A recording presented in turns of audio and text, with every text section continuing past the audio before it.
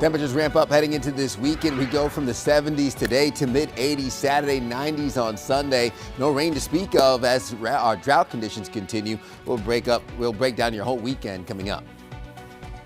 President Trump says the talks with his Chinese counterpart were productive despite disagreements surrounding Taiwan, where things stand this morning with the president heading back to the United States. Plus, $250 million is now being used to fight opioid addiction in the Palmetto State, where exactly that money will be going to. 6:30 here. Happy Friday, and thank you so much for starting your day here with us. I'm Annie Satowski. I'm Julian Sador. I'm meteorologist Ted Payton with your pinpoint weather forecast. Yes, coming to the end of the work week with a pretty nice day on tap. I mean, we start off a little chilly. I need the jackets heading out the door this morning, but yeah, layers is the name of the Anybody game. suspicious? Nice day of the week, and Jason Harper's just on vacation today? It is rather suspect. He's nowhere to be found. Yeah. To be found today. Coincidence. I just got back, and he's gone. He was talking about a hammock an awful lot today. This week, so I think he wanted to set that up for me this morning. You want to enjoy that today, though, before Sunday and next week's temperatures come in, right? Yeah, exactly. Today's the day for anybody who's been paying attention, and maybe they have the luxury of setting up shop in the backyard this afternoon. We'll definitely tie up that hammock and enjoy the sunshine. Even the light wind later on today will be a nice touch to those upper 70s that we get. Still a little chilly this morning, so maybe the hot coffee on the patio type of morning. Listening to the birds chirp with north-northwest winds, 7 miles per hour. Bob Marley's Three Little Birds stuck in my head. Now you have to be susceptible to it too, because I mentioned it. 9 to 16 degrees colder, cooler than where we were yesterday. So we'll feel the temperature change heading out the door. Upper 30s to low to mid 40s along that I-40 corridor. Upper 30s, low 40s, Boone and Jefferson in our mountain counties, and I'm looking at a pretty chilly start before we ramp up into the 60s towards near 70 degrees heading into lunchtime. Clear skies dominate all day long. Highs will settle into the upper 70s near 80 degrees. West-southwest winds anywhere from 3 to 8 miles per hour. Overnight lows settle into the 50s, making for a cool start to your Saturday. And our pollen count stays medium to high heading into the weekend. Maple, hickory, birch, those are the tree pollens that's going to be the main culprits behind any flaring allergies you combat here heading into the weekend. Mountain counties warms up into the 70s today, upper 70s through the weekend. 80s settle in heading into early next week. Rain chances slowly move in Tuesday into Wednesday. I'll break down more of that setup and what to expect here with another check of your forecast coming up in the next 10 minutes. We'll have all the details for you here once you know what to expect heading into the weekend. Julian? All right, Ted, thank you. Breaking overnight, Charlotte police say one person is dead and another hurt after a shooting in the northeast side of the city. You're looking at the scene. It happened just before 2 on Weldon Avenue between the Plaza and Eastway Drive. Medic says one person was pronounced dead at the scene and another person was taken to the hospital with non-life-threatening injuries. Police have not yet said if they have any suspects or made any arrests. We'll bring the latest online and on air at QCNews.com. Mandatory water restrictions take effect today in Mecklenburg County and other communities after a long stretch of dry conditions. Charlotte water officials are asking their customers to cut back on non-essential use. Homeowners at odd-numbered addresses can water their lawns Tuesday and Saturday nights. Even-numbered addresses can water on Wednesday and Sunday nights. Violations can be reported by calling 311 or reporting on charlottewater.org. Coming up on 6:35, let's get a check of those roadways on your Friday. Julian, how are we looking? Not too bad, Annie. As we take a look out here, Independence Boulevard, traffic is moving pretty smoothly. Taking a look at our speed map here, we did have an incident on 77 that has now cleared. You can see things moving about 65 miles per hour. Was backed up all the way past Clanton. We'll give you a look now. Things moving A-OK right there on that stretch. You could have taken Old Pineville Road as your alternate if you wanted to, but no need there. 77 at LaSalle looks pretty good. 77 at Westinghouse looks pretty good as well.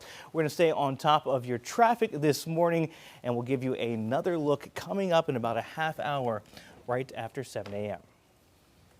President Trump is heading back to Washington after a high-stakes two-day summit in China, with trade, Taiwan, and the war in Iran all taking center stage. News Nation Washington correspondent Rashad Hudson has the latest. President Trump is calling this trip a major win for the U.S. and China relations. But behind the handshakes and ceremonies, there were some very real topics on the table. A grand send-off in Beijing as President Trump wrapped up a high-stakes summit with Chinese President Xi Jinping. The two leaders closed out the visit with a private tea meeting. The relationship is a very strong one. Part of the visit included a tour of Xi's private garden, observing ancient trees dating back nearly a millennium. Nice place. President Trump calling the trip a success, saying China may play a role in trying to end the war with Iran. We don't want them to have a nuclear weapon. For China, Taiwan was the most pressing issue. China has long sought reunification of the self-governing island and has not ruled out taking it by force. But President Trump also walked away focused on something closer to home, trade. The president says Xi agreed to buy more American products, including beef, soybeans, and oil, key industries important to U.S. farmers and energy producers. We've made some fantastic trade deals, great for both countries.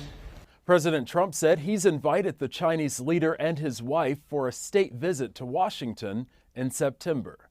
Rashad Hudson, News Nation, Washington. The race for North Carolina's open U.S. Senate seat is getting wider. That's according to a new Carolina Journal poll released yesterday. 49.8% of likely voters say if the elections were to be held today, they would vote for former Democratic Governor Roy Cooper. 38.7% say their vote would go to Republican Michael Whatley. The poll also looked into a push to cap what local governments can charge when it comes to property taxes. Nearly 43% of likely voters support the proposal, while 21% are unsure. The idea could end up on a ballot referendum come November. Meanwhile, most voters support schools being closed for the recent May 1st teacher rally for higher pay. Close to 54% say they're behind it, with 39% saying they are not. A special session is set to begin this morning in South Carolina. Last night, Governor Henry McMaster called for state lawmakers to figure out redistricting ahead of the midterm elections. It comes after several calls from state lawmakers to revisit the topic. The process usually happens every 10 years, but many states have gone through it early. South Carolina is one of the 11 states considering the move. It would also push back June's midterm elections primaries to at least to August. The goal would be to move The goal behind the move would be to create more Republican seats ahead of the tight races. To be a little bit careful. The numbers that these maps, the new maps potentially are built on, were from the 2024 presidential election. And as we all know, that is the high watermark of turnout typically in South Carolina politics. So a lot can happen. Political strategist Matt Moore says there are Republicans against the idea as well. They say it would make two districts more competitive for them. District 2 could be moved into the only Democrat-led district, which is District 6, held by Congressman Jim Clyburn. Now, South Carolina Attorney General Alan Wilson announced a $250 million for the state, stemming from a lawsuit against companies that he says fueled the opioid epidemic. Ripley Simone tells us about where that money will be going. After multiple multi-state lawsuits against drug companies, Attorney General Alan Wilson says $256 million and counting has been recovered. He says that money will support individuals and organizations through the state's opioid recovery fund. Opioids, fentanyl, and other illicit drugs are everywhere. I'm talking to members of our team and in law enforcement. What they're telling me is almost everything is laced with fentanyl, especially if it's coming off the street. Attorney General Wilson says the South Carolina Opioid Recovery Fund, or SCORF, is where local organizations can go to apply for funding that supports their opioid treatment, recovery, and prevention programs. Wilson says the money is being reinvested into upstate programs as a tool to fight what he calls a drug crisis that's wrecked communities. One of those programs is Just Say Something, a drug prevention organization led by Phil Clark. Through our harm reduction and outreach, we've reached more than 37,000 people, individuals, directly. We've prevented 142 potential deaths. We've averted 27 potential addictions. Noah Brown, a man who's gone through one of SCORF's parenting and substance abuse programs, spoke to how he and others have benefited. I learned how to have conversations with my children, how to protect them, and how to break cycles instead of continuing them. Something as simple as understanding that one pill can kill, that's not just a slogan, that's real. And it's something every parent and every child needs to hear early and often. The Attorney General says his office is actively investigating more than a dozen widespread drug trafficking operations in the upstate alone. Wilson says arrests aren't the only answer to stopping the opioid crisis. If you are suffering from an addiction, or you know someone that you love is suffering from an addiction, look behind me. There is an army of people waiting to serve and support you. Still ahead, Hurricane fans are still waiting to learn which team they'll be facing during the upcoming conference finals. How the Canes plan to keep up their winning ways regardless of their opponents. You're watching Queen City News, the most honored and local news in Charlotte.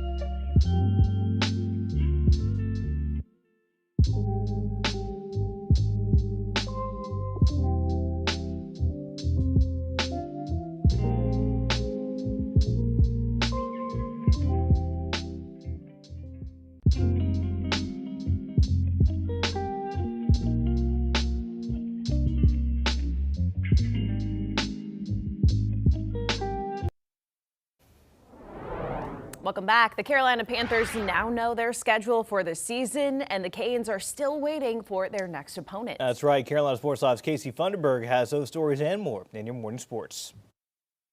We officially know who and when the Carolina Panthers will play this season as the NFL announced the full NFL schedule on Thursday. So here it is in all of its glory. Carolina's road back to the postseason will start at home. The Panthers are opening a season at the bank for the first time since 2022. And for those wanting to plan a fall vacation or figure out the ideal time to have a football season wedding, well, the bye week falls in early October during Week 5. In addition to their divisional foes, the Panthers play the entire NFC North and AFC North, along with division winners from the NFC East, NFC West, and AFC West. All right, switching gears here, while the Panthers now have the entire schedule to prepare for, the Canes are still in waiting mode as they wait for the Sabres and Canadiens series to wrap up. Montreal forcing a Game 6 on Thursday night. The Canes did have some success against Buffalo in the regular season, winning 2 out of 3 games this year, while Montreal did kind of have Carolina's number earlier in the year. But regardless of the opponent in the conference finals, head coach Rod Brindamore wants his guys to just put their head down and continue to work. Not sure, to be honest. I think, because you don't know who you're playing, so you don't want to be, focusing too much on that. And then at this point, guys know how we need to play, so you're just sharpening up on that. You definitely want to make sure you're physically staying ready and all that, but you certainly don't want to be overdoing it and run the risk of bumps and bruises here too. So there's just not really sure, to be honest with you. We'd love to be playing and get going, but obviously we'll wait as long as we need to.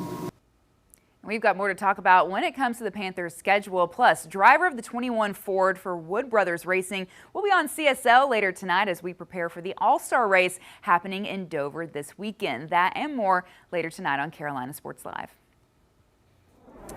The Charlotte Crown will make history today as they tip off their inaugural season.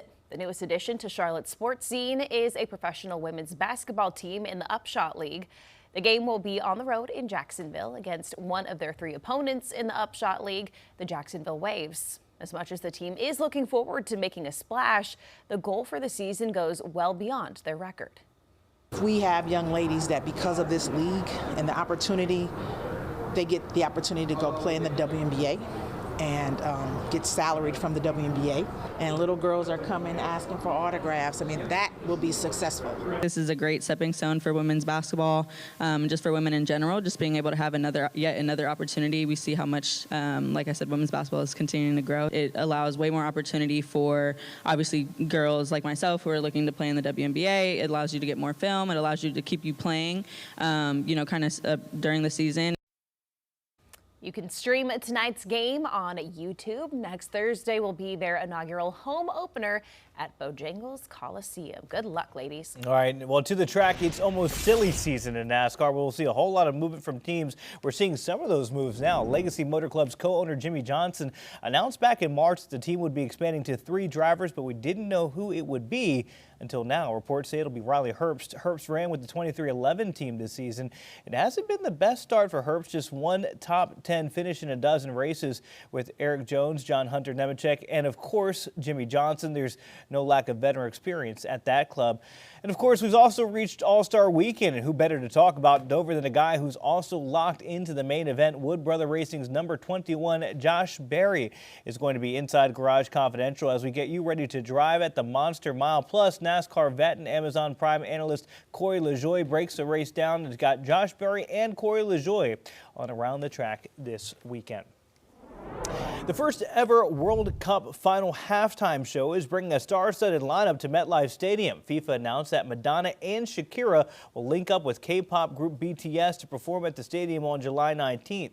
Coldplay singer Chris Martin will be in charge of curating the event. The show will support the FIFA Global Citizen Education Fund, which is raising $100 million to help children access education and soccer. This year's 48-team World Cup is co-hosted by the United States, Canada, and Mexico with 104 matches and an additional knockout round running from June 11th all the way to July 19th. Guys, I'm already thinking about World Cup temperatures, the heat that will be coming here. They have special breaks, special teams to make sure the athletes get breaks. But what's going to be exciting is the heat on the field when we get Shakira, Donna, Powerhouses. Powerhouse, right? BTS Them hips don't lie, man. Right? It's going to be dope. It is going to be dope. I would concur with that statement, Ted. Yeah, no, absolutely. Gotta love it. You know what's also going to be dope? What? This afternoon. These temperatures. Soak it up. Beautiful, yes. 78 degrees. We are going to have that sunshine and a little bit of a light breeze out of the west-southwest. Right now, north-northwest winds coming in at 7 miles per hour, 46 degrees. A little on the chilly side as you get your morning started. Traffic moving at a speed limit pace over Independence Boulevard. Upper 30s, low 40s in our mountain counties. I'm looking at those mid-40s around Charlotte. Upper upper 30s Lincolnton into the I-40 corridor, holding on to some of those chilly and cold conditions this morning. But I'm looking at a big swing in temperatures. We're talking upper 70s, near 80 degrees through the peak heating hours of the day. Low 70s this afternoon up towards Boone and Jefferson. We'll have 90s on tap out west, heading into eastern Texas, even almost triple digits from Phoenix, Arizona into Las Vegas. So that heat has arrived and it sticks around through our central plains. Heading into Saturday, orange on your map indicating above normal temperatures, extending further north and east towards our towards the northeast, and then even impacting more of the Carolinas as we head into your Sunday. That's when the winds shift out of the south, ushering in more of that warmth that settles in here, heading into the second half of the weekend. Lingering into early next week, the heat sticks around, looking at upper 80s, low 90s. Average highs this time of year typically land just around 80 degrees. So high pressure in control for today. That's going to keep us mostly sunny and dry, then leak off of the South Carolina coast. Heading into Friday night into Saturday, that's where we shift the winds, ushering in more moisture, more of that warmth and heat. All the rain chances will stay limited over eastern Tennessee heading into Sunday night, early Monday morning. More dry than wet, but just partly cloudy skies, kicking off the start to the work week. Overnight lows tonight will settle in the 50s. A cool start to your morning heading into Saturday to kick off the weekend. 7-day forecast shows that warm up. 70s turn to 80s and 90s. Will stay above normal early next week. Rain chances come back Wednesday heading into Thursday. You're watching Queen City News Now, the most honored and the most local news in Charlotte. We'll be right back.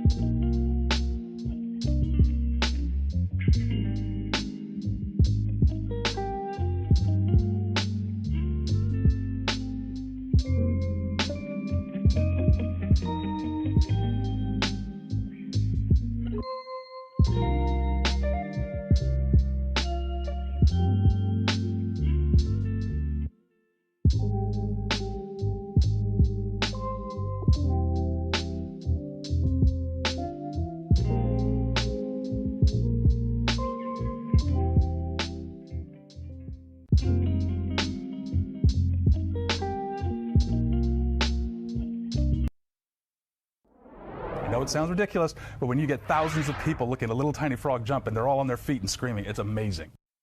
Okay, this is a real story here. Thousands of people are heading to Frog Town, USA for one of the longest running events in history, frog jumping. The tradition dates back to 1893, inspired by Mark Twain's short story, The Celebrated Jumping Frog of Calaveras County. The story helped jumpstart his writing career. Now, each frog is judged by the length of their leap, with the 1920s jump of 21 feet being the longest ever recorded. Any frog that beats this is set to take home $20,000. Dang. I would train a frog to jump. How do you? For how does one even do that? I don't know how you train them, but you saw that guy, like they're chasing. Yeah. They're kind of like chasing after I mean, him. look at this. Ah! But how do they measure it? Is it like the initial jump? God. But then like you got to have spotters, and I don't think that spotter was doing a good job. So many questions here. And I'm so competitive. I'd be like, did you see that? Frogging. You were standing over here. You got to measure it right here. Yeah. Are you measuring from the hind leg or for the I need extension to of the know. tongue? You know. That's funny. No idea. Yeah. This is interesting though. You know, people will take any excuse to enjoy getting together. Yes. For an event. My training regiment would be having the frog and then slowly putting the fly farther distances away. Okay. To strengthen the hind To legs. strengthen the hind legs. Right. As long as the frog is food motivated, right. We're going to break that 21 and a half feet. All right, Ted, be a jockey. Get a frog in there. There we go. Work on it. Y'all know where I can get a frog?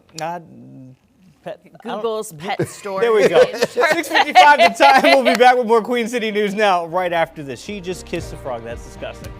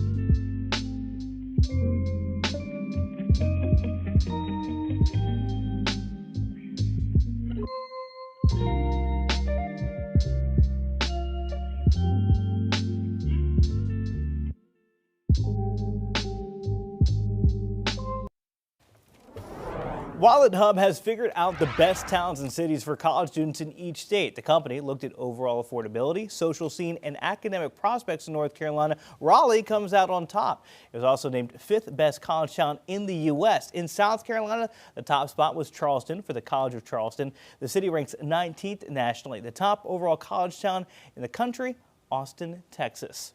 While your cell service may be getting better, the Wall Street Journal says AT&T, T-Mobile, and Verizon are setting aside their differences. They'll boost coverage and connectivity in remote regions across the country.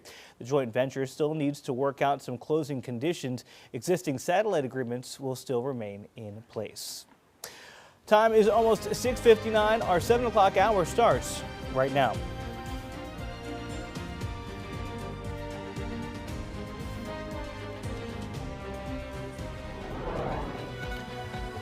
Water restrictions are in effect in the Queen City today. What residents and businesses need to know so they don't get fined. But they are being splintered. They are being cracked among various district lines, and that tends to favor Republicans as well. South Carolina's governor is calling lawmakers into overtime for redistricting. Why Republicans want it and how some experts say it could complicate this year's vote. Plus, new warnings from China about Taiwan and an agreement of Iranian nuclear weapons. The latest from the president's historic overseas visit to China.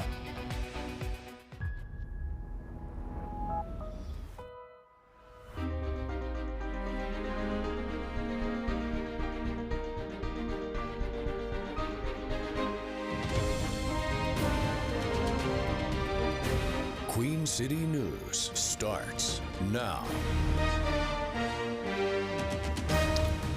Good morning. Welcome in to Queen City News now, 7 a.m. here on your Friday. Thanks for being here. I'm Julian Stewart. I'm Andy Satowski. Jason Harper is off today. I'm meteorologist Ted Payton with the Pinpoint Weather Forecast. I'm just happy to be here, y'all. Yeah? Good. Okay. Yeah. I'm happy with this I'm weather, happy that too. you're happy. Oh, yeah. Yeah, the weather's going to be good Sunday, though.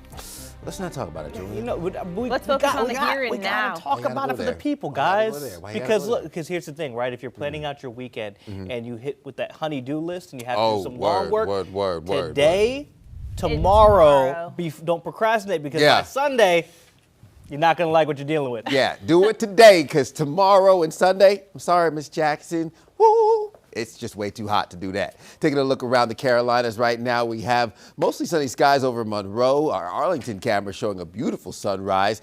Traffic moving at a speed limit pace, not too much volume over Independence Boulevard, bottom left-hand corner, and our top left-hand corner is looking at our tower camera coming out of West Charlotte. So yesterday hit 74 degrees. This morning starting off in the upper 40s, north-northwest winds 6 miles per hour, and we hold on to those dew points in the upper 30s. So nice and dry to start your morning, but that's also playing into the big swing in temperatures that will settle in today. So a 9 to 14 degrees, even 18-degree colder start to your day. You'll feel the difference. Upper 30s, Albemarle, we're in the mid-40s for Charlotte, upper 30s, low 40s, Boone and Jefferson, I-40 corridor, you're hovering right around that 40-degree mark. We'll get into the 50s, mid-morning hours, 60s on tap by 11 a.m. Lunchtime near 70 degrees with highs landing in the upper 70s. Mostly sunny skies dominate through the rest of the day for the end of your work week. West-southwest winds coming in anywhere between 3 to 8 miles per hour. I'll break down more of our setup and what we look like heading into your weekend with another check of your forecast coming up in the next 10 minutes. Guys. All right, Ted, thank you. Breaking overnight, Charlotte police say one person is dead and another hurt after a shooting in the northeast side of the city. You're looking at the scene right there on the left-hand side. You can see where Charlotte police crime scene investigators are kind of gathered there on the other side of that tape. It happened just before 2 this morning on Weldon Avenue between the plaza and Eastway Drive. Medic says one person was pronounced dead on the scene. Another person was taken to the hospital with non-life-threatening injuries, as our photojournalist Terry Allen has kind of pushing in on that to see what they're looking at. Right there looks to be on the other side, right there near that grass. Hopefully get some more information from that scene. Again, no suspects arrested or any leads so far. We'll bring you the latest both on air and online, qcnews.com. Mandatory water restrictions are now in effect for more than 1 million people in Mecklenburg County. That's right. Extreme drought conditions have pushed Charlotte water managers to begin enforcing these usage restrictions. Queen City News anchor Savannah Rudisell is here with us to talk about how officials plan to make sure residents actually follow those new rules. Savannah? Yeah, business owners and residents, they could get hit with fines, which start at $100. But Charlotte City staff members will issue multiple warnings first through phone call, email, or a letter. Now, the restrictions apply to anyone who uses public Charlotte water sources in Mecklenburg County. Some of the most impactful changes, that's asking homeowners to water their lawns just 2 days a week. Homes with odd-numbered addresses can turn on the sprinklers Tuesdays and Saturdays, while even-numbered addresses are scheduled for Wednesdays and Sundays. Outdoor water use should be limited to before 6 in the morning and after 6 o'clock at night. Charlotte water officials say their crews will monitor for violations as part of their day-to-day routine, but part of the enforcement will depend on residents calling 311 or filling out an online form with the utility group whenever they see improper use. We hope is that people will change their behavior and conserve so that we don't have to do much reporting of violations. We know that if everyone could conserve, it will make a difference, and we will be able to get through this drought much easier. Now, residents in Concord and Kannapolis are now also under water limits, and they're similar to the restrictions that Charlotte now has. Officials say people can still water outdoor plants and gardens, but with handheld watering containers, like a watering can, but not a running hose.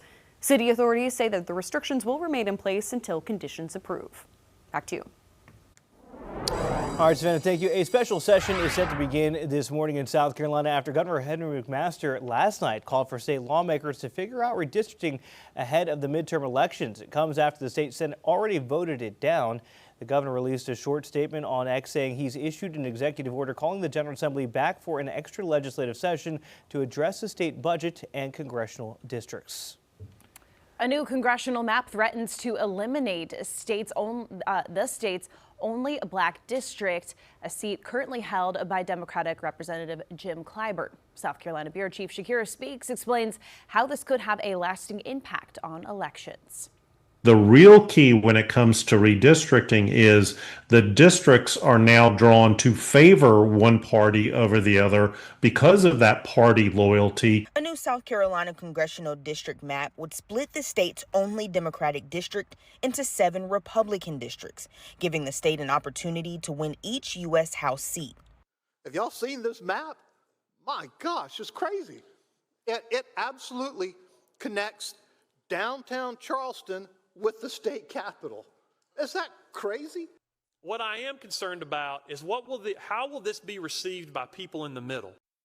Political science professor Michael Bitzer says redistricting can even impact a mixed state like North Carolina. The location of district lines decide which voters vote for which representative. Changing the lines will change the relevant voters, the political priorities of a district's representative, and the legislative delegation as a whole. Now, what's happening in South Carolina, for example, is that you have a lot of counties that have high black populations in them, but they are being splintered. This issue of packing and cracking is a core phenomenon within redistricting and really predetermines what a district will vote like based on voter behavior of the past. But just as momentum swings one way, experts say it could swing back the opposite way. If this is more of a Democratic year and Democrats have the advantage in terms of things like the generic ballot contest where maybe it's a D+5, a D+6, if there is energy behind Democrats and Republicans don't have that energy, that R+5 could really translate into another competitive scenario. And we'll just have to wait and see what November brings us.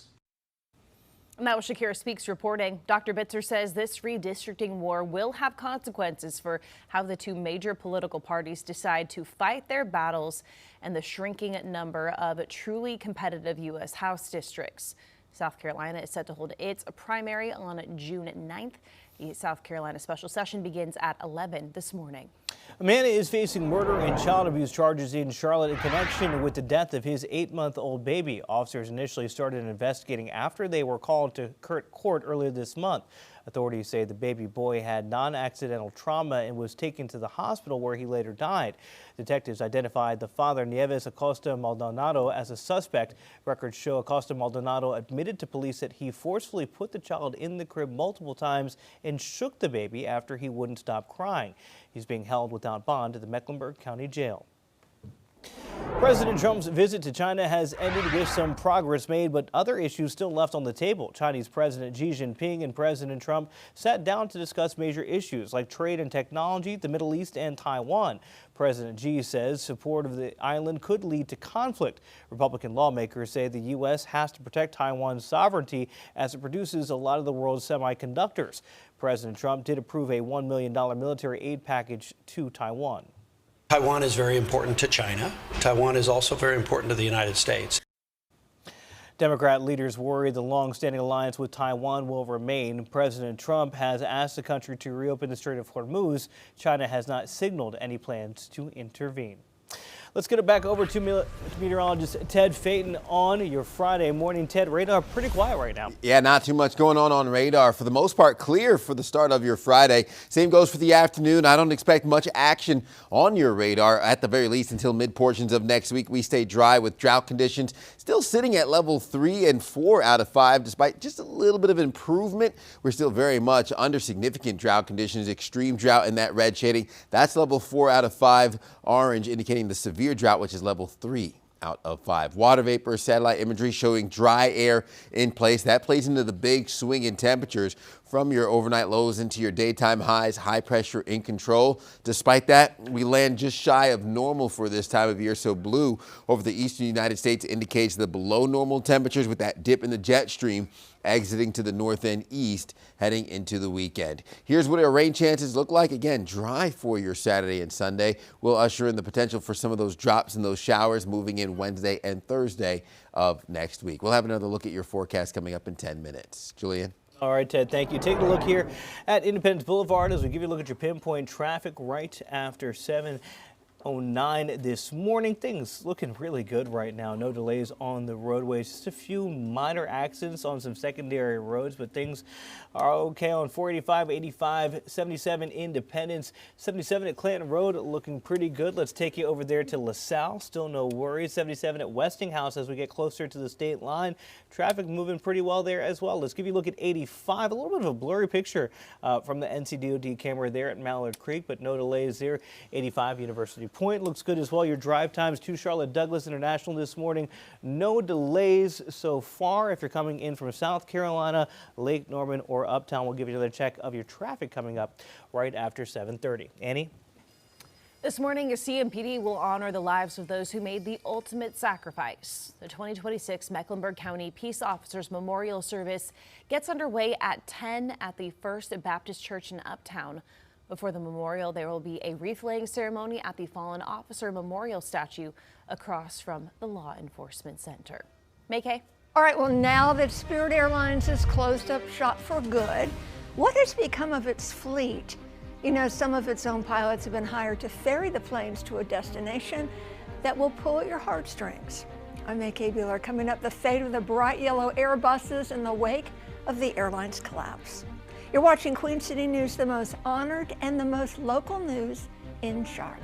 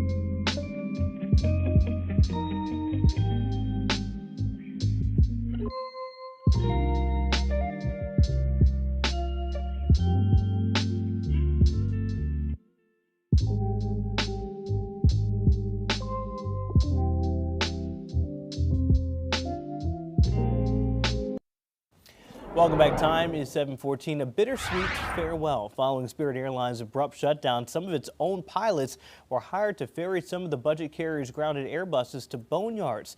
These repositioned flights are part of the collapsed airline's liquidation process. Let's bring in Chief Transportation Correspondent and pilot Meg K. Beeler with the details of how this works. And you've said it's kind of sad. It's really sad. Okay, so this is part of a sell-off. This is typically what happens when you sell off an airline's assets. So when an airline goes bust, planes are sold for parts. Depending on the airline's age and versatility, leased aircraft are returned to the owners for possible redeployment to other airlines. So where is the final destination for the older planes? Well, they are flown to secure and dry environments for potential disassembly, storage, or parking. And you know, parking fees at major airports, very pricey. So the last of the Spirit big yellow Airbuses sitting empty and idle departed Charlotte Douglas International Airport. It was a week ago Tuesday. Now, some of the planes will be repossessed and sold.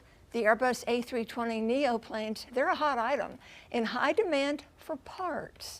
So many of the planes end up in boneyards or graveyards where they are picked apart and parted out. And many of the planes from the defunct airline headed to Arizona to desert storage locations.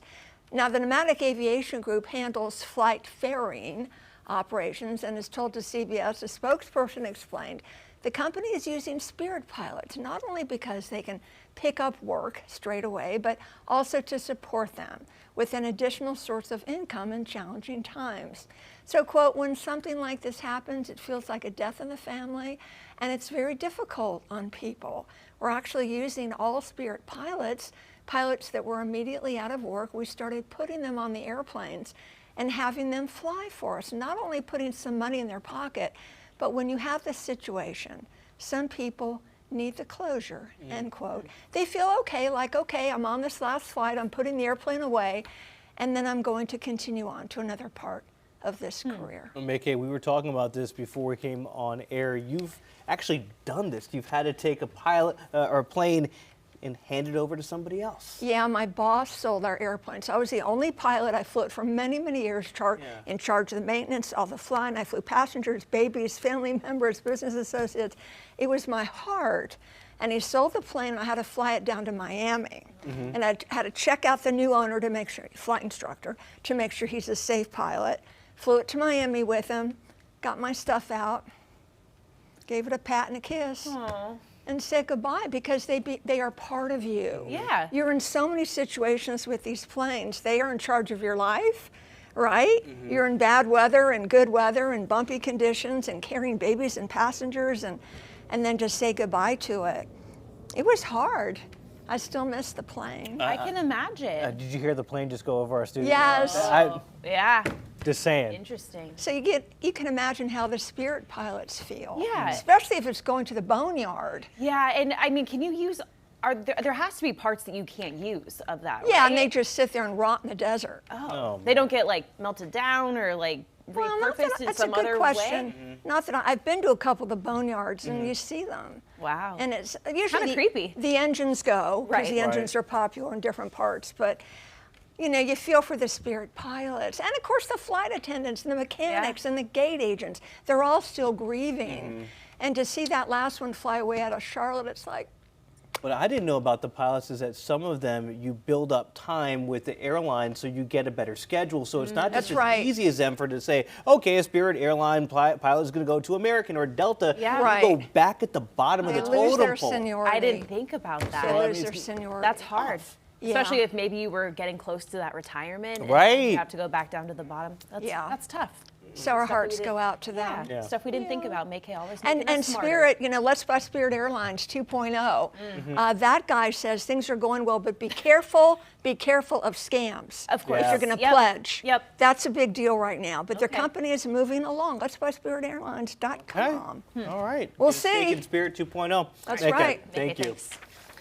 A House Judiciary Committee is turning its focus to sanctuary cities. Members heard from the mother of Stephanie Minter, a Virginia woman who was stabbed to death at a bus stop back in February. committee leaders say the hearing focuses on, quote, the dangerous consequences of sanctuary policies. Yeah, 41-year-old Stephanie Minter died in February after the stabbing in Fairfax County, Virginia. The attack appeared to be at random. Officials say the suspect, Abdul Jallo, was in the country illegally from Sierra Leone. Court records show he had previously been arrested more than 24 times on multiple charges. Now county leaders in Fairfax are being questioned over the suspect's alleged actions. Mr. Descano, your policy tells prosecutors to give lighter treatment to defendants based on their immigration status. Isn't that just discrimination with a sympathetic face? And why are you protecting criminal illegal aliens more than the people of Fairfax County, the citizens? Well, first of all, sir, I think there's two things wrong with it in the question that you asked me. We're not protecting undocumented individuals. As a matter of fact, we prosecute people who commit crimes in Fairfax County regardless of their status. And so the idea that we don't do that is simply wrong. Immigration and public safety has been a widely debated issue. The Department of Homeland Security reopened 2 weeks ago after the longest partial government shutdown ever. Democrats have refused to fund immigration enforcement agencies without reforms, but supported funding for the rest of DHS. Republicans are now working on a separate funding package for ICE and Border Patrol that won't require any votes from Democrats. All right, let's bring in meteorologist Ted Fitton here on your Friday morning, sitting at a very nice 46 degrees. Pretty cool right now. Yeah. And it's going to be decent today before the heat comes in this weekend. Yeah, it's going to be pretty decent. I mean, hey, we just ticked up to 47 degrees and making our way into what will be the upper 70s. I expect these temperatures to ramp up pretty quickly now that the sun's up, getting to work. North-northwest winds 6 miles per hour. So right now we hold on to those low to mid 40s around the Queen City. Same thing goes for the I-40 corridor, getting out of the upper 30s now. 40 degrees Jefferson, low 40s Albemarle.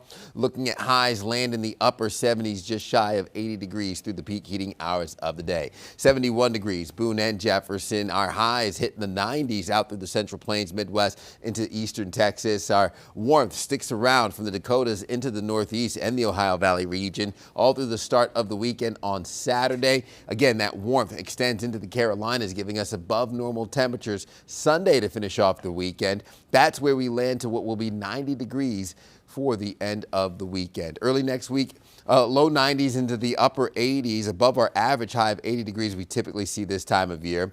Holding on to high pressure, finishing off the work week, giving us mostly sunny skies. And again, those temperatures peaking in the upper 70s before high pressure leaks off the South Carolina coast. Winds shift out of the south, giving us some partly cloudy skies throughout the weekend, but more dry than wet. Moisture gets eaten up over eastern Tennessee as we head into the end of the weekend on Sunday. So putting that clock into motion, we have the rain chances ramp up for Knoxville for Sunday evening. Dry, though, here close to home. Just some partly cloudy skies kicking off your Monday morning as that moisture rolls in, eventually giving us rain chances as we head into Wednesday and Thursday.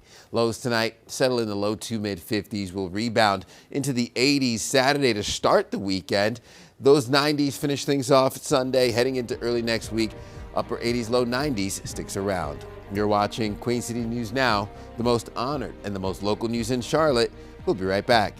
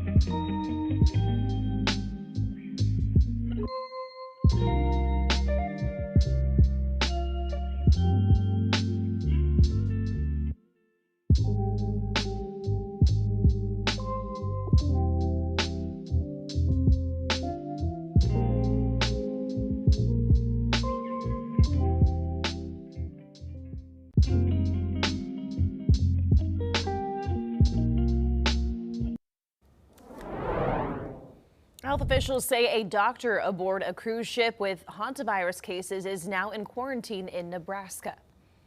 There's no way that virus is getting out of this building.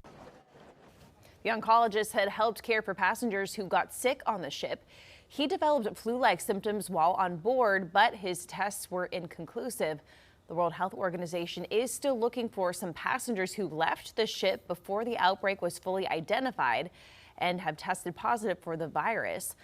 Despite some concerns, U.S. officials say they are prepared to keep everyone who visits the country safe and healthy. Situations like hantavirus do happen, and we have the infrastructure to protect the public. We do not anticipate the virus having any impact on World Cup plans, as the risk of ongoing transmission remains low.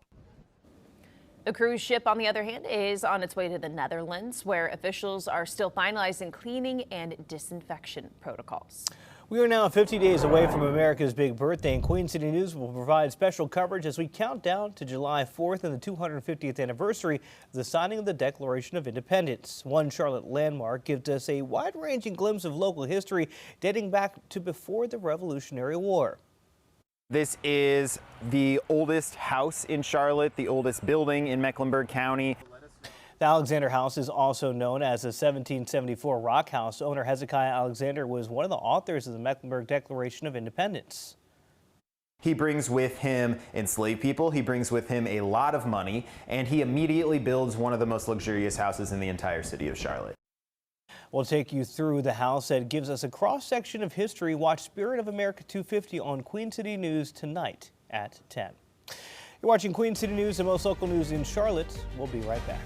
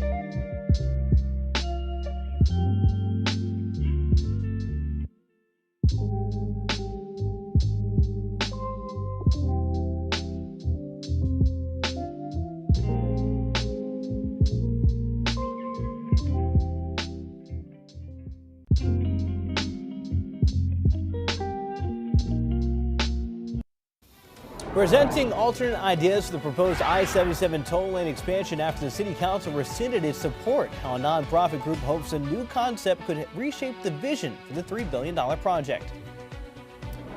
A request for a permit to build a mosque in Indian land gets denied, while Lancaster County leaders say their decision had nothing to do with religion.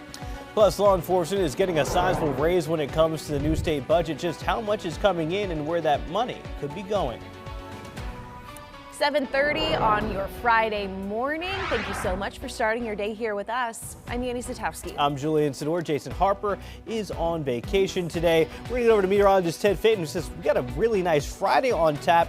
Saturday, Ted, are you saying that's the better of the 2 weekend days if you're going to look at them? Yeah, out of the weekend days, yeah, I think we're going to be better off on Saturday than Sunday when it comes to your weekend. But when it comes to the next 3 days, today is the day you want to get out there, guys. I mean, it's a little chilly now, but we can take it, right? Yeah. Oh yeah, I mean, just put on a cute little jacket, and then by noon maybe just wah. Yeah. You can't see what I did, but I just whipped it off. I think everybody can visualize with that sound effect. Exactly. Yeah. You can see it. That's a sound you can see as you head out the door this morning. Uptown, nice and bright with sunny skies dominating. Carolina blue skies overhead. We will be looking at those cool temperatures as for the start of your morning. Typically, we start in the upper 50s, but we're below that as we hit those mid 70s for your Thursday afternoon. Right now, looking at 47 degrees. North-northwest winds coming in at 6 miles per hour. These temperatures lagging behind yesterday's by 9 to 12, even 13 degrees compared to where you were. So definitely on the chillier side. Maybe you parked your car yesterday afternoon, back when the temperatures were in the mid 70s. You had the AC blasting, maybe you had the windows down and just enjoying the cool conditions. This morning, you're not going to want the AC blasting. You need the heat with those 40s locking in to get your day started. Sunshine dominates. We'll ramp up into the 70s come lunchtime. Highs land in the upper 70s. West-southwest winds 3 to 8 miles per hour with overnight lows settling into the 50s heading into your early morning hours. Now, I do expect us to warm up through the weekend, but also hold on to some medium to high pollen count. Hickory, maple, birch, tree pollen, the main culprits behind those flaring allergies. Mountain County forecast brings the upper 70s, low 80s expected Sunday into early next week. I'll break down more of your overall forecast coming up here in the next 10 minutes. Julian? All right, thank you, Ted. Actually, I'm going to let Annie take this. All right, thank you, Ted. Mandatory water restrictions take effect today in Mecklenburg County and other communities after a long stretch of dry conditions. Charlotte water officials are asking their customers to cut back on non-essential use. Homeowners at odd-numbered addresses can water their lawns on Tuesday and Saturday nights. Even-numbered addresses can water on Wednesday and Sunday nights. Violations can be reported by calling 311 or reporting on charlottewater.org. Breaking overnight, Charlotte police say one person is dead and another hurt after a shooting in the northeast side of the city. You're looking live at the scene right there on the left-hand side of your screen.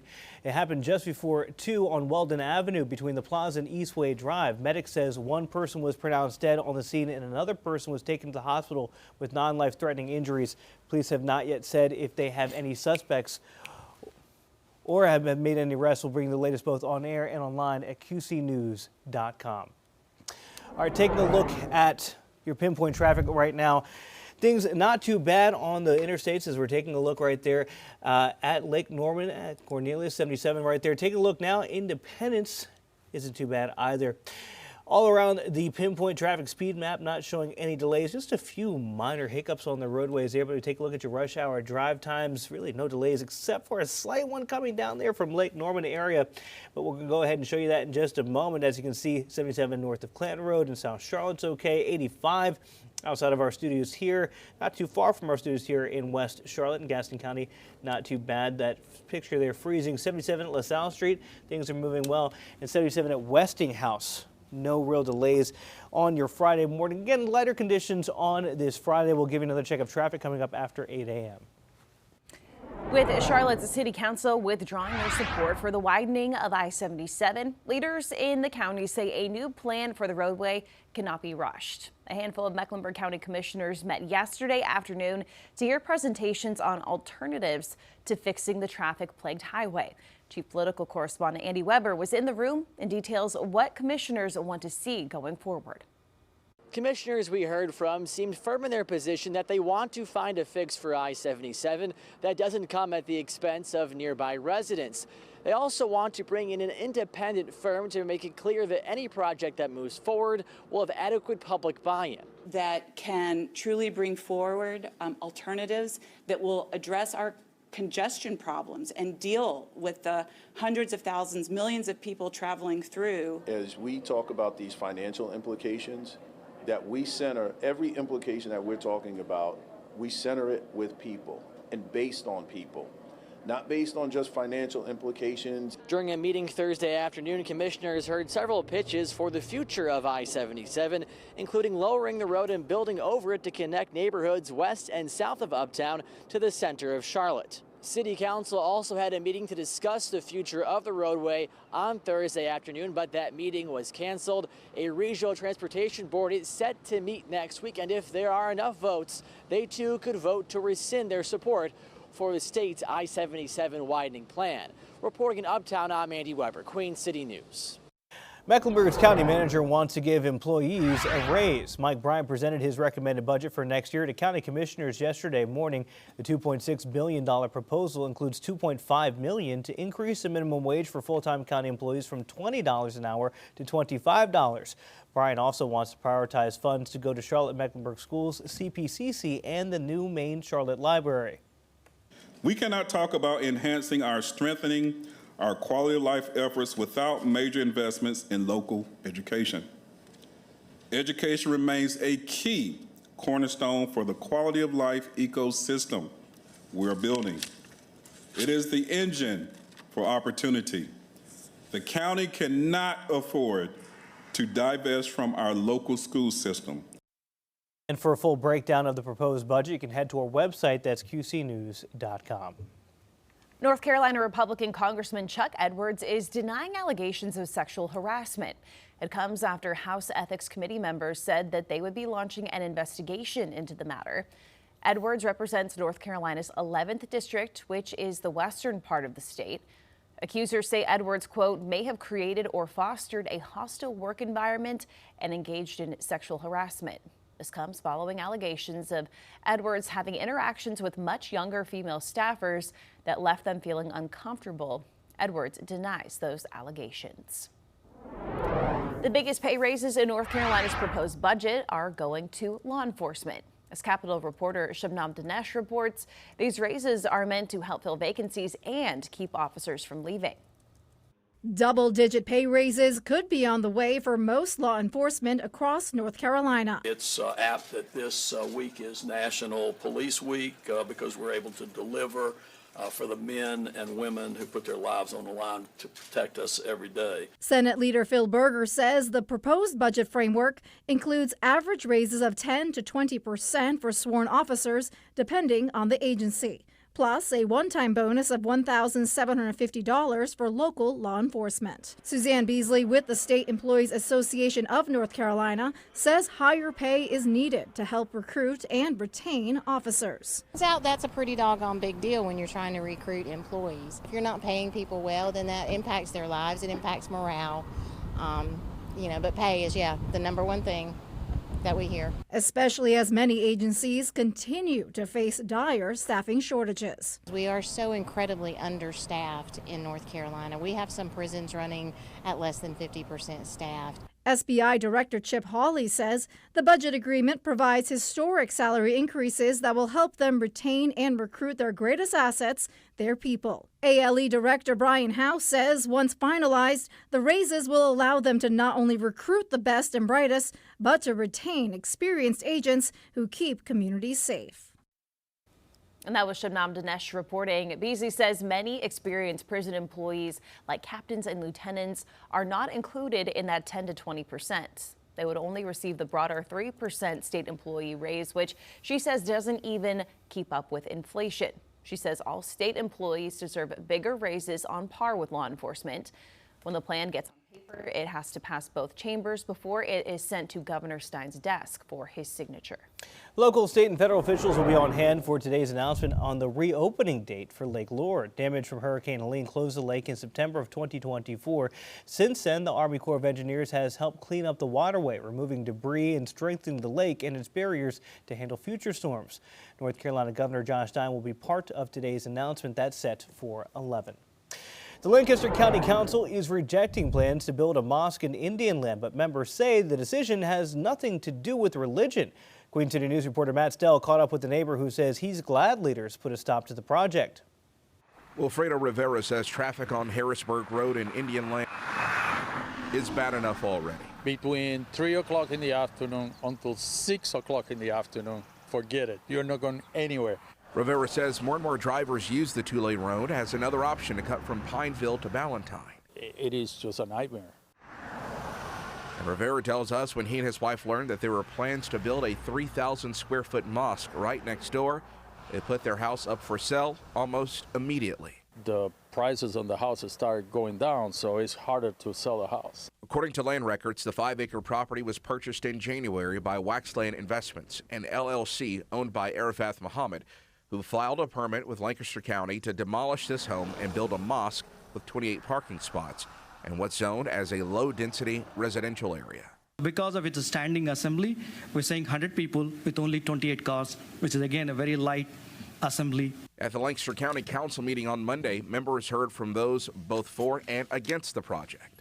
For many of us, this is a place of worship and a place of peace, reflection, and learning. Islam is not a religion, it's a takeover. The individuals who will use the center are already part of this county. We live here, we work here, our children go to school here. We do not want Sharia law in this area.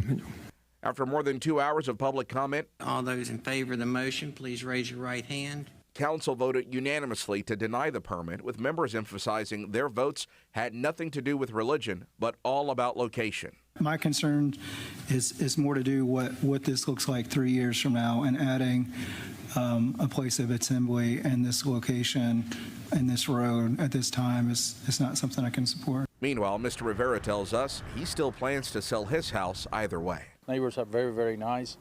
I won't miss the traffic at all. In Indian Land, Matt Stell, Queen City News. A crash involving a semi-truck could create changes for more than just the driver. The newly revived Supreme Court case that could have resounding impacts about who's allowed behind the wheel. You're watching Queen City News, the most honored and local news in Charlotte.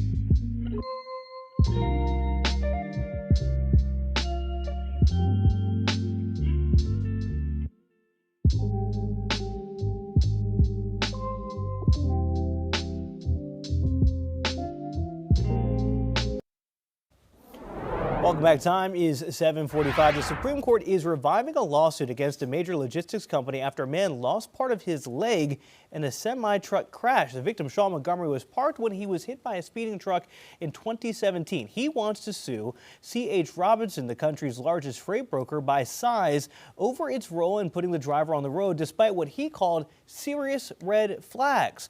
Montgomery's lawyers claim the driver had been cited for careless driving in other crashes, but he was still allowed to continue driving. All right, so let's bring in our chief legal analyst, Khalif Rhodes. Obviously, these red flags are a red flag. So how much of a case does he have here? I think he has a significant case going forward, but before we can even get to the facts of this case, just like the Supreme Court said, Justice Comey Barrett wrote in her opinion that we're not asking about the merits of the case. We're asking, can this case even move forward in state court? And it was a resounding unanimous yes.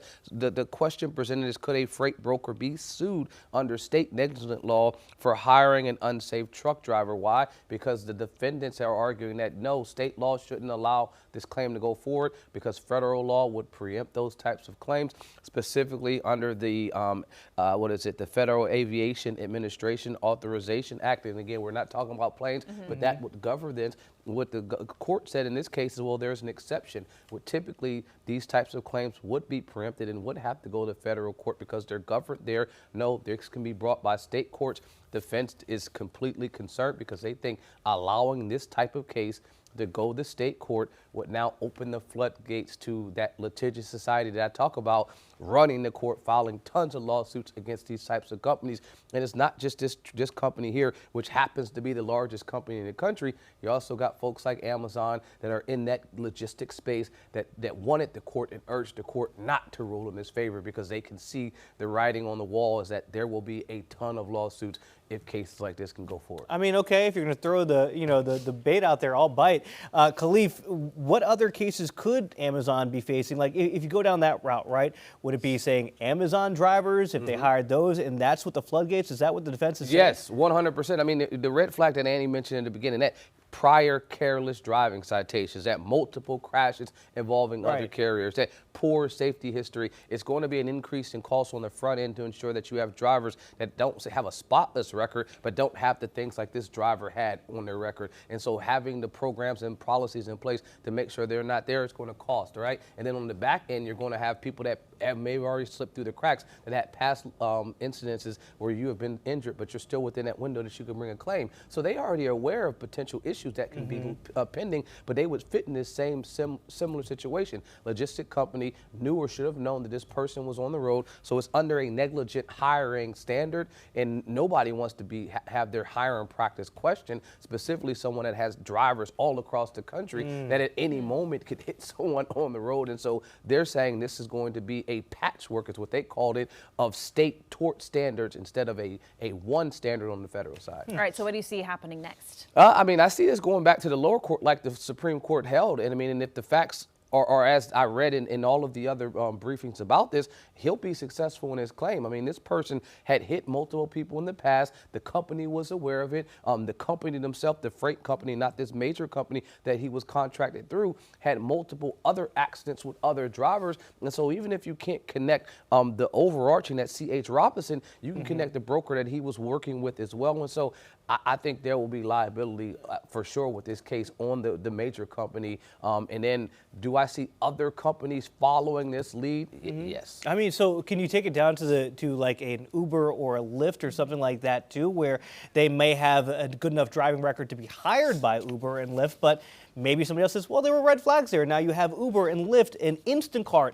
in these type of state cases. Yeah, I mean, I see that there, and then we've had those type of lawsuits come before, right? And it's that we're not those common carriers. Remember, they make that argument, we're not even logistics companies at all. We're technology companies that folks happen to utilize their cars. So they have a different argument. The argument on the defendants for here is that it's going to be an increase in cost, which that increase in cost will now go over to the consumer because someone will have to pay it, and we're not going to be the ones to pay it. Think about it. We're talking about increased insurance costs. Brokerage costs may increase. Freight expenses could be passed to consumers. All those things is what they're arguing as to a reason why the court shouldn't allow this. But if you're looking at what the law says, if there is an exemption there, the court, I won't say is not concerned with the secondary effects because they do contemplate that. But what they are saying is if the law allows an exception for this type of lawsuit, tort specifically to be brought, we can't stop it because of the secondary effects may have some potential negative outcome that we don't want. What we'll have to do is when we get to that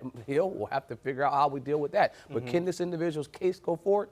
It can, and it should. All right, well, we'll see how far it moves forward. Clay, thank you.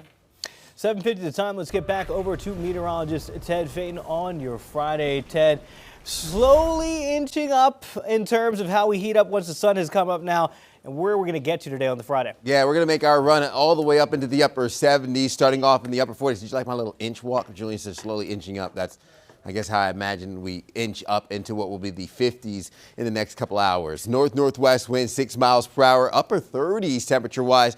Traffic moving at a speed limit pace on Independence Boulevard, mid to upper 40s through that I-40 corridor, low to mid 40s in our mountain counties, and I'm looking at those low 50s, at mid 40s around the Queen City. Highs today will aim and land in the upper 70s, just shy of normal for this time of year, low 70s in our mountain counties.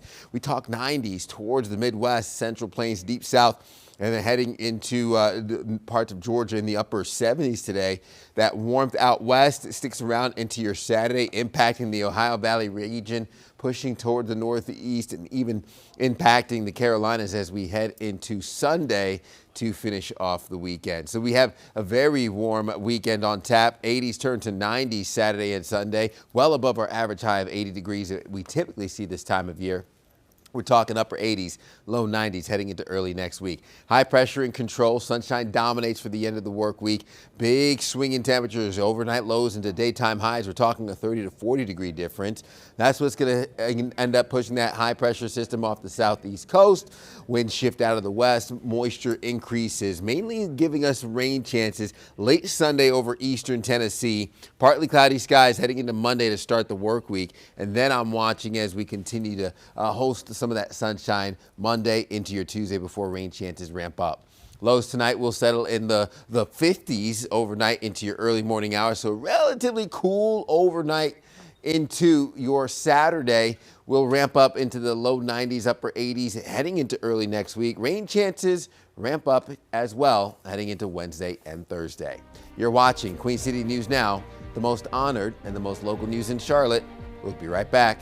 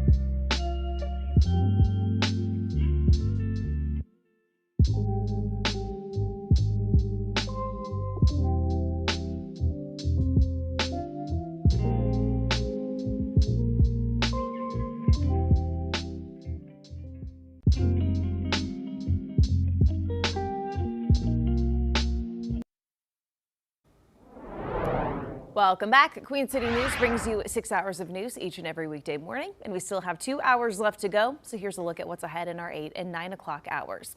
Charlotte and Mecklenburg County feeling the effects of this extreme drought. Mandatory water restrictions are now in effect, but what exactly does that mean? Coming up, Queen City News anchor Savannah Rudisell will break down if and when you can water your lawn, what will happen if you get caught breaking the rules, and how to report a violation. Plus, President Trump has wrapped up a high-stakes visit to China. The big questions: what was really accomplished? Also on our 8 o'clock hour, we'll have a live report from Washington detailing the deals that were hammered out and the issues that still could cause some major conflict between the two nations. And it was a huge headline this week: the murder conviction of Alec Murdaugh overturned by the South Carolina Supreme Court. So what happens next? Our chief legal analyst, Khalif Rhodes, will be back with a closer look at whether the state will actually push for a retrial and what that second trial could actually look like. You're watching Queen City News, the most honored and local news in Charlotte.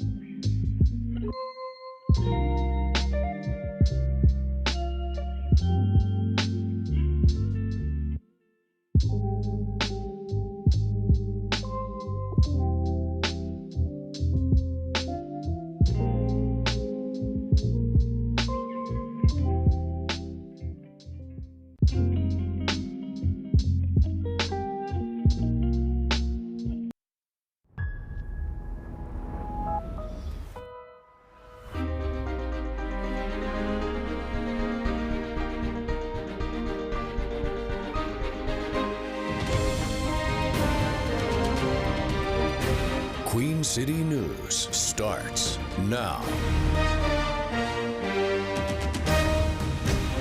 Good morning. Welcome in to Queen City News now, 8 a.m. almost here on your Friday morning. Thanks for starting your day off with us. I'm Julian Sidor. I'm Annie Satowski. Jason Harper is off today.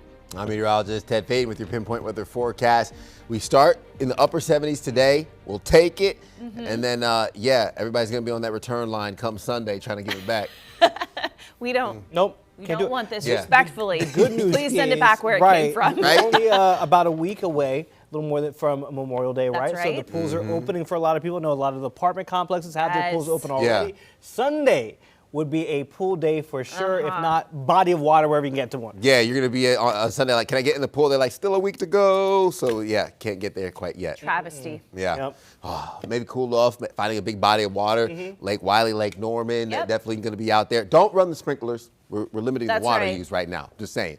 Taking a look around the crowd, mostly sunny skies, Carolina blue skies, as our traffic moves at a speed limit pace here over the Independence Boulevard, bottom right-hand corner, Monroe, and we're still looking nice and dry from our Arlington camera, even up to the northwest, the top left-hand corner of your screen with our tower camera nice and clear. Starting off in the 40s this morning, we'll warm up effectively. Once the sun comes up, these temperatures really jump into what will be now the low 50s. West-northwest winds 5 miles per hour. I told you we'd warm up effectively and quickly, and here we are. Still looking at a gap of 9 to 13 degrees on the colder side, 3 to 5 degrees in our mountain counties, low to mid-40s, Boone and Jefferson. Low 50s, upper 40s heading into your morning commute. Mostly sunny skies helps us warm up effectively into the upper 60s, 70 degrees towards lunchtime. Highs land in the mid to upper 70s today, and I'm looking at your afternoon highs peaking in the upper 70s with west-southwest winds anywhere from 3 to 8 miles per hour. So we will have a very warm day. 50s on the way early morning hours on Saturday. So we'll be a little bit on the cool side to kick off the start of your weekend. Big warm up though, helping us get into what will be the 80s on Saturday, 90s by Sunday. I'll have to break down more of that big warm up and what we could expect here with another check of your forecast coming up in the next 10 minutes. Guys. All right, Ted, thank you. A former mayoral candidate for the city of Charlotte is offering his availability to take over the interim position. It comes just a week after Mayor Vi Lyles announced that she would be resigning at the end of June. That's right. Brenda McGinnis lost to Lyles in the 2025 Democratic primary vote by a pretty wide margin. Now McGinnis says he should be considered for the soon-to-be open position, despite recent comments from NAACP leaders. Those comments came from Corinne Mack, who is the president of the Charlotte page. She said Jennifer Roberts, who is white, should not replace a black woman on the basis of representation. She also said voters would hold the city council accountable for allowing a non-black person to be appointed interim mayor. In a statement to social media, Brenda McGinnis, who is white, said, quote, "I fully understand and share the deep concern about protecting black representation, especially in light of recent Republican-led map changes." McGinnis went on to say, however, appointing a qualified white male like myself at this moment gives the city council a powerful opportunity. It allows council members to show voters across North Carolina and the nation that Republicans are not like us. We don't just talk about diversity and inclusion, we practice it. In a letter to City Council, McGinnis says he's already addressed Charlotte's most pressing issues, including affordable housing, economic growth, equitable transit, child care access, and transparency. He says his role as a white male would give better representation to City Council, as 20% of the city is made up of that demographic. It's unclear when an interim mayor will be selected. Of course, we're going to stay on top of all these developments and bring you the very latest. New this morning, Charlotte police say one person is dead and another hurt after a shooting on the northeast side of the city. It happened just before 2 o'clock on Weldon Avenue between the Plaza and Eastway Drive. Medics says one person was pronounced dead at the scene. The other was taken to the hospital with non-life-threatening injuries. Police haven't yet said if they have any suspects in custody or have made any arrests. We'll bring you the very latest both here on air and online at QCnews.com. For the first time in nearly 2 decades, most of the Queen City region is under water restrictions. Yeah, mandatory limits on outdoor water usage go into effect today for Concord, Kannapolis, Charlotte, and all of Gaston County. Queen City News anchor Savannah Rudisell is here with a look at everyday activities that could actually lead to an expensive fine. Savannah. Yeah, the dry start to the spring has brought drought conditions to the area not seen since 2008. Public utilities workers are asking residents to not wash their car at home, water the lawn more than twice a week, or give those outdoor plants a drink with the hose.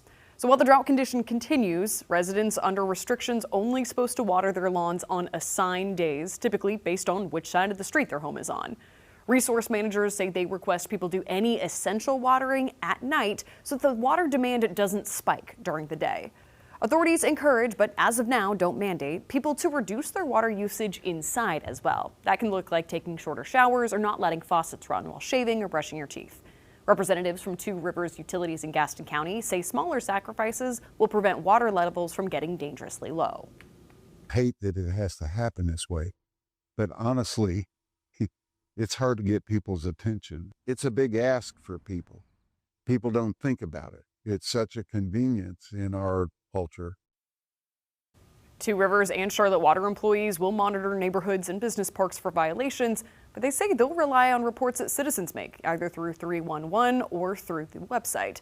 Charlotte officials will send a technician to verify the violation in person, and then they say they will give warnings, either phone call, email, or letter, before issuing a minimum $100 fine. Back to you. All right, Savannah, thank you. President Trump is on his way back to Washington after a high-stakes two-day summit in China, with trade, Taiwan, and the war in Iran all taking center stage. News Nation Washington correspondent Rashad Hudson joins us live. Rashad, good morning.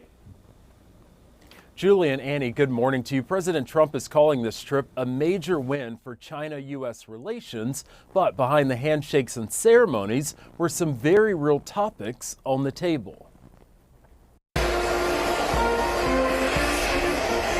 A grand send-off in Beijing as President Trump wrapped up a high-stakes summit with Chinese President Xi Jinping. The two leaders closed out the visit with a private tea meeting. The relationship is a very strong one. Part of the visit included a tour of Xi's private garden, observing ancient trees dating back nearly a millennium. Nice place. President Trump calling the trip a success, saying China may play a role in trying to end the war with Iran.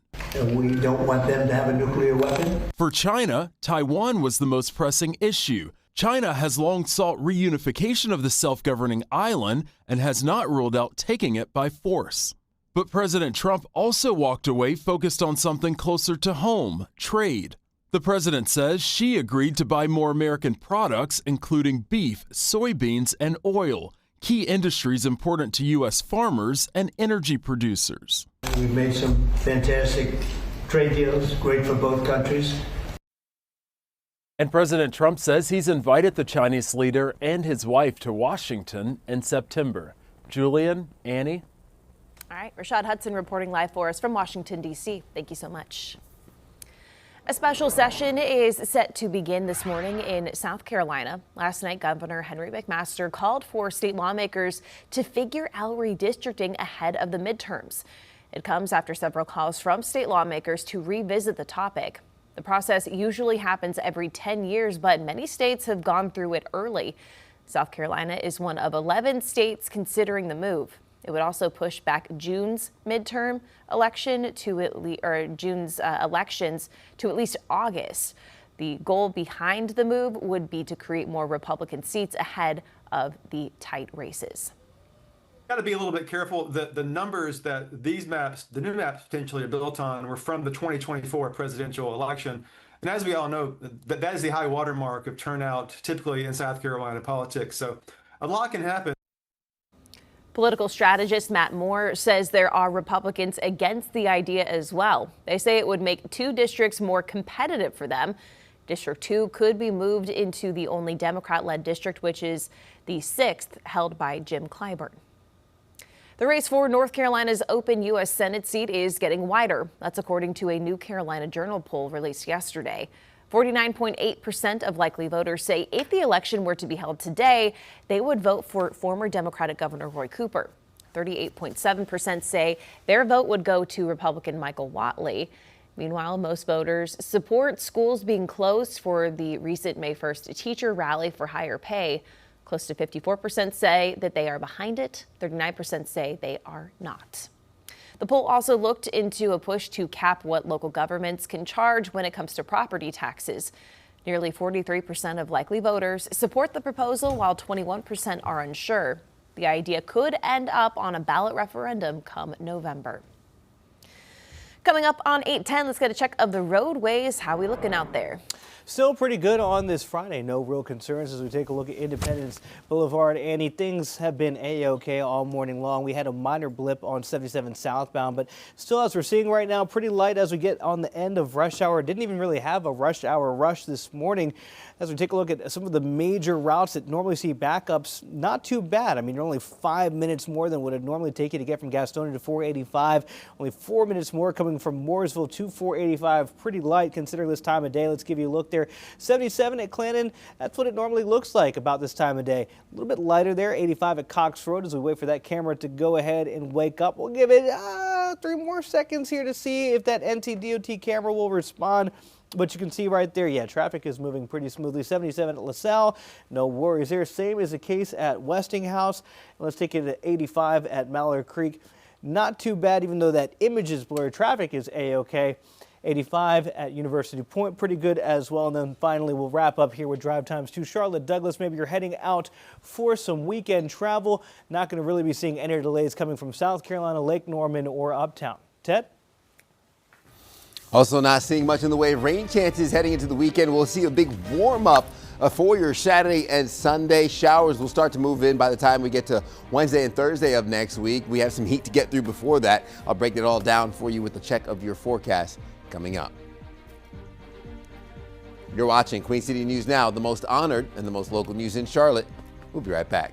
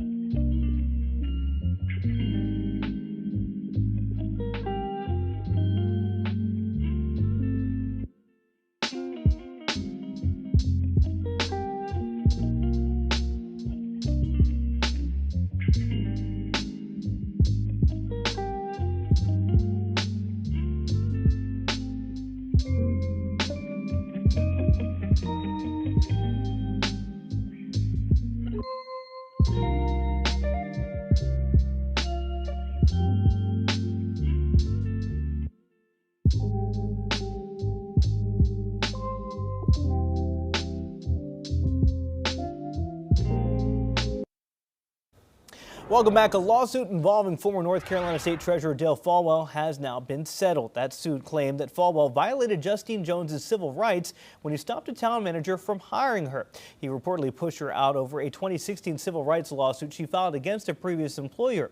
Now, it's illegal to penalize someone for lodging complaints about violations of their rights. That settlement cost the state $320,000. All right, so joining us now is our chief legal analyst, Kali Frode. So what do you make of this settlement? There's a lot here, and there's lots of background, but you can't stop someone from being hired somewhere else. I 100% follow all of the things that are listed here, and I echo your statements that you can't interfere with a person's opportunity to get gainful employment going forward, specifically if you're raising the issue of their prior lawsuits. Now, you can make comments or fail to make a recommendation, make a negative recommendation about their performance, about other things, about maybe you just don't like them. But if you're saying, hey, as he said, new and unsettling information has come to light about the past employment history and information about an individual who was offered the job, that information does not generate confidence that she's the right fit, and then goes on to talk about her lawsuit against this other place. That's an instant red flag like we talked about earlier. I mean, this was clearly the writing on the wall, and I think this is another case of being a litigious society. She had this other lawsuit. She was successful in this other lawsuit. They wrongfully terminated her. She ended up getting paid the $40,000, or I should say $90,000 in her last lawsuit. And so the one that he was mentioning as the reason that you shouldn't hire her going forward, she was successful in it because they wrongfully terminated her. And so if you're going to say that my past performance is bad, again, that's okay, but you can't cite my successful lawsuit for the reason why I shouldn't be hired going forward.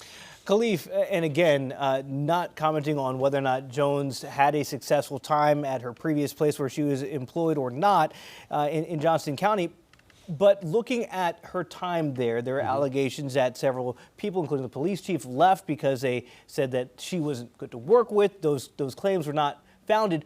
But had Falwell taken a different route and not cited the lawsuit and said, I have questions about her ability to work with people, leave the lawsuit out of it, would he be successful in that route? If his comment about her ability to work with people was rooted in the nexus for this case right here, then it would have been wrong as well. Because if you're citing other folks' allegations, but the key point you put here is they were unfounded. So all these folks that stepped down at this previous employment, you know, the police chief, the other 4 deputies, an assistant town manager, a number of folks that just will no longer wanted to work with her. And they did cite hostile work environment. But the key point is they did an internal and external investigation, and no those allegations were not substantiated. So if they're not substantiated, you can't then support this and say, hey, I heard she's hard to work with. She's hard to work with other folks are saying, specifically an external investigation says there's no support behind that. And yes, you would still be able to connect it. Even if you didn't say, hey, she has his lawsuit. Saying something like, I think she's hard to work with, folks will be able to connect the dots that you're connecting it to her previous lawsuit. Now, if he would have just said, hey, I don't think she's competent. I've had previous work experience where I don't like it. And remember, he's only having insight because this town, this Spring Lake town that tried to hire her, was under control from this commission. That's the only reason he had a voice or some type of control or say anyway in her hiring practices, because every financial decision that the town made had to get approval from the commission, which he was connected with and overseeing. So in a settlement like this, what kind of damages are you looking for? Is it just to get money that maybe you would have gotten from a salary, or is there more to it? A little bit of both. And so obviously the basis of any lawsuit like this will be your salary, right? That will be the basis. But then it's any type of harm going forward that you've caused to my name. And obviously you've got legal fees in there. So this will be chopped up into threes. I mean, but I think that I overemphasize being a litigious society. If there are merits to your case, the cost of litigation is oftentimes expensive, and it deters people from wanting to do this. I mean, $100,000 of this is going to her legal fees. Her last lawsuit, she got $90,000, 44 of it went to her legal fees. Wow. And so it's expensive to bring claims. But in both scenarios, she was right. You know, Khalif, I have a couple questions. One, you kind of wonder with the Spring Lake Town Board why they would move forward with hiring somebody where there may be a question. But besides that, after they made the decision, who is in Dale Falwell's ear giving him legal advice? Because it seems pretty black and white that what he was doing was against the law. Now, I would agree with that. I mean, it wasn't like it was a unanimous decision with the town vote. It was 3-2. So there were folks that probably on the board had questions and concerns about moving forward with her. Even if they were unfounded, people are still going to assume that where there's smoke, there's some type of fire. But the other 3 were confident with her ability to move forward. So those types of things in terms of Falwell, there will always be people advising individuals in positions of leadership on how you can respond to scenarios, but that advice has to be followed. It's like if I represent a client and I'm saying, look, if you go this way, these are the potential things that could occur. and the client still decides to do it anyway, hey, my job is to give you counsel, not make the determination for you. And that happens way more times than you can think when you're giving inside or outside counsel recommendation, when the client just says, well, thank you, I know I'll pay you, but I'm going to do my own thing anyway. So you would think somebody said, hey, Dale, this probably isn't the right way to go about it. Dale said, I'm going to do it anyway. Absolutely. I mean, this is a clear-cut example of some type of retaliatory based on a claim that she had filed. And so, I mean, if he removes that paragraph about mentioning a lawsuit, kind of gets in the gray area, but this is clearly over the line. All right. Thanks, Kali, for breaking that down for us. So we appreciate it. We have another topic for you. Don't go too far in our 9 o'clock hour. Coming up on 8:20, let's get over to meteorologist Ted Fain. Look, I'm going to listen to Ted Fain's advice, even though he's not my attorney, when he's saying, Sunday, you want AC, some shade, or a body of water. Exactly. You're going to want one of those. Some way to stay cool because we get into the low 90s here with those low 50s this morning. Soak it up because it's nice and cool to start your day. We're only aiming for the upper 70s this afternoon, and it only gets hotter from here on out. West-northwest winds at 5 miles per hour, so a little bit of a light breeze. Mid-40s towards our mountain counties. Low 50s around Charlotte. I expect us to hit the upper 70s near 80 degrees. Low 70s, Boone and Jefferson. Very much on the pleasant side. A picture-perfect afternoon with plenty of sunshine to go around. More of that heat stretches out west from the deep south into our central plains. We're talking 90s even through the desert towards Las Vegas, Phoenix. You're looking at upper 90s near triple digits for today. Low 90s towards Tampa, but that warmth goes from the Midwest into the Northeast and through our deep south, echoing towards the Carolinas as we head into your Sunday. So that's what plays into the big warm-up that heats us up into Sunday. Low 90s echo into early next week. We'll have those upper 80s Tuesday, cooling down, relatively speaking, with rain chances moving in by Thursday. High pressure in control, giving us a sunny and dry end to the work week. Big swing in temperatures as well, so we have a big warm-up on the way with high pressure pulling in the winds out of the south for your Friday evening into Saturday. That's what's going to increase some of the moisture in the atmosphere, increasing our humidity. And we'll have partly cloudy skies roll in Saturday into Sunday with low-end rain chances over eastern Tennessee and into our mountain counties. More dry than wet for uptown. I expect us just to hold on to a little bit of that cloud cover heading into the start of the work week. Lows tonight bottom out in the mid-50s, so a relatively cool start to your day on Saturday. Low 50s, upper 40s in the early morning hours for our mountain counties. There's your 7-day forecast where those 90s take hold, and stick around all the way to kick off early next week. You're watching Queen City News Now. The most honored and the most local news in Charlotte is on the other side of this break.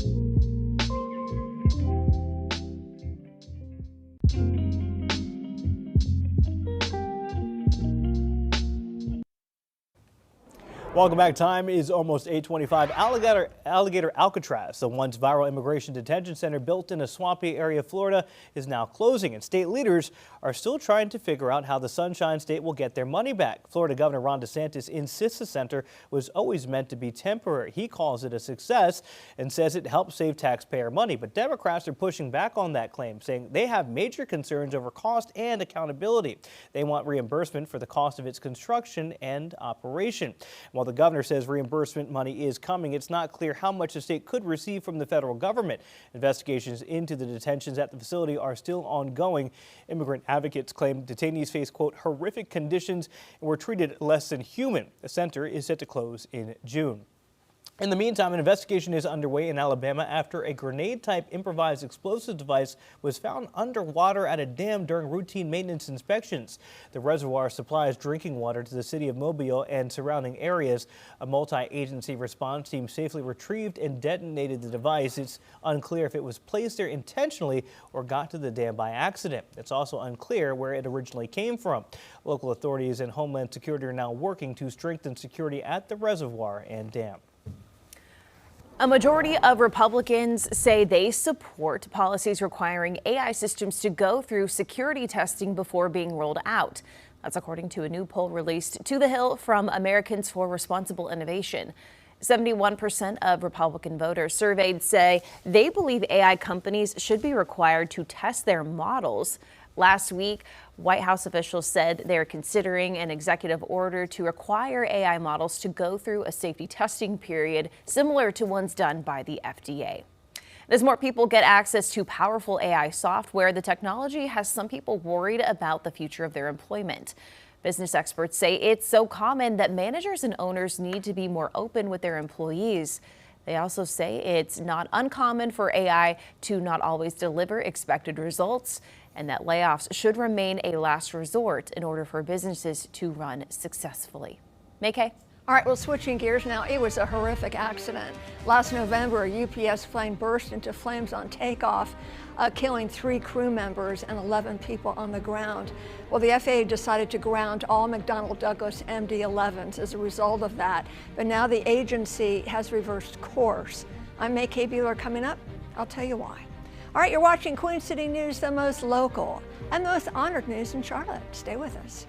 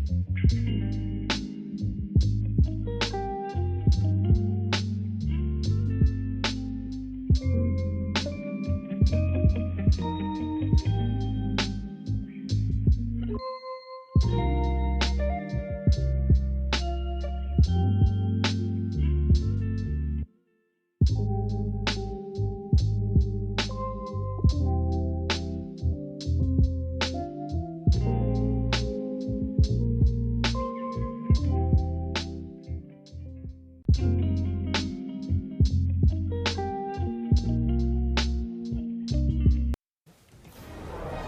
is 8:30. Happy Friday, and thank you so much for being here with us to start your day. I'm Annie Satowski. I'm Julian Senor. Jason Harper is off today. Meteorologist Ted Phaeton is not. Nope. You know who is off right now? I think the Heat. Yeah. But I think Mr. Heat's going to make a comeback Saturday into Sunday. Just waiting in the wings. Remember throwing us back to the holidays, the what is it, the year without a Santa Claus, like, I'm Mr. Heat Miser. Yeah, the Heat Miser. Heat Miser. Mr. Heat Miser. I see you, Mr. Heat Miser. Stay away. But he's going to pop up, comes this Sunday. Okay. He's scheming. Yeah, he's scheming. Scheming on us for this weekend. This morning, though, we are nice and cold. A little chilly out there, to be honest. Might need the light jackets, getting your day started, holding on to those 40s, now turning into 50s.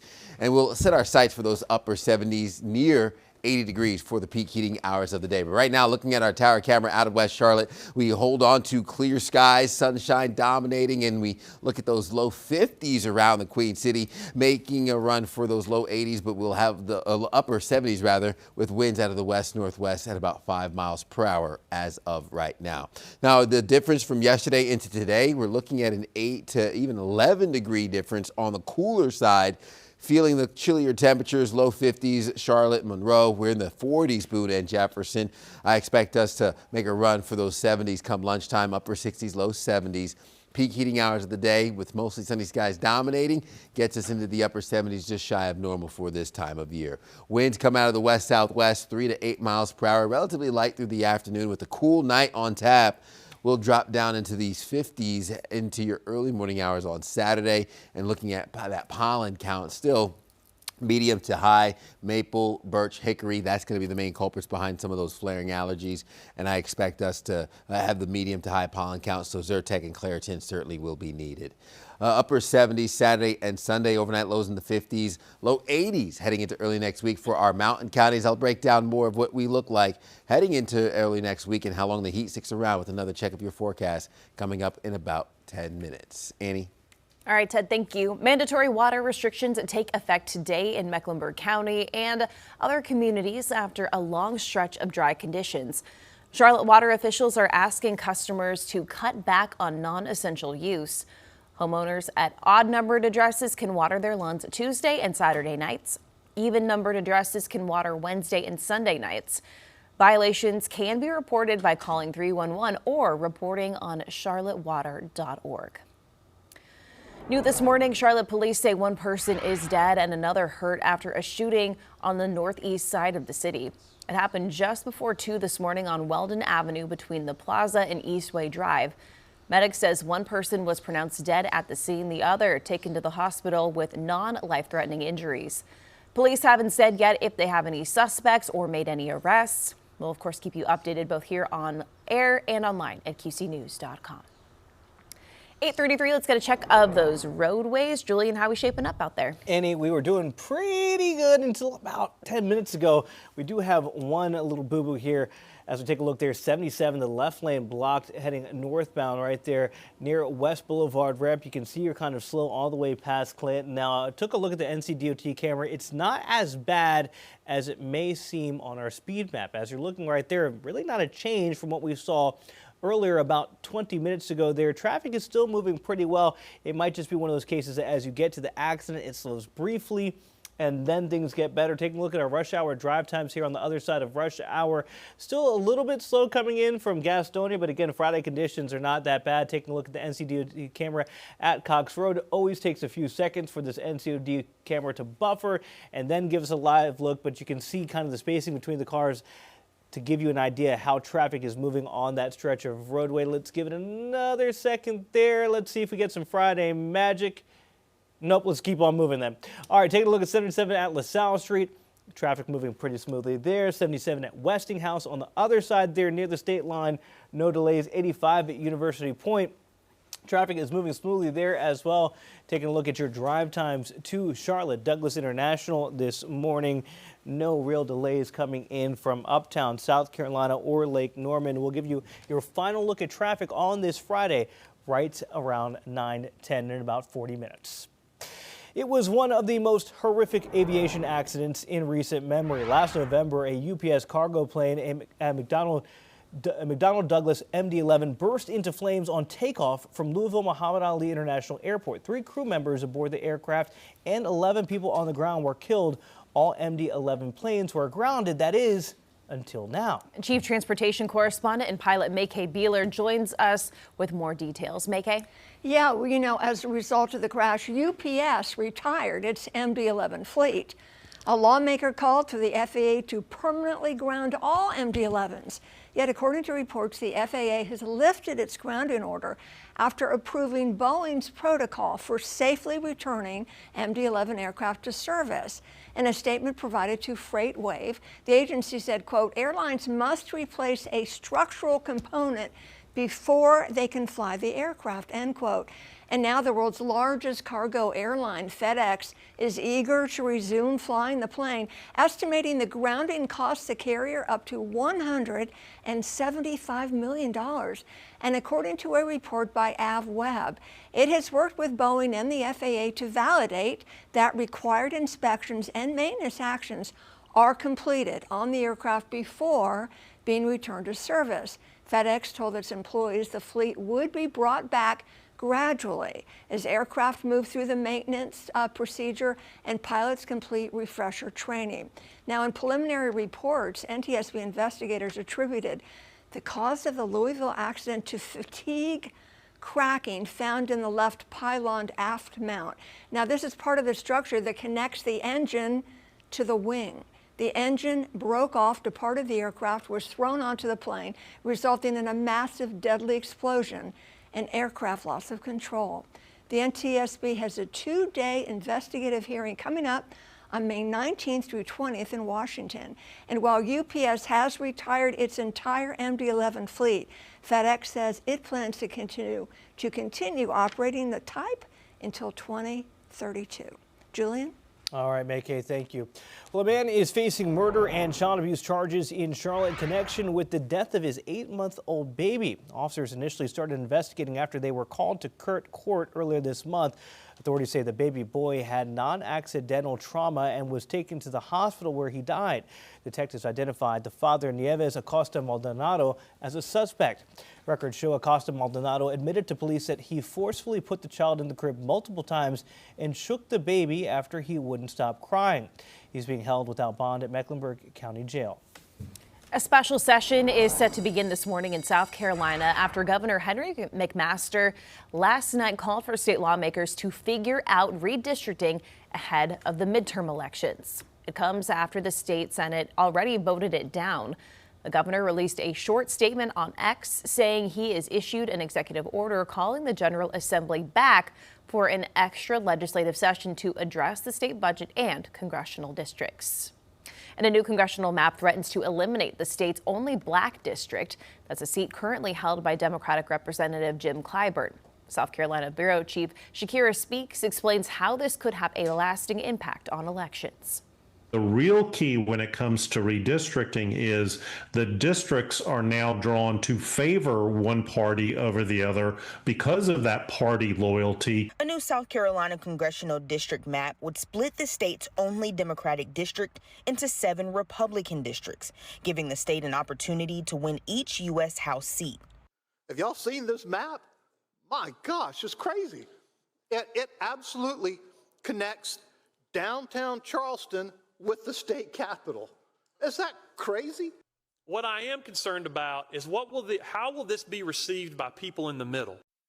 Political science professor Michael Bitzer says redistricting can even impact a mixed state like North Carolina. The location of district lines decide which voters vote for which representative. Changing the lines will change the relevant voters, the political priorities of a district's representative, and the legislative delegation as a whole. Now, what's happening in South Carolina, for example, is that you have a lot of counties that have high black populations in them, but they are being splintered. This issue of packing and cracking is a core phenomenon within redistricting and really predetermines what a district will vote like based on voter behavior of the past.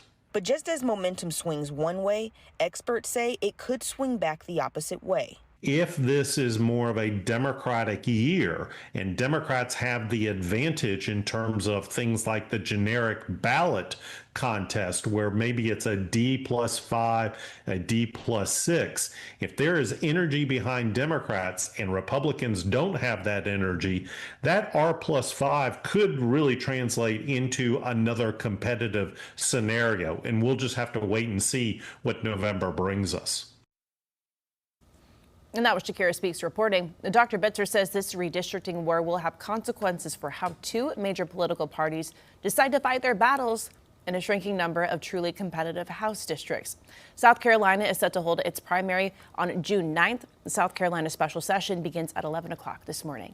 President Trump's visit to China ends with some progress made, but other issues left on the table. Chinese President Xi Jinping and President Trump sat down to discuss major issues like trade and technology, the Middle East, and Taiwan. President Xi says support of the island could lead to conflict. Republican lawmakers say the U.S. has to protect Taiwan's sovereignty as it produces a lot of the world's semiconductors. President Trump had previously approved a $1 million military aid package to Taiwan. Taiwan is very important to China. Taiwan is also very important to the United States. Democrat leaders worry the long-standing alliance with Taiwan will remain. President Trump has asked the country to reopen the Strait of Hormuz, but China has not signaled any plans to intervene. Taylor? Concert season is here, but for a growing number of fans, prices are becoming a major turnoff. After the break, why Blue Dot Fever is taking over the live music industry, including here in Charlotte, and what it may reveal about the broader economy. You are watching Queen City News. The time is 8:41, 52 degrees out there, the most local news in Charlotte. We'll be right back.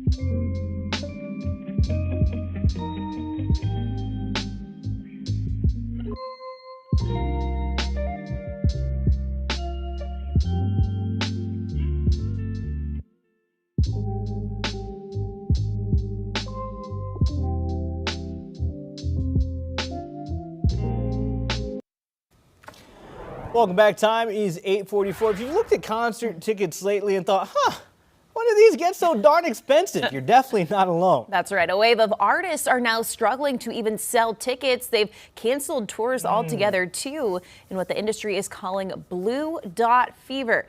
So let's bring in our chief business correspondent, Taylor Young. And Taylor, it is summer. We're approaching peak concert season, festival season, but some artists say that they are actually struggling to sell tickets. Yeah, and it's not just a couple of concerts either. We are talking about entire tours. A big enough trend to be given its own name, the Blue Dot Fever, which refers to the little blue dots you see on Ticketmaster's map. That represents unsold seats, and we are seeing more of them, and even some pretty big names. I mean, Meghan Trainor's one of them. She had an entire tour across the nation, which was actually supposed to come to Charlotte, which was canceled. The Pussycat Dolls also canceled their tour. They had a stop in Charlotte. Zayn Malik also canceled his Charlotte concert. Post Malone, now while he did cancel a lot of his shows, he is still coming to Charlotte. And a lot of these artists flat out said this is due to a lack of ticket sales. So less options this summer in Charlotte when it comes to concerts. I think you know it's bad when the ticket scalpers aren't even buying them all up to resell them. It's like they're not going to make any money. So Taylor, why is this happening all of a sudden? Why are people pulling back on buying concert tickets? Yeah, I think there's a couple of reasons, but I think the number one is that concerts have just become so expensive. The average concert ticket today is around $144. Back in 2020, it was around $80, and that's not even including the hotel, the parking, the food, the drinks, and all of those extra fees that are kind of tacked on top of all of these tickets, which we know can really add up. But I think another part is that the ticket buying process has become really unpleasant. I mean, my director, Emily, and I, we sat in the queue for Harry Styles 3 days in a row, and you can see in real time the ticket price go up. I mean, hundreds of dollars the closer that you get to, you know, the queue of being able to buy the tickets. Long story short, we were not going to see Harry Styles. Darn it. Yeah, but I think what used to be considered, you know, a fun night out is now $500, maybe $1,000, and double that if there's multiple people going. It's a big investment. So is this really about the concerts themselves, or is it part of something bigger and maybe people's feelings about the economy overall? Yeah, and I think that's kind of the bigger story here, right? Because I do think people enjoy going to concerts during the summer. I think a lot of people even save money to be able to do that. But economists really watch closely this type of discretionary spending because it sheds light on just the overall just confidence that people feel in their financial status and also just the economy at large. And you know, when consumer spending slows, and it is slightly, we are still up year over year, but it's absolutely slowing down the number of non-essentials that people are spending money on. I do think that shows kind of where people are mentally about the state of the economy. So less options for concerts this summer. People are really holding back, but maybe the silver lining is that these ticket prices get cheaper. We'll have to wait and see. Yeah, maybe as you get closer, you know, if you can wait last minute and score some cheap tickets. Yeah. Maybe. There you go. Maybe. All right, Maybe. Taylor, thank you so much. Ted, as far as the forecast for this weekend, as we take a look here. Oh. Sorry. All right, there we go. Now we've got Ted. Ted, how are we I think looking you're having out there? some problems with your we're graphics. having some That's issues what with your they said graphics. nothing, They said nothing. And I was so confused. What does it mean? Yeah, trying to get my computer here to cooperate as I'm going through the graphics. Not sure if I can get this solved on the back end here. So we might have to take a quick break before we revamp back on that 7-day. Get this system working for you here in just a little bit. So apologies for that. We'll have that coming up right on the other side of this break.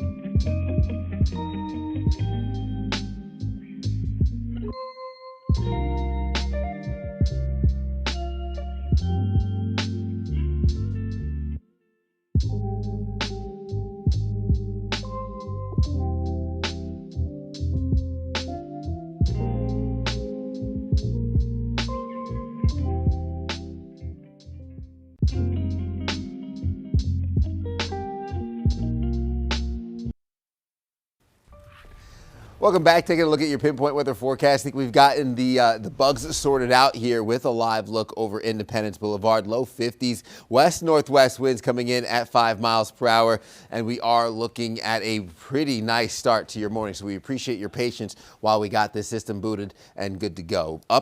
Mid to upper 40s for Boone and Jefferson. Low to mid 50s through the I-40 corridor. Mid 50s Charlotte into Monroe. I'm expecting highs to ramp up into the upper 70s, near 80 degrees. Heading into the peak heating hours of the day, low 70s Boone and Jefferson, with 90s stretching back from Texas into Oklahoma and through our Midwest and even into the desert, upper 90s Phoenix and Las Vegas. We'll have above normal temperatures extending from the deep south into the northeast and into the Carolinas from Saturday into Sunday. We continue to warm up with those 90s on tap. Second half of the weekend, low 90s, upper 80s Monday into Tuesday. Average highs this time of year typically land in the upper 70s, near 80 degrees.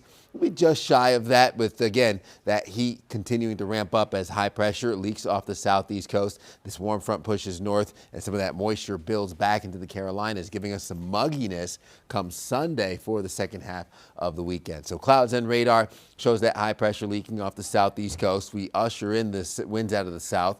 Moisture starts to ramp up as we head into eastern Tennessee for Sunday afternoon and evening. Still dry for the Queen City with partly cloudy skies kicking off your work week on Monday. Low 90s starting things off here for the start of your work week. Overnight lows settle into what will be the low to mid 50s. Heading into the peak heating hours of the day, will rebound into the 80s come Saturday. Then the 90s take hold Sunday, lingering into the first half of next week. Upper 80s, low 90s. We'll bring back those rain chances by Thursday. Julian? All right, Ted, thank you. We are now less than 50 days away from America's big birthday, and Queen City News will provide special coverage as we count down to July 4th and the 250th anniversary of the signing of the Declaration of Independence. One Charlotte landmark gives us a wide-ranging glimpse of local history dating back to well before the Revolutionary War. This is the oldest house in Charlotte, the oldest building in Mecklenburg County. House is also known as the 1774 Rock House. Owner Hezekiah Alexander was one of the authors of the Mecklenburg Declaration of Independence. He brings with him enslaved people, he brings with him a lot of money, and he immediately builds one of the most luxurious houses in the entire city of Charlotte. We'll take you through the house that gives us a cross-section of history. Watch Spirit of America 250 on Queen City News tonight at 10. The Charlotte Crown will make history today as they tip off their inaugural season. The newest addition to Charlotte's sports scene is a professional women's basketball team in the Upshot League. The game will be on the road in Jacksonville against one of their 3 opponents in the Upshot League, the Jacksonville Waves. As much as the team is looking forward to making a splash, the goal for the season goes well beyond their record.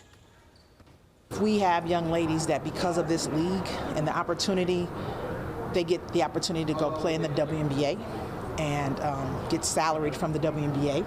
And little girls are coming asking for autographs. I mean, that will be successful. This is a great stepping stone for women's basketball, just for women in general, just being able to have yet another opportunity. We see how much, like I said, women's basketball is continuing to grow. It allows way more opportunity for, obviously, girls like myself who are looking to play in the WNBA. It allows you to get more film. It allows you to keep you playing, during the season. You can stream tonight's game on YouTube. Next Thursday will be the inaugural home opener at Bojangles Coliseum. Good luck, ladies. Well, we've reached All-Star Weekend in NASCAR, and who better to talk about Dover than a guy who's also locked into the main event. Wood Brother Racing's number 21, Josh Berry, going inside Garage Confidential as we get you ready to drive at the Monster Mile. Plus, NASCAR vet and Amazon Prime analyst Corey LaJoie breaks the race down. Josh Berry and Corey LaJoie on Around the Track this weekend. Charlotte soccer fans getting even more excitement as the team prepares to kick off their 3rd game in 1 week. Charlotte FC will face off against Toronto FC tomorrow after a really disappointing midweek loss against New York City on Wednesday. The team lost in the bank after an early match goal from NYC. The team has had a pretty bad string of bad luck, not seeing a win since April 18th. Tomorrow's kickoff is set for 7:30 inside of the Fortress. You're watching Queen City News, the most honored and the most local news in Charlotte there. Charlotte FC fan Amber Kent in there with Tammy and Emily on this Friday. We'll be right back.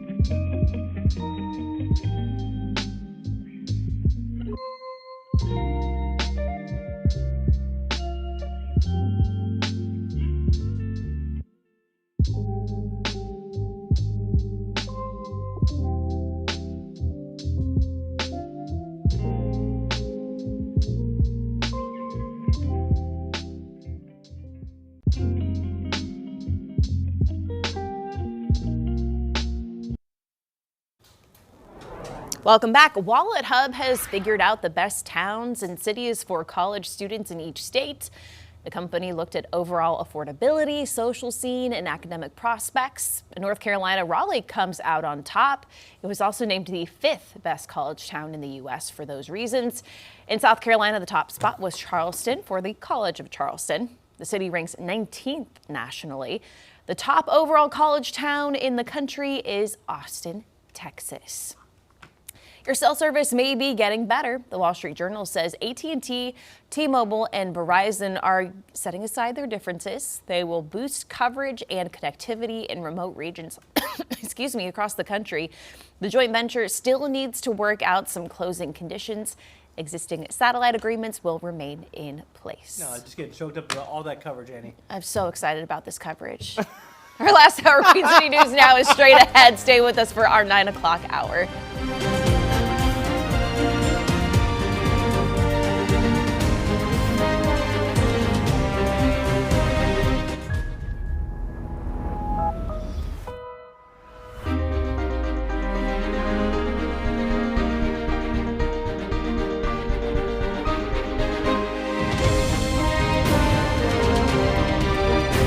Queen City News starts now.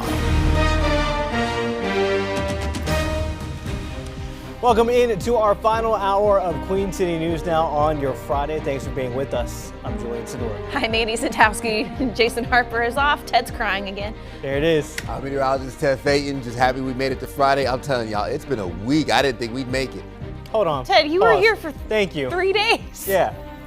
Actually, I was only here for 2 days. For 2 days, excuse me. You were only here for 2 days. days. I was being generous. Man, such a long week. Oh, poor Ted. On Thursday, I was like, oh man, Friday. Is that you? Where are you at? Is that you? How are we gonna make it? Look, I don't advise people looking far ahead this weekend, though, in terms of the temperatures. Enjoy the right now. Exactly. Enjoy the present. Soak it up. Yeah, deep breath in, deep breath out. Move slow today and soak it up because we're going to ramp up quickly heading into the weekend. Right now, taking a look. Charlotte Motor Speedway, Carolina blue skies, nice and comfortable to start your day. We were on the chilly side in the 40s, now in the 50s, and we continue to ramp these temperatures up. Look how fast we go. If you still look at our bug on the bottom right-hand corner of your screen, it says 52 degrees because that hasn't updated yet. That's how fast we hit 58 degrees here. Heading into your 9 o'clock hour, west-northwest winds at 6 miles per hour. So a little bit of a light breeze while these temperatures get mild pretty quickly here for the start to your Friday. As we look at your difference from yesterday into today, we're 7 to 10 degrees on the cooler side. Still looking at what will be a very warm afternoon despite sitting in the mid to upper 50s around Charlotte, 40s for Boone and Jefferson. Day planner hosts plenty of sunshine to go around. We're talking upper 60s, low 70s through lunchtime.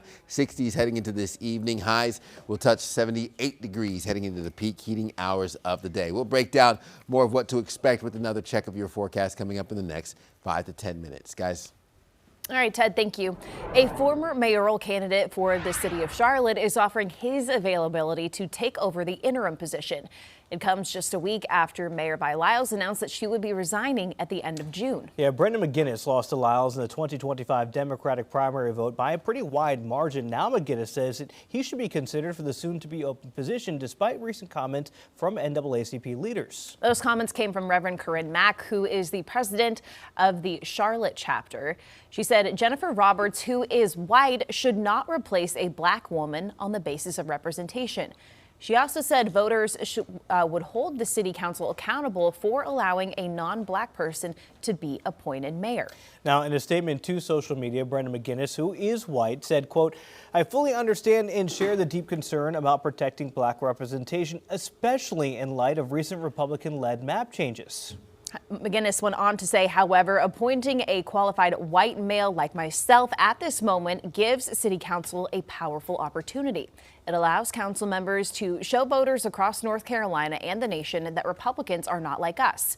We don't just talk about diversity and inclusion, we practice it. In a letter to City Council, McGinnis says he's already addressed Charlotte's most pressing issues, including affordable housing, economic growth, equitable transit, child access, and transparency. He says his role as a white male would give better representation to City Council, as 20% of the city is made up of that demographic.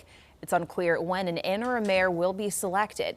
Queen City News, of course, will stay on top of this and bring you the very latest.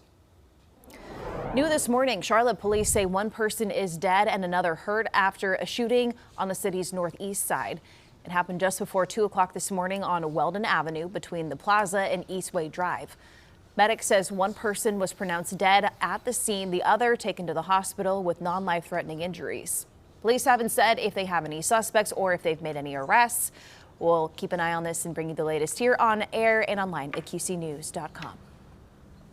As drought conditions linger, several municipalities in our area are putting new water restrictions into effect today. Yeah, more than 1 million people in Mecklenburg County will have to follow limits on outdoor water usage or risk getting a fine. Queen City News anchor Savannah Rudisell joins us with a look at who has to cut back on watering the lawn and a lot of other activities that involve a hose outside. Savannah? Especially with the heat coming in this weekend, Annie, absolutely right. So starting today, homeowners in Concord, Kannapolis, Charlotte, and all of Gaston County now under mandatory water restrictions. Charlotte Utilities managers say they'll issue several warnings to customers who violate the new rules before issuing fines. They say because the limitations just aren't common. In fact, the stricter rules haven't been needed since about 2008. Well, the restrictions now apply to anyone who uses public Charlotte water resources in Mecklenburg County. One of the more noticeable changes is now limiting homeowners to watering their yards just 2 days a week. Homes with odd-numbered addresses can turn on the sprinklers Tuesdays and Saturdays, while even-numbered addresses are scheduled for Wednesdays and Sundays. Outdoor water use should be limited to before 6 in the morning and after 6 o'clock at night, so water demand doesn't spike during the day. Charlotte water officials say their crews will monitor for violations, but part of enforcement will really depend on other residents calling 311 or reporting it online when they see any kind of improper use. What we hope is that people will change their behavior and conserve so that we don't have to do much reporting of violations. We know that if everyone could conserve, it will make a difference, and we will be able to get through this drought much easier. Authorities encourage, but as of now aren't mandating, people to reduce their water usage inside as well by doing things like taking shorter showers and not letting faucets run. City officials say those restrictions will remain in place until the drought conditions improve. Back to you. All right, Savannah, thank you. South Carolina Attorney General Alan Wilson says there will be a speedy effort to retry Alec Murdaugh for the shooting deaths of his wife and youngest son. Wednesday, South Carolina Supreme Court unanimously voted to overturn his 2023 convictions and life prison sentence. The ruling means prosecutors must present their case all over again. The court's decision centered on the actions of the county clerk assigned to the case, Becky Hill, saying that she tampered with the jury. Murdaugh will remain in prison serving time for other financial crime convictions. Yeah, joining us now, our chief legal analyst Khalif Rhodes to talk about this more. Khalif, Andy and I were talking about, we've seen this show, we've seen the documentaries, don't really want to go through it again, but here we are. How is this going to go? Because, I mean, the facts haven't changed, right? We're just hoping that we don't have tampering done. Yeah, the facts have not changed, but the legal, the way that they will move forward with this, both on the defense side and the prosecution side, their strategy will change significantly. First of all, you won't have the tampering happening on the back end of it, and we make a light of it and laugh about it, but this is not a laughing matter. No judge wants to have their case overturned. Every judge that I've ever clerked for, worked for, been around in my trials is extremely adamant about everything that the jury learns must come from me. I will give them the rules. It won't come from some outside source. They want all the witness information to come in front of the courtroom. And so if you have someone in the background saying, watch his body language, don't trust him, okay, this is a big day, the things he say there, don't be fooled by. Well, that's now you have persuaded these jurors to not listen to a witness that's fighting for his life to determine if he will go to prison forever. So, yes, this was crucial because you want to make sure that you're fair and impartial. And when looking at the unanimous decision by the Supreme Court, it followed what the rule of law requires. That, yes, we contemplate that this will be a long new trial. It will be expensive. Yes, we will have to pay for this all over again. But justice not only requires it, but it demands it, because if we're going to be a system of laws and rules, one of them is that you have an opportunity to a fair and impartial jury. And so what will be new is at least it will be a fair and impartial jury, and there will be some things that won't be added back to this case.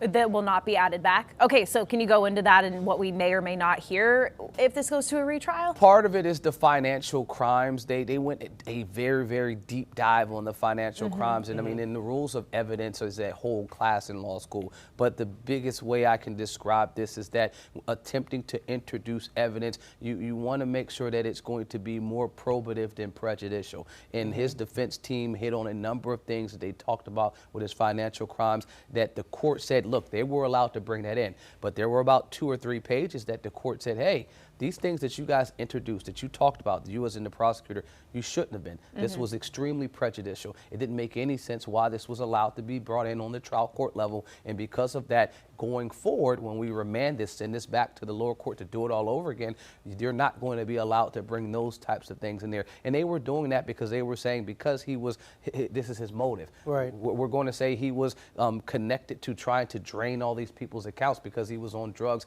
and he needed this money, and that was the motive to do some of these other things. Well, some of the financial crimes will come in, but some of the other ones won't. But looking at the standard for the overarching decision on why they allowed this case to come back was less about the financial crimes or more about the jury tampering. For sure, Becky Hill, as they said, had her fingers on the scales of justice and wanted to have to make a determination of what happened, as her book says, behind the doors of justice. She was working hard. Khalif, one of the interesting things that I saw come out in the interviews is that the money is dried up. So for his defense team, they talked about, look, we're not worried about getting paid, but the money to hire expert witnesses, that costs money. It's around $500,000 they spent on the first trial there.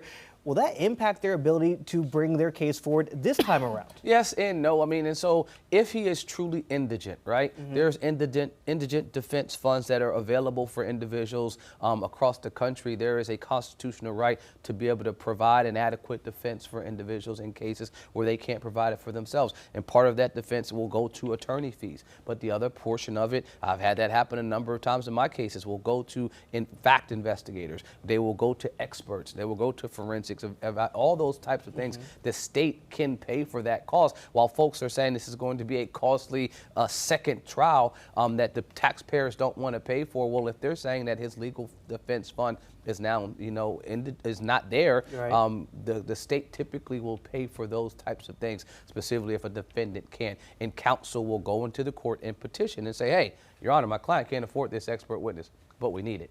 And historically, the courts have given counsel funds and resources on the state's dime to go out and get those types of experts. So we're going to pay for his defense. Okay. Well, the South Carolina residents will will. definitely pay for it if he can't afford it. And the Constitution supports that, that if the state is going to have their resources paid for, an individual that needs these type of experts to defend themselves should have the right to do that as well. A lot of questions still up in the air. And unfortunately, though, Khalif, we are out of time, so I'll have to pick your brain on commercial break. Excuse me. Let's bring in meteorologist Ted Phaeton for a check of our forecast. Ted, how are we looking for our Friday and beyond? Yeah, not looking too bad right now. We have mostly sunny skies, clear conditions for the most part. Radar not too active as the dry temperature or dry conditions linger into the weekend. Drought conditions sitting at level 3 and 4 out of 5. The red on your map indicating the extreme drought, level 4 out of 5. More of the severe drought in that orange shading. We have water vapor satellite imagery showing the lack of moisture in the atmosphere. That's really what allows these temperatures to swing big from our overnight lows into our daytime highs. So high pressure and control, still going to be just shy of normal for this time of year. So blue over the eastern United States doesn't necessarily mean it's going to be cold or chilly, just means we're going to land slightly below normal for the peak heating hours of the day. Rain chances ramp up heading into Wednesday and Thursday of next week. I'll break down a glimpse at your weekend here coming up in the next 5 to 10 minutes. Julian. All right, Ted, thank you. Taking a final look here at your pinpoint traffic. Things really good right now. We have a few minor blips right there on the speed map, but you can see a lot of green on 485, 85, Independence, 77. Giving you a look at 77 First north of Clanton Road right there in South Charlotte. Not too bad. Let's move you a little bit further south, closer to the state line there. You're A-OK heading in. Traffic moving away from us is heading in towards Uptown. 85 looks good at this hour as well. The camera not so much, a little bit blurry there near Harris Boulevard.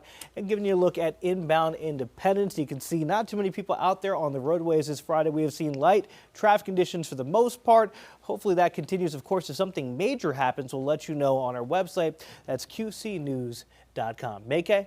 All right, well, now that Spirit Airlines has closed up shop for good, what has become of its fleet?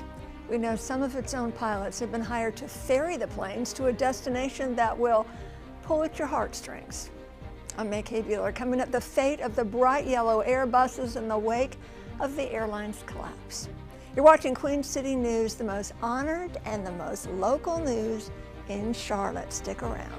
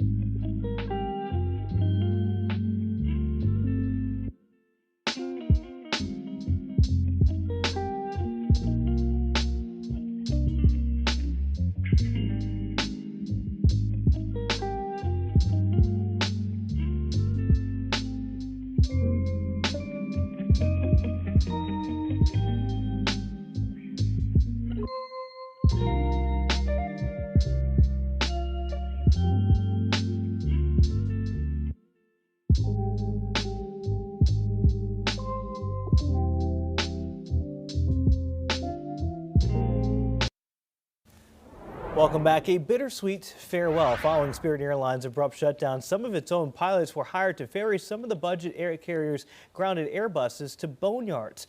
These repositioned flights are part of the collapsed airline's liquidation process. Chief Transportation correspondent and pilot May-Kay Beeler has more on what that process looks like. And May-Kay, for a lot of pilots, it's actually kind of sad.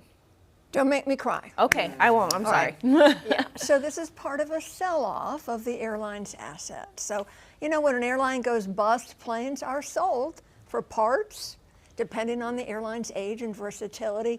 Leased aircraft are returned to the owners for possible redeployment to other airlines. So where is the final destination for the older planes?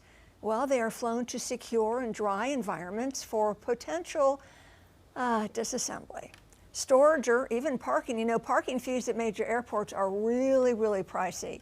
So the last of the Spirit big yellow Airbuses sitting empty and idle departed Charlotte Douglas International Airport a week ago Tuesday. Some of the planes will be repossessed and sold. We know the Airbus A320neo planes, they're a hot item in high demand for parts. So many of the planes end up in boneyards or graveyards where they are picked apart and parted out. Many of the planes from the defunct airline headed to Arizona to desert storage locations. Now, the Nomadic Aviation Group, they handle flight ferrying operations, and as told to CBS, a spokesperson explained, the company is using Spirit pilots not only because they can pick up work straight away, but also to support them with an additional source of income in these challenging times. Quote, when something like this happens, it feels like a death in the family, and it's very difficult on people. We're actually using all Spirit pilots, pilots that were immediately out of work. We started pulling them on the airplanes and having them fly for us, not only putting some money in their pocket, but when you have this situation, some people need the closure. End quote. And you know, they say, you know, they feel okay because on this last flight, they say, okay, I'm putting the airplane away and then I'm going on to continue with another part of my career. May-Kay, obviously you're an experienced pilot. You have done this not with a Spirit airplane, but you've done this with the airplane that had to go to a new owner. So many, many years I flew a plane for my boss, for a gentleman. I flew him, his business associates, his grandbabies, his family around. So it was like having my own airplane. Over the course of 10 years, responsible for all the maintenance, all the paperwork. I was the only pilot. Well, when it came time to sell the plane, it was devastating. Yeah. And I had to meet the new owner. I'm a flight instructor, so I had to check him out in the airplane. And then I flew him from Greensboro down to Miami, where the plane would then have a new home. And I had to say goodbye to it. And you know, these planes go through everything with you. You trust the plane with your life. Yeah. And you just pat it and give it a kiss and say thank you and bless you and goodbye. It's like, you know, the same emotional connection you might have to your first car, Yes, or people any car, who are yes. motorcycle enthusiasts and they Yes. sell it. I think that's an even deeper bond, right? Yes. So there is a bond between human and machine. So I can see how they would be sad saying goodbye. May-Kay, do you name your planes? I would just say, hey, baby girl. Aww. And it depends on the N number. Okay. So I would just say baby girl. But they have, when I was a flight instructor, many years, 10 years, flew the same planes over and over again. We had names like Goldilocks or Redbird, Buzzard. We had a red plane with a buzzard on the tail. Makes and sense. we did have nicknames for the I like planes. it. And then with students, flying with students, because they try to kill you all the time, trust me. Every time I'd come back, I would sound silly. I'd bless the plane. Thank you for bringing us back safely. Yeah. Student pilots will try to kill you. There you go. I think They that's try a to story- break the plane. That's a story for another time, but it's always Yes. good to thank the plane. We thank for, the for plane. keeping you safe. I like that. Yes, it's beautiful. we do. And I always greeted, hey, baby girl. You know, baby girl, let's get some fuel in you. Let's do your pre-flight. Weather looks good. We're going to Miami today. I love it. I know. Little conversations with the plane. Okay. Well, Ted, good flying conditions today if you're heading out. Yeah. And I guess a word to the wise, any student pilots out there, try not to kill your instructor. There you go. Do not do it. Don't not do it. Next time I'm going on a plane, I feel like people are going to look at me funny. I'm like, what's up, baby girl? Go ahead and give play a little tap. Heading out. It's like, we out to Tampa. Let's go. 58 degrees this morning. You don't have to go to Tampa to get the heat. Trust me, that's going to head in our direction come this weekend. West-northwest winds, 6 miles per hour. Temperatures in the upper 30s, or dew points in the upper 30s. So not necessarily muggy quite yet. That's going to build as we head into the weekend. So upper 50s here around Charlotte. We're in the upper 40s, Boone and Jefferson. We will be ramping up into the upper 70s through the peak heating hours of the day, near 80 degrees Monroe, low 70s Boone and Jefferson. I'm looking at high temperatures making a run for the 90s through the eastern Texas into our central plains, Ohio Valley region, mid to upper 70s on tap. We'll have above normal temperatures through our central plains, the Midwest, into the Northeast. For Saturday, heading into Sunday, more of that warmth extends into the Carolinas, giving us those above normal temperatures, mid-80s Saturday, near 90 degrees on Sunday, upper 80s, low 90s heading into early next week. High pressure in control. That's going to continue to keep us sunny for the end of the work week, heading into the start of the weekend. Partly cloudy skies will move in as that warm front stays to our north. Moisture increases over Kentucky into Virginia. Winds will shift out of the south with partly cloudy skies expected on Saturday. Sunday will bring in some low-end rain chances, eastern Tennessee into northeast Georgia, some of upstate South Carolina, but will be warm here and quiet close to home. Early next week brings in the heat. I'm talking low 90s, upper 80s. Overnight lows tonight will bottom out in the low to mid 50s, rebounding into the 80s for your Saturday. 90s comes Sunday. That heat sticks around, playing into your rain chances that ramp up Wednesday and Thursday of next week. You're watching Queen City News Now, the most honored and the most local news in Charlotte. We'll be right back.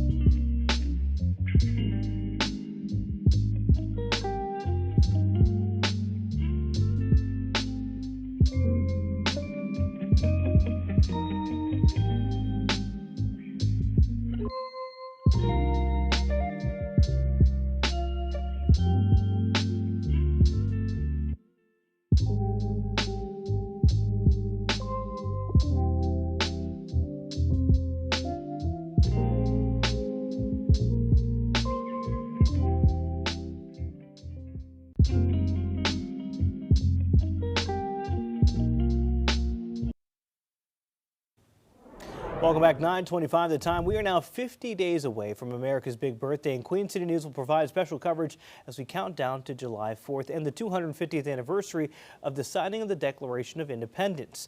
One Charlotte landmark gives us a wide-ranging glimpse of local history dating back to before the Revolutionary War. This is the oldest house in Charlotte, the oldest building in Mecklenburg County. Alexander House is also known as the 1774 Rock House. Owner Hezekiah Alexander was one of the authors of the Mecklenburg Declaration of Independence. He brings with him enslaved people, he brings with him a lot of money, and he immediately builds one of the most luxurious houses in the entire city of Charlotte. We'll take you through the house that gives us a cross-section of history. Watch Spirit of America 250 on Queen City News tonight at 10. Taylor? If the job search wasn't stressful enough, scammers are turning fake job postings into a multi-million-dollar scheme. How they're targeting young workers and the red flags to look out for. You are watching Queen City News, the most local news in Charlotte. We'll be right back.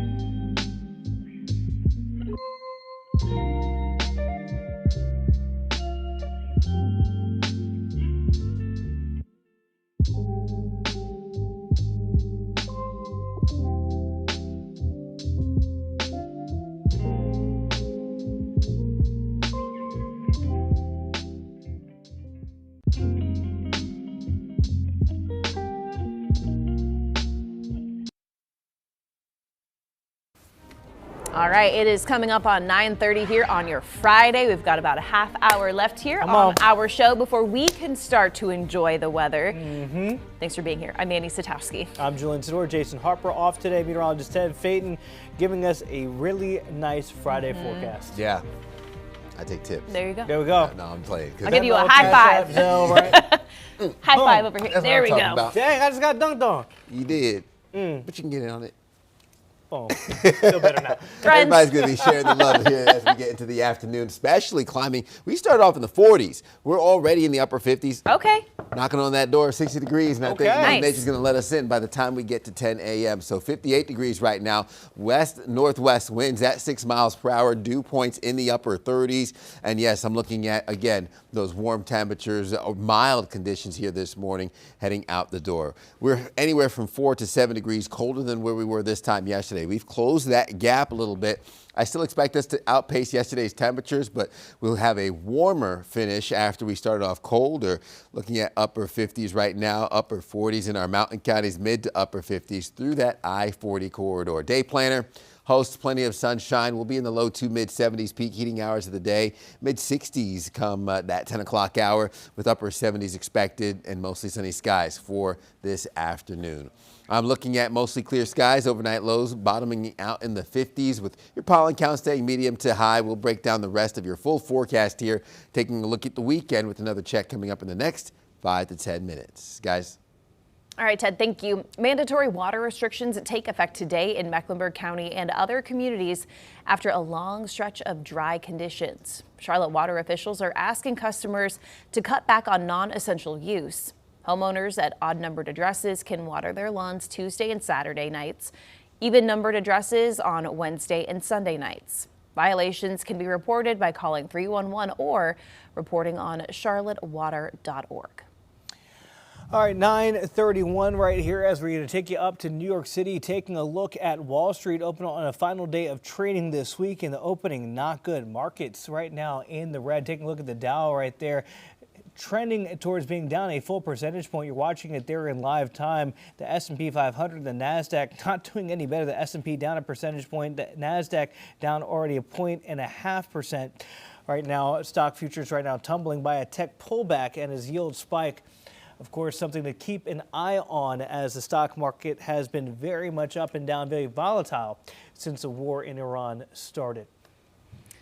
A former mayoral candidate for the city of Charlotte is offering his availability to take over the interim position. It comes just a week after Mayor Vi Lyles announced that she would be resigning at the end of June. Yeah, Brendan McGinnis lost to Lyles in the 2025 Democratic primary vote by a pretty wide margin, but now he says that he should be considered for the soon-to-be open position, despite recent comments from the NAACP. Those comments came from Reverend Corinne Mack, who is the president of the Charlotte chapter.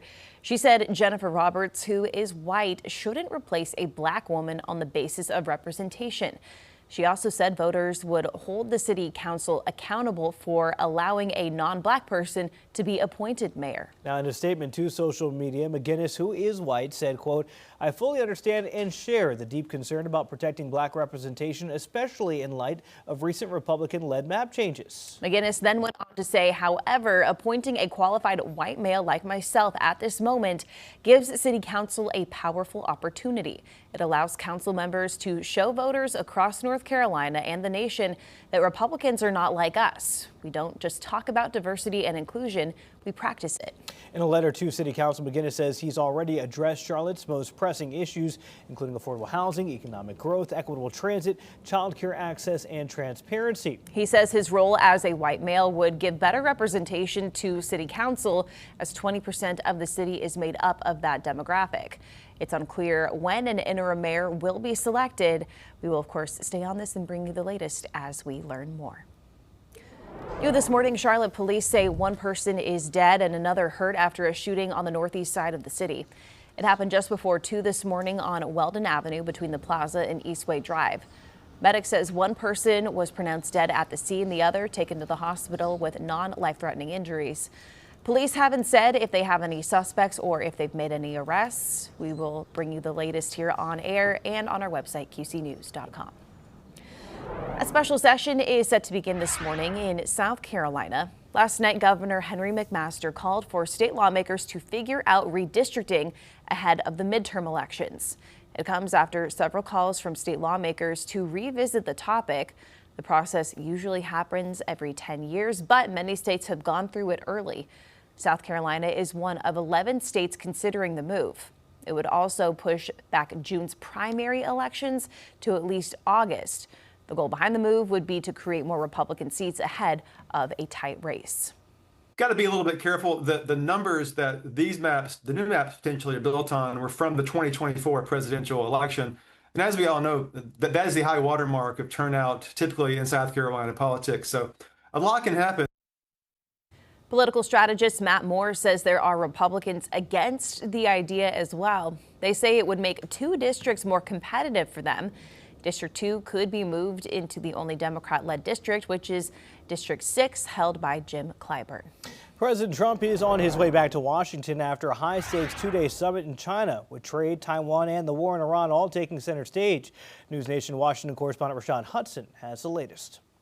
President Trump is calling this trip a major win for U.S.-China relations, but behind the smiles, handshakes, and ceremonies were some very real topics on the table. A grand send-off in Beijing as President Trump wrapped up a high-stakes summit with Chinese President Xi Jinping. The two leaders closed out the visit with a private tea meeting. It was an amazing period of time. President Xi's an incredible guy. Got along, made a lot of great trade deals. Part of the visit included a tour of Xi's private garden, observing ancient trees dating back nearly a millennium. Nice place. President Trump calling the trip a success, saying China may play a role in trying to end the war with Iran. We don't want them to have a nuclear weapon. For China, Taiwan was the most pressing issue. China has long sought reunification of the self-governing island and has not ruled out taking it by force. But President Trump also walked away focused on something closer to home, trade. The president says Xi agreed to buy more American products, including beef, soybeans, and oil, key industries important to U.S. farmers and energy producers. We've made some fantastic trade deals, great for both countries. And President Trump said he invited the Chinese leader and his wife to Washington in September. Rashad Hudson, News Nation, Washington.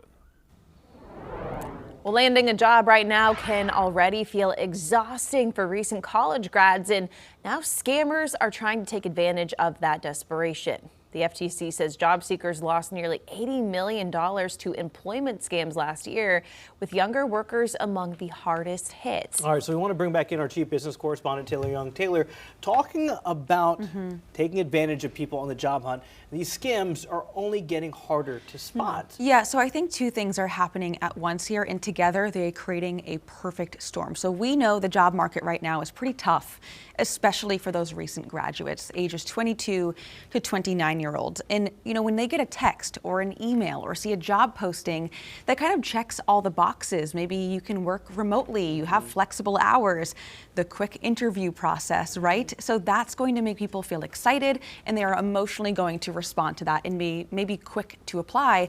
And I think the second thing is that AI and technology together in general have made these scams look incredibly real. I mean, the emails are now polished. I know a couple years ago before AI, I think that a lot of these scams, the text, there were misspellings or the email didn't look legit. That's really not the case anymore. They're able to even create entire fake LinkedIn pages or company websites. So, I mean, you combine the economic anxiety with more sophisticated scams, you know, those younger job seekers are left extremely vulnerable right now. Okay, so what are some of the biggest red flags that people should look out for if we can't necessarily use our traditional scam knowledge here? I think the biggest red flag is being rushed. If anyone has been in their career for a long enough time, you know the job search is a long one. I mean, even getting through the first, second, sometimes third round of interviews. So being rushed like that is absolutely a big red flag. Another one is a lot of these kind of fake scam job postings, they want to communicate with you through a texting app, whether it's WhatsApp. So nothing is super legit. It's not really through email or maybe texting. It's kind of hidden, right? That's a red flag. Another is asking for personal information before an interview that wouldn't be on a resume. And the last one, which I think is also huge, is paying for equipment. That is a big one. If you have to pay for anything, it's an automatic no. Yeah, a real company would not theoretically do that. So that should be something on your radar. The minute that a job is asking you to pay for something up front, no. Years ago, I had a Absolutely former coworker who was required to buy a laptop, and they would reimburse him later on. No. And that was part of the scam. Okay, so what should people do before responding to a job offer? Slow down. Okay. Take a deep breath. I know it probably feels great, especially if the offer is paying very well, but look up the company, do your research, make sure that it's legit, look up the company's website and see if the job posting is even there. Check the email, check for, I know we were just saying AI makes grammar better, but that's still something to look out for. But I did speak with an expert at JP Morgan Chase about what to do if you think you accidentally fell for one of these scams. And this is what she had to say. Your first line of defense is to contact your bank, work with your bank, your financial institution, wherever you bank. Make sure that you are working alongside them to report the loss, and also with local law enforcement. CMPD's Financial Crimes Division is designed just for that, to help people who may have become a victim. Now, Shakira says these scams aren't just impacting the younger generation through jobs. It's also through real estate, fake apartment listings where they're asking for deposits, which I know is kind of common, especially if you're taking a job somewhere else. You're not seeing the property beforehand, but do your due diligence and make sure that it's legit. Another one is scholarship scams where they're having you pay fees up front. Shakira said scholarship programs won't do that. Oh boy. Okay, so what do you think this says about the job market when people are starting to question whether or not what they're seeing posted on what they think is a reputable site or people reaching out isn't even real? So the distrust is absolutely growing. A recent study by LinkedIn, a poll, showed that 3/4 of all job seekers, this is across all ages now, are unwary about every single job posting that they're seeing. And I think what's harmful about that is people may not be applying for real opportunities. So it's kind of making a lot of people second guess, which I think, given the numbers, given the stats, you should be maybe kind of being a little bit more skeptical. But unfortunately, this is going to cause fatigue, or maybe just have people pause altogether when it comes to applying to a job. And we know the job market for these younger workers is already hard enough. Yeah, Taylor, I think what you were saying with your first answer, you're so fatigued after going after job posting after job posting. You may not be as stringent in your search and in looking for those red flags. So it makes sense in a tough job market out there. It is. All right. Taylor, thank you. A group of students at a Colorado university working on an out-of-this-world project, how it could help astronauts recycle in deep space. You're watching Queen City News, the most honored and local news in Charlotte.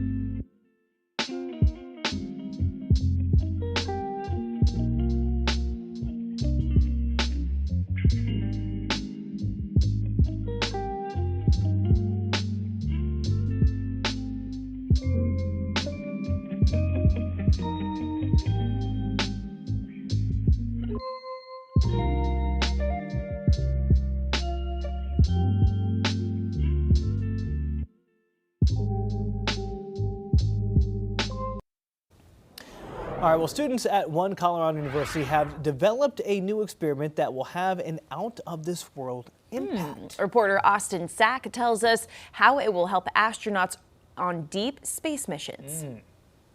Working hands-on with something that's going to be launched out of the Kennedy Space Center. What started as a classroom research project will soon orbit about 250 miles above Earth. That everything is starting to fill up and get ready to go. The team from University of Colorado, Colorado Springs and Pikes Peak State College worked on their experiment for almost 2 years, but will now have to wait a little longer to watch their work launch into space. We are listening in for the final go from... Hold. We are no-go due to violations of launch weather rules. You see your team work so hard for something and get all the way up to that last day, but you know that it's just a couple more days away from actually launching. So it's bittersweet. Their experiment focuses on a process called bioleaching, which uses fungi to recover heavy metals from electronic materials. Like aluminum, iron, nickel. Once it arrives at the ISS, the experiment will study how a certain type of fungus behaves in very weak gravity, and whether it can help astronauts recycle valuable resources during future missions to the moon or Mars. There's possibilities, for recycling a lot of the space waste that's already there. And then there's even potential in what's called in situ resource utilization. So trying to prepare like the regolith on moon and on the Mars for colonization efforts. While their work soars overhead, students will compare results to experiments they conducted back on Earth. That's the big question, is how does it react in microgravity? Once it gets back, we're going to be analyzing the metal content of what's in the cell walls themselves. Their professors say it represents the growing role students can play in real-world aerospace research. Would have loved this experience when I was in my studying years, my undergraduate years. And so just being able to give that opportunity to them and to see that collaboration that we have, our state college working with our four-year university, and that partnership that we have is just instrumental. And for the students involved, the mission is more than just a fun field trip to Kennedy Space Center. It's showing others what's possible when bright minds come together. We only have one biologist on our team, and we're doing a biology experiment. So the working together is what made this team work so well. All right, if you're looking for something to do this weekend, it is back. The Cheerwine Festival is happening in Salisbury. There will be live music, cheerwine, of course. There's going to be all the inspired food and drinks, family fun, so much more. We know thousands and thousands of people flock there every year. A portion of all the sales will support Rowan Helping Ministries, which provides shelter, a food pantry, and transitional housing programs to county residents. Also, parking is at a premium, right? Several shuttle services will be running this weekend to make it easier to get in and out of the festival. That all gets underway tomorrow at 10 o'clock. And hey, WWE is coming back to CLT. Monday Night Raw is returning to the Spectrum Center on August 31st, so go ahead and mark your calendars. Tickets go on sale in just a few more minutes at 10 o'clock. The countdown is on. It'll be WWE's second trip to the Queen City this year after SmackDown was in town back in February. Hurry up! 3, 2, 1!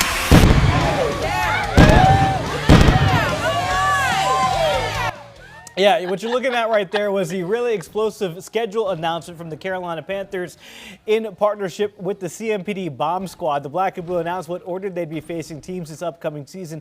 Each explosion incorporated items that represented the teams that they would be playing. Right there, Lions getting blown up right there for that one. The Week 4 matchup on Sunday Night Football. In addition to their divisional foes, the Panthers will play the entire NFC North and AFC North, along with division winners from the NFC East, NFC West, and AFC West. Oh boy, they had way too much fun doing that. I mean, wouldn't we all? I just want to be in the room when it's like, when we decide who gets to push the button. Right. Oh, I think there had to have been some fighting going on. Oh yeah, I did like the one where they were pressing. It was a bye week, so they went off. And we're getting national recognition for it too, because Ian Rappaport tweeted up or posted on X. Yeah. Never seen that approach before, so kudos to the Panthers and their team. Yeah, that's fun. You always getting attention before the real work begins. Yeah. Training camp and then for the season. Yeah. Ted, I feel like we're going to feel like we're next to one of those explosions by the time we get to Sunday. Yeah, and really next week, too. We're going to feel the residuals of that heat a little bit. Second half of the weekend, lingering into early next week. We'll have to put up with it. Taking a look right now, 58 degrees heading out the door. West-northwest winds, 6 miles per hour. Upper 30s for those dew points here this morning. Independence Boulevard, nice and quiet. Low 60s. Charlotte, Monroe, we're looking at upper 40s. Boone into Jefferson. Highs today will land in the upper 70s, near 80 degrees, landing just shy of normal for this time of year. Low 70s, Boone and Jefferson. I'm looking at your upper 80s, low to mid 90s across our central plains, the deep south, echoing that heat further east through the Midwest and the Northeast, heading into your Saturday. Sunday will usher in that warmth as well, impacting the Carolinas. I'm looking at low 90s second half of the weekend, so we expect to see sunshine dominate this Friday. We'll ramp up those temperatures into the 80s and 90s and continue to stay hot all the way through the first half of next week. Average highs this time of year typically land near 80 degrees. We'll be well above that. High pressure leaks south and east off of the southeast coast. Warm front pushes north, and then we'll have those winds shift out of the south, giving us sunny skies and then increasing moisture heading into Saturday. Partly cloudy skies Saturday into Sunday. Then I expect your rain chances to stay limited to the eastern Tennessee portions before partly cloudy skies linger into the start of next week. We're talking low 90s for the start of the work week. Overnight lows tonight settle in the low to mid 50s. We'll rebound into the 80s on Saturday to kick off the weekend. Low 90s Sunday, and of course, holding on to that heat for the first half of next week. We'll continue to bring in those rain chances slowly heading into Wednesday and Thursday of next week. You're watching Queen City News Now. One last check of that forecast is coming up right after this.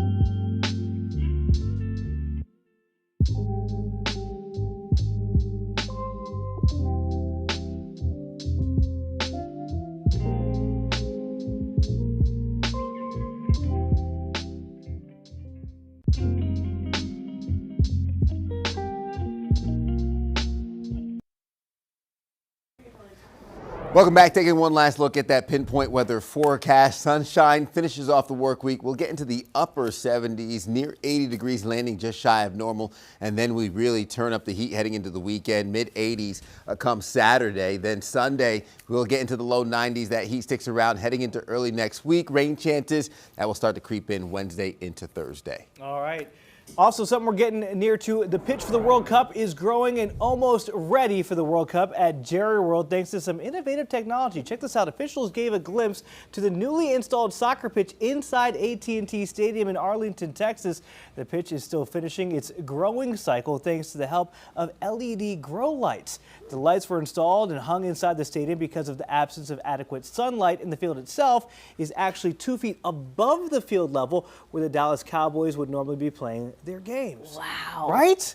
Check that out there. It's always so impressive, these massive operations of how they get the grass to grow in a very specific way. Yeah. It's really fun. Only It's I not can like the Raiders field where they can just roll it out. Roll it out. Roll it back in there. Listen, I don't care if it's rolled out or LED lights. Just come to my house and help my lawn out a little There you bit, go. know? go. I wonder, All right. they probably are on sale. Yeah. Like for Black Yeah, Friday, yeah. right? Yes. You can just hold After on. they're done with AT&T Stadium, you get You them on know, there you discount. Alicia Corals is standing by with what we have coming up next on Positively Charlotte. Alicia, good morning. What do we have? Good morning. Well, my partner in crime, Liza, is over at Titanic, the exhibition. So it is the life-size version of Titanic brought to Charlotte. It opens Monday, but you know us. We're giving you the VIP treatment over there. But also, guys, we've got a special guest. You know we love our fur babies on Positively Charlotte. Hi. Yeah. Look at this. This is Kiwi. Okay. Kiwi is Hi, a Kiwi. Pyrenees. You Is gonna up feel for her? adoption. So you're going to learn all about Kiwi on our show today.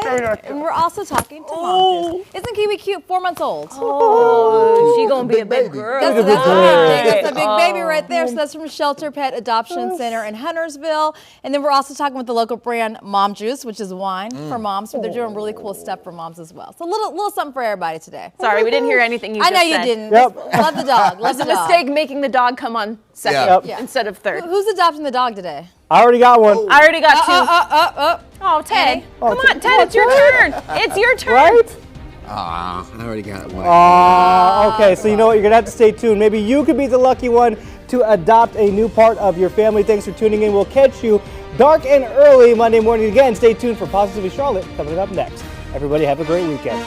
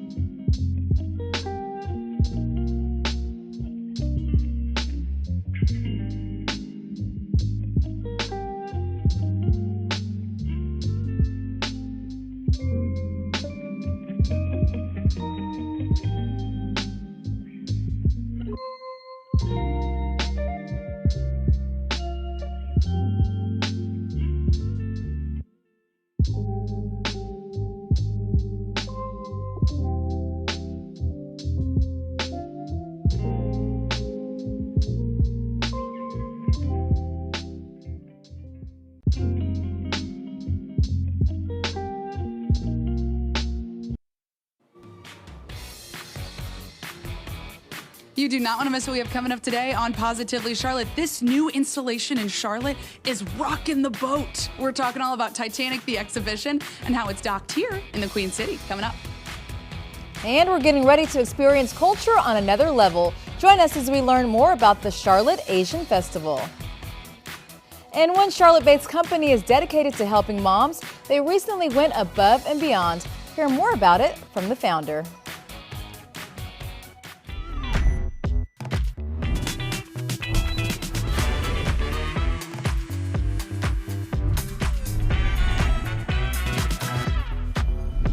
Happy Friday and welcome to Positively Charlotte. You guys, it's beautiful outside. There's so many events happening in our Queen City, and an immersive experience is chronicling the story of the maiden voyage and her horrific ending of Titanic.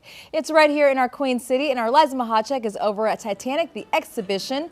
Good morning, Liza. Alicia, this is the coolest thing ever. I mean, it is an immersive experience like none other that I've ever seen. And we've got Mark here to tell us all about it. So you came on the show with us a couple weeks ago and told us a little bit about the experience. But now we are here getting ready to board. But before we get on, there's one thing that you hand all of the customers that come through, right? Every guest to the exhibition receives a boarding card. And on that boarding card is an actual name of a Titanic passenger.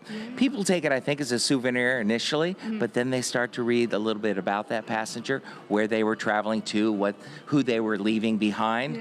But you have to have a boarding card to get onto the Titanic. And so we've got people already filing in, but let me show you. This is who I am. I'm Lady Duff. Lady Duff Gordon. Lady Duff Gordon. So we're going to come on here, and so we're boarding right now. This is so cool. So we're going into this, what would you call this? The first class hallway? Lady Duff Gordon was a first class passenger, and so are you. So you're walking down one of the first-class passenger cabin hallways. Wow. Titanic was known to be the largest ship in the ocean, but also the most luxurious.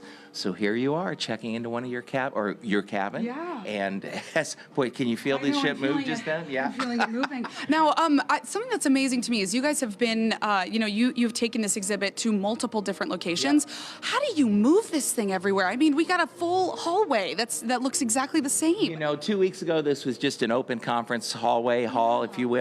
And now we've turned it into, I think, a first-class exhibition, taken away the conference hall and turned it into something special. It really is something special. And right here is this is the first-class parlor suite. So, I mean, so cool. Is this what it looked like for a lot of people who were aboard the ship? A lot, but actually very few when you think about it, because there were more third-class passengers, more second.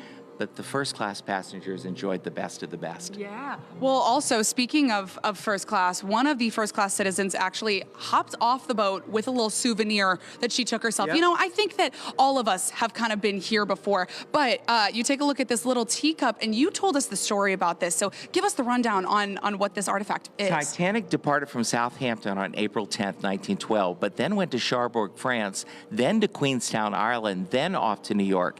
This passenger took this little teacup with her when she departed in Cherbourg. You know, much like we might take a towel from the Holiday Inn. Exactly. She took her teacup. I know I did that at one of the hotels when I went on vacations in Florida. I was like, I want that pink towel. So another thing that's really incredible is that you have so many things that are artifacts that are, both tied to the Titanic and, but this photo right here, this is the actual photo of what the staircase looked like. Of the grand staircase, the center of activity. If you remember the film, Jack and Rose meeting at the clock, very romantic moment.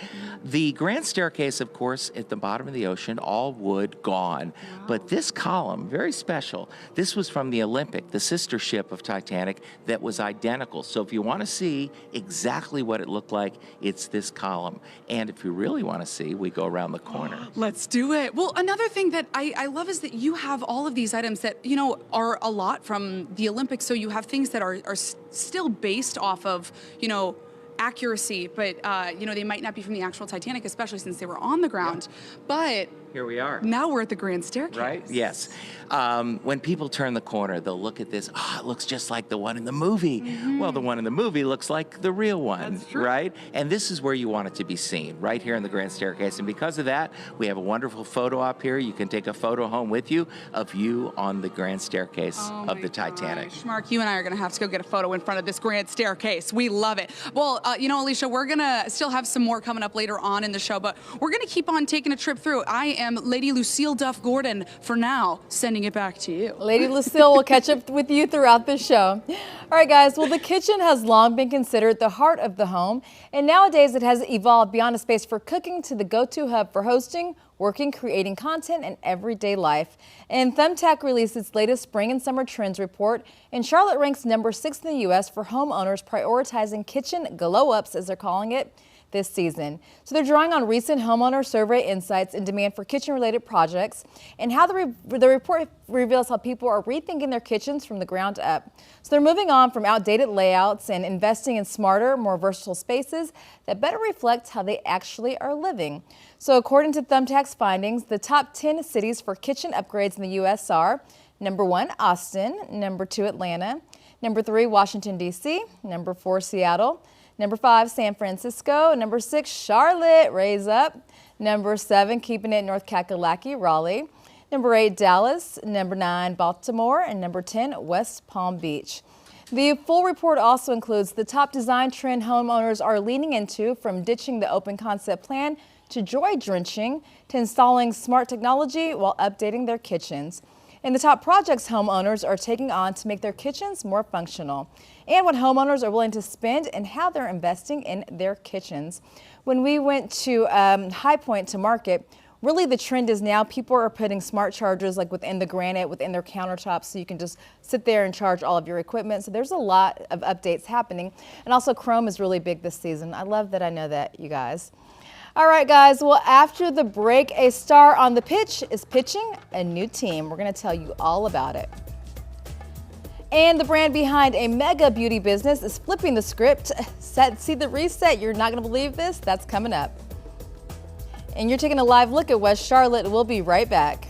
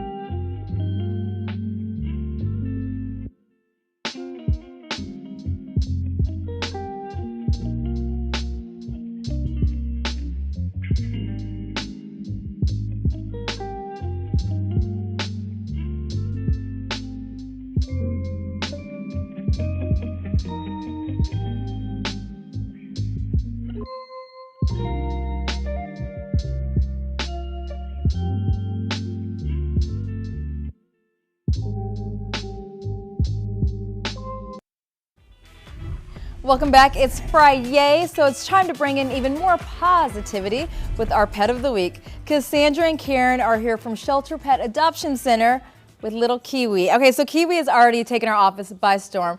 Tell us about Kiwi. Well, Kiwi is a super sweet girl. She is a 4-month-old Bernese Mountain Dog mix. So you know those breeds are very, very sweet. Yeah. So she will not last long with us. Okay, but 4 months old. So I'm looking at her paws. How big do we think she's gonna get? Woo, I would not be surprised if she gets close to like probably the 90s, 100s. Oh, are you serious? Bernese Mountain Dogs are really big dogs. Oh my goodness. Okay, so tell me more about her. How long has she been with the adoption center? She actually just arrived with us yesterday, along with 2 other siblings. Where'd she come from? She came from Charlotte Animal Control.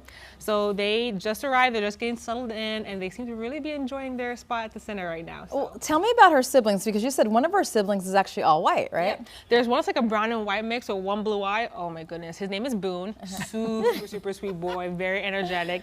And then the other sibling that she also has is also called Mango, slightly bigger than her though. A little bit more brown on it. When there are siblings, you know, should you be separating them? I know it's hard to adopt. 3 dogs is a lot, but maybe 2? Yeah. I mean, if possible, we don't ever try to force it on adopters, but obviously if they want to take another sibling, they certainly can. We've had adopters that come in and take siblings for dogs and for cats as well. So it just depends on whether they can handle it or not.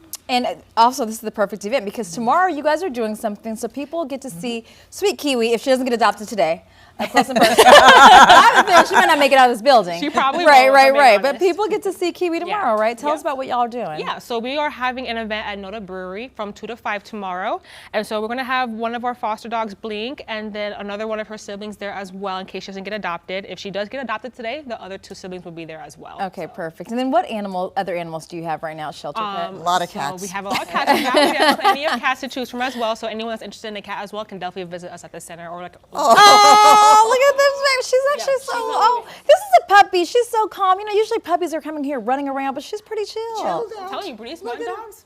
Yeah, what's the temperament of a Bernese Mountain Dog? Wonderful. They're typically very sweet. They have like a good balance of being mellow and having some activity, but obviously she's a puppy. So I always tell people what they see here, take it with a grain of salt because they'll have their zoomies and stuff. But I mean, she's very, very sweet. Oh, she's looking at me like, take me home. Hi, Boo Boo, I love you. All right, ladies, so we're going to put some info up on the screen. But again, you'll be tell us tomorrow where you'll be. Noda Brewery. Okay, perfect. We appreciate the other thing will be open too. The regular hour. So we've got all the info up on the screen. And you guys, they also put what pets they have, pictures of them.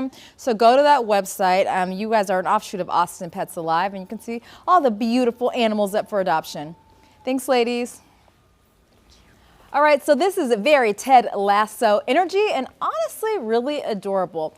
So the guy who plays Coach Beard is now helping create a soccer team for dogs. You heard that right. So Brendan Hunt has teamed up with Purina Beggin to build what they're calling the Beggin 11. Basically a dream team of dogs who love to chase a ball. Don't all dogs love to do that? Okay, dog owners, listen up because here's the deal. You can submit photos of your pups showing off their skills and team spirit, and 11 finalists, they make the roster. The one top dog wins a trip to a U.S. soccer match, very on brand for Ted Lasso. And every single dog that enters gets a treat, even if they don't make the team. So I call that a win-win. And Hunt says soccer is actually the perfect sport for dogs because they already love running and chasing a ball, so there's no training required. He even joked he's looking for dogs that look fast, like fast forwards or strong defenders, which honestly, we could all cast our pets as the star striker. And Coach Beard is taking his talents off the pitch and into the dog park. And somehow this might be the most wholesome sports story of the week. I love this. Ted Lasso is such a good show. We all love our pet babies. So you guys just enter. No matter what you win some treats. It's a win-win for you and your dog. And 3-year-old Harlow is taking the field this weekend as Charlotte FC's Atrium honorary captain, making a special moment for a little boy whose journey has already shown incredible strength. Last April, Harlow's family faced an unexpected and frightening, challenging experience when unexplained swelling began. They were searching for answers and they turned to Atrium Health Levine Children's Hospital. He was quickly diagnosed with Neer-Fogg syndrome, a serious kidney disorder. Since then, Harlow has undergone ongoing treatments, infusions, and continued care, facing each step with remarkable bravery and never alone. His family and Levine's children's care team have been with him every single step of the way. Through it all, Harlow has remained full of joy and determination, and recently completed his very first soccer season. Go Harlow! Quickly falling in love with the game and the energy that brings him to this pitch today. This weekend Charlotte FC match will be an extra special milestone as Harlow and his parents attend their very first Charlotte FC game together. As he steps onto the field as honorary captain this Saturday, it will be a chance to celebrate not only his resilience, but the journey that has brought him here. I love that. Harlow is too cute. Look at him, little soccer star. I hope he has a wonderful time with his entire family this weekend. All right, and here's a wildlife pivot story. The co-founder of e.l.f. Cosmetics, yes, that stands for eyes, lips, and face, is walking away from his makeup fortune to become a Catholic priest. So Scott Vincent Borb helped launch the brand back in 2004. He watched it explode into a multi-billion-dollar beauty empire. And you guys, he lived the full Hollywood lifestyle. Celeb parties, luxury homes, the whole shebang. But in his 40s, he says the glam started to feel empty. And Borber reconnected with his face, donated his entire fortune to charity, sold off his possessions, and entered the seminary. Now at 52, he's living in a tiny room with just the basics, and he says he's never been happier. He'll officially be ordained later this month in California, proving sometimes the biggest glow up is a total life reset. I love this because sometimes money doesn't bring you joy. You have to follow what you really want to do in your life. So if he likes it, I love it. And also he brought us Elf, and I love Elf. So thank you so much for your services, sir. All right, guys, we're going to take a live look at Uptown, and don't you go anywhere. You're watching Positively Charlotte. Also, we're going to our Liza Mahacek, who's bringing us more from Titanic. Alicia, you know, we always love to listen to Celine Dion's My Heart Will Go On, and we will go on and continue to show more of the Titanic, the exhibition, so stick with us.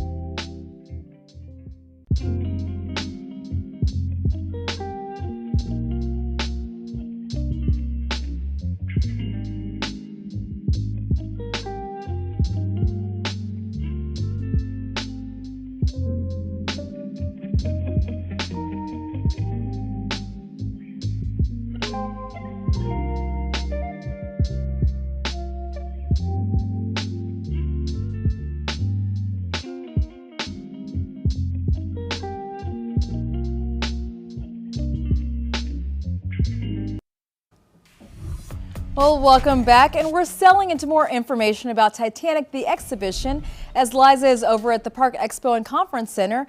Liza, it looks like you're in another part of this ship. Where have you moved to now? Girl, I'm just trying not to get seasick or go overboard at the moment. We're looking out at a beautiful starry night sky. We're here at the promenade deck, and of course, I've got Mark here to tell us all about it because this man knows all. So tell me a little bit about where we are right now. Well, it's April 10th. excuse me, April 14th. We've already left Southampton on April 10th. It's the most beautiful night of the cruise. People are excited. They're a day and a half away from arriving in New York. It's a little chilly if you're out here on the promenade deck, so they don't have a care in the world. I love this. And we've got the waves going in the distance. You know, you can see the starry sky. It seems like a beautiful night. But then when we move through here to another part of the exhibition, then you kind of see all these ice warnings. So are these the things that were rolling in throughout the day? Yes, in the telegraph room, they were receiving ice warnings. Not uncommon for that time of year in that part of the North Atlantic. But those ice warnings were received, but maybe not heeded, right? Because that day they accelerated to the fastest they were traveling through the whole voyage on April 14th. So was it because they were trying to get to New York quicker? Bruce Ismay, the director of the White Star Line, knew that they would get great headlines, but getting there early was also a big headline. But up in the crow's nest, Frederick Fleet, the lookout, at 11:40 at night saw something on the horizon, and on the horizon was an iceberg. So he rang the bell, he got on the telephone, he said, "Iceberg right ahead." And of course, here it is, our iceberg. This is just incredible. So as we're walking towards it, you can feel it getting colder and colder. And so the hope is people come up and touch this iceberg. Tell me about it. It's not just a theatrical element, it's real ice. So Liza, put your hand on that and hold your hand on that ice. This is frigid cold. And know that the water that night that most people found themselves in was colder than the ice we're touching, with salt water freezing at a lower temperature.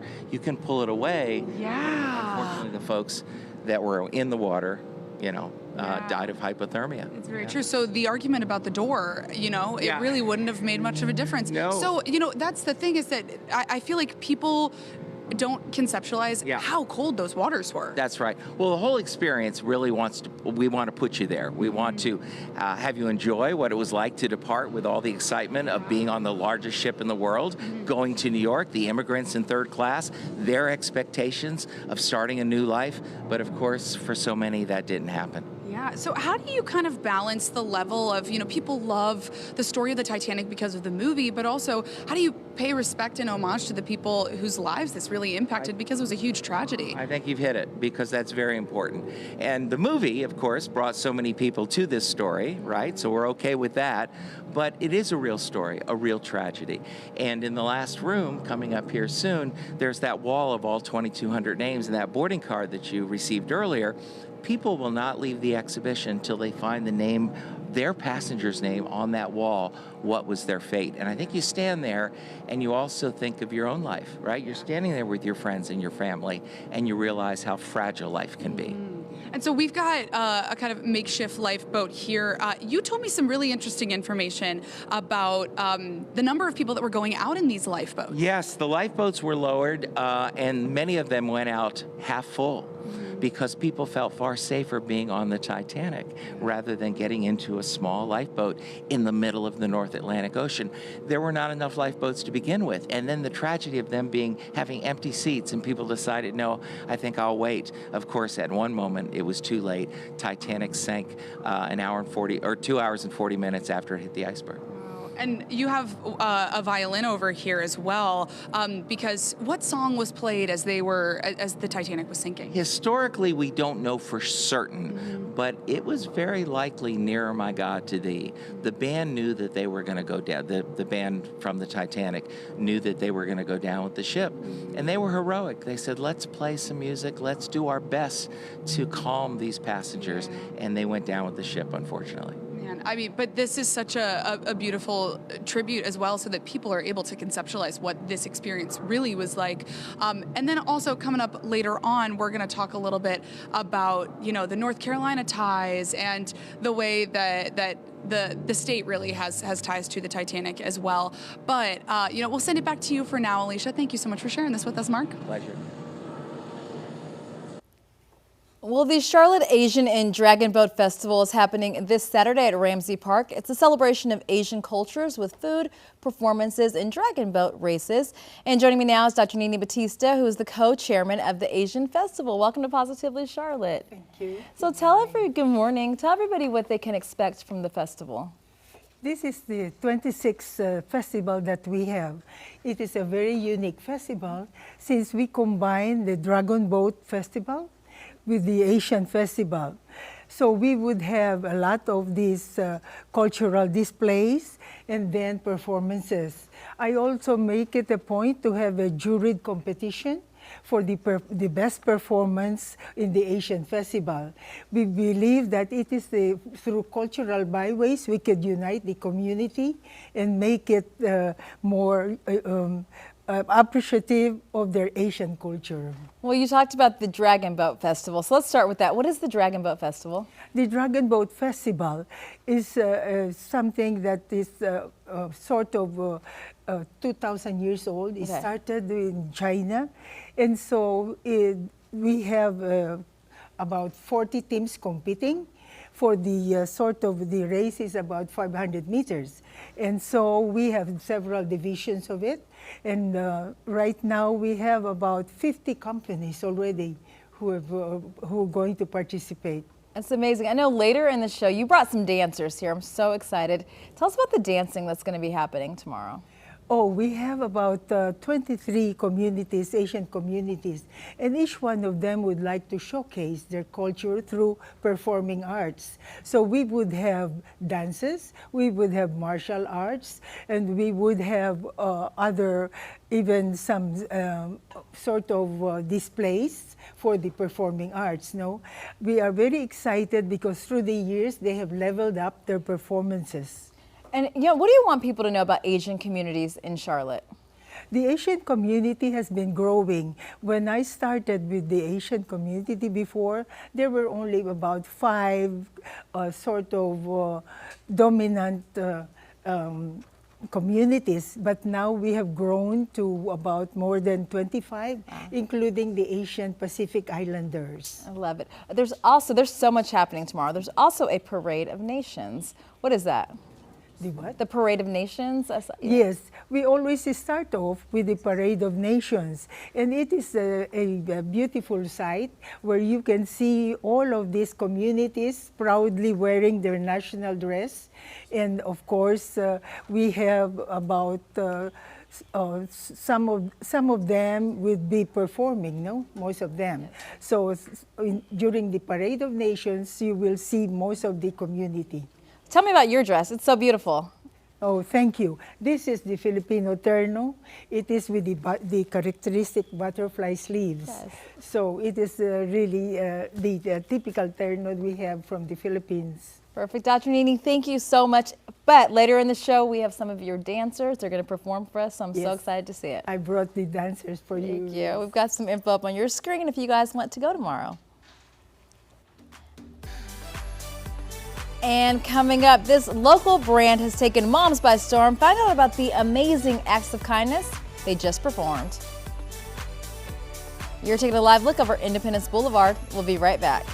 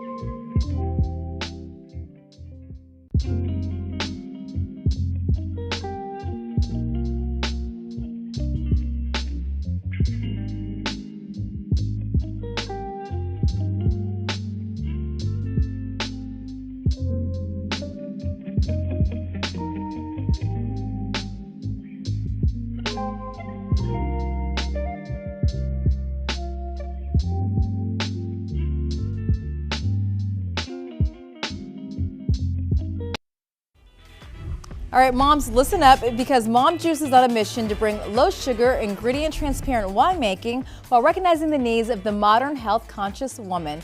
The company was founded by an entrepreneur from right here in Charlotte, and CEO Macy Mincy joins us to tell us about some very special acts of kindness her company just did. Hey, friend, welcome to the show. Welcome back. Okay, first of all, for those who do not know about Mom Juice, tell us all about it.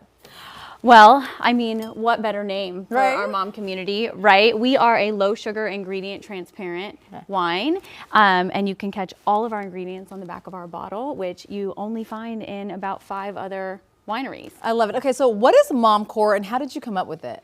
If you aren't familiar with a trending topic, it's called HopeCore. And on social media, it's kind of how people stop the doom scrolling with acts of kindness. And we really wanted to meet all of our customers where they were for Mother's Day. So we came up with MomCore. I love it. Okay, so I think we have some pictures of what you did. Okay, so first of all, what exactly did you do? Because you did some beautiful acts of kindness. Oh my gosh. We had a 3-tiered system, so we wanted every day to feel different, but really, really impact our core community. And so on day 1, we were able to surprise one mother with 2 months of free childcare. Oh my gosh. Oh, that's huge. And she was a mom of 5. That is huge. I know. How did you select her? We actually worked with a daycare in an area that we found there was a lot of need, and they worked alongside us, and they found a few different moms, and we were able to coordinate. I feel like all my money goes to daycare, so that's huge. Okay, Yes. so what else did you do for these acts of kindness? On day 2, we went to the grocery store. So we hit up Walmarts in 2 different areas of Charlotte, and we were able to do more of a surprise and delight right at checkout, identifying moms with children, grandmothers with their grandbabies, and really buying at checkout. And then on day 3, we surprised a woman with a wedding dress. Oh my gosh. Okay, so this is so cool. Okay, so were this given to any moms outside of Charlotte? But you know we love that you're doing for our community. Did you also do stuff outside the city? We sure did. Our biggest impact was definitely in Charlotte, and that's where we were able to grab some emotion and really make the biggest connection because we had the face-to-face time. Yeah, absolutely. Right? Yeah. But we did launch some campaigns through our social media where we did Real Moms, Real PR. I think that, I don't want to speak for everyone, but we're getting a little exhausted with the traditional PR unboxings from giant influencers. And don't get me wrong, I love my influencers, but it was time for our girls to have no follower count expectations, nothing other than motherhood being the quality, like the thing that brings us all together and the qualifying factor. Okay. And so we gave away our PR boxes for Mother's Day, and we also gave away $500 grocery gift cards. So this is all so needed. Okay, so you know what? We love to support brands that support moms. How do we find Mom Juice? Where do we buy it? We're in over 600 locations across the United States. The best way is going to be going to our website, where you can type in your zip code and find us on a shelf near you. Target, Total Wine, we're in some of your major grocers, so I'm hoping it won't be too hard. You're such a beautiful person inside and out. I love what you're doing. Thank you for these acts of kindness for our moms that really deserve it. Yes, Thanks, happy Macy. Mother's Day. All right, well, you enjoy your Mom Juice. You might want to put on some tunes. Here's Melvin Robert with some musical inspo in today's Entertainment Report. We start with the brand new music video from one of the greatest rock and roll bands of all time.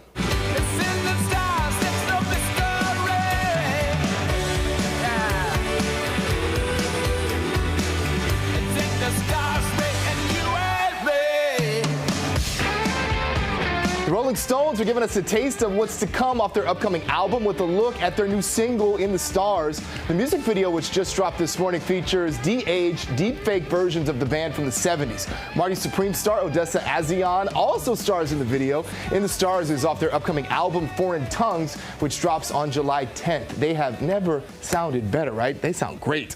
And the American Music Awards just announced who will receive this year's coveted Lifetime Achievement Award.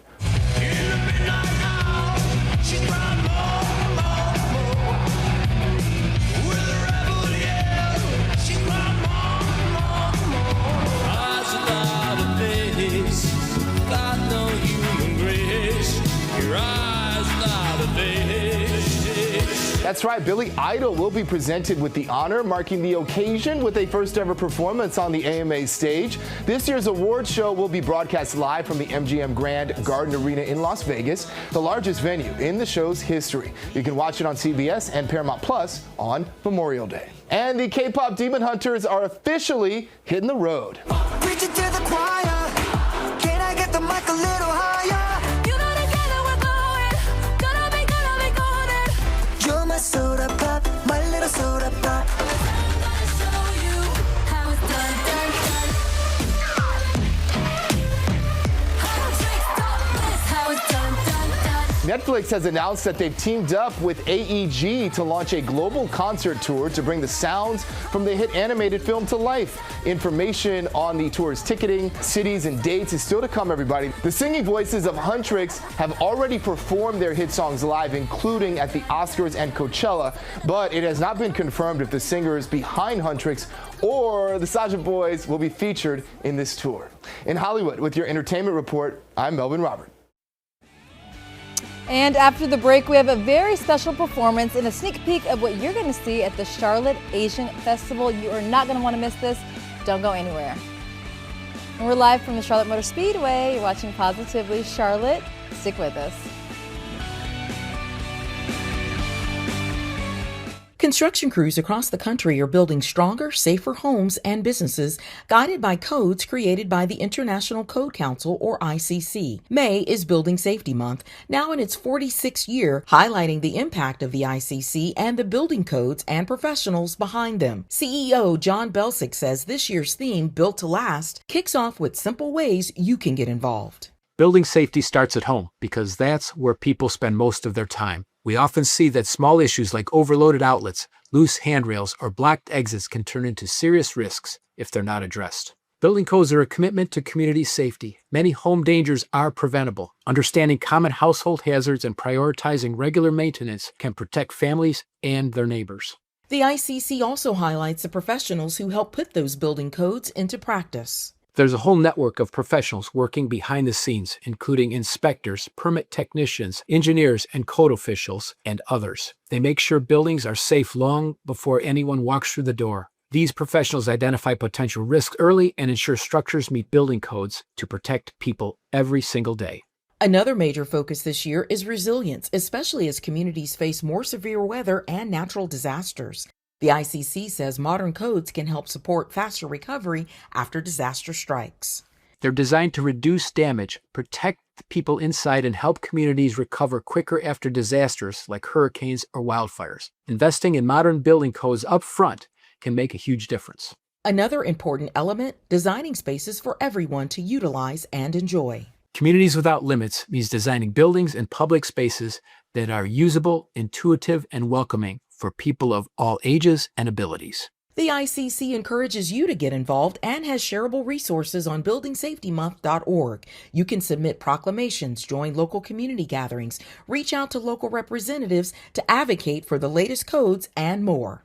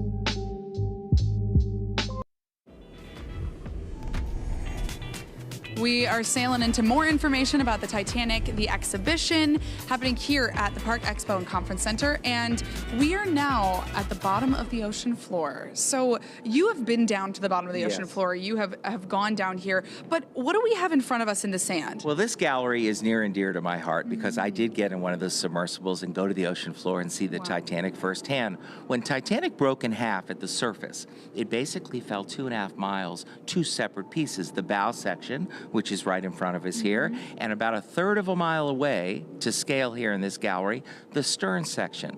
So those two pieces landed on the ocean floor. Now, artifacts that are recovered from the ocean floor are not inside the ship. Nothing is pulled or taken or broken off the ship. It's in an area called the debris field.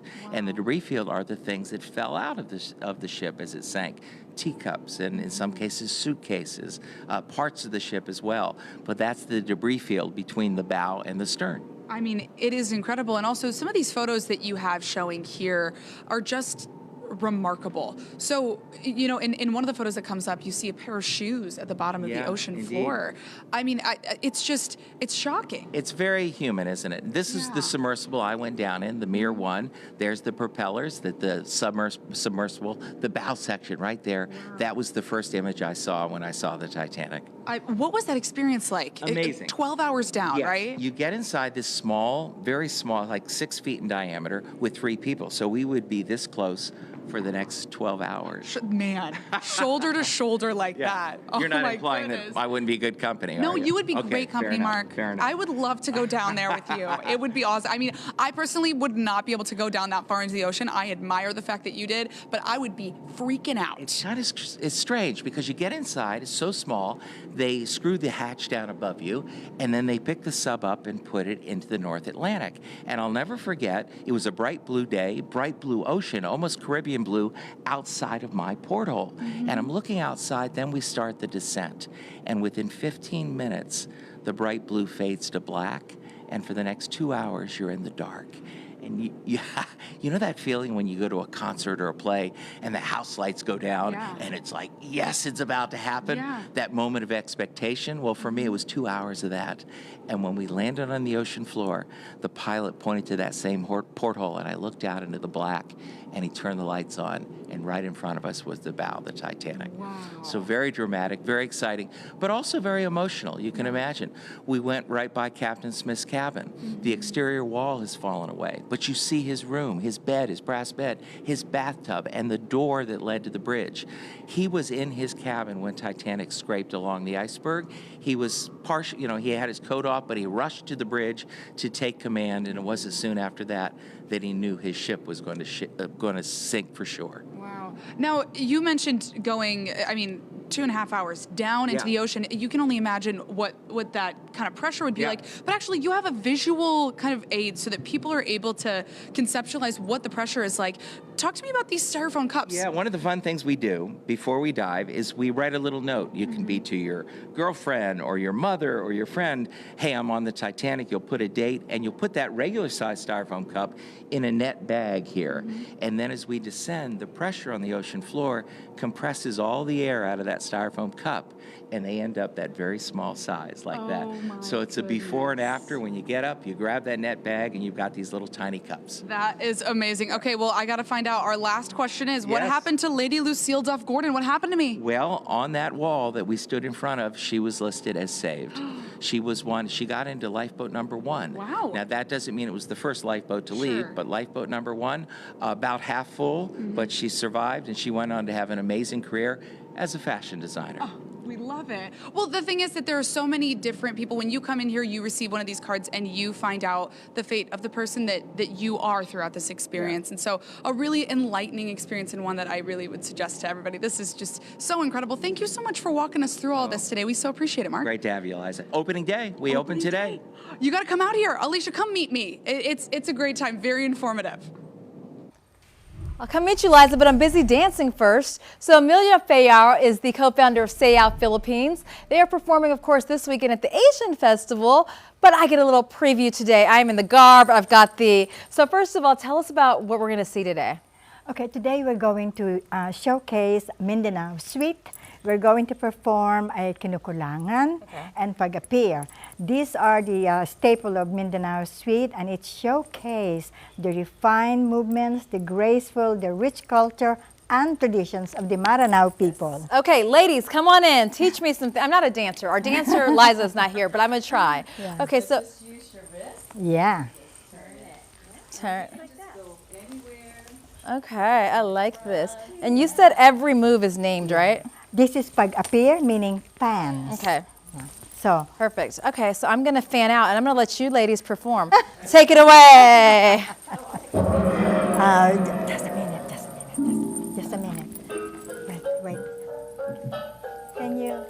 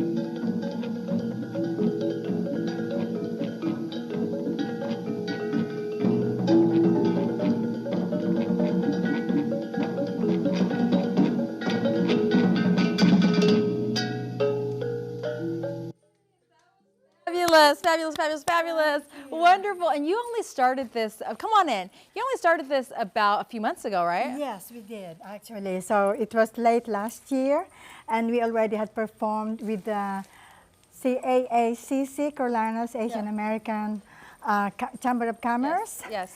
And then we have also with the American Real Estate, Asian in America. Yeah. We have done the CABA, which is the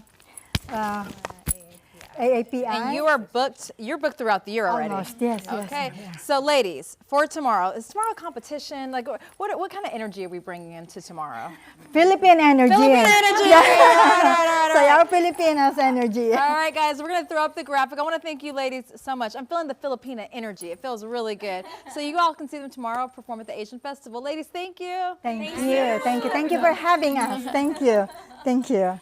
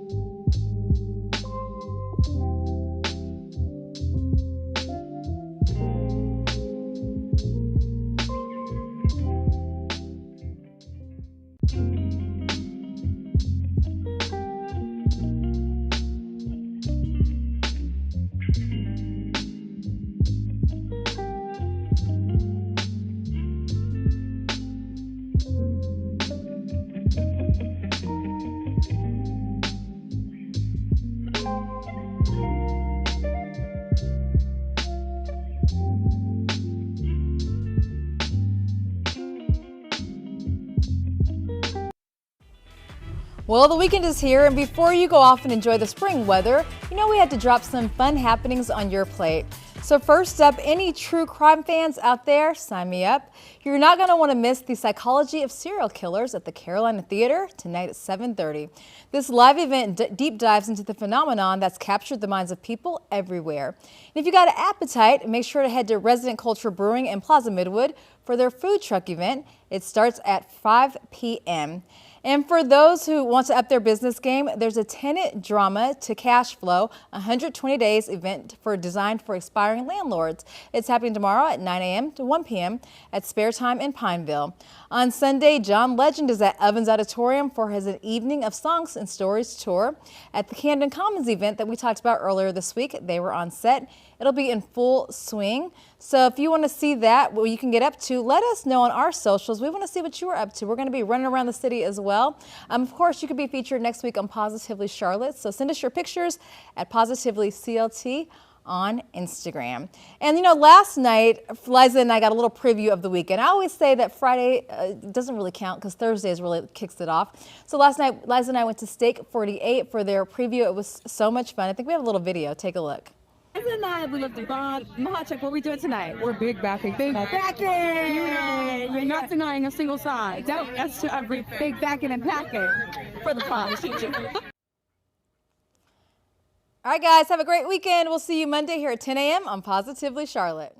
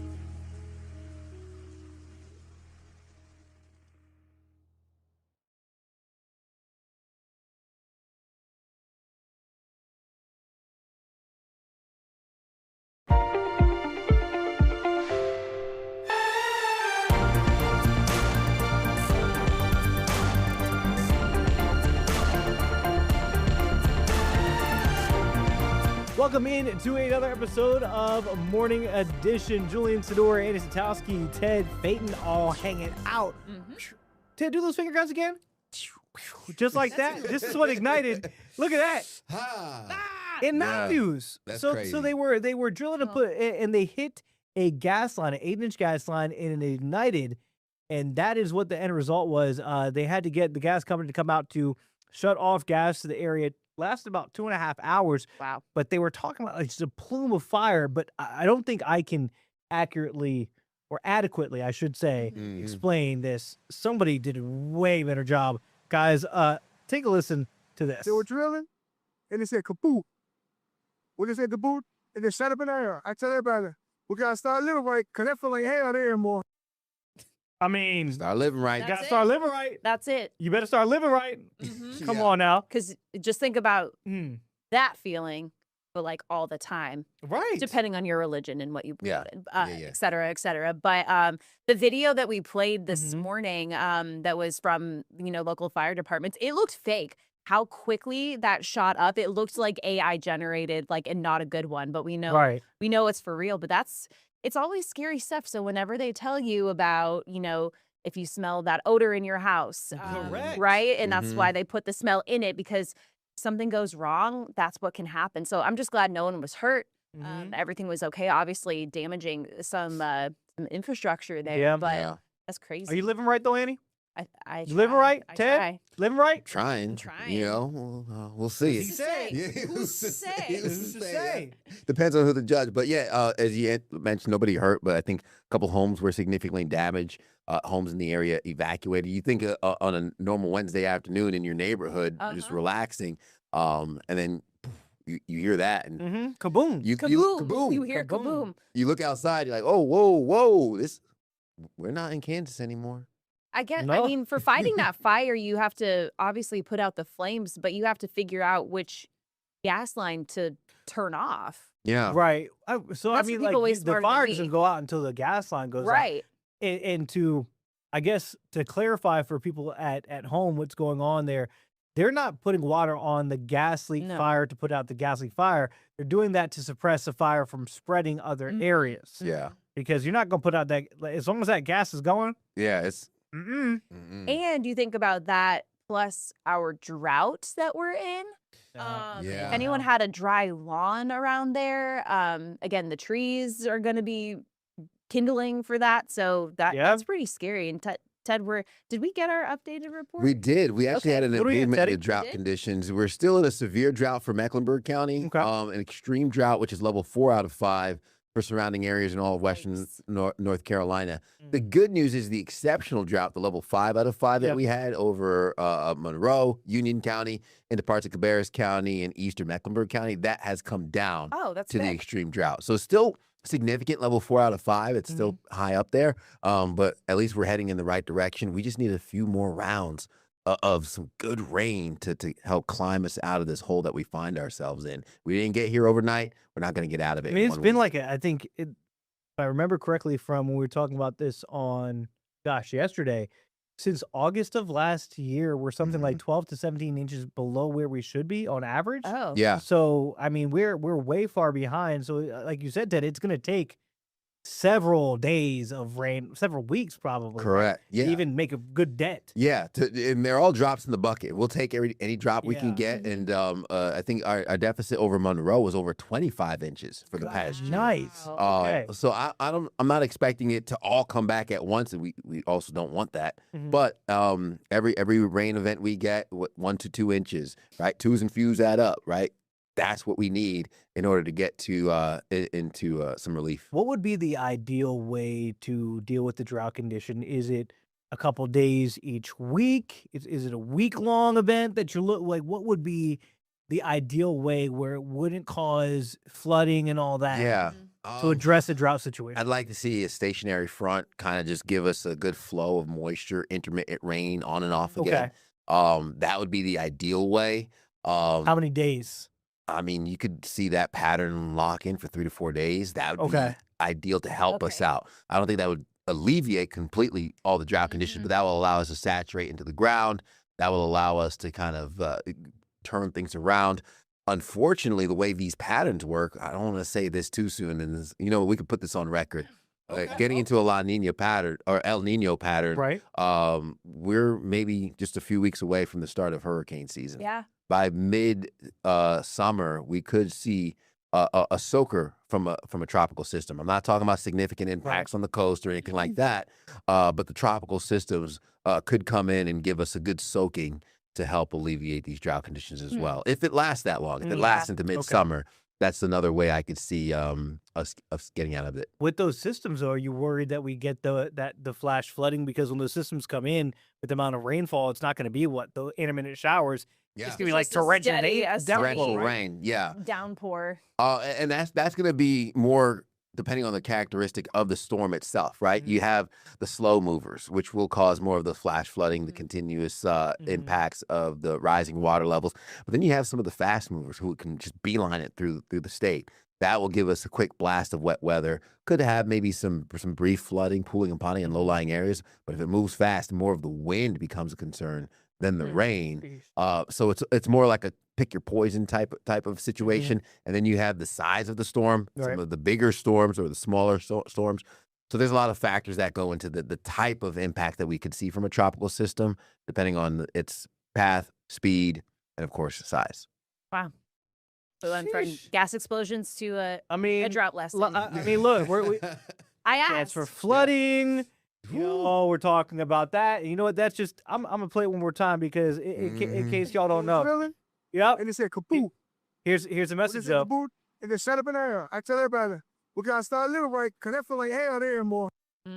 Start living right. Start living right. All right, we're gonna squeeze to the break. While you think about living right, we got more things to talk about coming up, including the Murdaugh conviction overturned. Yep, could be heading back to trial, and the start of the PGA Championship today. So we'll have a lot more on Morning Edition. We'll be right back after.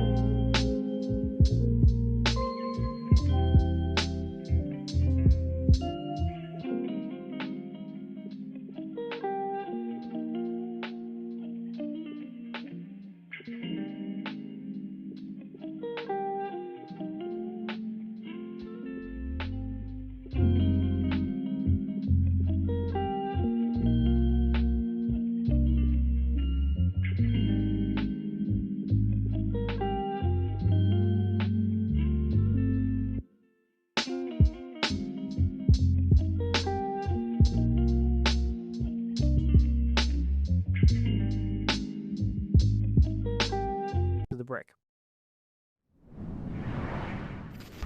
Welcome back into a Morning Edition.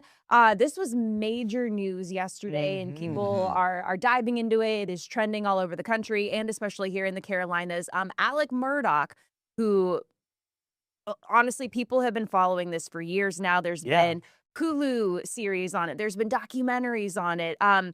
He was accused and then found guilty of murdering his wife and son back in 2023, I believe, is when that trial happened that literally captivated everyone for a couple weeks. But now his conviction has been overturned. Why? Obviously, every lawyer that's worth a darn is going to appeal any conviction, right? But this one was actually successful. There was the clerk of court in Colleton County, Rebecca Hill, who was accused of jury tampering, basically. And this had been going back and forth, and the judge had even dismissed that. And I can't remember because, again, this case just keeps evolving and going to different courts. But it was dismissed by a judge and then found its way back. And now his guilty conviction has been overturned. Our chief legal analyst, Kali Frode, said that he wasn't surprised by it. I was a little bit, but the more and more that I heard about what jurors had said that this clerk of court had said to them, I think at one point, and again, I'm like digging back into the recesses of my mom brain here, but that she told jurors to watch his face for reactions. Like she was kind of giving them instructions. She meddled. And so, I mean, whether or not you think that Alec Murdaugh actually killed his wife and son, you cannot do that to a jury. That is not your job. The only instructions that a jury should be getting are from a judge. I mean, she literally wrote the book behind the doors of justice, the Murdaugh murders. And that's what made it fishy for me was that I'm like, wait a second. You turned around after this and, oh, you wrote a book? Right. Oh, you're trying to profit off of this? Yeah, it was, but so a lot of people are talking about it. No word on a retrial, but everyone was so locked into this trial. Yeah. Oh, yeah. It was national crazy. Nationwide, worldwide attention. All over the world. People, Yeah. I know people, maybe they were working from home and they're watching this thing all day. And I'm like, how are you doing this? So you have a Who job. has this time? Who Oh has my the God. guns? I got to, and this was back in the day when we did kind of these like wall-to-wall coverage things. During my shift, I wasn't working on mornings yet. So I had to sit in the studio and watch this trial from beginning to end. And I'm like, I'm getting paid to do this. And other people are like pretending to work. So it was really, really interesting. Now then when they would took breaks, I would have to like vamp about this to myself. I'm my own best conversationalist, right? For like 15 minutes at a time. But it was really interesting and really compelling. The only thing that I'm thinking about now, depending on if he gets a retrial, if this gets overturned, all of these documentaries and ones that took more with actors, right, that took more liberties with some stuff, like I could see them being sued. Or maybe no, or maybe depending not on the because they outcome? just.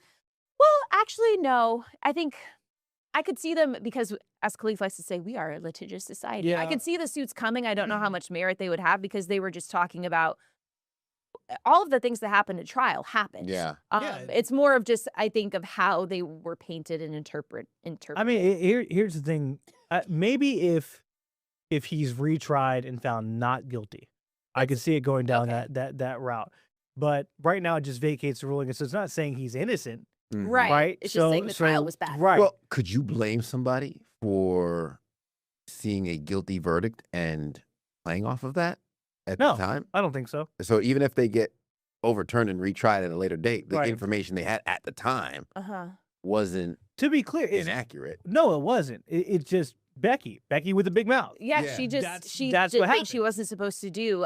Becky. I think it'll be hard now, though, given that he was convicted, and we'll have to ask Khalif about this on a different day, of just the success rate of getting a conviction overturned and then with a different outcome when they do go to trial. I It's think impossible for any jury. Like, how do you pick a jury that hasn't heard this story, seen this story? Again, it's all about, okay, it's impossible to not see these things now, right? Right. But can you keep an open mind to it? Exactly. It would be real. I think it would be a big hill to climb to find someone Yeah. who didn't have like a smidgen of an opinion. I think you can have an opinion, right? But you still have to keep an open mind. Yeah. Be persuaded by the It would just evidence. be. I think it would be hard. Yeah. Yes and no. I mean, I think sometimes I think we are too close to some of these things because we cover them so intensively, Yeah. right?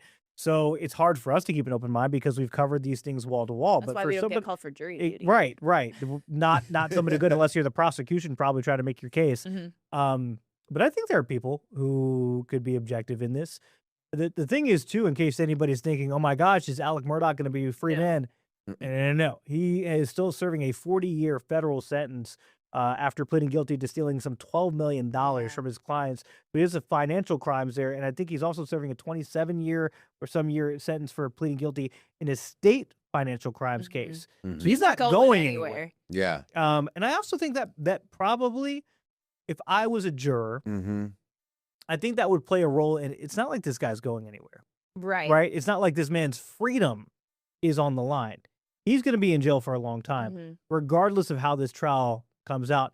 I don't think it's going to change the way a jury finds him. I mean, the evidence was pretty significant against him. It was they didn't find the murder weapons. But Khalif would say they very rarely had the smoking gun. Fair right? enough. They didn't. I think that would be the only thing that would spur some doubt in me. The thing for me that did it during the trial was that kind of came out later was the cell phone data that they had an expert say your phone, and this is why it's so hard for people, I mean, to get away with anything now, which is a good thing. But like, hey, this thing right here is tracking you everywhere you go. Like, you were pinged at this location at this time. They were killed 3 minutes later. How do you explain that? He couldn't explain it. Yeah. And then his wife's phone was found, like a little bit while later. They also, your car, they finally got the data from the car that said, like, you're speeding on this road at this, like, why were you going so fast? You couldn't, you know what I mean? There were just so many holes that it was hard to not find him guilty, even though he put on, I mean, it's hard to think about anyone that would kill their own son and their wife, right? Yeah. But as he said, what a tangled web we weave. He just had to keep lying to cover all the things up. So I am. It's weird because I feel the opposite of the way I did when this first went to trial. When it first went to trials, I was so excited. Finally, we're going to get to hear the evidence. Finally, we're going to get to hear the case against Alec Murdaugh, right? And see what he has to say for himself. Now it's like, we've already heard it. Yeah. I don't know if there's anything new. I think if there had been, but the case was closed, right? So it's not like anyone's investigating anything anymore. I mean, I don't think there's gonna be anything new. Yeah, no new it's gonna be the same case. I've seen this movie before. I don't want to see it anymore. We've on Hulu, on Netflix, right? On, exactly. on everything, all the platforms, So yeah, we'll see. But that's a big talker. To take it to not to go full on how to get away with murder. But since we're here, we have the time to talk. Since we're here, we might as well dive. Good show, by the way. Right. Yeah, you think about it, though, it's like now there's so much evidence against you, right? Where it's like, or evidence that can be got your cell phone, where your car is, there's cameras all over the place. Can you imagine how hard it was in like the Wild Wild West? Oh. Like how hard it was? If you didn't have a witness, how it's like, not hard? How hard it was to probably to convict somebody. Oh, to convict somebody. Oh, yeah. You know what I mean? Probably so easy. It's like, I don't know what happened to him. No one else saw it. Like, it was the dead of night. No one saw it. Like, I actually have from our hometowns that we wrapped up this week. Our first episode we did America 250, right? And we're at the Stone House, the Rock House in Charlotte, one of the oldest houses here. And there's a story about the family that owned it. It was the relative was, I think, married to another girl from another prominent family. Okay. And they get into a dispute. He ends up shooting her and killing her. But his excuse was the gun misfired. And everything was forgiven. Oh, man. Well, and I mean, like that would never happen that would today. never happen now. When they were just like, that seems right. The gun misfired. That happens all the time. No, that's really, because now you would have a firearms expert on there being like, this kind of gun, it doesn't work that way. It doesn't fire or it doesn't misfire. You have that way. crime scene at the full trajectory and all that. Exactly, the gunpowder residue, like. But back then in the day, it was just like, oh, okay. Oh, the musket misfired. The okay. musket. The Wild Wild West really was the Wild Wild West. Yeah. Facts. All right. This is not the Wild Wild West. We're talking golf, and it is serious. It is PGA Championship. We just had it last year. Wild Wild West. Same. Just had it last year at Quail Hollow. Now it has moved on to another thing. But the thing is, who is going to win? We're talking about it coming up next. PGA Championship time. We'll be right back with Morning Edition on the other side of this break.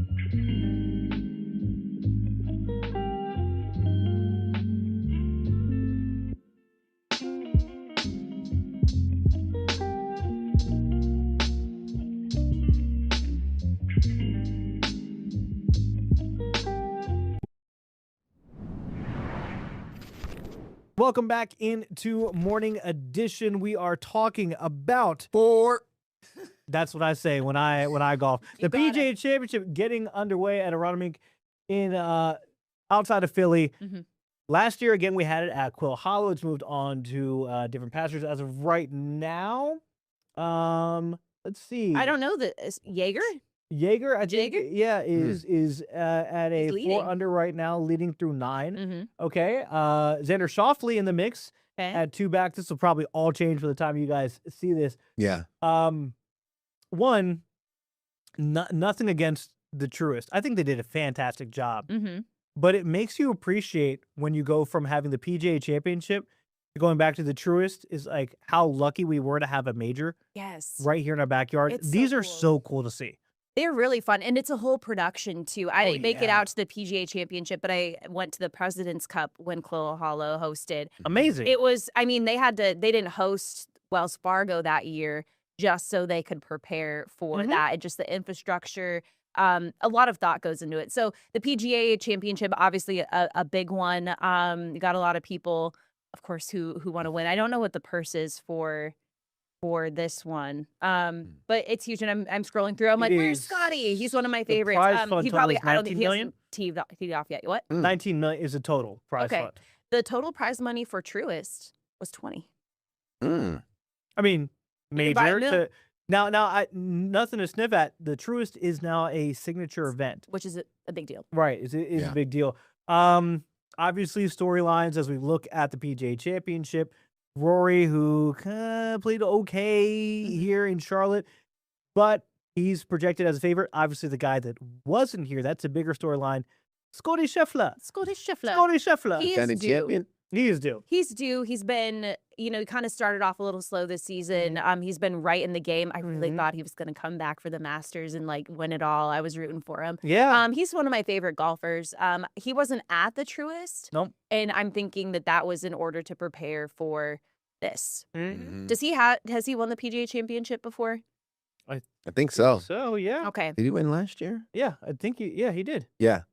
You won the here? Wanamaker. He's the defending champ. Okay. Well, Scotty cool. walked him Well, I down. want him to win it again. I want him to get the other majors too, so we can just wrap up that Grand Slam, before he's 30. That'd be insane. That would be nuts. When does Scotty turn? He's still so young. While you look up that, I wanted the breakdown of the purse, right? So first place is just shy of $3.5 million. Okay. But 20th place.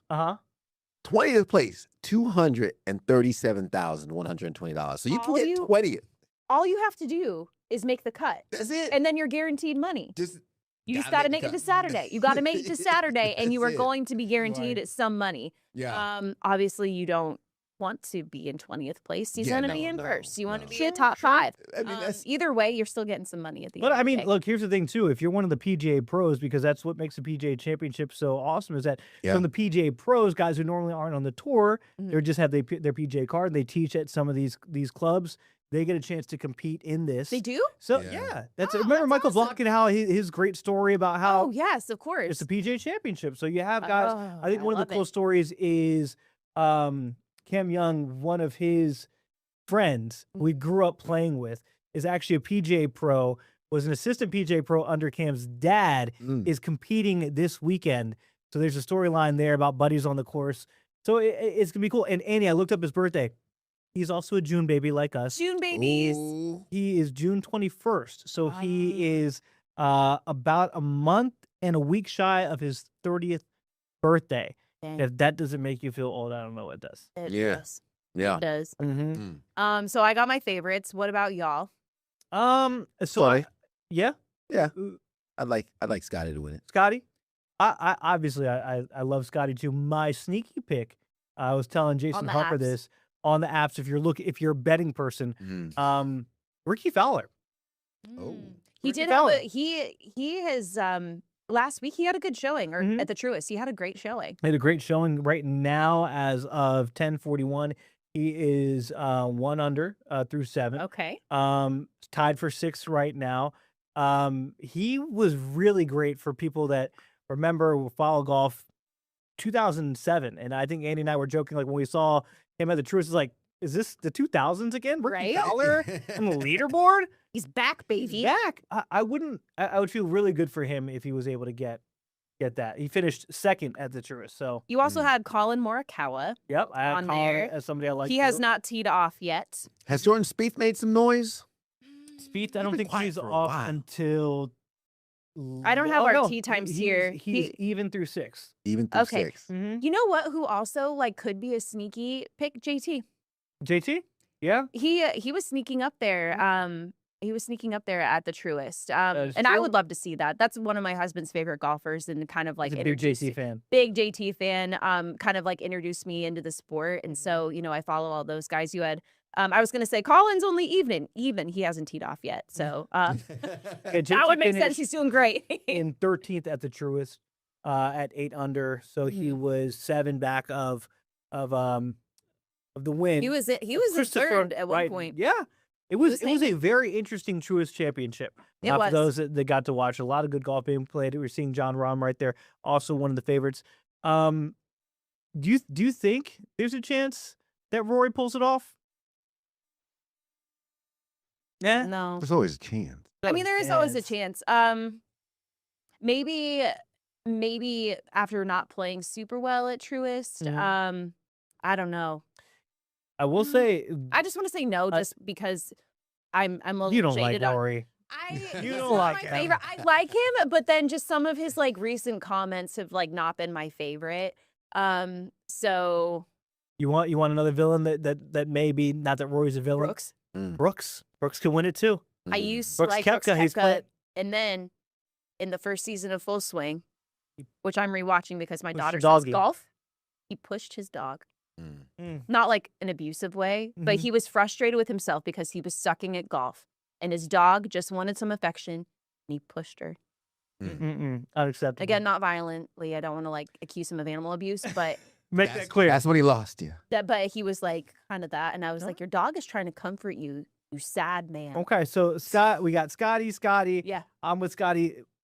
Again, Ricky Fowler, Colin Morikawa, maybe Brooks Don't there. We'll sleep see. on him. By the next time we talk to you guys on Morning Edition, we'll have a winner. I think that's going to do it for us here on Morning Edition. Ted saying he's putting his whole entire life savings on the tournament. Whoa. We'll see how much he wins next time we join you. For Ted Payton and Istowski, I'm Julian Sador. We'll catch you next time. Peace.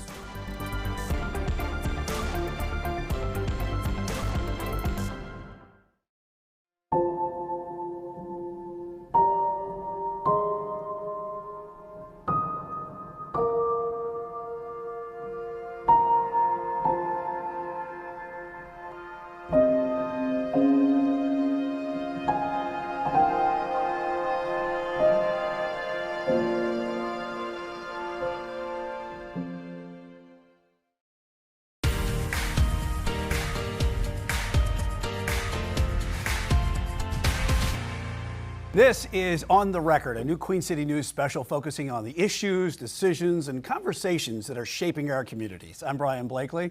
And I'm Andy Weber. It's our first show out of the gate. It is here, our isn't first it? show. I Yeah. can't believe it. It's been a few weeks in the work. I'm happy to get it underway. Let's get our launch going, right? Well, we turn our attention this morning to the Palmetto State, where the GOP primary for governor is down to its final weeks. 7 candidates are vying to secure the nomination that will likely guarantee a win come November in a deeply red South Carolina. Yeah, I got a June 9th primary coming up over the next 30 minutes. We're going to be sitting down one-on-one on 3 of the 7 candidates that are running in that race. Congressman Ralph Norman, Lieutenant Governor Pamela Evette, and State Senator Josh Kimbrell will talk about what's driving their campaigns, where they stand on the issues, and what leadership in South Carolina should look like in the years ahead. Yeah, Brian, no speeches, no rally stages, just questions and answers. This is On the Record. Yeah, some talking points thrown in there. We want to start with our discussion right now that I had with Congressman Ralph Norman, who represents parts of the upstate and Midlands regions. Congressman Norman, thanks so much for joining us here on the record. And first up, let's talk about one of these things that has been a really hot topic on the debate circuit for the Republican candidates so far. That is the right to life. Lawmakers in Columbia, they're moving forward with replacing the fetal heartbeat law at 6 weeks with a much stricter law, near total abortion ban, that offers no exceptions for incest. And some of your gubernatorial candidates, they are opposed to signing that. You are not, saying that if you were governor, you would sign it into law. Can you explain? Yeah, you know, the right to life to me is basic. I've got 17 grandchildren. You know, our Constitution, our freedom starts with life, liberty, and the pursuit of happiness. So, and as I've said on the debate stage, whatever comes across my desk that makes it more pro-life for that child, that innocent child that's getting killed in the womb, I will sign it. Well, also in this bill, there's some harsh punishments. Women could be sent to prison for up to 2 years and fined $1,000 for getting an abortion or possessing the drugs to cause one. Hypothetically saying, what if a 16-year-old girl is raped in a violent home invasion and becomes pregnant? Should she be forced to have the baby? Well, and that's the discussion that they're going to have. That's why I rely on those who are getting input from all over the state. And as you know, abortion and is a hot topic. It always has been, and rightfully so. Before that language is passed, they will have to justify that.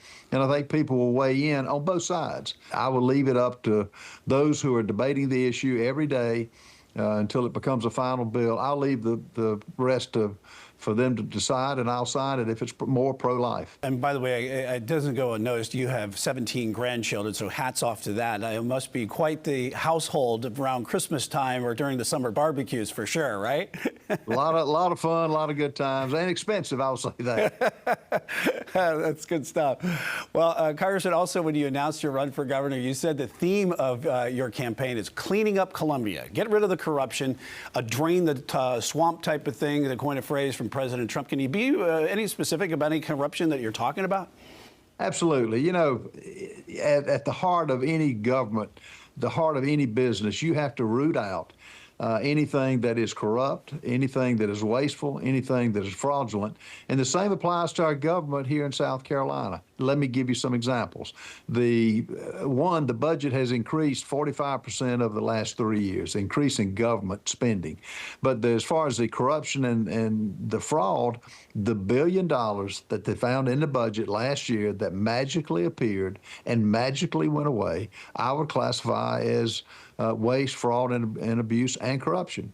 I would also point out that some of the priorities fall into that category, as I mentioned, and I will point out that when you fund an electric car company to the tune of $1.3 billion of hard-earned tax money, that's wasteful. I'm referring to Scout. I'm all for growth, but it's got to be quality growth, and you don't give our taxpayers money away. When you're talking about Scout Motors, that's a huge manufacturing facility going in the Blythewood area. That is expected to bring a lot of money to the state economy, also provide a lot of jobs. What would you change about that? Look at the facts. I've heard 2 dates that it rushed through the General Assembly. One was 7 days and one was 17 days. They rushed through it. The legislators didn't know what they were voting for. The next highest bidder, and get this, was I hear in the range of $260 million. They paid $1.3 billion. That just points to the fact that politicians can't make business decisions. And so many of the politicians think it's their money just because it's coming from the taxpayers. I disagree with that. If it's really a great deal, then you ought to vet it, let everybody know about it. But I've talked to politicians that have no idea what they voted for.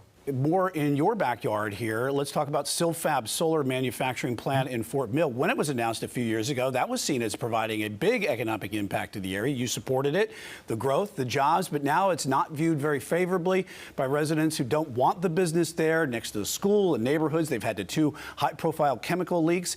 As a congressman represented that district, or potentially governor, anything that you would like to see happen?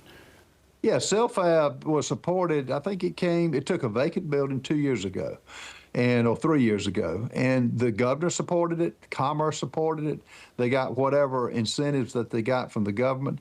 I don't take sides in companies coming. I mean, you have to let each company do its own due diligence. They went through all the processes. Now, as they have found leaks and they found problems with it, they ought to suffer the consequences. and I'll let that play out. And I think the lawsuits that are coming their way, I held a lot of them blame me, but it wasn't. I don't get involved in that, and I shouldn't have. You don't pick winners and losers when you're a congressman that represents the whole 5th district. But CILFAB will pay the consequences if they're found to have done something wrong, and it went through all the processes. And again, the governor supported it, Commerce supported it, and we'll see how it turns out. That is Congressman Ralph Norman. And one of the other key components of his campaign, Andy, is taking care of the roads and bridges in this Palmetto State. That's part of his infrastructure plan going forward. And one takeaway for me was his position on abortion. Several candidates in this race have said they will not support a bill that doesn't have exceptions for abortion or incest. He won't go that far just yet, but still ahead, 2 more voices in this Republican primary for South Carolina governor, Lieutenant Governor Pamela Evette and State Senator Josh Kimbrell, on why voters should choose them in the June contest. We're back in a moment. You're watching On the Record.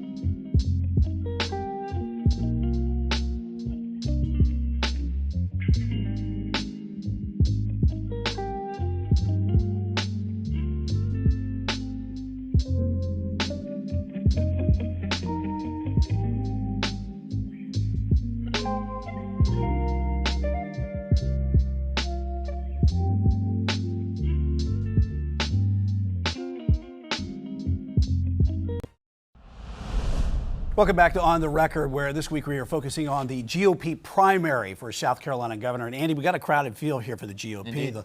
The latest Starboard Communications poll is Attorney General Alan Wilson leading with 20%, but it is tight after that with a surging Ralph Norman, who we just spoke with, at 14%. And Congressman Nancy Mace is right now at 13%. Right behind them at 12% is former Lieutenant Governor Pamela Evette. She served under current Governor Henry McMaster for the last 8 years, and in our interview, I asked what made her stand out in this quite tight race. This is a Republican primary, so there's lots of issues you and the other people in the race will agree about. So how would you distinguish yourself from the field? Well, I'm the only person in this field that has started a successful business from scratch and built it into a national company. I'm also the only person in this field that has stood shoulder to shoulder with President Trump. Since long before I was in elected office, I felt that the president was the leader for our time. He had the backbone to actually get things done in a climate where politics was getting a little bit out of control. He's very focused and determined, and so I'm proud to have always had his back. You mentioned your support for the president. There has been a recent uptick in gas prices because of the ongoing conflict in Iran. What's your view on that, and what should be done to make life more affordable when we're seeing a recent increase, especially in the price of gas? Well, when you talk about things being affordable, a lot of what I've talked about, I'm an accountant by trade, while being on the trail, is, making people's lives more affordable. And, the biggest driver of inflation is too much government spending. So here in South Carolina, I have pledged that during my very first day in office, we will eliminate state income tax. Florida, Texas, Tennessee has done it. We can do it too. We're going to do it by leaning in on technology and start running efficiently. We're going to do it by getting rid of useless regulations so our businesses can flourish. And we're going to do it by regulating spending, because just like every single one of my constituents here in the state, we have to live within our means and tighten our belts. And that's what we need to do as government. Could you see yourself bringing in casinos to help fill that void of a loss of revenue? What I have always said is that I think we can all agree nobody wants, a big square building just jammed with slot machines. That doesn't accomplish anything. It doesn't bring in the right element, and it brings in, people who are vulnerable. And so, but what I do believe we should do is we should allow local areas to weigh in on what they want to see in their communities. And, the president was very deliberate when he even talked about data centers. You have to have local buy-in. In an Abbott administration, I will make sure that the voices of local citizens are heard, and that when it comes to things like data centers, that, local constituents would never pay a dime more for energy costs. The president was very clear, and I've been very clear on this matter all around our state. So on data centers, should they be allowed in South Carolina? And if they should, then how can we make sure that they are serving their function while not harming folks' way of life in the state? Well, let me tell you, under an Abbott administration, as I said before, ratepayers will never pay a dime more because a data center is moving into their area. We have to make sure that as we look around the state, that there is local buy-in for whatever industry is coming there. I have talked about a blueprint here in South Carolina, the fact that we have to find out from our local communities what kinds of economic development they're willing to accept. Let's make sure we bring in the right kind of businesses for every region of our state. And it starts with, again, local buy-in and making sure that the ROI on whatever we bring here to South Carolina is good for the people and for the state. In our region recently, Fort Mill residents have raised concerns after leaks at the Silfab solar plant. I'm curious, you mentioned local buy-in. These were approved. This plant was approved to be in this part of the state. But what can be done to allow folks to, I guess, change their mind if something like a leak were to happen near a school or near their homes? Well, this is something our Department of DES has taken very seriously. I continue to get briefed on what's going on. Right now, there is no mixing of chemicals. They have enlisted a third-party engineering company to come in and give a complete overview to make sure that they are equipped and everything is what we would feel is safe. I'm hoping that that will at least make people feel better that we have this independent third party. And then again, citizens should always get involved. I think that's why it's really important for people to vote. That's South Carolina Lieutenant Governor Pamela Evett, and I think what stands out the most, Brian, is that she is definitely interested, like many of the candidates in this race, in an endorsement from President Trump, who has not made one yet. Yeah, and they're also tapping into that Trump through line of being a business person like Ralph Norman, he says, and also Ron Reddy out of the Isle of Palms is running as well. When we come back, we will wrap our conversation with State Senator Josh Kimbrell, who has represented portions of Spartanburg County since 2020. Stay with us for more On the Record.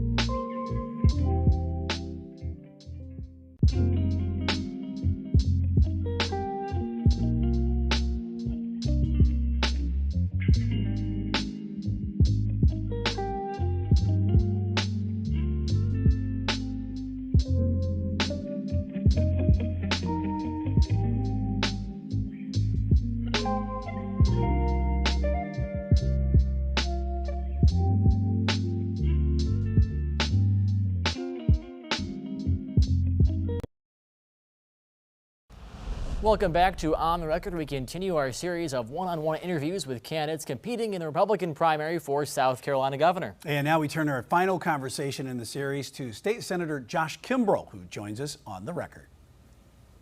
Senator, so before we get into your platform on running for governor, I want to talk first about the latest news regarding you and your campaign that's been making headlines across the state over the past couple of weeks. And that's with the social media jabs about a Boiling Springs firefighter. On April 8th, you commented on Facebook about the firefighter saying that, quote, the Boiling Springs FD should not let you near a truck. Now, this is blown up across the state, going viral. Boiling Springs FD, they came out in full defense of that firefighter. You came out with a statement, but you say this is really a personal issue with a long history. Describe it in your words. What's happened here? Well, for about a year, I mean, and look, I mean, my attorneys are dealing with this young guy and frankly, the fire department. And what I've done for the past year, 9 days after I announced for governor, a couple of folks I used to work with tried to file a very frivolous lawsuit in conjunction with the most corrupt solicitor in South Carolina history, as I call him, Walt Wilkins. And this young guy has been egged on by the former solicitor, who's now in private practice, to try and slander my family, slander me, hurt our businesses, and just been overall just really very nasty. I've tried to handle this very professionally. I've talked to the chief. We've had conversations. I've been a longtime supporter of pay increases for first responders. I have supported Boiling Springs Fire Department as well. But at the same time, I'm not going to let somebody go out there and trash my family, hurt my wife, undermine my personal life to try to gain a political advantage. This has been nothing short of a political hit job. It's lawfare. And this is what happens. I mean, it's all been politics. Had no problems until I decided to run for governor of South Carolina. Then people decided to go crazy. So let's talk about some of the core issues about why you are running for governor. As senator, you have fought for lower taxes, reduced regulations, the right to life, parental rights. What do you want to do as governor for the people of South Carolina? Well, look, I mean, everybody's talking about right now how they want to get rid of the income tax, but I'm the only person on the stage in any of these debates that's ever actually introduced a bill that would do that. So you can talk about things theoretically, but I've done these things in reality. South Carolina has one of the most restrictive abortion laws in the country. You support the fetal heartbeat law. What about the push to make it even more restrictive when it comes to no incest or rape included? Well, and look, I'm never going to support any kind of abortion law that doesn't provide exemptions for rape, incest, and life of the mother. I've made that very clear. I made that clear in subcommittee yesterday on medical affairs. I did support the heartbeat bill. I was a early co-sponsor of that legislation. I worked very hard and was one of the leaders to get that across the finish line. Look, the reality is you got to strike a balance. Everything is setting essentially this notion of balancing rights between folks. And I do not support abortion as a means of birth control. I don't think we should have, I don't mean to be flippant in saying it, but recreational abortions. That being said, I also understand there are exigent circumstances like life of the mother, rape, or incest, and I've always supported exceptions for all of that. In fact, in committee this week, I made very clear, while I'm pro-life, personally believe that life begins at conception, that I have never supported any law that would put mama in jail or the electric chair, which I think is insane, and I'm willing to have that conversation. So in my view, any legislation that protects life, and I believe we should protect life, needs to also protect the dignity of individuals and protect exemptions for rape, incest, and life of the mother. Moving on to gambling right now. South Carolina does not have gambling. North Carolina does with casinos and online gambling. This is an issue that popped up with the debate that you had in Newberry a few weeks ago. Congressman Norman. I remember. Yeah, and Alan Wilson. They oppose the casinos and online gambling. But you, on the other hand, are a little bit more lenient about gambling in the Palmetto State. When it comes to casinos, what do you believe in, would you like to see happen here? Look, I don't want South Carolina to become Atlantic City or Vegas, the Vegas Strip. I mean, I'm not going to support just an opening up of gambling across all 46 counties and having these things everywhere. I'm not for that. I believe there need to be significant guardrails around it. That being said, what I said in the debate in Newberry, and I'll reiterate to you now, is that economically disadvantaged areas like the 95 corridor, particularly Orangeburg, which is where one of the projects has been proposed, they could benefit from that. That is State Senator Josh Kimbrell, who has quite a bit of ground to make up right now to stay in the race. We'll take one more break, and when we return, our final thoughts on what we heard from all three candidates in this South Carolina governor's race.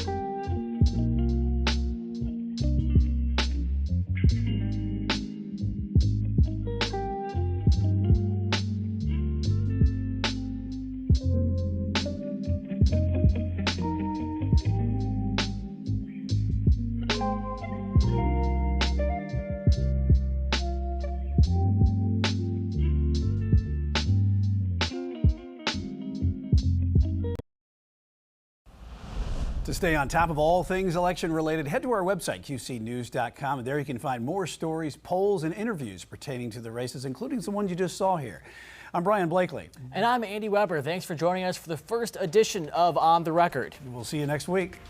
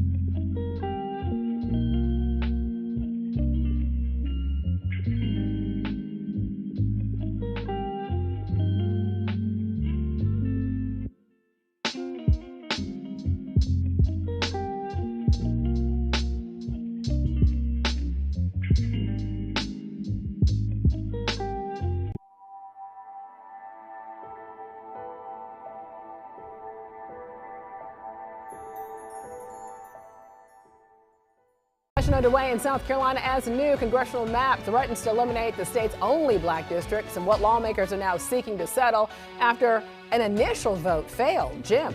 Yeah, we may hit 90 for the first time this year coming up this weekend as warmer temperatures move in. We'll detail that for you, talk about our rain chances, and give you the specifics of the weekend forecast. All that coming up just a bit. Stick with us. All right, and CMPD honoring the lives of those who made the ultimate sacrifice.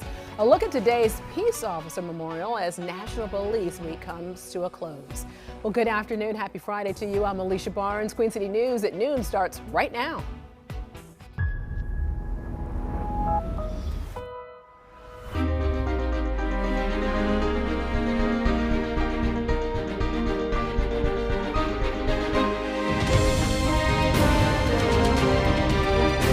Queen City News starts now.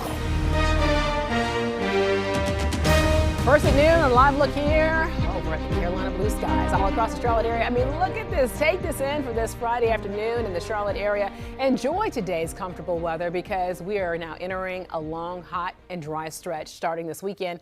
Let's get over to meteorologist Jim Lytle in the Pinpoint Weather Center. Jim, always happy when you join us here at noon. Thank you. Yes, great to be able to see you, my friend. Temperatures, though, could actually reach the 90s this weekend. It probably will, and it's been nice so far this spring, right? We haven't hit 90 yet, and every day it doesn't make 90 is one less day it can do it. That's the way I look at it. But there's a heat wave developing out to our west. This is an extreme, it is not an extreme heat wave, but it will certainly get warmer here as this air mass moves eastward and begins to push out the below normal temperatures, which have been around here for quite some time. So yeah, things are definitely going to get warmer as high temperatures rise to near 90 here for the weekend and probably flirt with 90 several days next week, if not going above it. Again, we're going deeper in the month of May, and as we do, temperatures climatologically warm up. And so Saturday, 85 and 90 with more humidity on Sunday. So we'll use these words hot and more humid, but really the super hot and more humid weather is yet to come here, but a little taste of it coming up here for the weekend. And again, as we go deeper into May, we'll see more and more of these kind of temperatures. As we well know, if you're from this area, we have a lot of 90-degree weather coming up here for the summer. Just give it time. It'll get here. But this weekend, probably the first time we're going to do it. More about that coming up here in just a bit.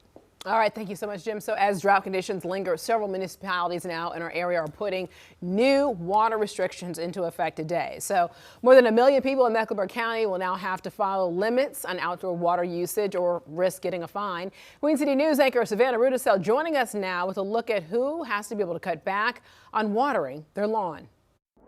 Starting today, homeowners in Concord, Kannapolis, Charlotte, and all of Gaston County now under mandatory water restrictions. Charlotte utilities managers say they'll issue several warnings to customers who violate the new rules before issuing fines. They say because the limitations just aren't common. In fact, the stricter rules haven't been needed since about 2008. Well, the restrictions now apply to anyone who uses public Charlotte water resources in Mecklenburg County. One of the more noticeable changes is now limiting homeowners to watering their yards just 2 days a week. Homes with odd-numbered addresses can turn on the sprinklers Tuesdays and Saturdays, while even-numbered addresses are scheduled for Wednesdays and Sundays. Outdoor water use should be limited to before 6 in the morning and after 6 o'clock at night, so water demand doesn't spike during the day. Charlotte water officials say their crews will monitor for violations, but part of enforcement will really depend on other residents calling 311 or reporting it online when they see any kind of improper use. What we hope is that people will change their behavior and conserve so that we don't have to do much reporting of violations. We know that if everyone could conserve, it will make a difference, and we will be able to get through this drought much easier. Authorities encourage, but as of now aren't mandating, people to reduce their water usage inside as well by doing things like taking shorter showers and not letting faucets run. City officials say those restrictions will remain in place until the drought conditions improve. Back to you. All right, thank you, Savannah, for that. So Charlotte police now say one person is dead and another is hurt after a shooting in the northeast side of the city. This all happened just before 2 on Weldon Avenue between the Plaza and Eastway Drive. Medic now says one person was pronounced dead on the scene. Another person was then taken to the hospital with non-life-threatening injuries. Now, police have not yet said if they have a lead on any of the suspects, but of course, we're going to bring you the latest both on air and also online at QCnews.com. A special session underway in South Carolina. Last night, Governor Henry McMaster now called for state lawmakers to actually figure out redistricting ahead of the midterm election. So this all comes after several calls from state lawmakers to revisit the topic. And the process usually happens every 10 years, but many states have now gone through it early. And South Carolina is now one of 11 states considering the move. So it also pushed back June's midterm election to at least August. And the goal behind this move would then be to create more Republican seats ahead of the tight races. To be a little bit careful that the numbers that these maps, the new maps potentially are built on, were from the 2024 presidential election. And as we all know, that is the high watermark of turnout typically in South Carolina politics. So a lot can happen. So political strategist Matt Moore says that there are Republicans against the idea as well, and they say that it would make 2 districts more competitive for them. So District 2 could be moved into the only Democrat-led district, which is now District 6, held by Congressman Jim Clyburn. A former mayoral candidate for the city of Charlotte now offering his availability to take over the interim position. So it comes just a week after Mayor Vi Lyles announced her resignation for the end of June. Now, Brendan McGinnis lost to Lyles in the 2025 Democratic primary vote by a wide margin.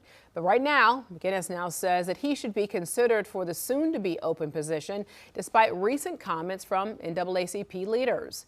So those comments came from Corinne Mack, who is the president of the Charlotte Page. Now, she said that Jennifer Roberts, who is white, shouldn't replace a black woman on the basis of representation. She also said that voters would hold the city council accountable for allowing a non-black person to be appointed mayor. So in a statement to social media, Brendan McGinnis said, quote, "I fully understand and share the deep concern about protecting black representation, especially in light of recent Republican-led map changes."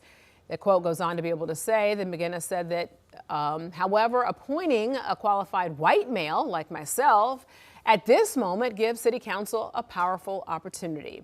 It allows council members to show voters across North Carolina and the nation that Republicans are not like us, and we don't just talk about diversity and inclusion, we practice it, end quote.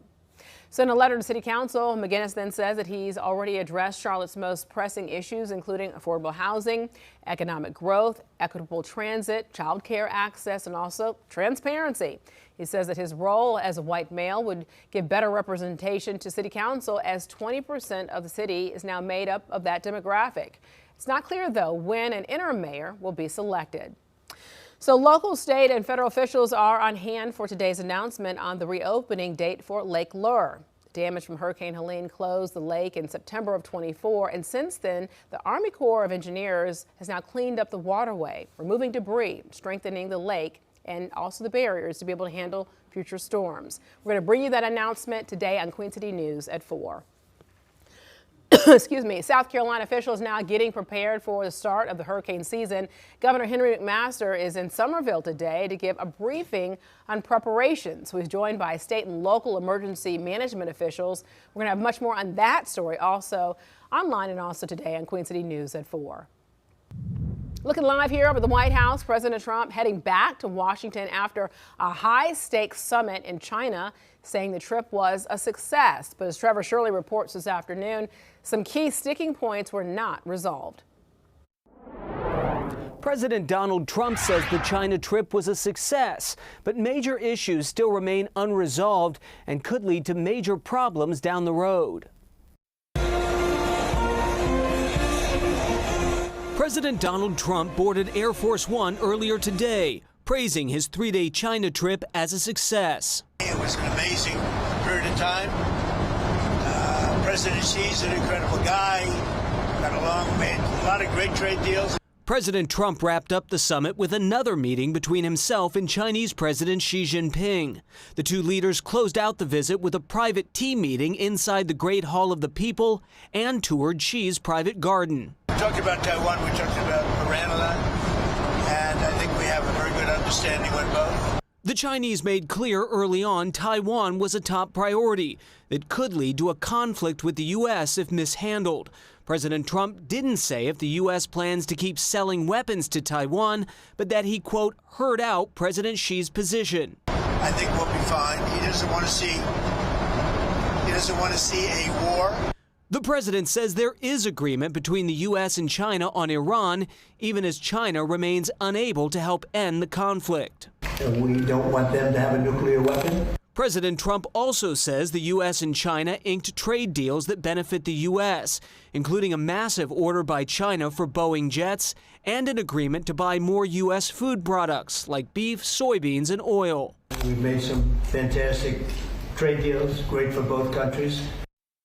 President Trump also invited President Xi and his wife to visit Washington on a state visit in September. Reporting in Washington, I'm Trevor Shirley for News Nation. Thank you, Trevor. Back here closer to home, CMPD now honoring the lives of those who made the ultimate sacrifice. The 2026 Mecklenburg County Peace Officers Memorial Service just wrapped up at First Baptist Church in Uptown. For the memorial, officials held a procession and also a wreath-laying ceremony at the Fallen Officer Memorial statue across from the Law Enforcement Center. Officials from throughout the state were in attendance today. And also the service was the first for Estella Patterson in her role as CMPD police chief. She spoke about the importance of the ceremony. Take a listen. Although we gather every year for this memorial service, the weight of the moment never diminishes. This is my first ceremony here as the chief of police. And as I stand here and I look into the sea of blue and green and gray and tan and the many faces of our community, my desire to serve this community is reaffirmed. And while I am humbled and honored to serve the city of Charlotte, it is an even greater honor to stand among the families, friends, and colleagues of the heroes we gather today to remember. And today's event marks the end of National Police Week. We're going to have much more from the Peace Officers Memorial on Queen City News today at 4 and also on queencitynews.com. Well, Disney Cruise employees amongst dozens arrested in a child porn investigation. Chief Legal Analyst Clive Rhodes weighs in on the case and the company's response to the allegations. Plus, North Carolina law enforcement could get a sizable raise when it comes to the new state budget. So just how much is coming in and where that money could be going. Lawsuits also. A lawsuit grants South Carolina $250 million in a boost. How the money is now expected to help with the fight against the ongoing opioid crisis. Jim. It's May, the lovely month of May. May 15th, normal high is 80. And we're going to be below that as we continue this below normal temperature trend. But we'll talk more about how it's going to warm up and act a little more like summer this weekend. Details coming up in just a bit. All right. Thank you, Jim. You're watching Queen City News at noon. Right now, your time is 12:12, 64 degrees outside. Gorgeous day today. And you're watching the most honored and the most local news in Charlotte.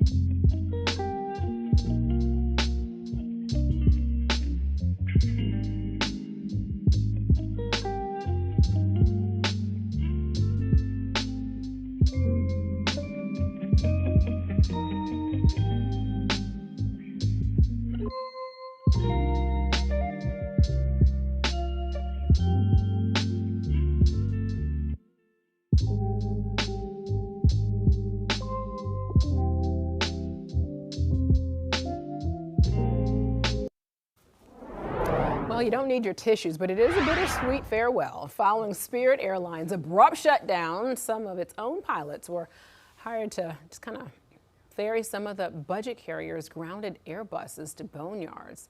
Kind of sad there. So these repositioned flights are part of the collapsed airline's liquidation process. And Chief Transportation Correspondent Pilot Mackay Beeler has more on all this. I mean, that is sad because it's emotional and you're being asked to kind of get rid of something that you were a part of for so many years. And we have discussed this before too, Mackay. People were really attached to Spirit. I know, and imagine how the pilots feel. You do need your hanky. Okay. All right, this is part of a sell-off of the airline's assets. You know, when an airline goes bust, planes are sold for parts, depending on the airline's age and versatility. Leased aircraft are returned to the owners for possible deployment to other airlines. So where's the final destination for the older planes? They are flown to secure and dry environments for potential disassembly, storage, or parking. And you know, parking fees at major airports like CLT, ooh, very pricey. Now the last of the Spirit, big yellow Airbuses, sitting empty and idle, departed Charlotte Douglas International Airport about a week ago Tuesday. Some of the planes will be repossessed and sold. The Airbus A320neo planes are a hot item in high demand for parts. So many of the planes end up in boneyards or graveyards where they are picked apart and parted out. Now, many of the planes from the defunct airline headed to Arizona to desert storage locations. Now listen to this, the Nomadic Aviation Group handles flight ferrying operations. And as told to CBS, a spokesperson explained the company is using Spirit pilots not only because they can pick up work straight away, but also to support them with an additional source of income in these challenging times. Quote, when something like this happens, it feels like a death in the family, and it's very difficult on people. We're actually using all Spirit pilots that were immediately out of work. We started putting them on the airplanes and having them fly for us, not only putting some money in their pocket, but when you have this situation, some people just need the closure, end quote. And the pilots say, well, okay, I'm on this last flight, I'm putting this airplane away, and then I'm going to continue on into another part of this career. Oh, I mean, I know. Is that much of a connection? Oh, yeah. Really? Because I was just thinking about other professions like bus drivers. When they put away the fleet or they get rid of buses, is there a connection to that there's bus? Probably a connection to I guess that too. For the but when you take off and land and you're at 43,000 feet really and you're in thunderstorms and clouds and good and bad weather and turbulence and beautiful blue skies, you are attached to that airplane. Wow. It's kind of just part of you. We made it together. Yeah, we made it together. And a couple years ago, I flew one particular plane for like 10 years for a gentleman. I was the only pilot. I was in charge of her, the airplane's maintenance. Mm-hmm. It was like it was my own airplane, but it was my responsibility. When it came time to sell it, I was just devastated. I had to fly it to Miami to the new owner and say goodbye, and it's hard. Yeah. So you can imagine how the Spirit pilots feel. I'm glad that we got your insight, and I'm glad to be able to understand that. Like to me, I'm not a car person. Like when it's time to go, it's time to go. You don't say goodbye and hug it and kiss it. Right. I'm glad that you protected me, but I can see your point on this because taking off and landing and all the things that you go through that you've experienced as a pilot. Yes. Those traumatic things or an emergency. I can and the definitely beautiful see that. things and the views. That's the one thing. I wish we could actually do a segment on that. Just hearing your perspective from a pilot as to what it looks like up there. Oh my gosh, it's surreal. Yeah. Pinch myself sometimes. Am I alive? It is is that beautiful. Right. May K. Beeler, appreciate your reporting. And wishing all the best to the Spirit pilots Absolutely. and all the employees. Yeah, our heart goes out to them. Thank you, May K. Thank you. All right. Well, let's go on and talk about the history of the Hickory Aviation Museum. So it's celebrating the opening of its new facility at the Hickory Regional Airport. Opening date tomorrow, and admission is free. The museum is a nonprofit staffed by volunteers, so they are always now taking donations to support the Historical Archive and Community Hub. The grand opening runs from 10 in the morning to 5 p.m. All right, let's take a live look here over West Charlotte. Talk about this beautiful weather outside. Here in West Charlotte, we're looking live here, bringing in meteorologist Jim Lytle. Jim, yes. You know what? I mean, you came on a great day, too. I mean, you just can't get any better than this. 66 degrees, great day to get out and do just about anything. The only thing I would say is we definitely need that rain. We do. It's dry, and there's fire danger in parts of the mountains, mountain regions of our state, and even here, too. We had a good inch of rain last week, but we're so far behind that every drop is appreciated, and we still get back into drought conditions once the rain leaves us, and the air mass is so dry. That's the other thing. Relative humidities are so dry that it just makes everything kind of tinder, ready to burn. And just be very careful if you're out and about camping or whatever. It's very dry, and fire danger is a real issue. Our warm-up that's coming our way is out to the west of us. It's been cooler than normal here over us the last week or so. No one's complaining, but we do have 90-degree weather coming into the forecast for the first time this year. And we got lots of summer left where we'll hit 90 degrees many, many times, I am sure. Well, there we go. 90s start to kind of become more in the forecast starting on Sunday. And next week we have a cool day here or there where it drops, but it gets back up to 90 right away because it's that time of year where we're relatively close to the warm air masses and they can come back at us at a moment's notice. 85 on Saturday, 90 on Sunday. Again, going to that time of year where it starts to act a little more like summer around here. 80 is the average high, though, and yesterday it was 74. Today we make 78, so it's going to be another cool day. Cool, relatively speaking there, with 67 as our current temperature. Look at that dew point at 37. Dew points in the 50s and 60s happen a lot here in the summertime, even near 70, and that's when it just gets super oppressive, but nothing like that in our forecast. Today's temperatures will be up into the 70s. Currently it's 66 here. 60 is pretty common. and a couple 70s showing up to the south of us.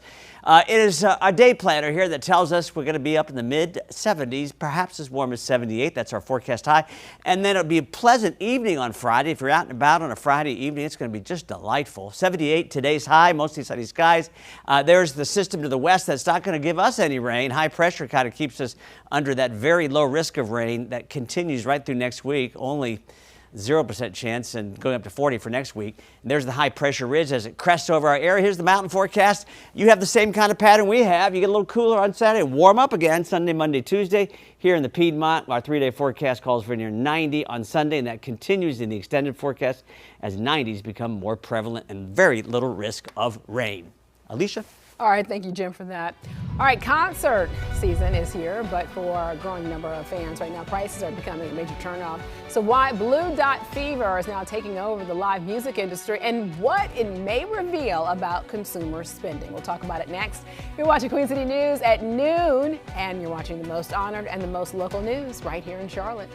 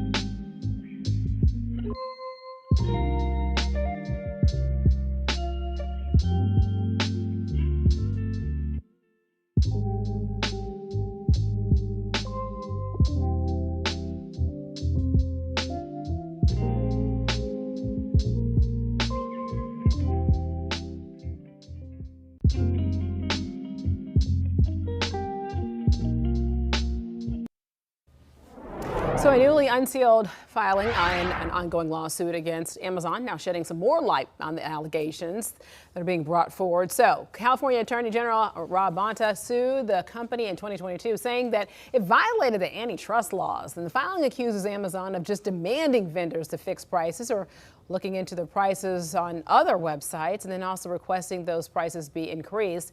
The lawsuit claims that companies face penalties if they just didn't work to be able to get prices raised. And the trial is also expected to start next year. But officials now are asking a judge to make Amazon stop its practices right now.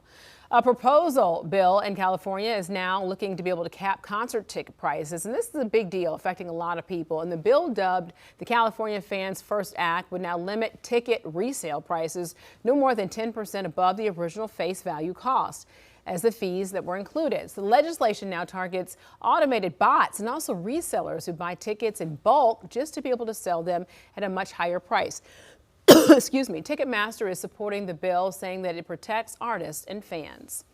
So as we approach peak concert season right now, some artists are struggling to be able to sell tickets, even canceling tours altogether in what the industry is calling blue dot fever.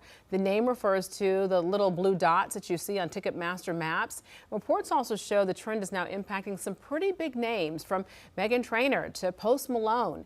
And Chief Business Correspondent Taylor Young spoke about it this morning and what the trend now could be saying about the state of the economy. Take a listen. Economists really watch closely this type of discretionary spending because it sheds light on just the overall just confidence that people feel in their financial status, and also just the economy at large. And when consumer spending slows, and it is slightly, we are still up year over year, but it's absolutely slowing down the number of non-essentials that people are spending money on. Well, that was Taylor Young there talking about the trend, and the trend now comes just 1 month after a case requiring Live Nation, the owners of Ticketmaster, to pay roughly $200 million in damages to states participating in a lawsuit. So several states, including North Carolina, sued the company for operating as a monopoly. So under this settlement, Ticketmaster will be required to open parts of its platform to rival ticketing companies. Stay with us, so much more to come. Here's a live look here over Lake Norman right now. Your time is 12:28. You're watching Queen City News at noon. The most honored and the most local news in Charlotte.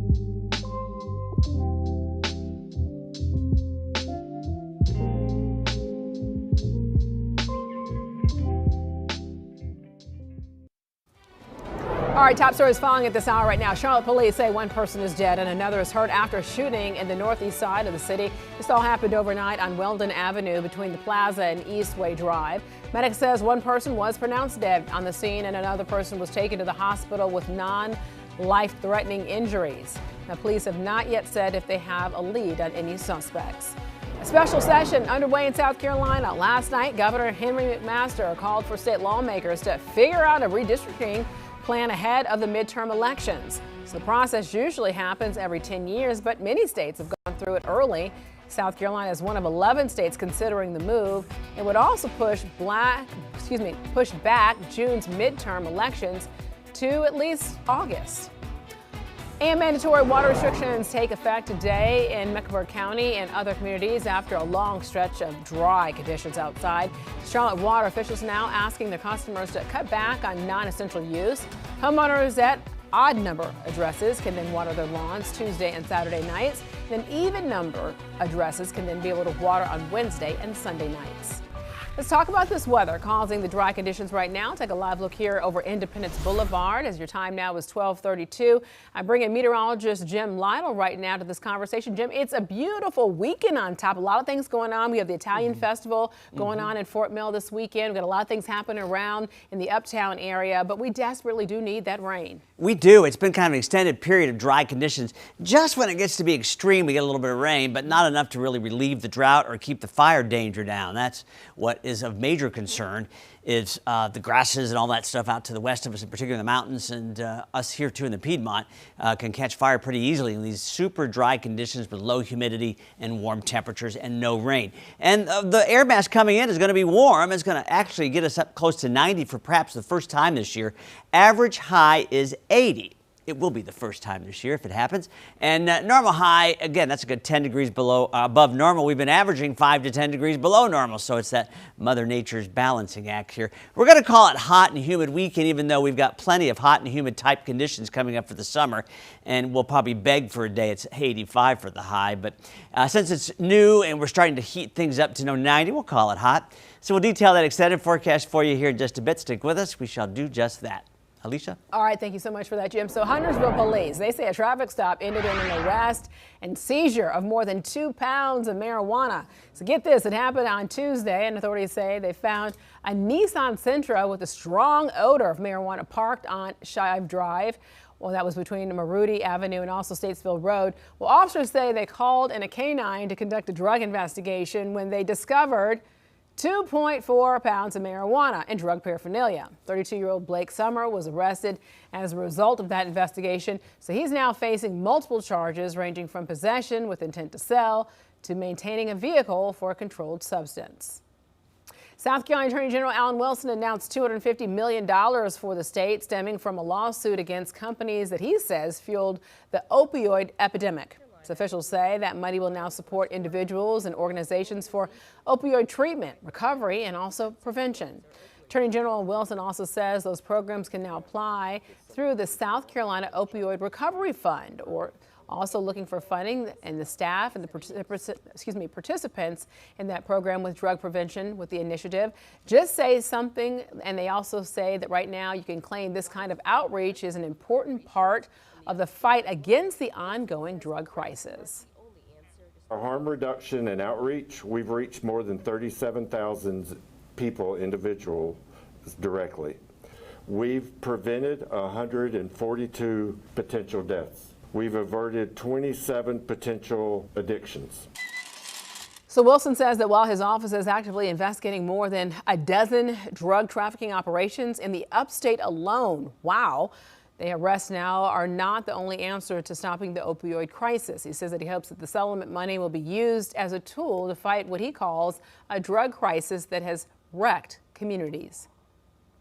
The biggest pay raises in North Carolina's proposed budget now going to law enforcement, says Capitol reporter Shabnam Dinesh reports. So these raises are meant to help fill vacancies and also keep officers from leaving. Double-digit pay raises could be on the way for most law enforcement across North Carolina. It's apt that this week is National Police Week because we're able to deliver for the men and women who put their lives on the line to protect us every day. Senate Leader Phil Berger says the proposed budget framework includes average raises of 10 to 20% for sworn officers, depending on the agency, plus a one-time bonus of $1,750 for local law enforcement. Suzanne Beasley with the State Employees Association of North Carolina says higher pay is needed to help recruit and retain officers. Turns out that's a pretty doggone big deal when you're trying to recruit employees. If you're not paying people well, then that impacts their lives, it impacts morale. But pay is, the number one thing that we hear. Especially as many agencies continue to face dire staffing shortages. We are so incredibly understaffed in North Carolina. We have some prisons running at less than 50% staffed. SBI Director Chip Hawley says the budget agreement provides historic salary increases that will help them retain and recruit their greatest assets, their people. ALE Director Brian House says once finalized, the raises will allow them to not only recruit the best and brightest, but to retain experienced agents who keep communities safe. That was Shabnam Dinesh reporting for us. So Beasley also says that many experienced prison employees like captains and lieutenants are not included in that 10 to 20%, and they would only receive the broader 3% state employee raise, which she says doesn't even really keep up with inflation. North Carolina Republican Congressman Chuck Edwards now denying allegations of sexual harassment. So it all comes after House Ethics Committee members say that they're launching an investigation into this matter. Edwards represents North Carolina's 11th district, which is in the western part of the state. And accusers say that Edwards, quote, may have created or also fostered a hostile work environment and engaged in sexual harassment, end quote. So this all comes following allegations of Edwards having interactions with much younger female staffers that left them feeling uncomfortable. This is disturbing and alarming. Federal officials have now detained and deported more than 24 cruise ship workers, including some from Disney Magic in a child pornography operation. It happened last month at a port in San Diego. Authorities say the suspects from 8 cruise ships were involved in either the receipt, possession, transportation, or distribution of viewing of child porn. So right now, a spokesperson for the Disney Cruise Line says that they have a zero tolerance policy for this type of behavior and have cooperated with the investigation fully. A lot to talk about here.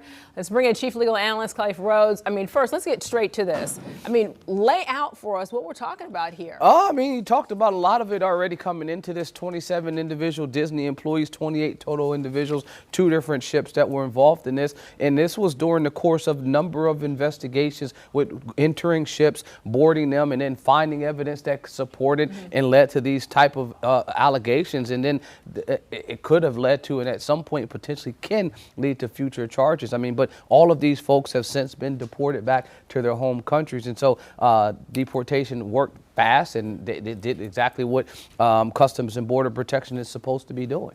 But my thing is this, if I have a parent, you know, or I am a parent and my child was part of all this and you just deported somebody back to the original country, how do I get some resolve with all this? Yeah, I mean, and so you got 2 different angles, or 3 angles, I should say. You have the deportation process, you have the criminal process, and then you have some civil process that's there. With the civil process, that following that claim against, you know, who you could hold responsible for this if your child was ended up being involved in this, or, you know, was captured in some of these videos that they had access to, it would be against their employer, right? That's who you'd be bringing the claim against. And then during the investigation process, yes, it would stop or at least hinder your ability to take forward a claim if the people that actually did the negative things were not even here anymore. Right. But it wouldn't stop it. I mean, first of all, you'd have to, and I think this is way down the road, but law enforcement would have to at least identify the individuals on the video and then let you know, hey, this was your child that was there.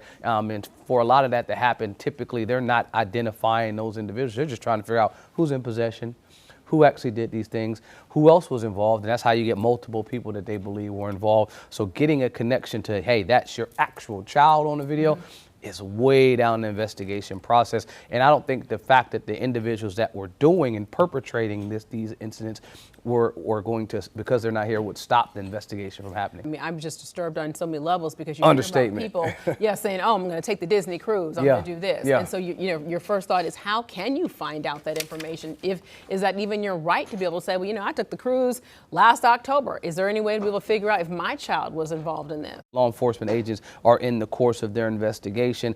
So you, as a parent, as a person, if you're not, you know, suspecting that you were there, your standing would be a couple things. Was I on one of these type of cruises during the time frame? But then you'd have to know the time frame. Right. Investigators would know better than you would. I mean, if the evidence they recovered happened 5 years ago as opposed to yesterday, it still makes it possession of child pornography. It makes it an issue, but does it make it where you were within that window? You wouldn't know. And so I would say that the next step, the logical next step, is they continue their investigation. And then, okay, we've deported these individuals, but will there be some other type of charges down the road? And that's going to probably be the next step before some civil case would happen after. Excellent point. Have to leave it there. Thanks so much. Appreciate it. It's a heavy topic. Very disturbing. Thanks so much. 50 years on the mound. How the Charlotte Knights are celebrating their legacy as well as what's to come. And the Charlotte Crown approaching tip-off for their inaugural season, how they're now preparing for their historic debut. You're watching Queen City News at noon, the most honored and the most local news in Charlotte.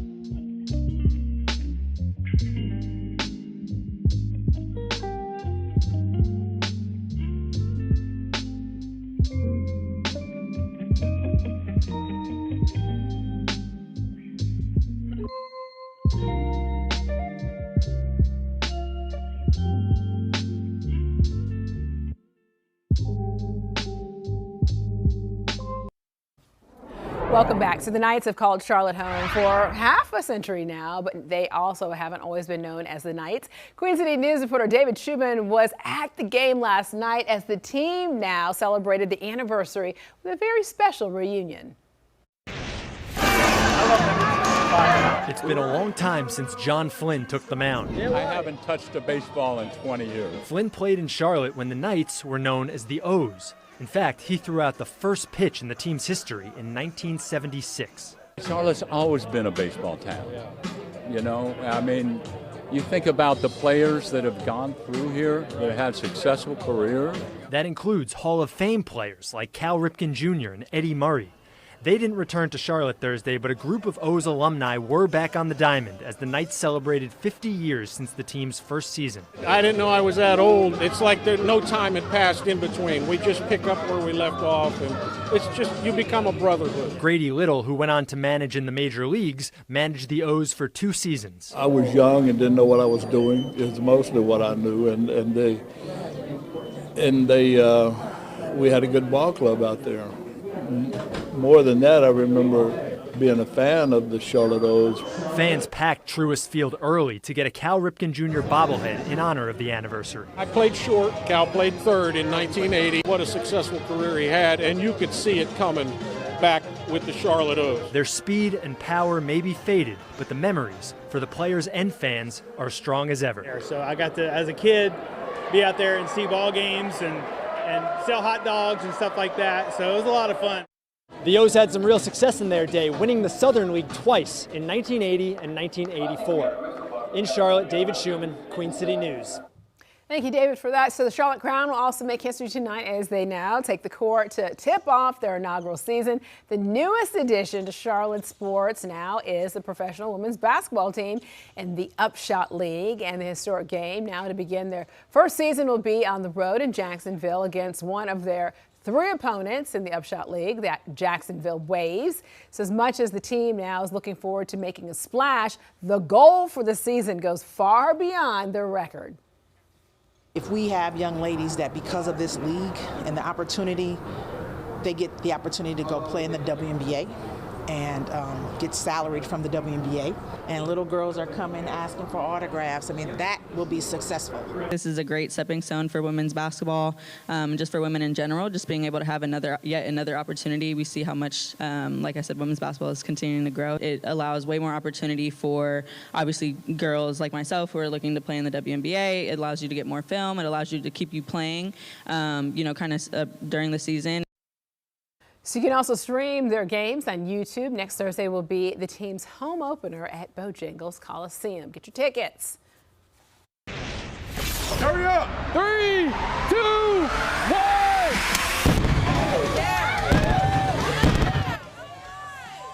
So the Carolina Panthers had an explosive schedule announcement that happened yesterday with the help of the Charlotte Mecklenburg Bomb Squad. The Black and Blue announced what order they'd now be facing teams this upcoming season. Each explosion incorporated items that represented each team. Oh, it was a lot of fun. In addition to the divisional foes, the Panthers now play the entire NFC North and AFC North, along with division winners from the NFC East, NFC West, and AFC West. Exciting times. All right, let's take a live look here over Bank of America Stadium to bring in meteorologist Jim Lytle. So, Jim, okay, yes. Weather-wise, the rain's kind of holding off this weekend. It's going to be another hot one. It's a big weekend for people to be able to get out and enjoy themselves. But, you know, that rain is what I keep saying. Yeah. Hopefully, we're going to have it come our way soon. Well, it doesn't look very promising for that. We're in a very dry pattern that'll continue this weekend and actually kind of intensify a bit with high pressure kind of squelching any chances of rain here. We had a cool high pressure ridge that's going to be replaced by a warm one, so thus the stable weather. High temperatures start to nudge up near 90. Normal high is 80, so we're quite a bit above normal as we go toward 90, but we've been below normal for quite an extended period of time here, which has been nice. Every day it doesn't make 90, I've said it a million times, there's one less day it can hit 90. And we're going to do that on Sunday. It looks like 90 with a little more humidity. I think you'll notice that.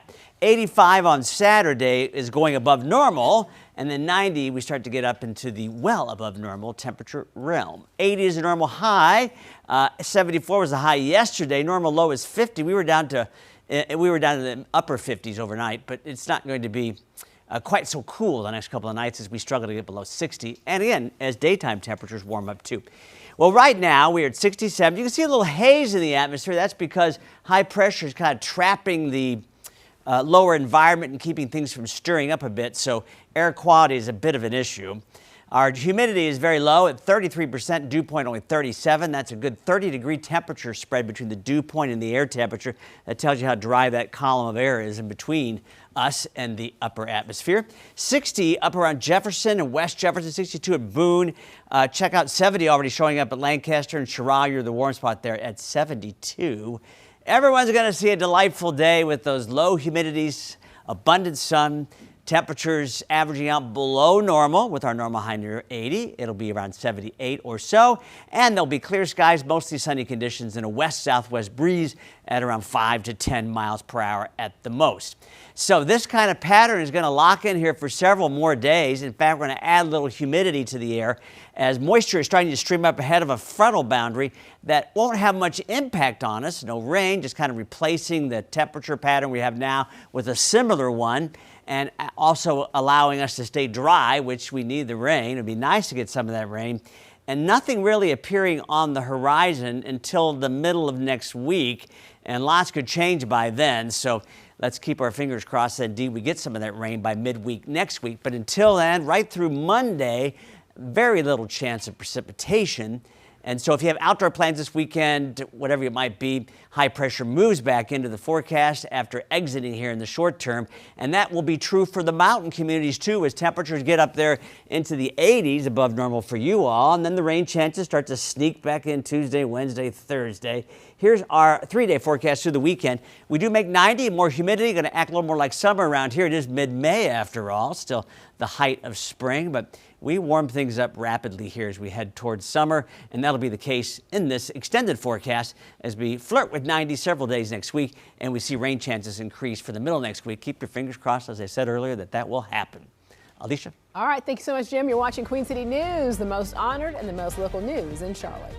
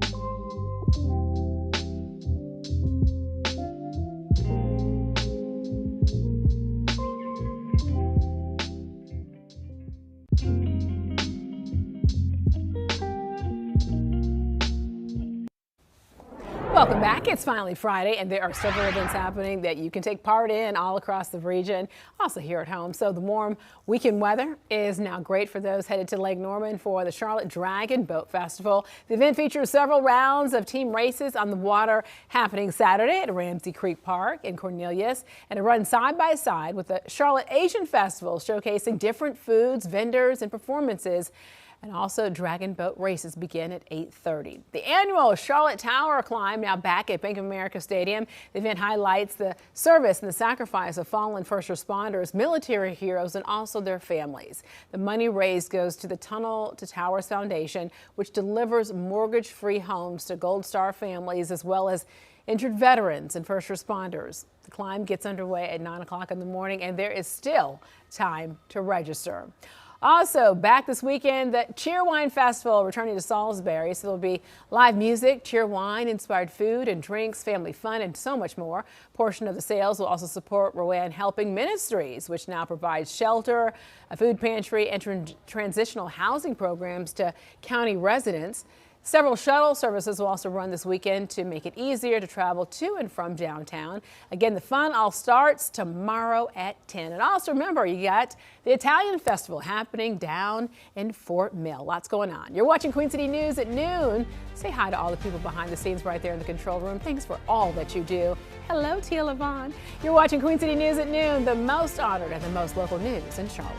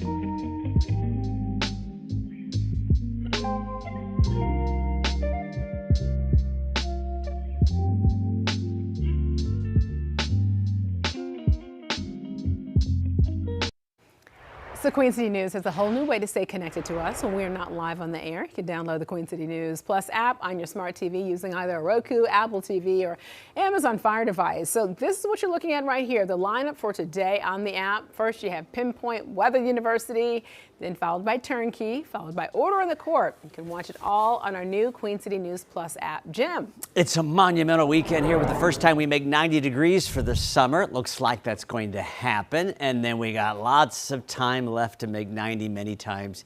Not the favorite temperature, I think, of most folks, unless you have like an in-ground pool or something in your backyard. Then it's nice. I just think that so many of us know that we need the rain, but enjoy the That's weekend even better, too. yeah. Yes. Enjoy it while we have it. Enjoy it while That's we right. have it. Thanks for joining us for Queen City News at noon. We'll see you next at 4.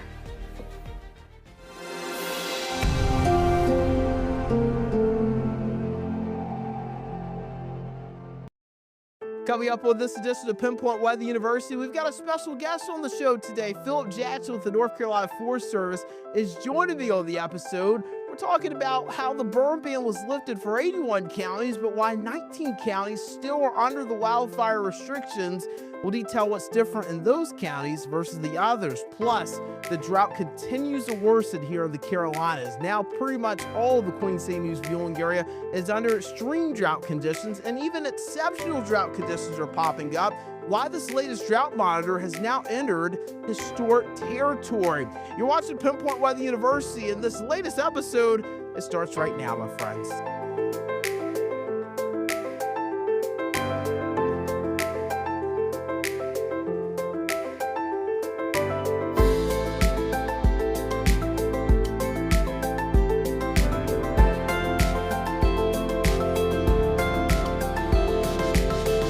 Welcome into Pinpoint Weather University. I'm meteorologist Brandon Lawson here at Queen City News Plus. Big welcome to our YouTube viewers too. And if you're following me on IG at WXBrandon9 or following us at Fox 46 Charlotte, our Queen City News Instagram page, thanks so much for all the support. And if you have any suggestions for the show here at Pinpoint Weather University, as always, send those our way. You can also connect with me on Facebook at my meteorologist Brandon Lawson Facebook page or over on X at WXBrandon9. I always love receiving your comments and some of the suggestions you guys have for the show, and I'm trying to incorporate those as much as I can. So I do appreciate the love and support there, and we'll continue to grind on. And we're going to be talking about the drought again. I know the drought has been a big topic here lately, and it's been more of a bigger topic over the last few weeks now that water restrictions have been put in play. I feel like a lot of folks have really started to pay more attention to it now that's impacting everybody. But something else that we've been monitoring over the last several months really has been the wildfire threat. That is a threat that has been there for quite some time with this drought. And I know not everybody burns, not everybody has a fireplace or a fire pit in their backyard or their front yard or whatever, but a lot of people here in the Carolinas do. In North Carolina, due to some of the recent rains that we've had, that has actually helped us out a little bit when it comes to the wildfire threat. So the recent rains aren't necessarily getting us out of the drought, but they are bringing us some temporary relief in some areas. The wildfire threat has been lowered for some. It has washed away some of the pollen as well, which I know a lot of folks are really excited about. And it's also at least slowed down some of the worsening drought. It kept the drought from getting much worse than what it could have been last Thursday with some of the recent rain. So that's how the recent rain has helped. And again, highlighting that, the wildfire threat being lowered. And actually joining me on the show today is Philip Jackson with the North Carolina Forest Service, the Public Information Officer. Philip, I like to call you the voice sometimes of the NC Forest Service because I've texted you, I feel like, a couple of times a week over the last few months, just because wildfire season has been so active and the drought has been a big reason for that. Just talk about this wildfire season so far and just the activity you guys have seen. Yeah, so going back to early March when we first started creeping up into wildfire season, our activity was pretty much statewide, balanced out from the mountains all the way to eastern North Carolina along the coastline, which is ultimately one of the reasons that we decided to implement a burn ban is our fire activity had just gotten to a point where it was almost too widespread and too frequent. And we needed to do whatever we could to slow down those new wildfire starts. And a burn ban is a method in which we can do that once we reach a point where our forest fire conditions have reached a hazardous level. And then what are some of those ingredients that you guys use to issue the burn bans? What are some of the indicators that you have in place to help you guys make that call? Oh, we need a burn ban for the state. Yeah, so the main trigger, if you will, would be once our forest fire conditions reach a hazardous level. And what are the contributing factors to that? Is going to be consistent low humidity, windy days. Obviously, prolonged drought was a factor as well. Spring wildfire season, March through May, is typical this in our state anyway, simply because of the green up process with the vegetation as we work towards the summer months. And when you don't have rain to offset the greening up process, if you will, where more moisture and nutrients is required for the green up process, then you can dry out rather quickly. And of course, North Carolina, you go back to September, October of 2025, which is when those rainfall deficits began to build. And so when we got to the later stages of March, we looked at our wildfire activity, how fast those fires, not only how quickly they were igniting, how easily they were igniting, but then how fast they were spreading once they were igniting. Ultimately, the rate of spread of some of these fires was outpacing our containment efforts and our ability to control these wildfires. So when you look at the long range forecast and you don't see any relief in sight in the form of rainfall or high humidity, you're already dealing with widespread fire activity.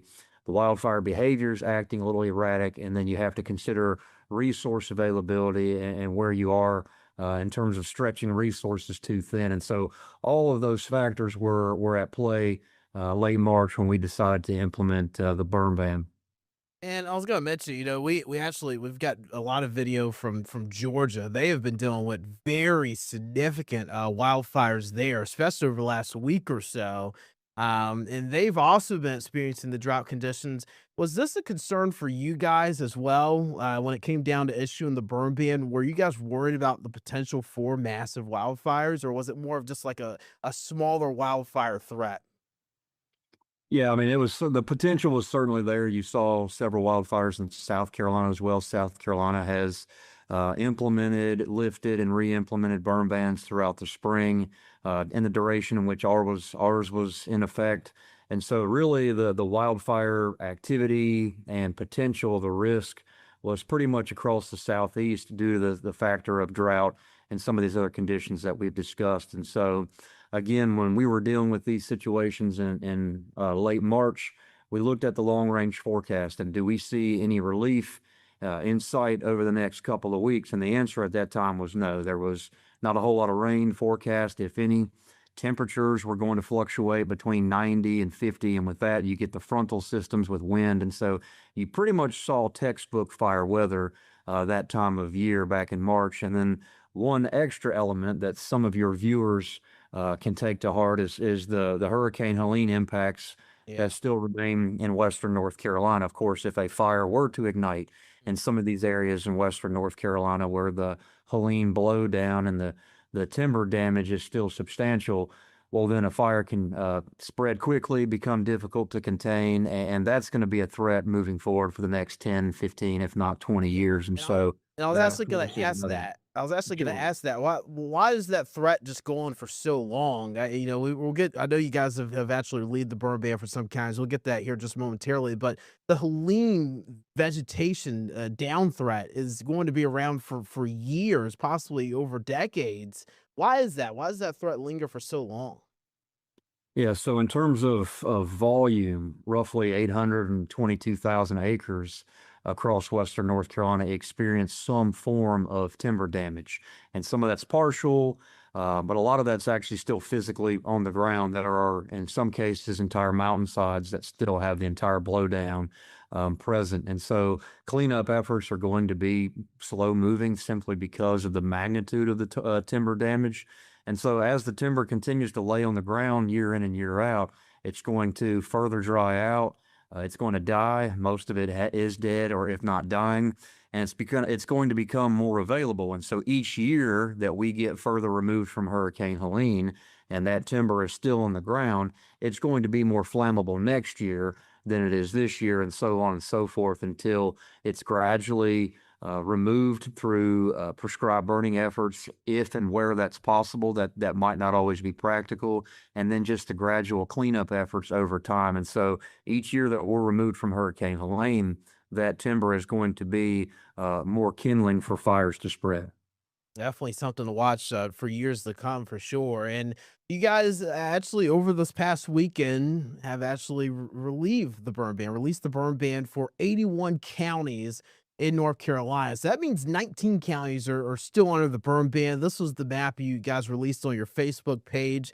So the burn ban still continues for Gaston, Mecklenburg County, Union, Cabarrus, Iredell, up in the Rowan, Stanley, and Anson County. That is the Queen City News viewing area, but also, Rockingham, Stokes, as you're getting up towards Guilford County, Randolph, and a few others more as well included in there, some counties up towards District 11. So why is that area still under the burn ban, but counties around it, the burn ban has been released? Yeah, so again, going back to those previous conditions and factors that we were talking about just a few minutes ago, over the course of the last couple of weeks, we begin to see temperature somewhat moderate, but we're also seeing higher humidity levels. And so when you go back to March 28th, when the humidity was in the 20 and 30 percentile, even down to the teens in some cases, is now in the 40s, 50s, 60s, and even 70s, if not higher. And so the higher humidity days, even though it's not rainfall, so it's not going to do much for your drought, it indicates that the air is more saturated, and therefore there's a little bit more moisture available that wasn't there before. The overnight recovery, as we call it, when you start waking up in the morning and you find dew on the ground, the grass is wet. So again, those things they don't do anything for the drought, frankly, but they do help us in terms of reducing wildfire risk. Also, going back to late March, we would look at the forecast and you wouldn't see rain for 2 or 3 weeks. Whereas now you're starting to see the potential for unsettled weather at least every 3 or 4 days. And so the map that you're showing right there indicates last week's rainfall totals. And as you can see, the area basically missed out. The area that remains under the burn ban, those 19 counties, unfortunately just flat out missed that rainfall from last week, and especially on Saturday. And so when you look at the other accumulations being somewhere between nearly an inch to almost 2 inches in some areas, those are the areas that we felt confident that with that rainfall, as well as some of the higher humidity levels, full green up is another thing. Now that we're in later stages of spring, the vegetation, your trees, we've almost reached full green up, if not complete full green up in some areas. And what that does, again, doesn't do anything for the drought, but it is a reduced wildfire risk simply because the vegetation is a little more fire resistant than it was back in March. It's no such thing as fireproof. And so it's definitely green up doesn't mean that we can't have fires. It just means that things tend to be a little bit more fire resistant. So between the higher humidity levels, the full green up that we've seen, additional moisture and a recovery overnight, as well as the recent rainfall statewide over the last 7 days going back to last week, those were all the factors that ultimately put us in a position where the forest fire conditions are no longer hazardous. Therefore, we felt comfortable lifting the burn ban for those 81 counties. But as that map illustrates right there, those 19 counties, unfortunately, when Saturday's rain event moved through, it just flat out missed them. My next question, it kind of leads into the upcoming rainfall that we have for later this week. I mean, models are still a little spread, but there are some indications that we could see over an inch of rain in the Piedmont of North Carolina for the first time since mid-February. If that rain was to happen for later this week, could that burn ban then be lifted for the rest of our counties here in North Carolina? That's certainly what we're hoping for. We're hoping that rain produces on forecast, if not maybe gives us a little bit more. It's certainly a welcome sight. And so we will certainly reevaluate and see what rain actually falls and hits the ground and is able to be absorbed. And so we are looking at that now, and we will continue to look at that through the week and as that rainfall physically hits the ground, and we'll reevaluate. Our hope is that it will be enough for us to remove the burn ban entirely. We're not quite there yet, simply because a forecast is a forecast, so we need to see what actually falls. But those are the intentions. Burn bans are not ideal really for anyone, us included. The same resources with the North Carolina Forest Service, who are responsible for responding to thousands of wildfires across the state every single year, they're also tasked with enforcing the burn ban and extinguishing and writing citations for these illegal fires. So when we have a burn ban in place, it is just another element of responsibility for our initial attack resources that they have to deal with. And so burn bans are not ideal really for anybody, us included. And so the objective is not to hold it in place for as long as possible, to keep it in place for as long as possible. It's until we're no longer seeing hazardous forest fire conditions. That's what's outlined for us in North Carolina General Statute. And so hopefully we'll get the rain this week. That's forecast, and hopefully that will put us in a position for those 19 counties where those hazardous conditions are no longer present, and hopefully we can get back to fully lifting this ban. And Philip, I do have one more question for you. We're going to take just a quick commercial break, but after the break, I just want to ask you more about what the threat could look like going forward if the drought continues. Details on that coming up next here on Pinpoint.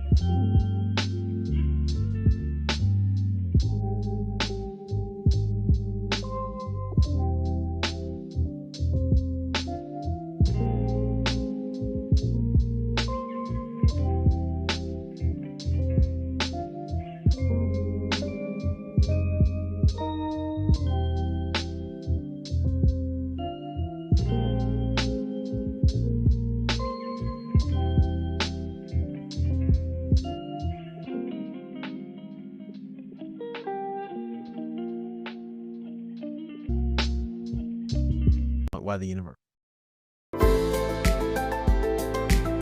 Welcome back into Pinpoint Weather University. Got my good friend Philip Jackson with me with the North Carolina Forest Service. And Phil, you were talking earlier about how things are greening up. It doesn't completely eliminate the wildfire threat, but it definitely can lower it a good bit. And as we get more towards summer, I actually am seeing grass grow quite a bit. People are starting to mow their grass, and trees continue to green up. So even if the drought were to continue into the summer with extreme drought conditions and even the potential for exceptional drought conditions, would the threat for wildfires still lower due to that green up?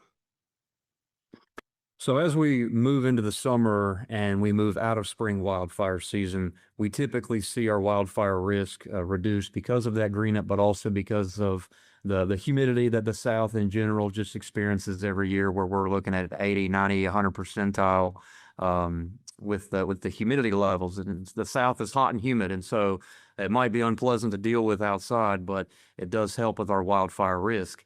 With that being said, if this drought does continue and we were to find ourselves in a patch of a 2 or 3 week span during the summertime where the temperatures are 90s, 100 plus without any rainfall, then we could very well start seeing extreme wildfire risk again, especially we have summertime thunderstorms become more common throughout June, July, and August, even into September. And so that's when we tend to see some of our lightning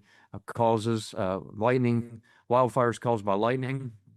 It's not super common. We do have them. They only account for about 1% of our fires across the state, but that 1% typically is most prevalent during those summer months where we're seeing more thunderstorms. And so ultimately the message is going to remain the same year in, year out when it comes to prevention, is that most of these fires that we have, they are human caused, which means they are avoidable. And so the main culprit of that, of course, is unfortunately debris burning, where folks are just out burning yard debris in their yards. Most counties allow that. It is a legal practice, but you need to make sure that you're doing it on the right day and under the right weather conditions. And one of the biggest issues that we have is folks just not staying with their fire. They will light a debris pile on fire, and then they will walk away, and they will continue to do other chores around the house. They will run errands, and when that fire is left under unattended, it's going to do what it's going to do, and the weather's going to have a huge impact on that. So ultimately, even if we do find ourselves here the next few days where the burn ban has been lifted for all 100 counties, we are at full green up. We see some unsettled weather. If we get into the summer where the temperatures are high, and the moisture and the rainfall is just low and this drought continues, then we could very well be in a position where we start seeing widespread wildfire activity again. So folks need to be extremely careful. And even as you and I talk right now, even though the burn ban has been lifted for 81 counties, right now we are still in spring wildfire season. So folks need to be extremely cautious in those areas where the ban has been lifted. All right, Philip Jackson with the North Carolina Forest Service. Thank you so much. And, May 4th was International Firefighters Day. So big shout out to all you guys at the Forest Service, all the fire crews that have been working tirelessly over the last few months to put out wildfires and to keep wildfire awareness in our heads as we navigate this drought, and with the wildfire threat being a little bit more higher than usual this year due to the drier conditions that we've been seeing. So, Phil, thank you so much. Always love having you on the show here on Pinpoint Weather University here on Queen City News Plus, and I appreciate you joining me today. Thanks, Brandon. We appreciate all that you do. All right, thank you, Phil. Coming up after the break, we're going to talk about April. April is over and May is now here, but April was creating some history here in Charlotte. We detailing for you just how hot it was, and other dry month too, just how dry April was here in Charlotte. Coming up for you on the other side of the break.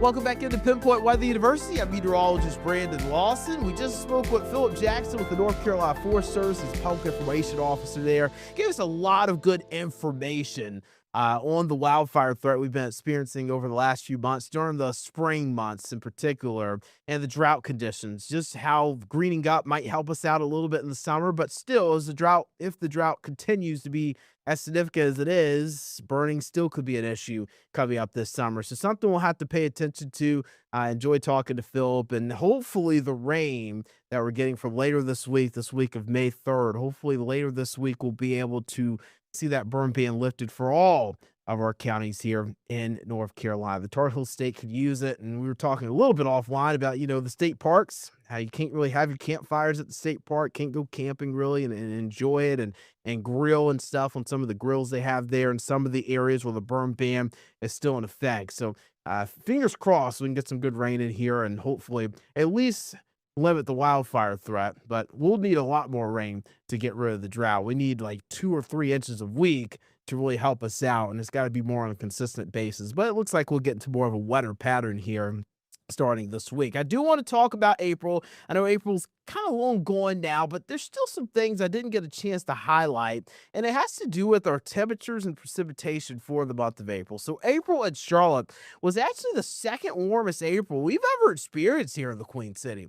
We had 2 record highs this month, and we start April off on a bang, right? April 1st, 86 degrees, new record high on April 1st, and then we get into April 15th, just 2 weeks later, and we see another record high of 89 degrees. We got our first 90-degree day of the year this April on April 18th, which is about about a month or so before we tend to see our first 90-degree day. Our average first 90-degree day, I believe, is around May 20th.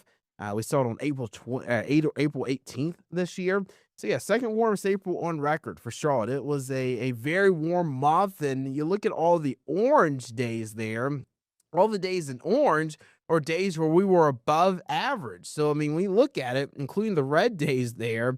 So you've got 86 degrees on April 1st, 89 on April 15th. So if you include those 2 in there, and just kind of count it up, doing a little bit of math for you here offhand, we're talking about 6 plus 7, 13, 17. So it looks like about 18 days of the 30 days of April were above average. That's significant. That is a very significant April here in Charlotte. That's why it's the second warmest on record. And then you look at some of the blue days, which obviously there's a lot less of those.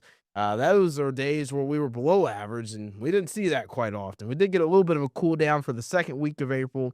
I should say, the first full week of April, but unfortunately, that wasn't enough to cool us down for the rest of the month. So we went on a heater ever after that. So I do want to talk about rainfall too. Rainfall has been the big story here lately, right? We need it, and we don't have it. And when you look at April and look at the rainfall totals here, bringing you full screen, it was the 5th driest April on record for the Queen City. We had 4 days of measurable rain, if you will. So March, we only had 2 days of measurable rain. Might have been 3, but this month we get 4 days of measurable rain. Unfortunately, none of these days got us over 4/10 of an inch of rain. The rainiest day was April 5th, and we only saw 3/10 of an inch of rain that day. April 28th, we saw some recent rains here where we got about 2/10 of an inch of rain. And then April 30th, 1/100th of an inch. That's not going to get you out of a drought.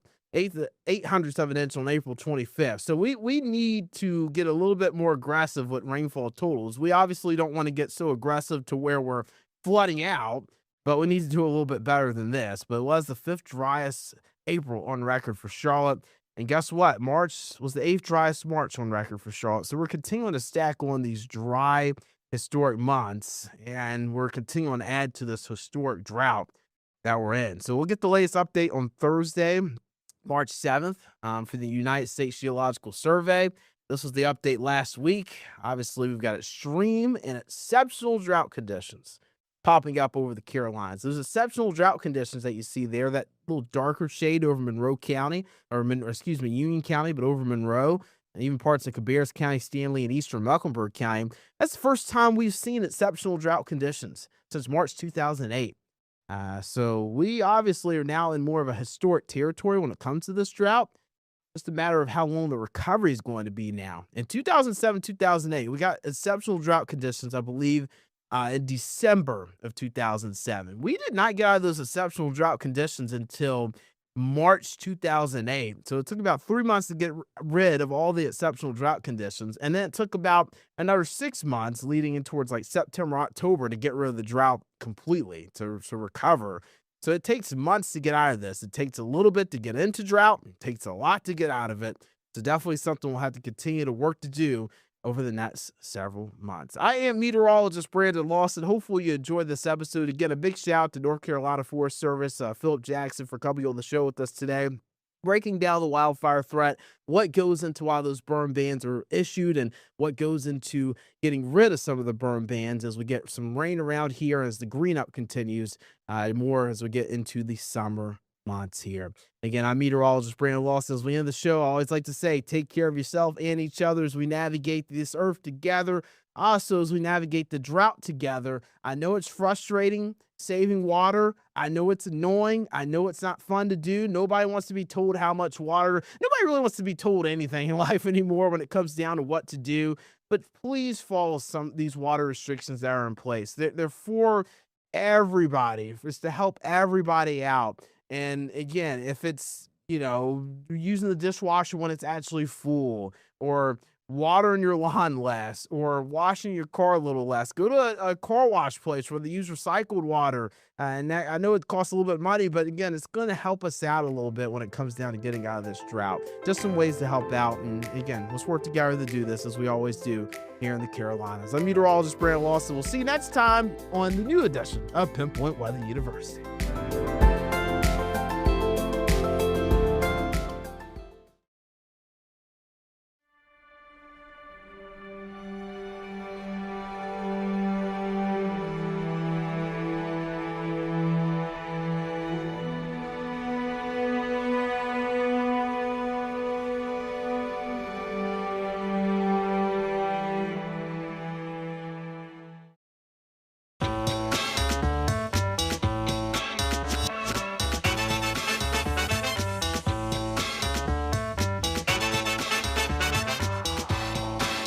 Welcome into Turnkey on Queen City News Plus, your go-to show for everything real estate. We talk about the latest market trends, do's and don'ts of the industry, and provide expert advice on navigating this dynamic landscape that we call home. It seems like the housing market changes on a daily basis, right? It's so difficult to keep up with all the new trends and what's going on with the market. And today our guest is Kurt Odom. He is the owner of KO Construction. And Kurt, you kind of have your finger on the pulse of what's happening from the builder's mindset. Thank you so much for coming on Turnkey today. I'm really excited to see kind of what your thoughts are on where the market is heading from your perspective. But first, would love to hear a little bit more about you, how you got into the industry, and how you got to own your own business, and sure. you're quite successful at it. Yeah, I really appreciate you having me, Morgan. Kind of where I grew up was in Robbinsville, North Carolina, which is out in the mountains of western North Carolina. I couldn't tell by the accent. No, you don't think so? Yeah. It's a dead giveaway, right? Yeah, I love it. So my dad was a general contractor, actually. Didn't teach me a thing about building, though, but taught me how to use a shovel, to say the least. So worked hard all my childhood out with him. He was a very stickler on working hard. So hated his guts for it. Couldn't stand building. Decided I would never do something that he did. So naturally. Oh yeah, exactly. He ran me off from the jump. Mm-hmm. Went to college, learned that if you worked hard when other people didn't, you kind of succeeded over them. So got to college, worked my tail off because that's all I knew how to do was work hard. Was going to be a doctor, actually. Was studying to be an orthopedic surgeon. Yeah. So went through the medical route, was a kinesiology major. Then applied for medical school. Took the MCAT. I took it cold the first time. Made it 18. I went to Campbell University. I had to have a 21 to get an interview with the medical school there. I was like, if I study for this, I'll blow this out of the water. Because that was kind of my mantra. Right. Hard tests, I would study 20 plus hours for them. And then that's how I made an A. So I just worked at it hard. Studied 200 hours for the MCAT over Christmas break. Took it again. Made an 18. I was like, well, shucks. God must not want me to be a doctor. Yeah, exactly. And so my brother-in-law, let me take a step back. I was going to say, okay, maybe I'll be a PA. It's a little easier to get into. Still want to do kind of medical route.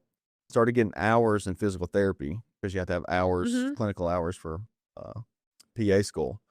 Hated it. Hated the clinical setting. Hated being inside. Hated dealing with people every day like that. I was like, this isn't for me. So my brother-in-law at the time was working for Pulte Homes here in Charlotte. And my wife is from Monroe, in Union County. I was like, well, if you want to move back home and want to start having kids, then, you know, I know construction. I've done it, you know, I'll figure it out. Mm-hmm. So he was able to help me get a customer service job with Pulte Homes doing warranty Okay. for them.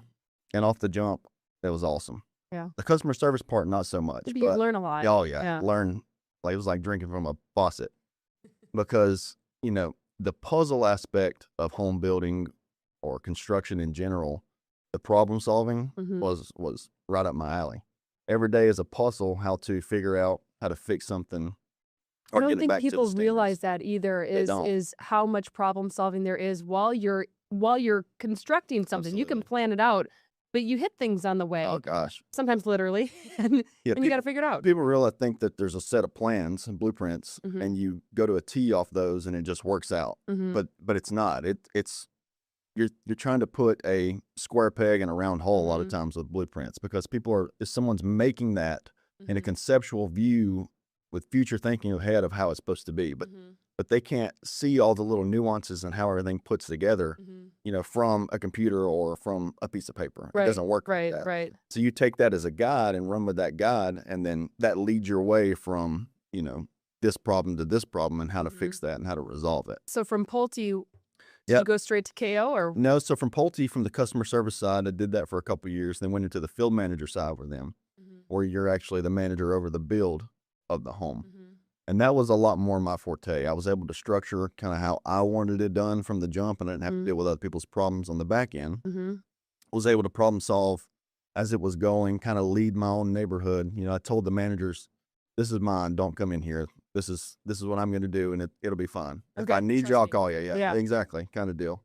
So really excelled at Pulte. I was customer service manager of the year the first couple of years there, field manager of the year the next time there, and I let them know kind of the whole way, like, "Hey, you're teaching me how to do this, so I can go do it out on my own." Mhm. So they were able to help me pay to get my general contractor's license. Wow. From there, it's a real More funny studying story. for you. Yeah, I had twins, twin girls in 2018. Mm-hmm. So got to that point, pretty much was at Pulte to help insurance pay for the girls being born. Mm-hmm. When they were born on paternity leave, Mm-hmm. I was like, "Hey, I'm putting in my 2 weeks notice when I come back." So Mhm. as soon as I came back from paternity leave, put in my 2 weeks notice, worked for them for the next 2 weeks, and went on my own from there. Okay.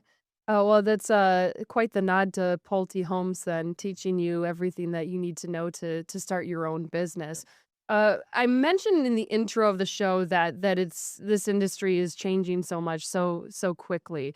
Would love to hear from you how you think it's changed in recent years, and what are some of the approaches that you have to going from finding a lot, finding a Yep. piece of property, and then the result of building a home and handing the keys over to someone else. So in recent years, home building has actually changed for the good or the buyer side, Okay. for the people, which is probably a good thing because back from 2020 to 2022, maybe some into 2023, Mm-hmm. the demand was so high that you could pretty much put anything out there and it was selling. So Right. people were putting, you know, dog houses out there Yeah. and people were wanting to live in them for interest rates of 2 to 3%. For $60,000 more than what you even wanted. Exactly. Yeah. And so it was junk. I mean, Mhm. people were doing stupid stuff and just throwing them up as fast as they can, Mhm. which obviously comes with less thought, less oversee, less of everything, which hurts the buyer in the back end. Mhm. Now, when things have slowed down and there's more inventory in the market compared to buyers, you have to put a lot more thought. You have to put a lot more idea, concept, design into a home or to something that you're trying to sell, which helps in the back end. Mm-hmm. Come to mention that it's a little cheaper right now to buy back than it was too, because you're not having the wars, the bidding wars as Right. well too. So Well, and we see interest rates are starting to improve. There's now a 5 as the starter is, dumper, yeah. which a lot of times any of the buyers who have been on the sideline, that's usually when they jump in, is they're waiting for that magic number That's right. of getting their monthly payment down.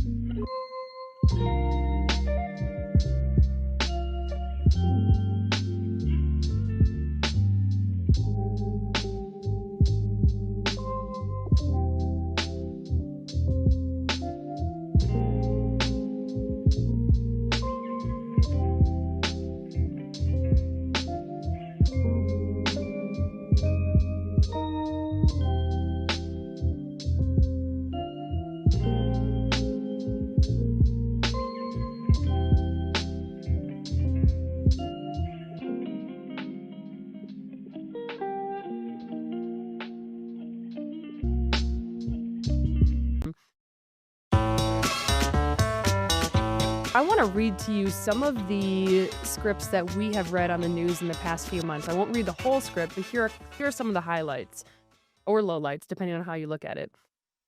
Builders are downsizing. Home builder confidence is declining.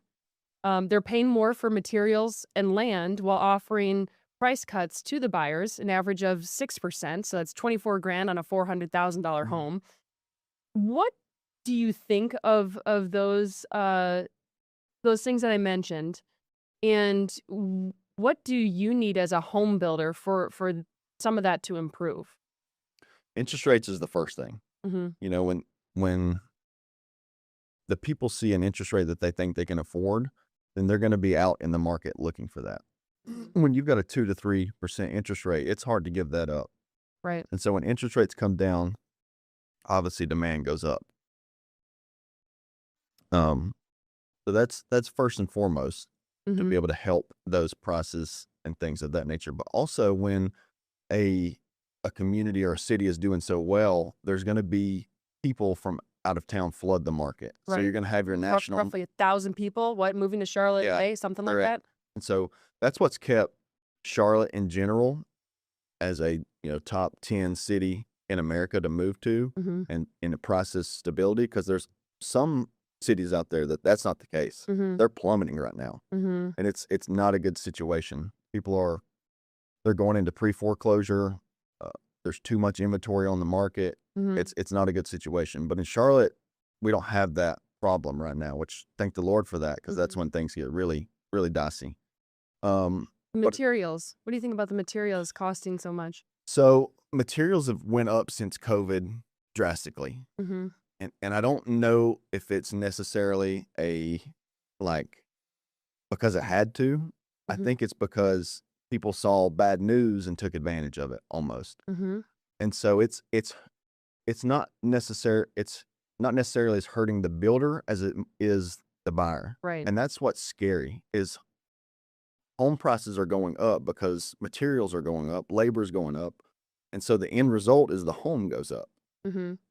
So somebody has to get squeezed. Either the builder gets squeezed to a lower, Margin, ROI, right? so to say.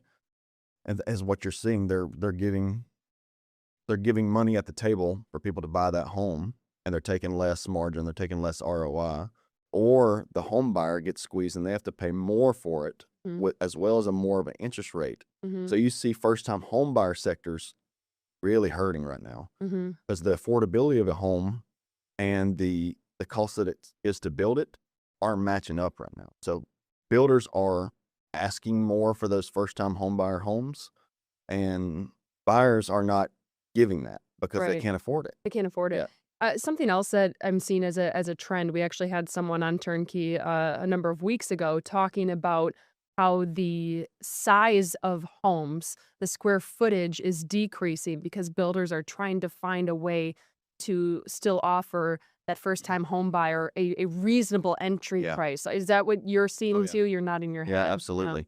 So you kind of go two ways at this. A lot of the national home builders, they're struggling right now because they have a gap of where it is so expensive and so much red tape to find land and to be able to develop that land with all the permitting, all the EPA standards, stormwater. It takes such a long time to get through that. And when we went into COVID and then we went into such a euphoria of buying, the land acquisition just wasn't there. And Charlotte's growing so quick that it's so hard and so expensive to find land that you see a lot of dissipation now because of that from the national home builders. So they're struggling right now on being able to put out a product that's, affordable and they can find land to do it on. And so you see them trying to find parcels that they can squeeze in either townhomes or smaller homes in these areas to be able to give something that people are willing to afford or buy. On the other end of the spectrum, the luxury market in Charlotte is doing very well right now. The larger homes, the infield lots in, South Charlotte, the higher end places here, they're going great. Yeah, some of the new builds that I've seen in areas where you wouldn't think. I mean, there are some new build homes that are 2 million plus for again for areas where it's not like it's traditionally higher priced neighborhoods. It's interesting to see the difference between that and then what kind of those entry level homes are dealing with. When you look at going back to taking a piece of property and then eventually building on that lot, how do you approach that as a home builder? I know you said there's a lot of red tape with that, but do you have like an entry level price in mind of I have to buy, a 1 acre piece of property for X amount? Oh yeah, absolutely. So it's all, zip code based, so to say. So on the west side of Charlotte is definitely going to be a different price than on the south side, right, compared to the north side, compared to the east side. So it's all neighborhood based. So within this zip code or neighborhood, this is the price I need to be at for a purchase of a lot there. If you go outside of that, because land is so scarce and there's so much competition for it, people are inflating that price, and that's when you get in trouble, which I know firsthand. When you overpay for something and then the market drops 6 to 8%, that squeezes your margin drastically there. So I've seen that in some neighborhoods, and actually there's a neighborhood that you're in, that one of your I was driving through and saw one of the homes that you're building is a lot of newer townhomes getting built, and you can see that the neighborhood is starting to transition, but then you see these uninhabitable homes that have just kind of been sitting there. And clearly there's a market for the builders who are coming through and building properties, but these other homes are just kind of sitting on the market. And I thought, well, if the builders aren't snapping them up, that they must be overpriced. yeah, it's either overpriced or the owner of the property is just not willing to sell, or it's going through a transition of someone had it and passed away and now it's in the heir's hands, and then there's a period of probation, and there's just a long lengthy gap of trying to get heirs to come to a decision of able to sell it or not. So the dilapidation of homes is there. The gentrification of homes in Charlotte is definitely there. But there has to be a sense of, okay, this is realistically what this home is worth to a builder, and it can't be overpriced at this time. Because essentially you're buying the land. If there's a home on it, you're buying the land. I mean, because you're going to tear it down anyway. Absolutely. Okay. So builders make their money from land purchase.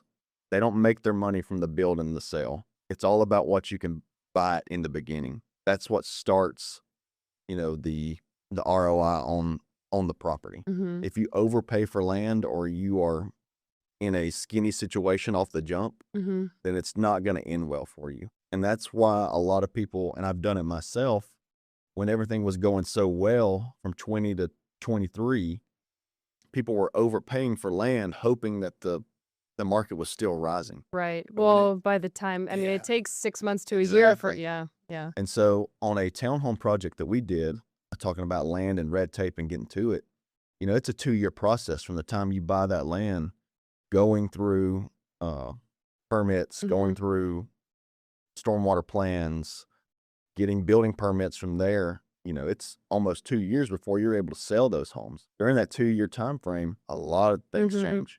Yeah. And so people were advantageous to try to buy land at a certain price, but now it's a lot different. As you're saying, you're giving concessions, 6 to 10% off of the price, which squeezes you hard. Right. And so that's where people are finding out the hard way, myself included, that when things change, it affects everybody in general. So the foresight and the knowledge of kind of how the market is running and going makes a huge difference in buying now or what you can pay for.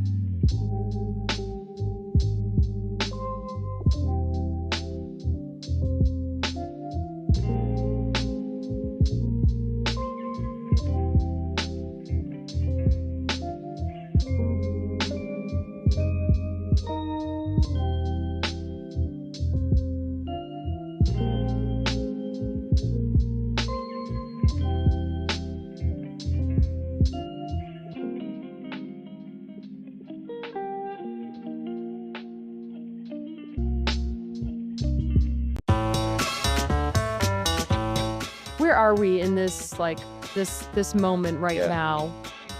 How would you describe the It's tough to tell. Yeah. Because again, the euphoria in Charlotte is good. And so that helps builders here in this area and even people moving here, because you got to think, if builders are doing well and the market is doing well, then actually the buyers are doing well. Because the worst thing that can happen supply is a huge the worst thing that can happen is if you buy a home, say for $400,000, and then the market goes down, you're underwater. You can't get out of that. You can't move. Yeah. Because if you sell, you've got to bring money to the table to actually sell your home. Right. Which is really bad news. That's when foreclosures start going up. Mhm. And that's why you see some of this happening in other cities across the country. And so when you see that and you see the numbers of pre-foreclosures going up, that's what makes you step back and think, this isn't good, because either appraisals are too high, the banks are lending too much, or the economy is going down. One of those three things is happening. Right. And if that happens within your city, and then you've got a problem, the builder, you can get out of it, because if someone buys it and it works out for you, then great. But that doesn't mean it's not going to catch up with you. Right. Because the next one isn't going to be like that. The next one's going to sit, because if a downturn like 2008 happens, it's not good for Everything's anybody. sitting. Right. Yeah. Right. Exactly. So I don't know exactly where we're at in that cycle. But I do know that Charlotte is doing well. And so that's what we're hoping and keeping and riding on, that we still have people moving here. It's still voted the best places to move, one of the best places to run a business or work for a corporation. Right. A lot of here. businesses Yeah.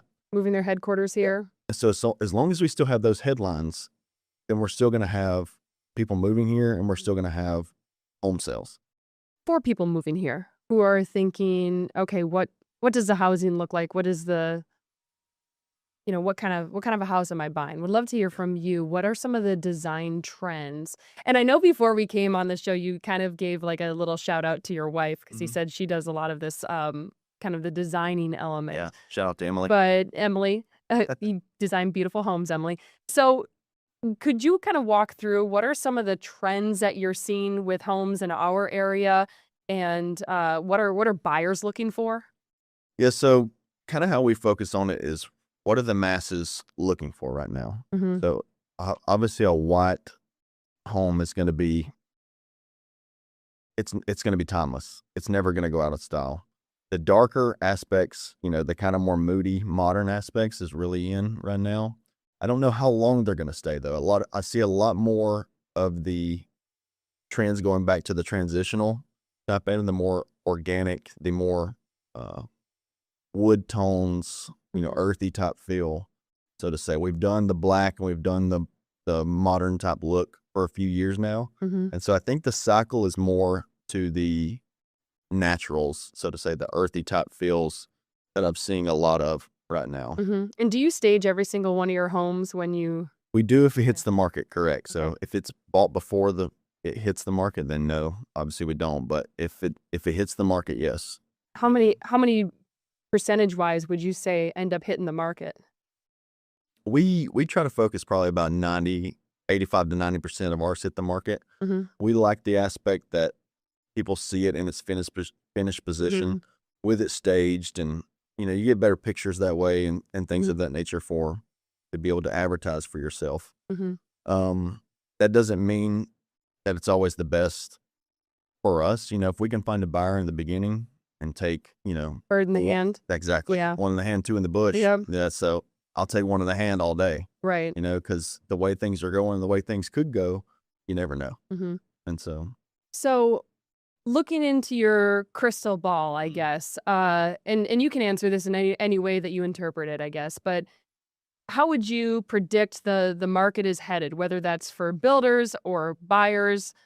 Uh, what do you see as the future of new home construction, either in North Carolina or the U.S.? I see it. I'm hoping and predicting that it's going to be steady. I don't see it one way or the other drastically happening. I don't think unless, some catastrophic news happens or something of Right. that nature that you can't predict. I think it's going to be steady. I think the Fed is going to lower rates in a manner where they don't see Mhm. a rush or rush in or rush out either Right. way. So I think as long as we're in rates of the fives, people are going to be willing to move. People are going to willing to sell and buy. They can afford that interest rate because historically that's typically where we're at. Between 5 and 7 Right. historically is a good rate. So I Mhm. think if we're in the lower end of that spectrum, people are going to be willing to spend money, take money. Leave their Yeah. 3.5 interest Exactly. rate Yeah. because not Yeah. as big of a monthly, kick in the pants if Correct. you're, yeah. So what I don't want to see happen though is there be so much rush to Charlotte because it is a good Mhm. economy. It is a good place to build or buy or live, that the inventory skyrockets so much that it overtakes people moving here. Or if Mhm. that number of people moving here slows down, then you have a problem. And that's Still a need the problem for demand, anybody. right? Same thing has happened in Austin, Texas. Austin, Texas was a hot market. With apartments in Austin, Texas. Exactly. And that's what scares me is the hedge funds have so much money that they can build, apartments Mhm. like they're drinking water. Mhm. And so when you do that, you put so much strain on your market because you have thousands of homes or thousands of places to live in a small area. And so the scale of that, unless you have, can match that with the people moving here or people needing a place to live, it will eventually take over. Mhm. Then you'll have so much inventory that you don't have the people to buy. And that's what's Right. happening in Austin, Texas right now, that everyone rushed there to build apartments, Mhm. to build, multifamily homes. And now they can't give them away Mhm. because there's so much inventory there that it's caught up with people moving there and it's going the opposite way. Well, we did a story about that on Queen City News when it was kind of happening because you had COVID, which is, everyone's rushing out to buy homes, and there was a supply issue. And we kind of took what was happening in Austin with all of the apartment complexes and then rent decreasing, right?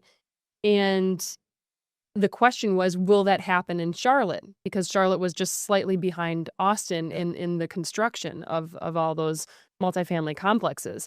And, I think rent has been steady, closer to uptown Charlotte.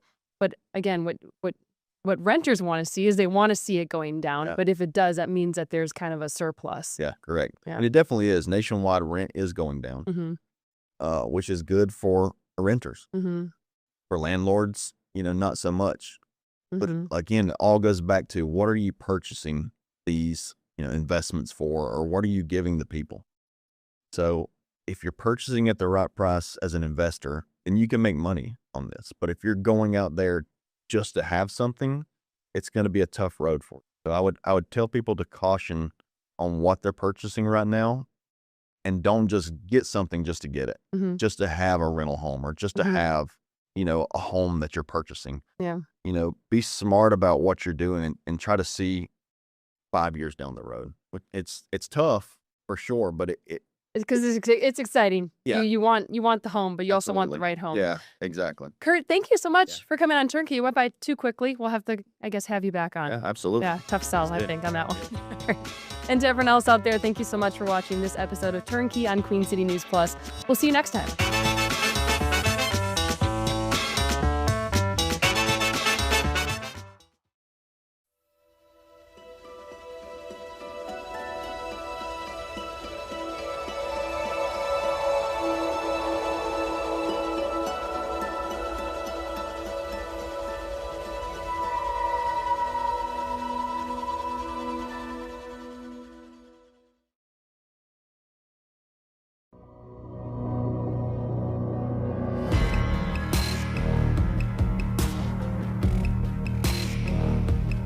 Welcome to Queen City News Plus. We got order in the court today. We got a special edition because we are talking about the Alex Murdaugh double murder conviction that is overturned today as from the South Carolina State Supreme Court. We've got Chief Legal Analyst Kali Rhodes, and then we have the wonderful Morgan Francis, who covered this story pretty much every day until the trial happened. You actually went there, and we're going to get your perspective on that. But first, we want to start with you, Khalif, about exactly what happened today and transpired. A lot of people kind of were aghast when they saw this come down today.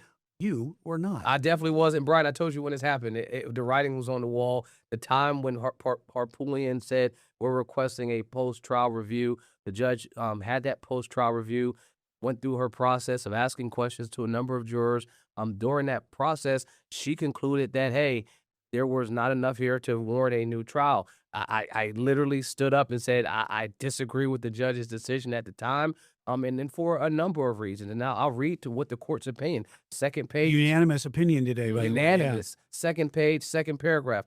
Our justice system provides, indeed demands, that every person is entitled to a fair trial, which includes an impartial jury, untainted by external forces bent on influencing the jury towards a biased verdict. I mean, there are the rules of professional codes of conduct that talk about that you want to avoid impropriety in any trial. And also you want to avoid the appearance of impropriety in trial. There wasn't just the appearance. There was actual impropriety. And so the court goes through amazing, in this 27-page opinion, talking about how they flush that out. It's a beautiful thing to read specifically. And I'm not an opinion junkie, but the fact that they go through two different court cases, they go through the original trial, talk about what the trial court judge did, and that's more with the financial crimes. But then they go to, hey, should he have been granted a new trial? And that's that special post-conviction hearing that happened. And they go through and kind of say you both got it right and you both got it wrong. And so to me, it just jumps off the page of this is how the criminal justice system is supposed to work. Yeah, and Morgan and Murdaugh's attorneys here, they argued that the Colleton County clerk of court there, Becky Hill, improperly influenced the jurors. I mean, she got in trouble after the trial. I mean, she published a book, and very early on, it was apparent that she saw this big trial happening at the courthouse where she worked, and saw it as an opportunity to make some money and get her 15 minutes of fame. After they announced the verdict, everyone came out of the courthouse, and there's a balcony up top, and Becky Hill was standing up top on that balcony, and you could tell that they were proud of the moment that they were a part of. I mean, it was a media circus. You couldn't even find a spot to set up a live shot so that you could just have yourself in the live shot. It was packed. So there was a lot of attention on this court case, and Becky Hill wanted a little piece of the limelight. Well, what she and was so saying, what some of it, those prejudicial comments. To what jurors, she said to the jurors was, and I'm paraphrasing here because I don't have the exact quote, but y'all are going to hear a lot from the defense team. Essentially, don't let them trick you into believing something that's not true. Well, Don't be fooled. Don't be be fooled by fooled. the evidence. She's And quote, essentially- watch his right. body language. You Yep. know, with a quote. But that type of thing. You, Khalif, from a legal perspective, you were antennas up right away. You're saying, "Whoa, this is foul." You would be like, "Order in the court." You would be yelling. Mentioned in that. Isn't she? She's all over this. If this is 27 pages, she's 26 and a half of them, Yeah. except for the first part that says, hey, we're the court. Big mistake. She's most of this. So a couple things. You mentioned red flags. I clerked for a judge for a number of years. I did my externship in the federal court system. Some of my best friends are judges. I went through the process of running. I take the legal process extremely serious. But my first mentor out of law school, Judge Leo Bowman in Michigan, Superior Court, which is the equivalent to our circuit court, or vice versa, circuit court, the equivalent to our Superior Court, he would go through the process for trial, and it was like his life depended on it. He's like, listen, ladies and gentlemen of the jury, all your instructions will come from me. You shouldn't give anything else from outside of this courtroom. If you do, let me know. He's like, attorneys, if you see a juror, go the other way. Don't talk to them. Don't say anything to them. And it just like, as a newly minted, attorney at just graduated law school, I'm like, wow, this is serious, you know? Any small thing can mess the whole thing up. It can. And so you're telling me this lady's saying, look at his body language. Don't believe anything. Don't be It's fooled. just not her place. Right. To me, that was red flags right away. And so it's not about just making those comments, but in the court goes through that. The post-relief judge shifted the burden. So the burden starts like this. Harpoonian and his team for Murdaugh has the burden to raise the issue. And the courts have said a number of times that just those types of comments alone are enough that now the presumption and the burden shifts to the state to be able to overcome this rebuttable presumption.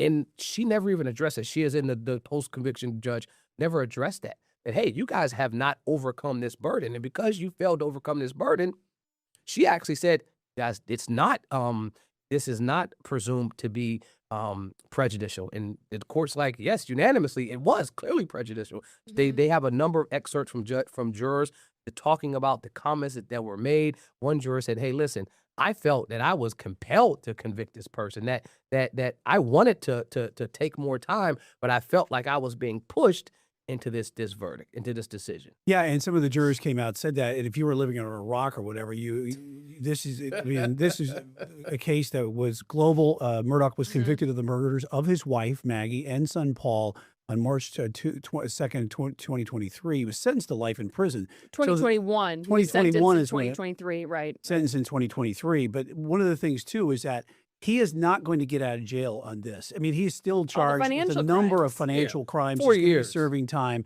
But will there be another trial out of this of what's going to happen? So you think it will. It's going to be expensive in that regard. Has to be. And it'll be another spectacle in that regard. The court addressed it, Brian. They say that we understand that its justice system requires it. Although we are aware of the time, money, and effort expended to the great length of this trial, we have no choice but to reverse. Why? Because justice requires it. We're not asking to do this because we feel like it. That if we have rules of law and that we're supposed to follow these rules of law, we can't allow this to go, even if it's going to cost a lot of money. The concern now It is going to cost a lot of money. And it is deflating for everyone who was involved, too. It's all that time that was put into it. But that's why when I will go through that process as a clerk, I made sure, hey, my jury's locked away. Nobody's touching them. Right. Nobody's saying anything to them. I clear the hallway. All right, anybody's in the hallway, any attorneys, any members of the public. I didn't want any interactions at all. Why? Because I didn't want to be the guy that the judge is like, you just messed up this 2-week trial because you let someone talk to a jury. Well, I remember actually, I believe it was after the conviction, there was a media outlet that got in trouble because they were trying to take pictures through the windows of jurors. I mean, there was a lot of opportunity for things to go wrong just with how much attention this case got. Yeah, and Hill did plead guilty here to the misconduct in office and other crimes here in December of 2025. after resigning from her position before her term expired. She did not face any time for these charges. But you think about rehashing something like this again, it's going to create open up a lot of old wounds that a lot of the people in South Carolina, especially the Low Country, you saw this firsthand, Morgan, when you were there. There's a lot of emotions that were going there because this is a very prominent family, including in South his Carolina. surviving son. Yep. You know, he has to go through this entire thing all over again. He testified. Alec Murdaugh testified, and I know we were super surprised when that happened. I mean, he testified that he was a habitual liar. It was a fascinating. And addicted to painkillers. Yeah. Addicted. I mean, he was asked, how many did you take? 60 a day? He said sometimes more. I mean, he was so addicted to painkillers. Actually, his drug dealer and friend he had hired 3 months prior to the murders of his wife and son to kill himself. Yes. On the side of the road for the insurance policy that was supposed to go to his son. So this was just a house of cards that was quickly collapsing. Yes. For Alec Murdaugh. Prosecutors say that he murdered his wife and son to distract from all of the financial crimes that were coming to a head. The morning of the murders, an executive at his law firm confronted him about hundreds of thousands of dollars that was missing. And then the murders happened later that night. There was a lot of evidence, and I don't know if this is mentioned specifically in those documents as a reason, if there was certain pieces of evidence that his defense team didn't think should have been entered. Yep, But it's there aware. was the cell phone data that first there was a Snapchat video taken 5 minutes before Paul, one of the son who passed away, before his phone went dark forever. And it has his voice, Maggie's voice, and what is presumed Alec Murdaugh's voice on that Snapchat video. There's also GPS data when Alec Murdaugh went to visit his ailing mother. That cell phone data crosses with the spot where Maggie's phone was eventually found. So there's a lot of evidence that kind of points to he was in the vicinity. Is And any that of crossed him up that? on the stand because that nailed him pretty much on the stand when he was talking about that because that information came out. He said he was sleeping at the house when the murders happened, and then he left to go visit his mother. Definitely, that type of evidence was damaging. And there's really no way you can kind of get rid of that in court. The standard, what they attempted to get rid of is a lot of this financial crime stuff, where they were trying to connect it to motive. And so they went with a number of the rules of evidence. And that's why I said they kind of took shots at the trial court, specifically saying, hey, Rule 404, Rule 403, a lot of those rules for evidence, they can come in for that manner. But they pointed out a couple lines where they say, look, when you're talking about allowing certain testimonies in, is it more probative than prejudicial? That's the standard. And they're saying this particular testimony had zero probative value as to Murdoch's motive, and obviously highly potential for unfair prejudice as it portrays Murdoch as a man who preys on vulnerable victims, asking questions about why were you the personal representative and not your brother? Because my brother is vulnerable adult and he has a disability. So those type of questions going to his financial related crimes, the court says you can let some of them in. But all of these where you're trying to attack him and make him look like he's purposely attacking vulnerable adults or vulnerable individuals, the court saying they went too far. So when there is a second trial, interesting. those are the types of things that won't come in, because if it has more prejudicial value than probative, it can't get in. Well, that's part of the prosecution's argument, though, is that all of these financial crimes that were coming to a head and coming to light was part of the reason that he killed his wife and son. And so that's why they let some of it in. I mean, his team made 5 objections to financial evidence come in, and the court only talked about one being a reason under Rule 403 of why it should not have came in. So what's your game plan going forward if you are the prosecution or the defense? And also, what's the timeline here for when something is going to happen going forward after today's announcement? Well, What do you both do? sides are happy that they get a redo. Let's be clear, right? Even though Really? Yes, you get an opportunity. You know what's happening. You already know what's going on. So I know what you're going to argue as Those the billable prosecutor. hours. I'm sure they are happy. Spoken like a true lawyer, right? As the prosecutor, I'm saying you know for sure this is what they're going to argue. They've already showed their hand. And then on the other side, they're saying the same thing. We know what they're going to argue. They're going to pull up these tapes. So we're going out to get experts to try to contradict and shoot down those. So you get a second shot at it. Now, the prosecutor doesn't want to redo it because you got a guilty verdict. So nobody wants to redo that portion. But you go in knowing what else are they going to throw at us? They can't throw anything else. Now the defense recognizes that some of this financial crimes, so we don't have to spend a lot of time dealing with that, and we can really deal with the portions that we think we're strong at, which is he wasn't there. This was someone else. That's the argument that they can only make. But I can say you're also happy that you're now making this opportunity to have a trial without the outside influences of someone. Do you have a camera in the courtroom? Do you have a jury in the courtroom? Everybody knows about the case. Right. How do you find an impartial jury? Brian asked that question before, and so here's the standard for that. It's not that you're not aware of the trial, right? Because that's the first part. Like, so they'll ask the question, well, have you ever heard of the Murdoch trial? And obviously people will say yes. Have you created any biases, one way or the other, like for or against? Do you think he did it, or do you think he was innocent? So someone may say yes or no, right? You can even still serve on a jury after that. The question is, can you set those biases aside? Right. And so then if you don't want to serve on the jury, your first answer is, nope, Your Honor, I can't. There's no way. It's impossible, right? I don't want to be here. I got to go to work. I got something else happening. It's impossible for me to set aside. The judge lets you off. But at some point, the judge will recognize that people have got to hang up the answers and will nail you down and say, hey, if I instruct you to follow my instructions, can you now set that aside? Because the judge doesn't want to have to continue to strike people for cause. Right. They want to be able to say, hey, let you as the attorneys waste your strikes. So now we can get a jury. So do I think you can get a jury? It's going to be hard. It's not going to be easy. What about Brian's question about the camera?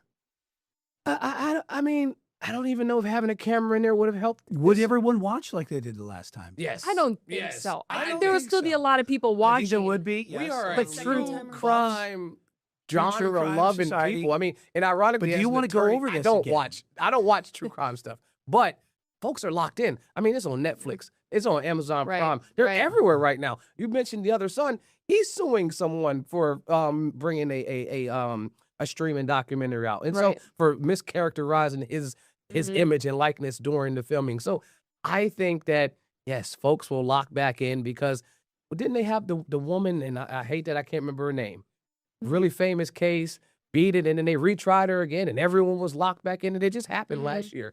So I think people want to see what the round 2 looks like, what the sequel looks like, even though this is real life. And unfortunately, again, I mean, it was real life, what, yeah. a month and a half? yes, and it was must-see TV, It especially was. towards the end. And you would know you did it every day. Every single day. And let me tell you, not every little detail is interesting. So to listen to it every single, it's a lot. It's a lot on everyone in the court. Can be very, very tedious, as you know, Khalif, as well. But the timeline on this, when do we expect something to happen? Well, the court remanded it back to the lower court, so it'll go through the Superior Court, or Supreme Court, I should say, remanded it back to the lower court, send it back. It now just has to go through the process. And then it'll be pretrial motions. They'll ask the question that you're asking. His team will probably say, we can't get a fair trial here.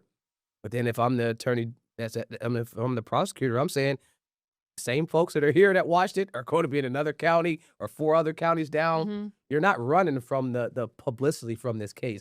So venue, and so you got a couple options. Yeah, will it be in Colleton County again? That's what I was going to say. You got a couple options. You can do it physically in a different county, or you can bring people in from a different county. So if a judge rejects your request to change venue, you can say, well, in the alternative, can you bus people in? Which I still think would be a cluster, because now you're bringing Every people single in day. for a month and a half, busting them in, keeping them in the hotel. They're not going to want to be there.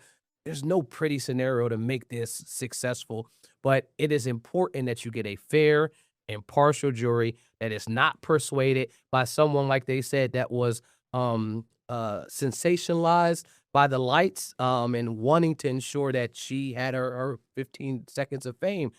I thought it was interesting that the court said that her title is Behind the Doors of Justice, the Murdoch murders, right? And it says, as her book title suggests, it turns out Hill was quite busy behind the doors of justice, thwarting the integrity of justice system she was sworn to protect. So the court took little jabs at folks in there as they wrote this opinion. But to me, if you have an opportunity to do it in a place where folks are unaware, which I don't know where you're going to find them, the second best option is finding folks that will at least be fair and impartial and be able to set those aside. But then you'll also have people that are like her, that want to serve on the jury because you could potentially write a book. Right. That's the other And thing. that's the other question, because, especially on a high-profile case like this, they want to see that. But I've been there in scenarios, because I've been in some high-profile cases where they've got attention, and you're saying, hey, is this person trying to like stake out to be on the jury? Like, do they really want to be a part of it because they want to write something? I don't want those type of folks because No. they're not paying attention. They're not listening. It's like in news, anyone who wants to be interviewed, that's the last person you want to interview. That's because correct. You're, That's correct. You're not looking for someone who wants to be on TV. You want an honest opinion. Well, these folks, there will be people in there. I mean, because you're going to have to pull hundreds. You're going to have to get more. Whatever they normally bring in, you're going to have to triple it because now this is the second run. And if you watched it every day, that's another question I'll ask. Did you watch the last jury? Did you watch the last trial? Mm-hmm. How many times did you watch it? Did you agree with the verdict? I mean, there are multiple layers, but I think it goes back to Brian's first statement. It's not going anywhere anytime soon. Well, so that was my next question is, it might be one, I don't know if you know the answer to it. I'm putting you on the spot a little bit, but how long is he in jail? Let's say he gets acquitted. How long is he in jail for all of these financial crimes? 40. He's already in there. 40. So he's going to die in jail. That's most essentially. likely, yes. Right. Most of my clients, when they're his age, and I say you're facing 25 to 40 years, they're thinking they're dying. in Why prison. do you fight this? Why do you? He sit gets there out of and try jail to- for the day.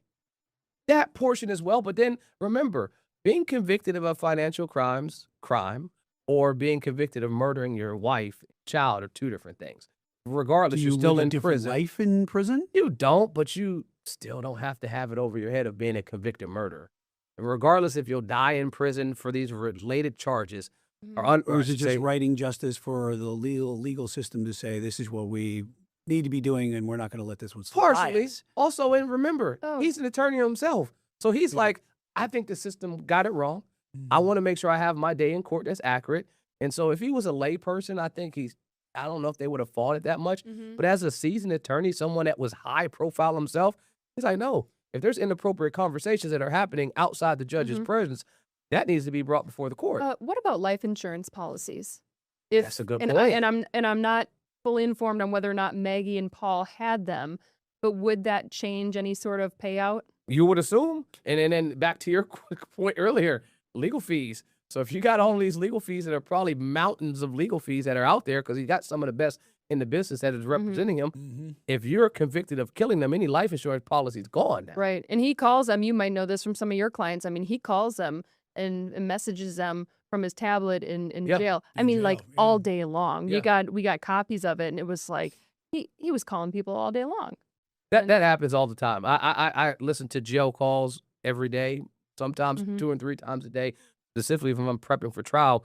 And I mean, the calls, I mean, they have more time if you're incarcerated than most people do. Right. So if you have access to those tablets that allow you to do a lot of calls, or you have just normal video calls or normal phone calls. I mean, I had one client that had, a terabyte worth of data of phone calls alone, and that was only for 1 year. And so they were consistently on the phone. I was just asking you about your drives that you had. You saw it earlier. You had all these drives in your legal briefcase today of all the stuff you have to download from everybody. Well, because most of that is because I continually lose the hard drives and making sure that I don't and keep them in one place. Big yes that you have. Yeah. Well, we're going to have to leave it there right now. I hope you enjoyed this conversation, a special order in the court here with Queen City News anchor Morgan Francis and, of course, Chief Legal Analyst Khalif Rhodes. We appreciated all the great discussion, and we'll see if we'll be doing this a lot more because if there is another trial for sure. We're going to be there every day. Yeah, you will. Might be quick coming down with something. You're watching Order in the Court on Queen City News Plus.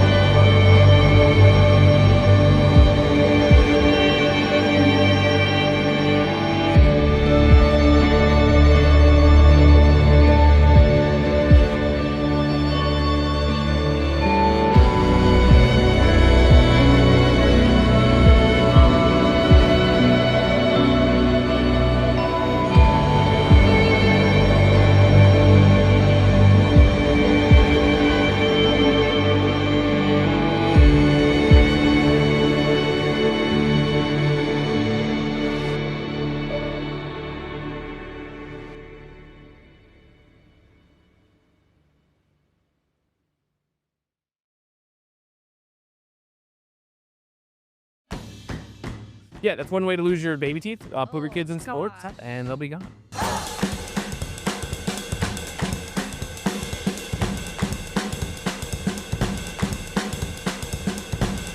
Welcome in for another episode of Tired Parents Club. I am your host, Kevin Pinto. We have... And I'm Sierra Langford. Perfect. This is a place we can share, laugh, vent, talk about the ups and downs of raising the littlest versions of ourselves.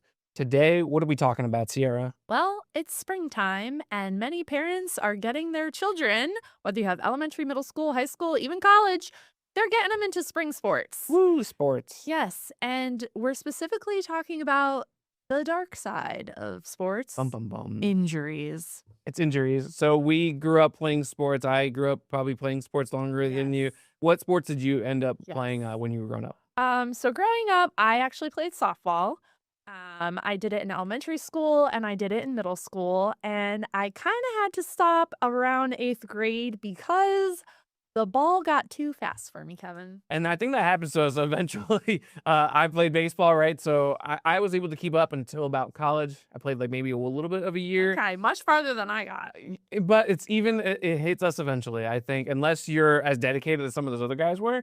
We probably weren't as dedicated. I think that's the biggest problem. No, I think there's like a wall, like especially I don't know. I feel like you either have it or you don't in baseball or softball. And I definitely got to a point where I'm like, the ball just right by me, could barely see it. It was already in the catcher's mitt. I didn't even realize it was passing me. I was like, it's time for me to step away. That's it. Yeah, no, I mean, I followed it pretty well. Yeah, it definitely just slowed down. And it's time to retire. And mine was college. What kind of injuries did you see? The injuries that I see, man. So mine were usually ankles. We had ankles getting twisted up or whatever, and then I played basketball a lot too. Oh, terrible basketball player. Obviously, I was center. Now I'm 5'8", guys, and back then I was not 5'8". I was like 1'2" or something. Anyway, so but trying to go for rebounds, I would jam my middle finger all the time. And there was one time where I got shoved underneath, and the ball hit my mouth.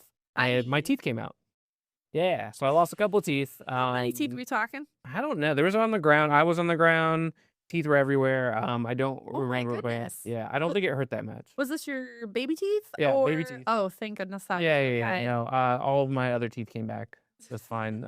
So yeah, that's one way to lose your baby teeth. Put your kids in sports, and they'll be gone. Oh gosh, stop. I'm just picturing it. It's ooh. So most of my injuries weren't bad. I never had broken bones. Just like small, like little tendon stuff or whatever, I guess. I'm not a doctor. I don't know what it all means, but we have a doctor on in a little bit to talk about it. Yes. Is there a sport that you really don't? Because we have what, 3-year-old and a 1-year-old. Yes. What sport don't you want your kid to play because you're so concerned about it?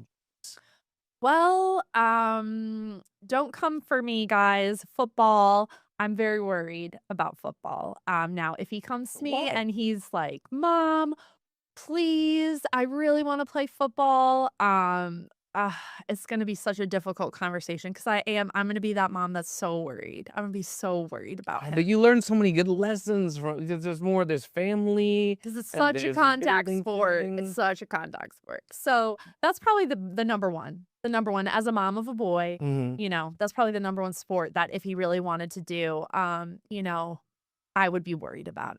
Worried about him. What do you want him to play then? What do I want to play? Well, my husband grew up playing soccer. So we're not going to force him into soccer. I definitely don't want to force him into anything he doesn't want to do. But we're hoping he expressed interest in soccer and likes it. Because that's my husband was a soccer player growing up. So we're going to try that and see where it goes. But, baseball, maybe basketball. There's various sports out there. Yes. Well, I have a little girl, so yeah, if she wants to play football, I guess she can play football. She can do whatever she wants. Picker. That's right. Lila, I support. No, I want her to be the quarterback, or a lineman or something. No, I think softball would be great. I would love for her to play softball. I also want to be entertained. I want her to be in a sport that I'm gonna be able to get it's about you, huh? It is a little bit about me for sure. This is mainly about me, Lila. And we're gonna train you to be a star. I wanted to name her Shaq actually, because every Shaq has become famous and a great sports player of some sort. Oh, okay. You haven't. There's no Shaq that I've met that does like that works at a library or something. No, Shaq is a name that plays sports. But anyways, no. Softball would be great. Gymnastics is cool. I've covered gymnastics.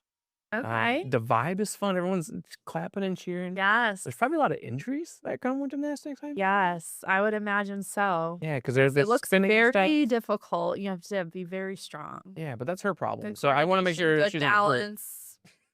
Exactly. All the things that my wife did not give in the traits, in the genes, if you will. But I was more balanced. Yes, I'm going to talk about Jenna. She also knows that she Poor is. Jenna, she's not here to defend herself. That's what this show is about, to pick on our spouses as well. Tired husband. No, my wife is amazing. Shout out to her. I Do think- you know if she experienced any injuries growing did up? she do? I think she did a little bit of softball and some basketball. I imagine she got hurt a lot. Again, this whole lack of balance thing. She's definitely probably got hurt. Killing me. No. Well, all right. So softball, gymnastics, that's kind of what I'm looking for. I'm not really concerned about injuries. She already falls a lot, so we're just toughening her up. Yeah, we definitely got lucky in the injury department in the sports we played growing up. The teeth, though, I think you win with that one, Kevin. Losing teeth, big deal. Whatever. They grow back. They grow back. All right, so we're gonna take a quick break. When we come back, we're gonna have Dr. Tallarico tell us about sports injuries, how to prevent them, why they hurt so bad, I don't know, stuff like that. So we'll be right back.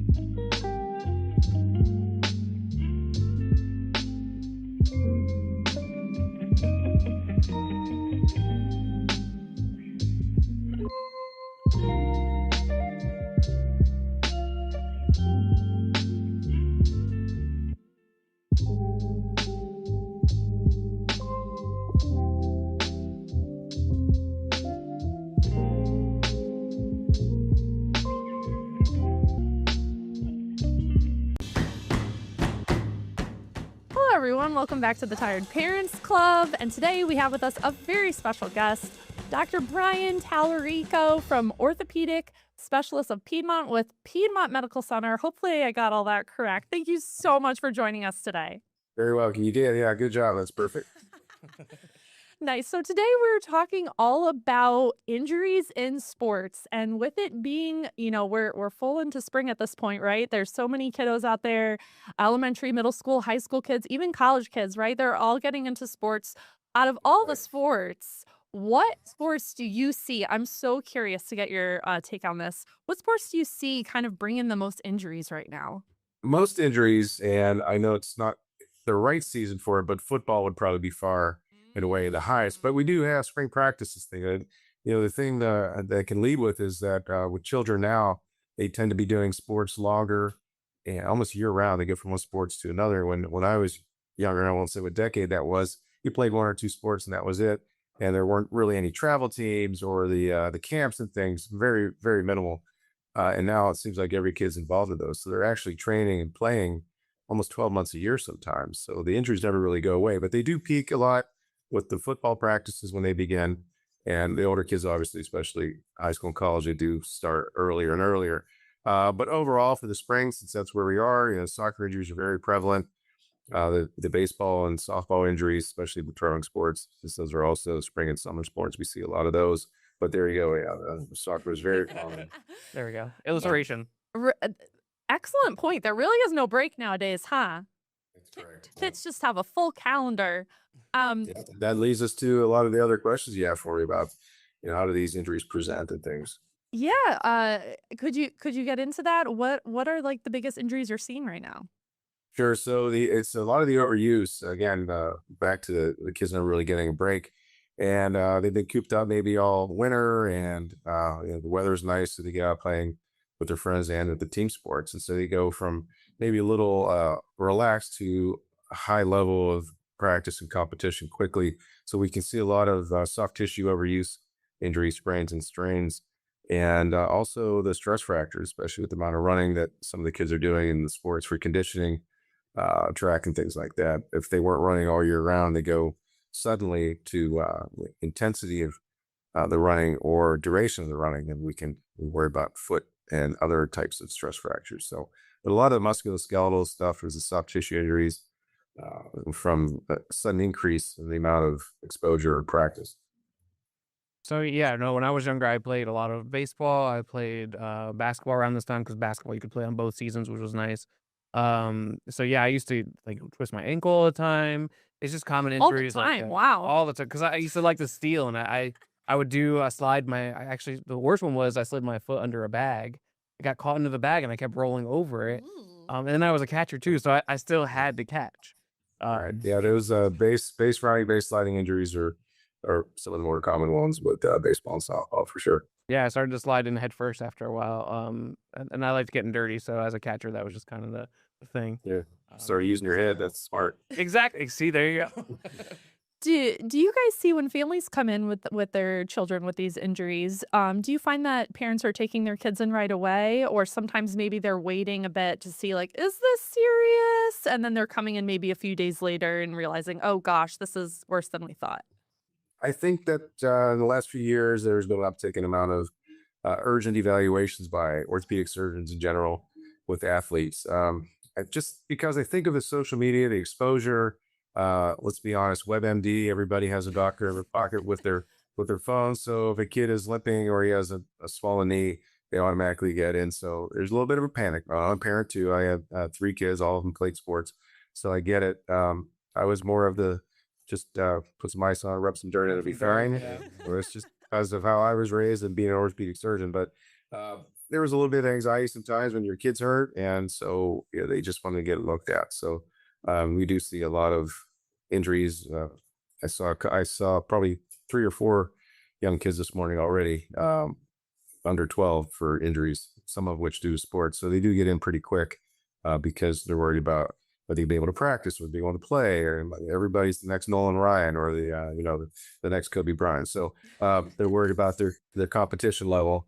So they want to make sure nothing's wrong, which is totally fine. I get it. So we're more than happy to see them. That's good to hear. That's a relief. Gotcha. I guess if kids are getting hurt right at this young age or whatever, are they more susceptible to long-term effects, I guess, because they're still continuing to grow, right? So obviously like in football, concussions could probably hurt development, or what are some other injuries that could be Absolutely. worse? It's an excellent question. And, I try to convey my advice, my thoughts to parents that come in about the overwhelming amount of sports that some of these kids are playing. And the frequent flyers I see, the ones that come in with injuries almost every year, I really do worry about that because there is a downstream effect of chronic injury, even if it's sprain, strain, soft tissue stuff. And then, of course, you're a baseball player talking about the little leaguer's elbow and the pitcher's shoulder and things like that. Those can be very bad actors. The ligamentous injury, the elbow for these kids that are pitching. I don't know what the pitch counts are up to now for a game, but they're trying to do a better job now than even 10 or 15 years ago, eliminating these kids, especially with the throwing. But you're right, multiple concussions at a young age, those kids, obviously, you need to really look long and hard at keeping them out of contact sports. It's a very unfortunate thing, but it is very scary, especially with CTE development later on in life, things like that. And that's something that kids aren't thinking about. I didn't think about that, obviously, my pitch count. I just wanted to throw if I could.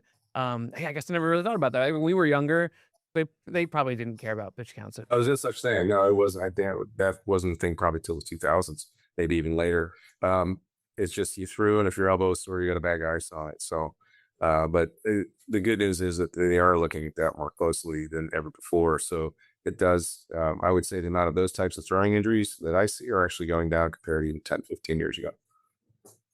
Crazy, yeah. Because we were talking about also like, what would we have young kids? So where I have a 1-year-old, three-year-old. 3-year-old, so they're not very involved yet. But I'm like, what sport do I want them to play in? I don't know. Is that them? They're probably they're gonna choose what sport they want to play. I'm hoping it's. I've been asked that before, and I like all sports, and I've played a lot of them. And but boy, baseball's tough to beat as far as it's just a great sport all around. Basketball too. Basketball you can play with one person or 10 people. That's what I've told my son all along.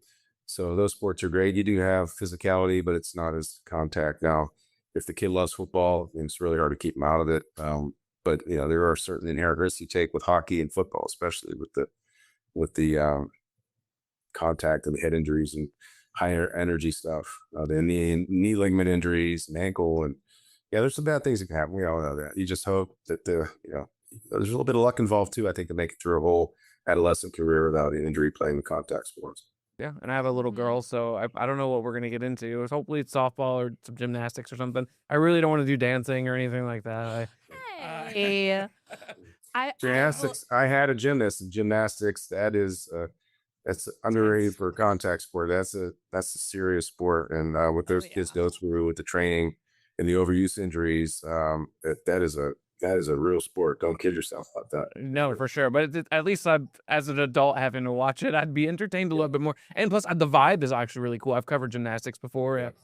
Everyone's so supportive and lots of cheering and stuff, and it's great. No, it is. It's in a great environment. It really is. I didn't know much about it until my one daughter started doing it. Surprising. We always joke around in my family because we have a little boy, and I've always said if he comes home and wants to play football, I'm always gonna hate me because I'm going to be like, no, please don't play football, for just like the concerns that come with it. But yeah, we'll tackle that when the time comes. Yeah, when we get there, right? Unintended. Yeah. Yeah, exactly. Right. I totally meant to do that. Totally meant to do that. When it comes to recovery from injuries, I'm sure depending on the extent of the injury and where the injury is located, it may take longer to recover than others. In your profession, what do you see? What are some of the most difficult injuries that, take a really long time to recover from? A lot of the fractures, we do fractures from the actual sports, but we also see them outside of sports, and then they'll come in and ask how long we have to wait to send my kid back to practice. And it's a really tough sell. You can see it in their eyes. You tell them this is probably 6 to 8 weeks, and they blink. Well, he's a really fast healer. What if 3-4 weeks he doesn't have any pain? So it's a bit of a struggle sometimes with the family, trying to convince them that these bodies need to heal, and they do heal faster than us old people, but they still need appropriate amount of time to. Mother Nature's Mother Nature, physiology's physiology. So to heal fractures or with torn ligaments or pulled muscles, it does take some time, and it's common sense. If you go back before you're healed, you're probably gonna have a recurrence of the same injury or start from square one. Because that's how I try to sell it.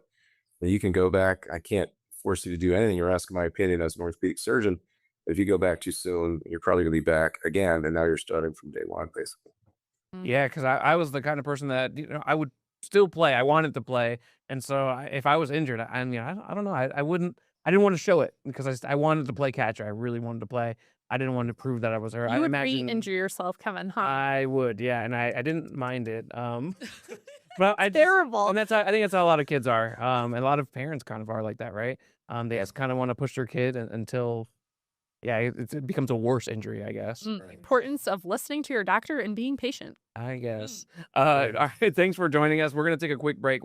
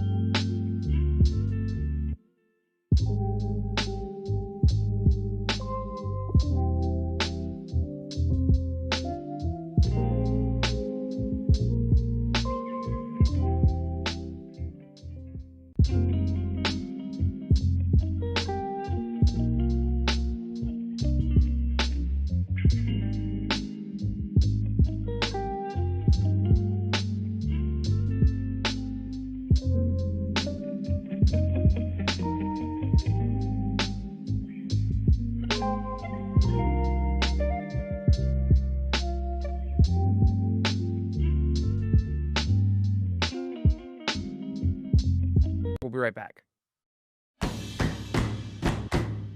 Welcome back to Tired Parents Club. We were talking about sports injuries. So one thing we haven't talked about is how can you prevent these injuries? Well, there's two types of injuries in sports, orthopedically speaking. You have the traumatic ones that are just really hard to prevent. They're usually bad luck, a misstep or a tackle or a deceleration. You're with the soccer clip there, the deceleration injury, changing directions, rupturing ACL, things like that. It's just, like I said, sometimes some bad luck. So, but overall, to prevent injuries, it's preparation, and that's why the training is so important, and the warm up is so important, and the conditioning is. The healthier the soft tissues are, the better the bones are. Obviously, the more resistant they are to injury. So you just sometimes can't predict a freak injury or a bad accident. The accidents happen. That's what keeps orthopedic surgeons in business. So, but a lot of kids now are way more in tune with the nutrition, and that's not just them; it's their parents too, and coaches and staff. So there was no such thing when I was a kid, and when I was a young athlete. It's just basically maybe Gatorade was out back then, so we would drink Gatorade. But I think the dietary, just the whole thing about sports nutrition is a relatively new thing over the last 10, 20 years has really helped. I believe that I'm a real proponent of proper nutrition for these athletes. You figure how many calories these kids are burning when they're practicing 2-3 hours a day, especially like the wrestlers and the runners and the football players, the ones that are out in the heat during practice for 3 hours. It's ridiculous how much they burn, and also the fluids. I think that the coaching staff and the athletic staff, they're much better now than back when we were younger. So I think that that's a good thing, and it does help prevent a lot of injuries. But the other thing is just the signs we'll see in these kids if they're starting to limp or if they're favoring a shoulder. I think the parents really have to keep an eye on them because, as you said, the kids will just keep their mouth shut because they want to keep playing. They don't want to let their team down. They want their coaches down. But if there's something wrong with your kid, you gotta pick up on it. You gotta pay attention. If he's limping, if he's asking for motion, or kids don't take motion or Advil or Aleve or Tylenol like adults do. They just don't. They never ask for it. They're asking for it because their knee hurts or the foot hurts or the shoulder hurts or the back hurts. You really gotta have an open eye for that. You have to get them evaluated because that's not normal. Sprains and strains are one thing. Just being sore from lifting weights or working out with the team is different. But when they're actually hurting, you can see it in their eyes or in the way they carry their body. You really need to intervene and see what's going on. We were told to do lots of stretching beforehand. Is that something we should really do? But as a kid, I was like, I'm not going to stretch. I don't need to do that. I don't know. What's interesting about that, I don't think there's ever been any scientific data to show that stretching for 5 minutes or 10 or 20 minutes actually does anything. And again, hard science and data, but I think it does help to warm up for sure. I think if Something doesn't hurt. And it's part of the stretching is part of warming up, but warming up I think is vital to avoid the pulled muscles and tendons and things like that. And it's just to get your joints moving and get ready for the arduous practice. Yeah, that makes me think of like the swimmers or whatever, like Phelps, when he did the arm thing. It's like slap his back, and the lactic acid going or whatever it was. Yeah, I mean, I did that only seeing him do that, and I would play baseball, and I'm like, does that really do anything for me as a baseball player? Whatever, I'll still do it. It made me feel loose. That's all that mattered. I think as a pitcher, for sure, obviously throwing that hard, I think warming up slowly and warming up the joints and ligaments and muscles for sure. Okay. I have a random question. When a hyperextension happens, what Can you explain what exactly that is and how that can occur when kids are playing sports? Because growing up, I had several classmates and friends that Hyperextension, that yeah. hyperextended their foot or their leg. And can you just explain to our viewers what exactly that is and Sure. how it could Typically, the two joints that would be prone to hyperextension injury the most would be the knee and the elbow. Because the elbow is more of a true hinge joint than the knee. The knee is not a true hinge joint, but as we know, it goes straight and it flexes. Flexion is when you bend your knee. So straightening your knee out to 0 degrees, a hyperextension would be going plus, 5, 10, 20 degrees. That's hyperextension, where the knee actually goes further than 0 degrees. We usually flex between, say, 125 and 145, 125 to 145 degrees, depending on your age and flexibility. So, but you can injure the knee and the elbow in both directions, hyperflexion and hyperextension. The knee hyperflexion injury, you can tear ligaments and tendons. But the hyperextension injuries are pretty common. Those will also in the knee tear your important ligaments and maybe meniscus cartilage and things like that. And actually fractures can occur and cartilage injuries. And in the elbow, that would be more of a fracture, especially in the pediatric population. A hyperextension injury to the elbow, fall from height, things like that. You can get injuries about the elbow. Supracondylar is one that's the most common, right above the elbow joint. So those are pretty nasty sometimes and need surgery. But in sports, the knee being hyperextended, most of the time, especially in the younger, if it's a lower energy, the younger population will just have swelling and sprain strain, as we call it. But obviously, the more it extends or hyperextends and the higher the energy, you can certainly tear your ligaments. Oh, okay. So we have maybe a minute left or so. What's a 30-second takeaway for parents for this episode? I would say that with the kids participating in sports this spring, it's important to have them go back into it slowly, properly, warm-ups, conditioning before going full bore into competition and high-level play. That would be number one. Number two would be proper nutrition, hydration, as always, very paramount. And number three would be watching for signs and symptoms in your kid about injuries that are starting, whether like hyper or overuse injuries and things like that. So we want to just keep an eye on those. And if something looks out of place with your kid after a couple of weeks, then you really should get it evaluated. Wait, thank you so much for your time. That was super educational. Yes. I'm going to replay this episode back for me in about 4 or 5 years. So I appreciate it. Thank you again for your time. And thank you, everybody, for watching Tired Parents Club. We'll be back next time with another episode.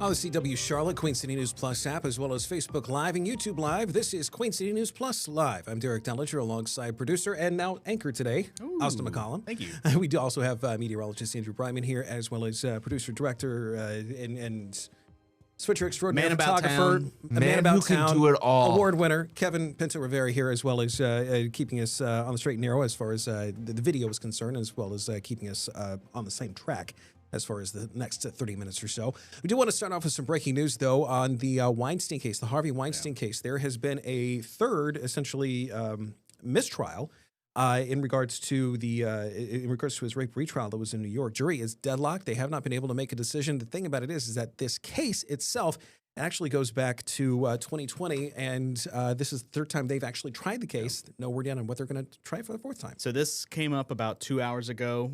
New York judge announced that, again, jury, like you said, deadlocked. This is now considered a mistrial. Like you said, this goes back to his first trial in 2020 where he is accused of raping actress Jessica Mann.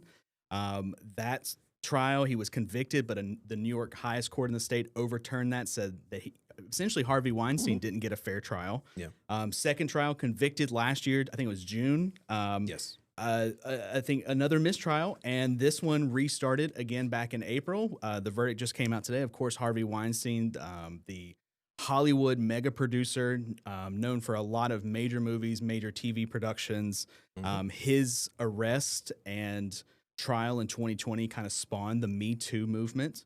And then now you have this major decision coming out today. He's still found guilty in California. I know his lawyers are appealing that decision and his sentence, and he is still facing sentencing for another rape charge.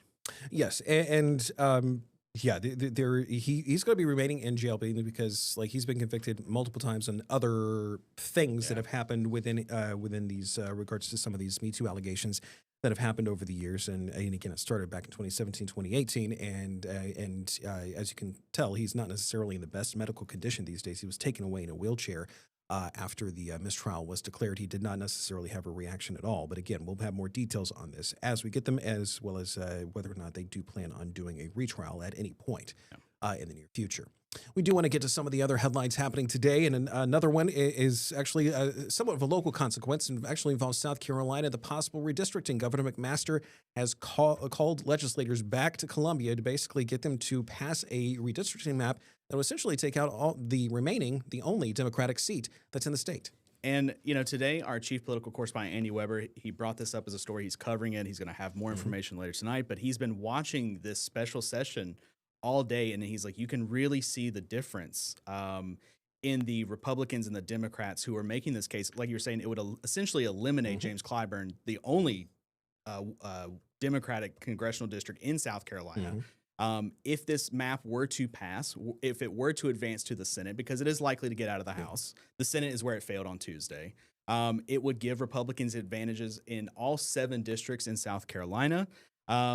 As to why McMaster's doing this, it's unclear. Again, we saw several Republicans jump ship essentially on Tuesday and say this is not in the good interest of the state. Yeah. And they sided with Democrats, and now we're here. Well, the governor did initially say that he did not want to initiate a special session. However, there has been a large amount of speculation that there's been a lot of pressure from the Trump administration. In fact, some Truth Social posts from President Trump himself basically saying that South Carolina needs to make this decision as far as redistricting goes and essentially eliminate the remaining Democratic seat. You might remember that Tennessee did this just a couple of weeks ago as well, basically eliminating the major African-American seat that was in that state, essentially making it all Republican, at least at this point, or at least Republican-leaning. It's important to note here, though, like even if this redistricting goes through, there's been kind of discussion as to exactly what's going to happen because the math can only math so much, at least in these cases, because you might go to an R plus 14 down to an R plus 2, which still would make it Republican leaning, but there's still a possibility of it becoming contestable, at least in the near future, and that could be kind of messing with a lot of those numbers. A lot of political scientists will say, even if this map were to pass, is that going to galvanize Democratic voters to turn out in bigger numbers? Yes. A lot of this came after the U.S. Supreme Court struck down part of Louisiana's redistricting, which had a major play on the Voting Rights Act. As for what happens, I know Andy told us that a vote likely not happening today, could pass out of the House, likely to pass out of the House. As for the Senate, we'll have to wait and see. Yeah, and we'll keep an eye on it. So let's head to China right now, where President Trump has completed his trip to China. Among some of the big discussions that were taking place, things about the Iran war, trade, AI. However, China wanted to talk a lot about Taiwan because because the U.S. is actually looking or at selling or was potentially looking at a potential sale of weapons to Taiwan. Taiwan is a country that China claims as its own. However, Taiwan says that they are basically an independent democratic country. And this has kind of been a thing for the last 50, 60, 70 years or so. So, let's just say it's a touchy issue, especially with China. And especially, like you were saying, this whole trip has hinged on U.S.-China relations. There's a reason that Tim Cook, that Elon Musk went with President Trump on this trip to Beijing to meet President Xi Jinping. As for Taiwan, we know that Congress approved a $14 billion arms deal in December. That was in January. Trump has to formally send that to Congress. He was asked on Air Force One whether that would happen. He basically says he hasn't made a decision yet. You guys had talked earlier this week here on Queen City News Plus Live about the reports of a potential Chinese $1 trillion investment in the U.S. As for what comes of this, Trump is doing his thing that he does where he says, I haven't made a decision. You'll know when I know. Yes. And we should be mentioning, at least out of this visit, there were no concrete trade deals that were made really at all. One thing that did come out of this, though, President Trump did say that China does want to help negotiate an end to the Iran war. China, by the way, is Iran's biggest trading partner, so they have a vested interest in basically that happening. So whether or not it happens, we will see it hopefully in the near future. And I will so. say one other note. President Trump said that she was very positive. I'm going to say, quote, very positive about a possible nuclear deal between the U.S., China, and Russia. The Pentagon estimates China has about 600 plus warheads. They estimate Russia has about 5,000 plus. What comes out of that? We don't know. Like you said, no major deals came out of this trip to Beijing, but President Trump seems happy with it, and we'll see what comes of that. But speaking of Russia, there is actually new video out today. This is an apartment in the Ukrainian capital of Kyiv, where Ukrainian officials say a Russian cruise missile attack has essentially leveled this entire building, killing 24 people. Yes, the Ukraine-Russian war has been going on for about 4 years now, around 4 years now, and the fighting still does continue. That is a 9-story apartment block that was basically, or at least partially, destroyed just a little bit earlier today. This latest Russian attack it basically killed 24 people, and the attack, the biggest barrage, part of the biggest barrage that's coming from Russia since the beginning of the war. At least that's what Ukraine is saying. You might remember there was a temporary ceasefire that was called over the weekend that has since ended, and Ukraine's president Volodymyr Zelensky has made a point of saying that Russia, since at least in the last little bit, they've launched more than 1,500 drones at Ukraine in various places across the country there as that war essentially continues. Like you're saying, nearly 200 buildings damaged in what Zelensky is saying is one of the larger drone attacks of this 4-year conflict. Russia is reporting that Ukraine has launched an attack on the town of Ryazan. That is about 60 miles south of Moscow. They're claiming that it has killed 4 people, including a child. Ukrainian officials have not commented on that. Also today, Ukraine and Russia swapped about 200 prisoners of war that say that's a part of a bigger effort between the two countries. Yes. Let's move on to some of the other news of the day. The Border Patrol Chief Michael Banks has announced his resignation. This resignation was announced yesterday. It's the latest shakeup in the Department of Homeland Security because of many of the changes that have been happening there. You might remember there was the old Border Patrol Chief that went out not too long back. There's been a change at the top. The Secretary of Department of Homeland Security is now a new person, Mark Mullen, and Banks, for his part, is saying, and I quote here, "It's just time. I feel like we've got the ship back on course. However, there are some reports that there were some other reasons for it, which we cannot necessarily be verified at this point, but." Everyone else has kind of been noting that he's been pretty gracious so far, and so is the department. I mean, a career official with Border Patrol, joined in 2000. He left in 2023 to join Texas Governor Greg Abbott as essentially a border czar to the southern border. He came back to U.S. Border Patrol last year. Like you said, he feels like he got the ship back on course. It's time for him to essentially retire and spend time with his family in Texas. You know, like you're saying, Watauga County's own Gregor Bavino retired after the Minneapolis shootings that left 2 people dead.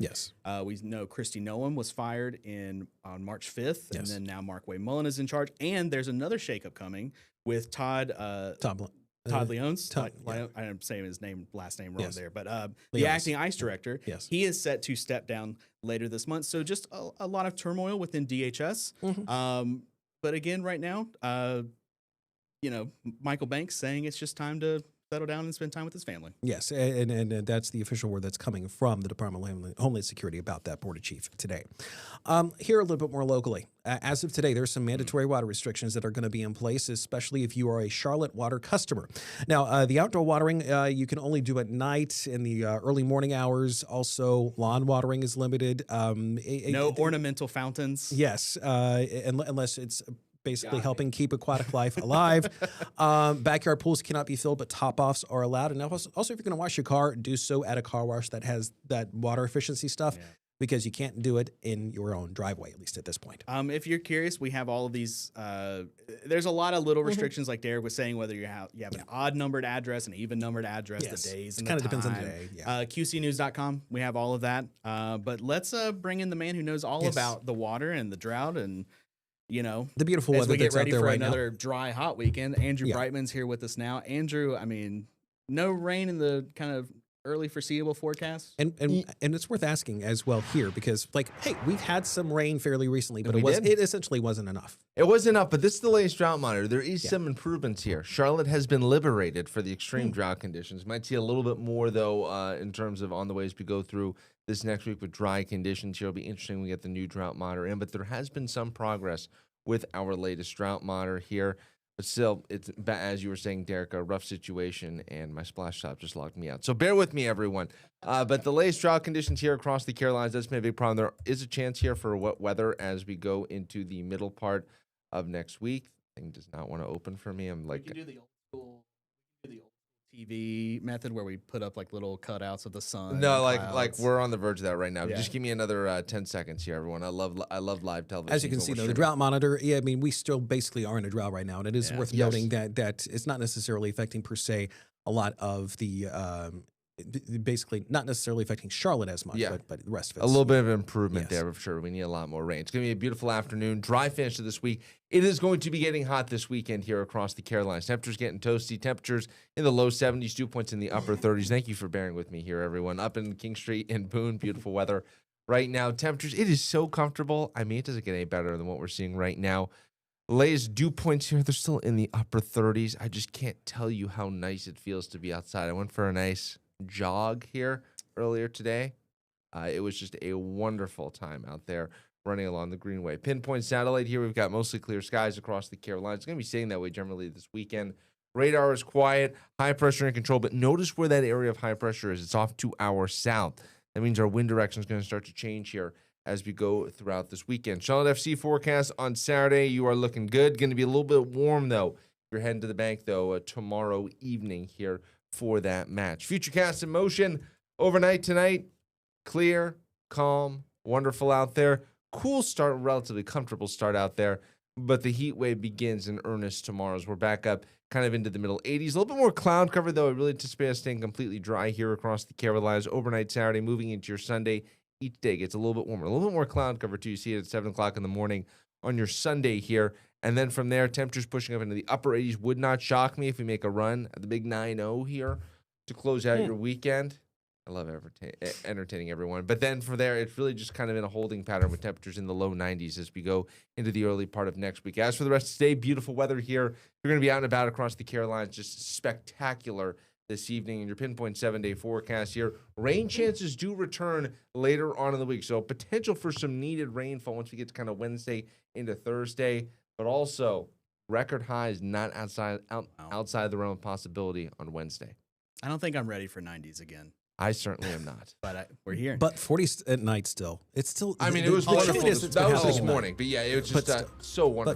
But 55, 63, I can live with that. I really can. I really Feels can. nice. Well, hey, coming up after the break, we have, again, if we had a nickel for every time we said we have a crazy video, I think we could all. Oh, yeah, but this is crazy. We'd be for rich. folks. It is the police chase and the suspect who will make the Dukes of Hazzard envious. We'll talk about it. We'll show it after the break. You're watching Queen City News Plus Live. It's some great video, folks.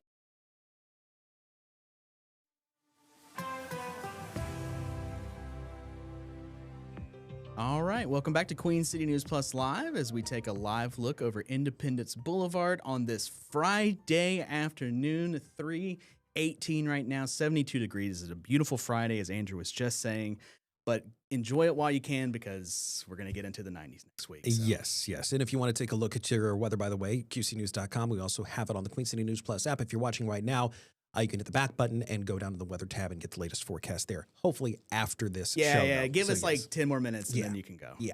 So this crazy video out of Wisconsin, you've got to see. Okay, so let's take this full real quick if we can. Oh, there we go. It'll loop, don't worry. It'll loop.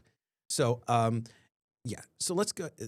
This involves a foot chase as well as a police chase that actually happened in Wisconsin. This happened last weekend. Footage, though, was just released. Driver who was wanted on a felony warrant for failure to appear. Woo! And that happened. So, yes, basically, yeah, they tried to stop him. He drove off. He led authorities on a chase, but he lost control, went over a ditch. But the thing about it is that he basically went on, like, Dukes of Hazzard, basically over... Yeah. This looks like a stunt out of a movie. Again, this is 44-year-old Dwayne Stokes. Essentially... I feel lucky for that driver. That driver needs to buy a lottery ticket. Zero property damage, by the way. So essentially, this guy jumped over this car. Nothing happened. Everything's okay, except he's now under arrest, facing multiple charges. But again, this started... Wisconsin State Patrol says they had stopped Dwayne Stokes for... I think I had it written down here, but I'll find it in a second. They had stopped him. They called him back up. Felony to... failure to appear. That's right. It was at a warrant. So they had stopped him, and when they called for backup, when backup arrived, essentially... Stokes is accused of taking off. You see it on this video right here. He goes off an exit ramp, hits this ditch, goes airborne over this car, crashes into a field, ends up in a foot chase with police. He's a stun gun. They bring him in. Stokes is now, I think he was treated for minor injuries. Only minor injuries. Which is incredible. Yes. Booked in jail, multiple charges, including fleeing and eluding an officer, first-degree recklessly endangering safety, and felon in possession of a firearm. And in addition to that, there was also another person in the car. No word on what happened to them, but they also did make a run for it after the car went over that other car and into the ditch. Incredible. So it's wow. Wisconsin, folks. Yeah, there you go. There is some serious stuff we do have to tell you about as well. And this one actually involves another crash of a different sort of plane crash that actually happened in Ohio yesterday. A small plane went down in front of a home, as you can see there. Caused quite a bit of damage. 2 people died in this crash with the people that were on the plane. But 2 homes had to be evacuated, including the one that was hit, but the one next door also had some damage as well, so they basically had to take people out there. So this happened in Akron yesterday, just before 4 p.m. Like you said, the FAA saying this as well, that the 2 people on board the Piper PA-28 aircraft, that's a very small aircraft, typically used for training. It crashed into this home. The names of the 2 people on board the plane have not been released. Amazingly, inside the home, there was a couple and 2 children. They managed. They were not hurt. They got out safely. The FAA, NTSB are investigating. One point is they say that the flight originated from the Akron Fulton Airport, specifically the American Winds College of Aeronautics. That is a flight school. So it is unclear if this was a training flight, maybe a flight student involved. We don't know that just yet. But data shows that the plane left that airport about an hour before the crash. And it wasn't apparently too far away from where this happened, since it didn't happen in Akron. Now, there's also no word yet on what exactly led to the crash. That is something that the FAA and TSB, they're all going to be looking at, because that is standard procedure, at least in a plane crash. It's going to take a while to get that information, as we know with some plane crashes and some deadly plane crashes that have happened here. It can take as long as 18 months for us to get the full rundown. We should be getting a preliminary indication, though, within the next 30 days or so. We'll let you know what happens out of that. There is some other incredible video to show you, and this is actually out of Hawaii of Mount Kilauea. They've been in eruption mode. That volcano's been in eruption mode since yesterday afternoon, and most of it subsided, but the vent fountain, that thing you see right there, got as high as about 650 feet. That is wild. Yes. Which they say is a low risk. which is still wild to me. Also, it's funny that they call it an eruptive episode. It's just having a little spat right now. Yeah, and it's apparently the 47th one. It is. There was another one apparently last week. They say it So, lasts yeah. about 12 hours or so. Yeah. Again, no major threat. Most of the lava is confined to the caldera and this volcano. Again, this is on Hawaii's Big Island. If you've ever been out there or thinking going out there, this is what you get to look at. Hopefully, it's beautiful. So again, no real threat. There is a small concern about any the gas emissions that come off of this, and then some potential material debris that might get caught in the wind and blow down. But overall, it's just pretty to look at. Yes, it is, and this is something that pretty, but don't get close to it. Even though it is a tourist site, but also I mean this is kind of the Earth in action. As if Andrew Brightman was here, he probably would be saying so. I will because say, Earth science. This is basically how land forms. Yeah, where did he go? We got to bring him back. I got to visit Maui's volcano. I think it's Haleakala one time a couple years ago. And you drive up. It takes almost an hour and a half, 2 hours to drive to the top of this thing. I think you're about 10, 11,000 feet up above That sea makes level. sense, yeah. And you look down and you're like, okay, it's just a big open land. And then you realize, okay, wow, this is like a whole. You just feel, you feel that human experience of feeling like kind of small as a human looking at it, but beautiful nonetheless. And we get some great videos out of it. Again, Earth science in action, folks. That's pretty much how it works. There we go. So we do have some news to tell you about the Panthers. Yeah, because they really. I was waiting for the music to kick in. The schedule was released last night. We have some relative surprises, some actually good surprises actually for the Panthers because they did so relatively well last year. Yeah. Yes, that is coming up next. We'll talk about that. This is Queen City News Plus Live.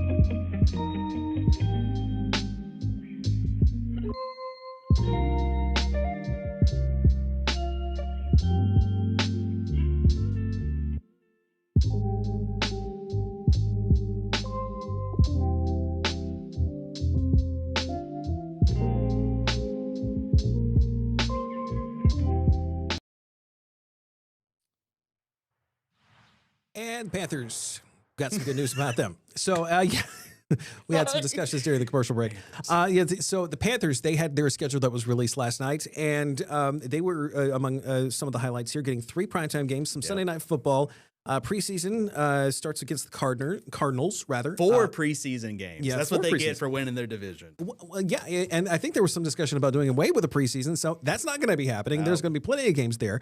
The first home game looks like it'll be against the Panthers. No, it's not the Panthers. The Bears. There we go. There you go. And I did the calculations here. A majority of the games you're going to find on Queen City News.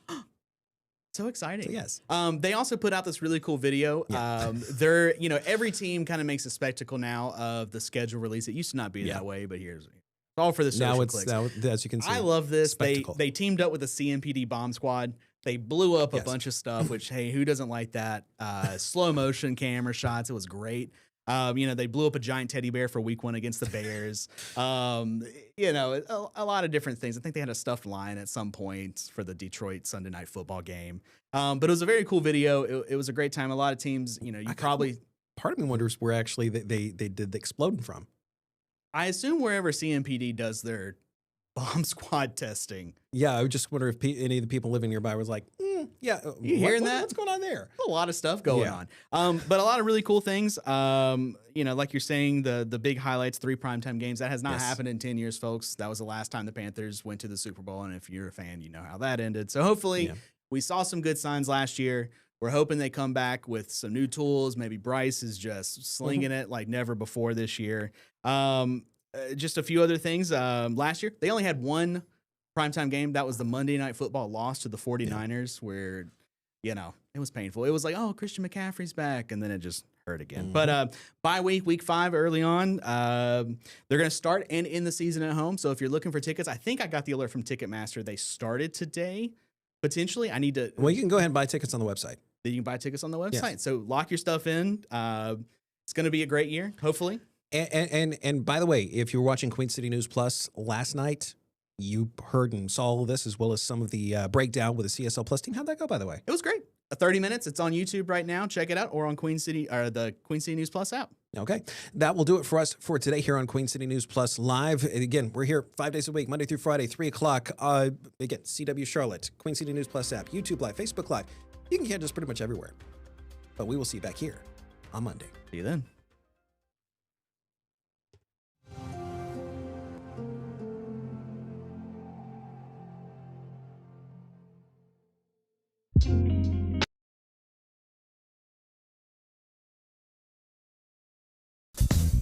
So he's on his phone talking to me, being so loud with the doors open. I mean, he's the multitasker, though. On the plus side. That's true. That's what Savannah, you he's could a multitasker. Oh my god. I don't know if these are icks or if this is. It's wrong.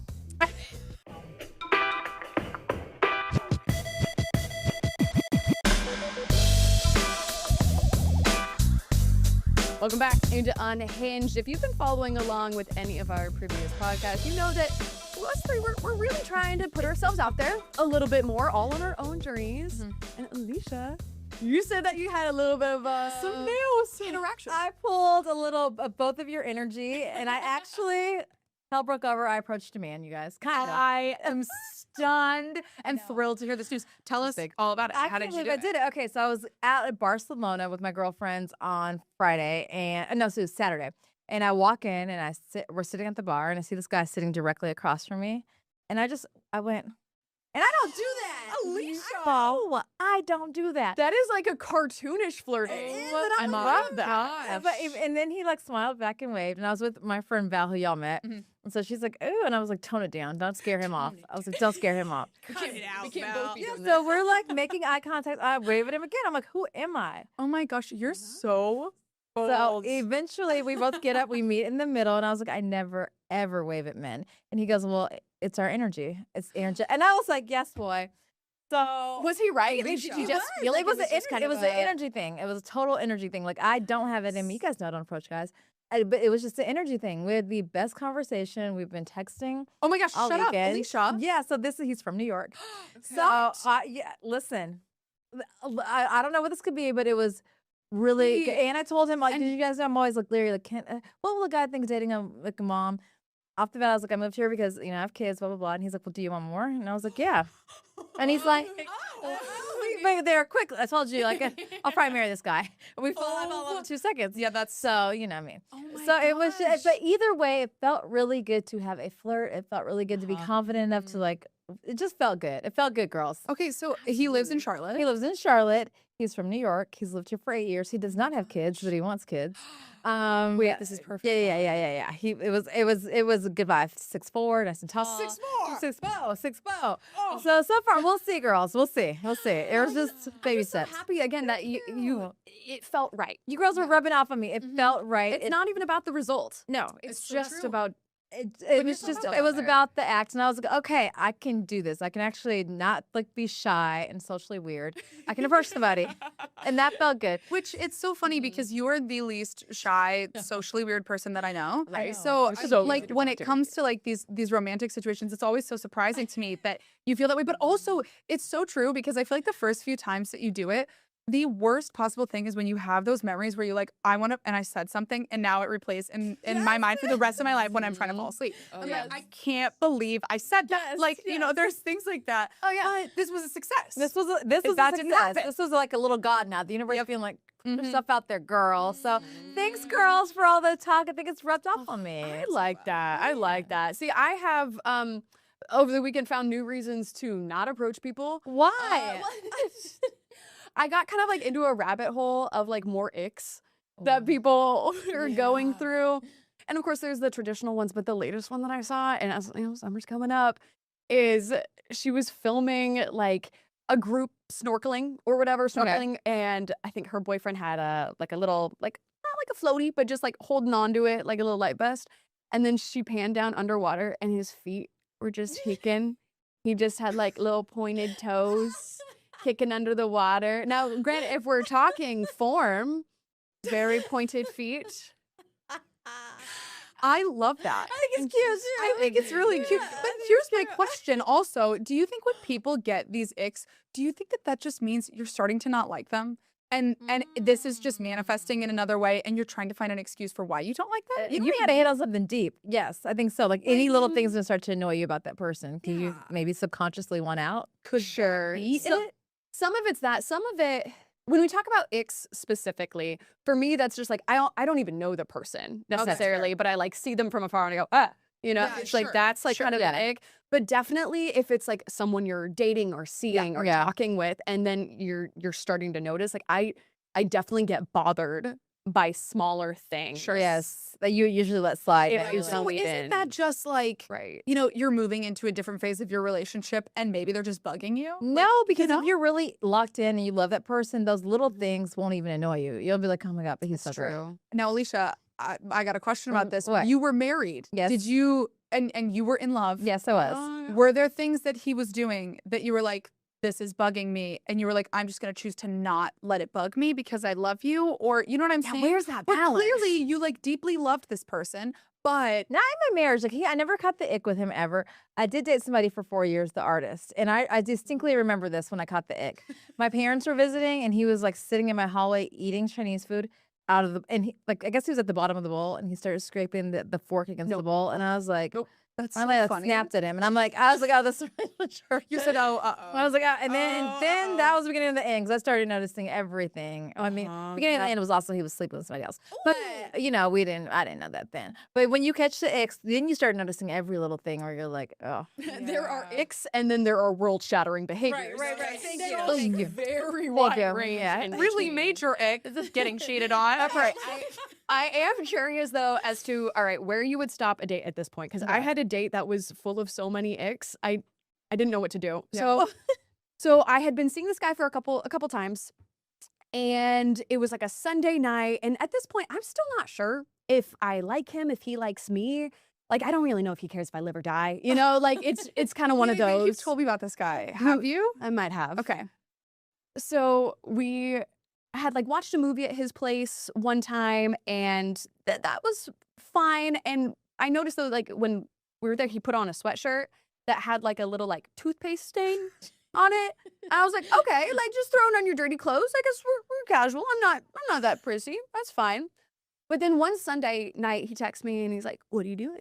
And I'm just like, oh, I'm watching TV, watching football, like with my cat, that kind of thing. He's like, without me? You know, one of those. Yeah. So he promised to bring over sushi and wine, and we watched scary Okay, movies. that sounds great. Nice. That's fun. That's ideal night. Yeah, That's that's a great. great night. But he shows up to my apartment with the same dirty sweatshirt on, with the same toothpaste stain. No. No. So he's walking up to my apartment, and I'm already like, no. No. You said I need you to turn around. Yeah. And a bag. And wait, with a backpack. With Oh, the bag. no. Okay. No. You was prepared for it. You just will ring your bag. You promised me He said, dinner. we're having a slumber party. Yeah, did he bring the sushi and the wine? Shows up empty-handed. Nope. But I'm like, okay, maybe he'll Maybe he'll order Grubhub it. That's Maybe fine. he'll Uber Eats it. Yeah, or maybe he'll ask me what I want. You know, Yeah, that's okay. Sure. Did he do fine. that? Yes. Okay. But Okay, he that's comes into my house and gives me like a, you live here? Almost like he couldn't believe I lived there. Like Wait, what do you mean? Like, does she live nicely? Yeah. Like, And, that this is a nice apartment? It's a nice apartment. Like, I love my apartment. It's not anything crazy, but my ceilings are kind of tall. And so it gives like a pretty big impression when you walk in. Other than that, nothing shock-worthy. You're like, I washed my clothes, sir. I wash my clothes. yeah, You said, I wash my clothes just there's like everybody else. there's a candle lit over there. Right. I don't know.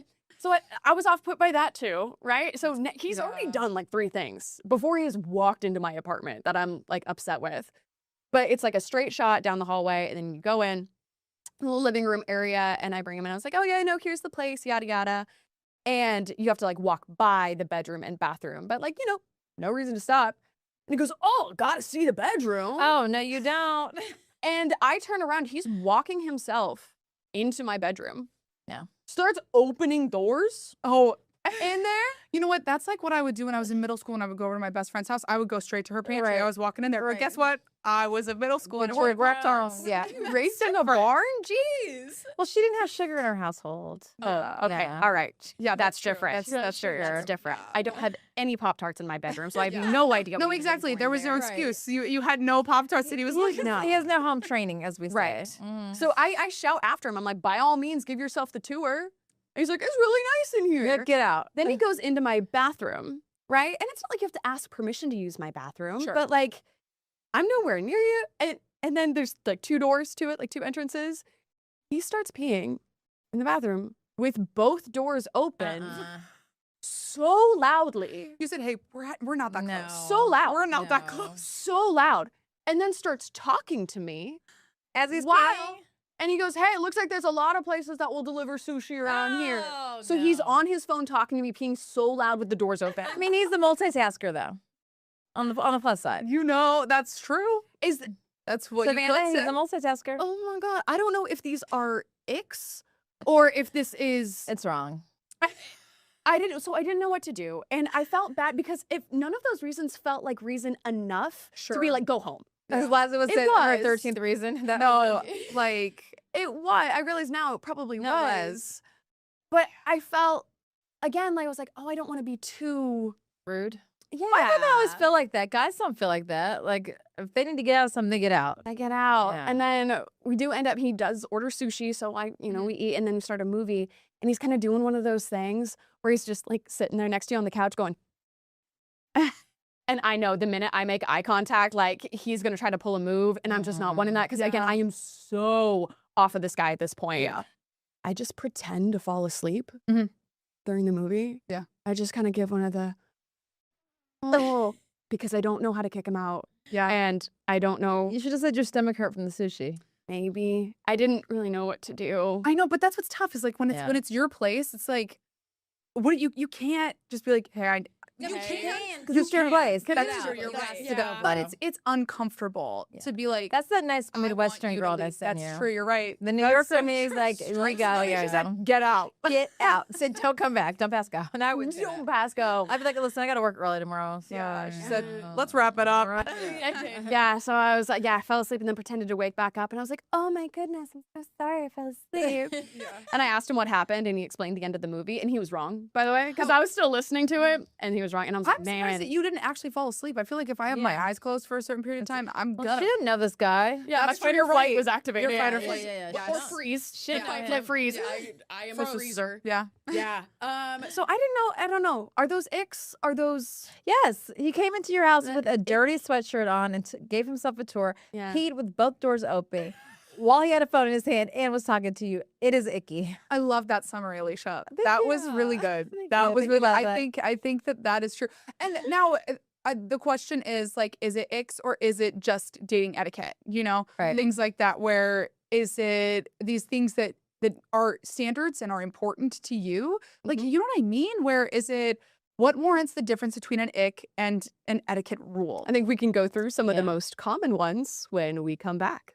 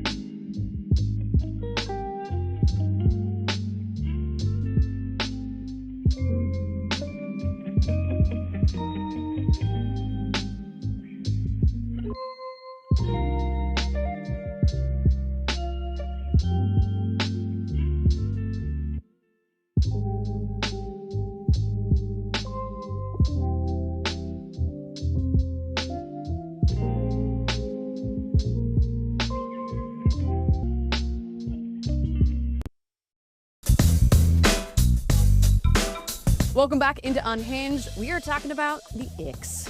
Getting the ick. Is it good? Is it bad? Is it overcomable? These are really personal to a lot of people, but there are also some that are very common. As you've got the list right there Yes. about some of the most common icks on Reddit right and now. this is typically with straight women and straight men. Yeah, I'm on the Right, dating this list. threads, On the dating and threads. somebody asked, ladies, what are your biggest icks from dating experiences? Curious to know what were some of the worst or maybe niche things that you've experienced. One of the first things that people mention is bad hygiene. Oh yeah. That will always. I mean, that's across the board. I don't even think you can call it an ick. That's Yeah, deal It's breakers. like that's deal breaker. That is also again etiquette, Right. where it's like, you know, hey, maybe we brush our teeth, maybe we go a little crazy, use a little mouthwash, Take a shower. you know, like and here's the thing is that the majority of the time, I think people are doing that before they're going on a date. Yeah. They're making sure of that.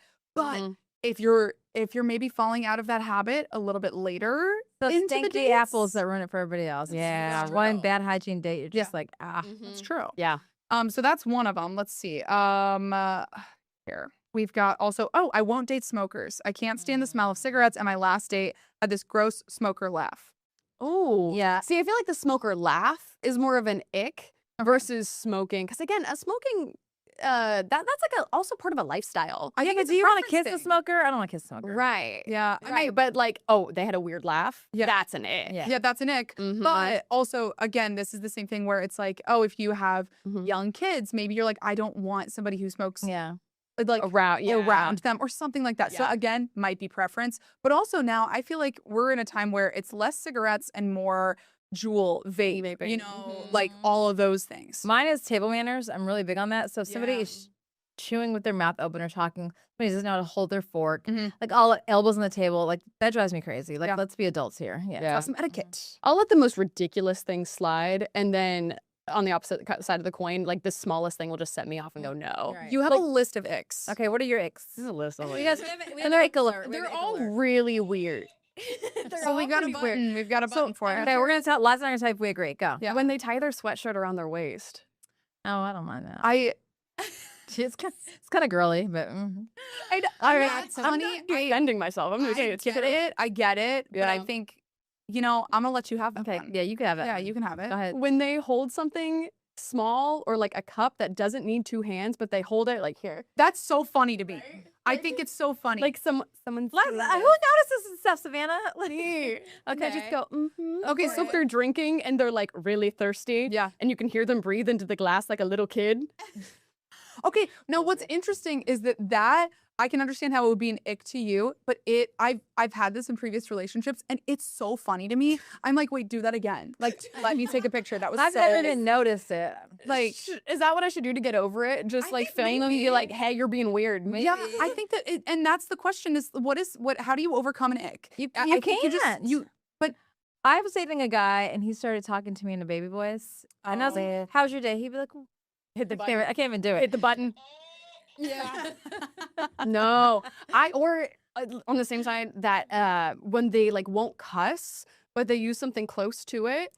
Like I had on here, there's a quote, "What the Fuddruckers?" Oh, that's so corny. That's just corny. Get out of here. That is, you know what? A very unique pick. Very unique pick of Fuddruckers. That's like that's just really corny. No. Hate that one. No. Hate that one. Oh, this one I know. This is so on me, right? Okay. When they go to the bathroom in the middle of a movie, like in the theater. Oh, well, sometimes you gotta pee. Sometimes you can't help that. That is not an ick, Savannah. You don't know their bladders. Plan better. You don't know their bladders. I'm allowed to go to the bathroom 3 times in a movie. So these aren't me and Alicia were talking about this, and I was like, I think that they should have an intermission in a movie so I can go to the bathroom in the middle and I don't have to miss anything.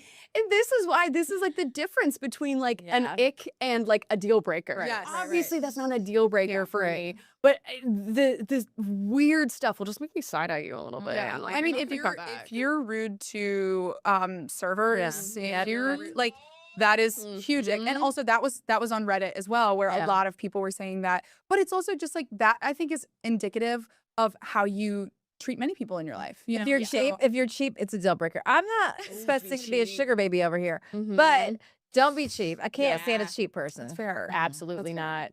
Oh, you ever have somebody bad freestyle rap at you? No. Yeah. When did that happen to you? Why? When did that happen to you? Yeah, who's freestyling rapping to you, Savannah? Where they'll just be like, it's like someone's got a beat going, or they got. Where are you hanging out? Who has beats going? Who's in a cipher? It's just. She said I can't name names.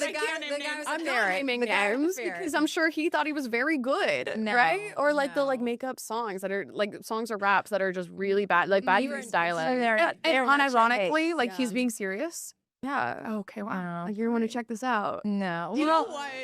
That's right. Hit that button. Yeah. Hit that button. This is one I've seen online a lot too, and one is it's typically with younger guys. This was mostly in my early 20s, but it's something where they make a weird face before they go in for a kiss. I've seen that was like a thing on social media where like people were making these videos of like parodies of that. You guys are very observant. I don't look at these men like that. I'm watching. She said, "I don't pay attention to you."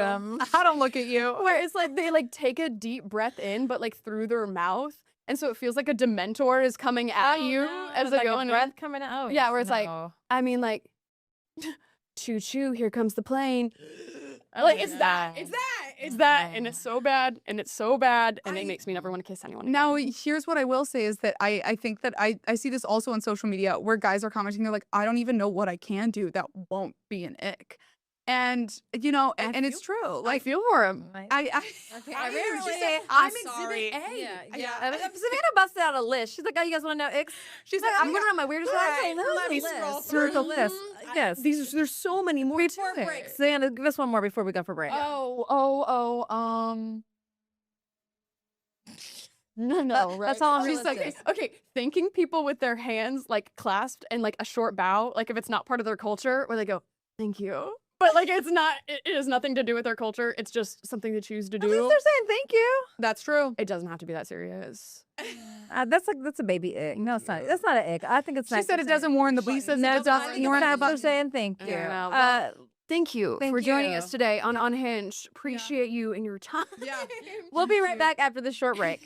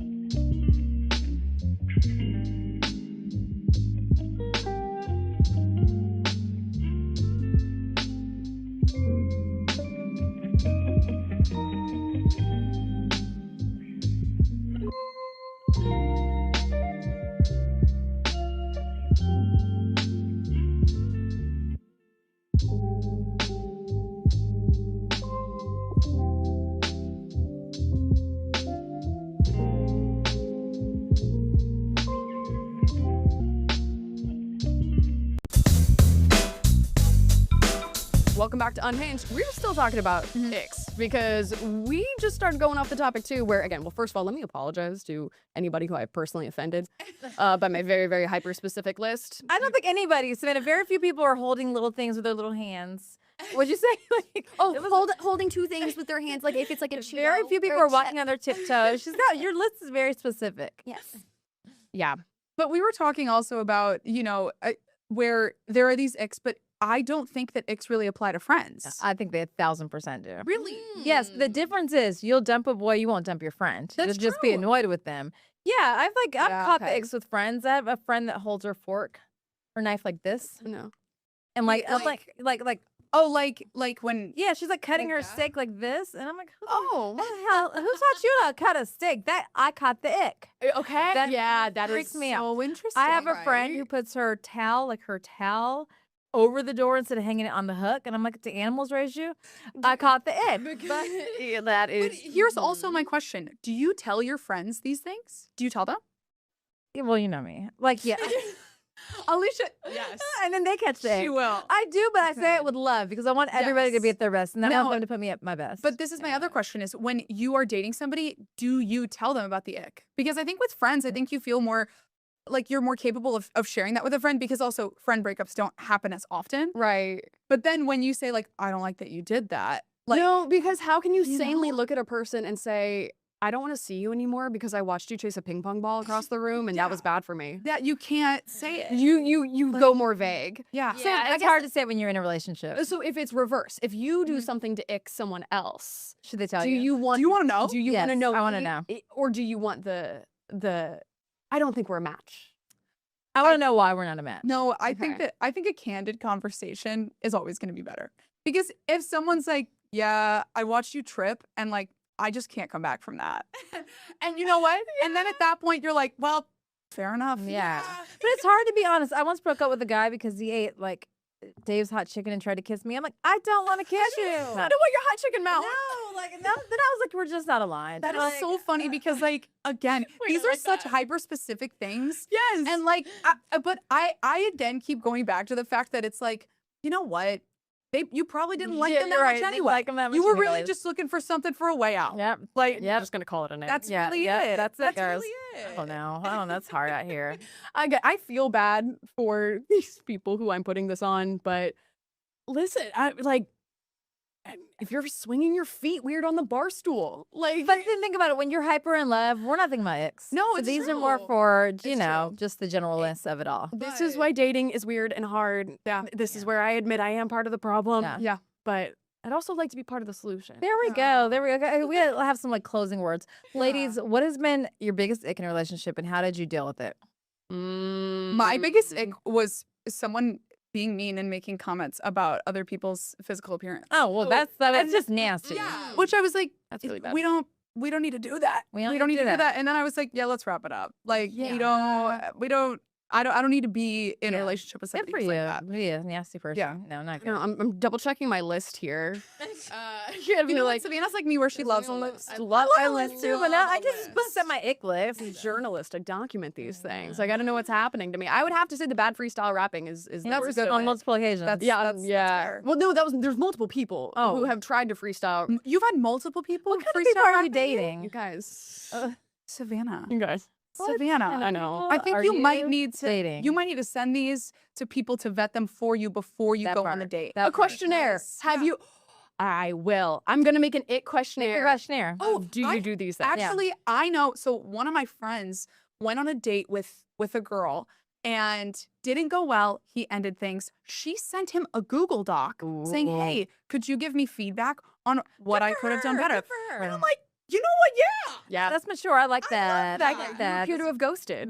That's mature dating. I like that. And it's also like, you know what? Now this is helping her be more self-aware. Yeah. And this is also giving closure in the most corporate sense. Yeah, I like it. And she knows now better what to do on her next date. A closure dot. Love it. All right, guys. Well, with that wraps up this episode of Unhinged. What are your icks? We're wondering. We'll see you next episode. Bye-bye.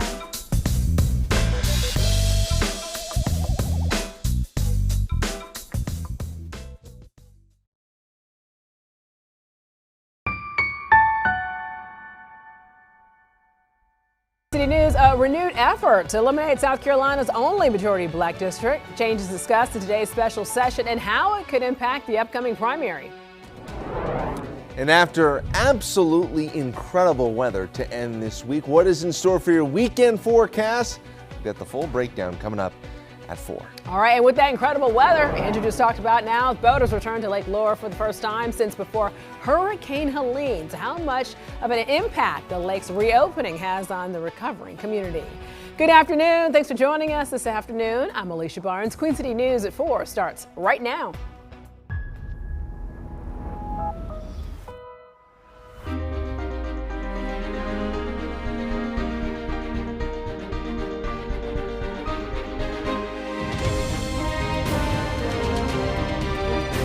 Queen City News starts now. Our top story at 4, South Carolina lawmakers now are in Columbia to be able to push through a new congressional map despite one that failed. Attempt happened yesterday. Well, right now, Governor McMaster already called for the special session last night. The change will now likely give Republicans full control of the state's congressional delegation by effectively eliminating the state's singular Democratic House seats. Chief political correspondent Andy Weber on top of this big story today. Andy, so this is part of a nationwide effort to actually change the balance of power in Washington. Alicia, that's right. It was kicked up by Republicans in Texas, and since then, legislatures by both parties, controlled by both parties, have passed maps to give themselves a better chance of securing more seats in the U.S. House in November. South Carolina is the latest. Republicans say they're giving themselves a legal political advantage. Democrats argue, though, voters are being disenfranchised. South Carolina lawmakers were back at the Capitol in Columbia on Friday to try once again to redraw the state's congressional map. What I believe to be, as he testified, the primary drafter of such, and it was his best map effort to achieve 7 Republican representatives for 7 seats. A previous attempt was unsuccessful after the new map failed to earn enough votes in the state Senate on Thursday. Governor Henry McMaster was quick to call a special session, which not only gives both chambers another chance to vote, but also a lower threshold of a simple majority to pass new maps. Republicans currently hold 6 of the Palmetto State's 7 seats, with Jim Clyburn the lone Democrat in District 6. While we are changing perhaps some district lines, and while we are going through the process of new dates and filing periods, every South Carolinian who's eligible to vote should and will have the right to vote. This entire redistricting process and what led us to whether or not we will vote for this has been a sham. Democrats and a handful of Republicans oppose the idea, with some in the GOP arguing the effort may backfire come November, and Democrats contending that the public's actual voting power will be greatly diminished. Your individual actions as members is either going to be that of a good and committed South Carolinian and a great American or not.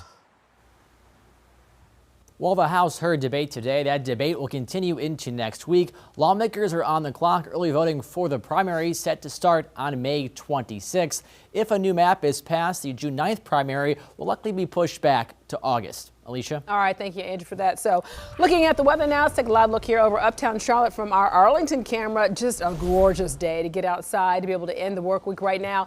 And it's the last comfortable day that we're going to be able to see for a while. That is because that heat is coming. Meteorologist Andrew Brightman in the Pinpoint Weather Center. So, Andrew, the temperatures are really going to ramp up this weekend. Yeah, it's going to start this weekend, Alicia, and then continue through basically all of this upcoming week here across the Carolinas. It's going to start to get toasty out there. It's going to start to feel a little bit almost like summer here across the region, especially as we get to your Monday and Tuesday. Charlotte Live Cam, 74 degrees here. It's just a spectacular end to the week. Temperatures staying in the middle 70s again today. South-southwesterly winds, dew points in the upper 30s. We don't get days like this all the time here across the Carolinas, and you're going to be missing these days if you like the comfortable conditions come early next week. Pinpoint satellite shows a little bit of high cloud cover moving through the central Carolinas, but really for the most part, it's nothing but Carolina blue skies right now throughout the region. Radar is quiet, going to be staying that way here through the weekend and likely through at least the first half of next week. Pinpoint radar, high pressure shows moving off the coast. Notice where this area of high pressure is 2 hours south. And that means as it moves off to the east, we're going to start to see a lot more southerly flow making its way into the region. Talking more about that, Andrew, weekend forecast. Alicia, coming up in just a few minutes. All right, thank you, Andrew. So officials right now in Charlotte, Concord, Kannapolis, Gaston County, all now enforcing water restrictions amid the ongoing drought. So in the Queen City, Charlotte Water will now issue warnings to customers found violating those restrictions before fines are then handed out. Officials say this is because the tighter rules have not been needed in nearly 2 decades. That's 20 years. Some restrictions include yard watering limited to 2 nights a week, depending on which side of the street that you live on. Officials say they're now monitoring customers' water use during this period. So Lake Lure now back open sooner than expected, and this weekend boats will then be hitting the water for the first time since Hurricane Helene just devastated that area in western North Carolina. Officials credit recent rainfall for helping increase the water level. And Queen City News reporter Jen Cardone found out how monumental the reopening is for that community. For the first time in 20 months, visitors to Lake Lure will be able to go out and enjoy just that, the lake. This is why they came here. So this was truly, we knew, the first thing that we had to help recover. Ahead of schedule, it is officially open for business this weekend. How pretty is this place? The moment commemorated with Governor Josh Stein's visit. We will not forget the people of Western North Carolina. Hurricane Helene struck just before he took office. It's one of his first and ongoing priorities. I think one of our biggest challenges was just getting started, right? That's always going to be a difficult thing. Colonel Brad Morgan of the Army Corps of Engineers led cleanup efforts on the lake to bring it to where it is today. That was one item I could kind of cross off the list because I knew that they would take care of it. Lake Lure is the heartbeat of the community, and to have it back open is huge, but there's still quite a bit of work to do. We're doing things better because of what we know now. Ready to welcome back new life for nearly 300,000 visitors a year. We prayed for rain and we got enough, sufficiently that it was at that point. So we decided we didn't want to wait until Memorial Day because it is so critical for everyone, particularly our businesses, for the lake to be open. Showcasing this community and its resilience. Jen Cardone, Queen City News. Charlotte Metro Police now investigating a deadly shooting near the plaza in northeast Charlotte. So officers responded to Weldon Avenue at around 2 o'clock this morning. Well, investigators say Demario Whitley was then pronounced dead at the scene, and another person was then taken to the hospital with non-life-threatening injuries. The police have not yet said if they have any leads on any suspects. The man accused of a hit and run that killed an 18-year-old Mormon missionary now pleading guilty. So a judge sentenced Zon Carney to up to 47 months in prison. Investigators say that he was driving 72 miles per hour in a 35-mile-per-hour zone along Betty's Ford Road when that May 20th crash happened. So right now Carney lost control and then hit two missionaries, killing Elder Lange and also injuring another victim. And this happened in May of 2025. So right now, Carney was later arrested in South Carolina and then was brought back to Charlotte to be able to face several charges. A fast-growing part of North Carolina's Medicaid spending is now under a microscope. So the state auditor now investigating a massive spike in billing for autism therapy services known as ABA therapy. Advocates say while oversight is needed, more kids are being diagnosed and more families are seeking care. Our Shabnam Dinesh now has a closer look at all of this data. The numbers given to me by Auditor Dave Bullock show an 11,000% jump in ABA billing since 2021. And Bullock says that kind of spike raises serious questions about how Medicaid dollars are being spent. ABA, or Applied Behavioral Analysis, is an evidence-based therapy used to help children with autism develop communication, social, and behavioral skills. Now, it's also the focus of a state audit. Looking for providers and their physical locations and whether they actually exist, and the legitimacy of clients. We're going to be looking to see what types of billings are being done. State Auditor Dave Bullock says ABA therapy billings jumped from $6 million in 2021 to $660 million in 2025. These are rocket ship type spikes. Immediately raises the attention that we need to take a look at it and see what's going on here.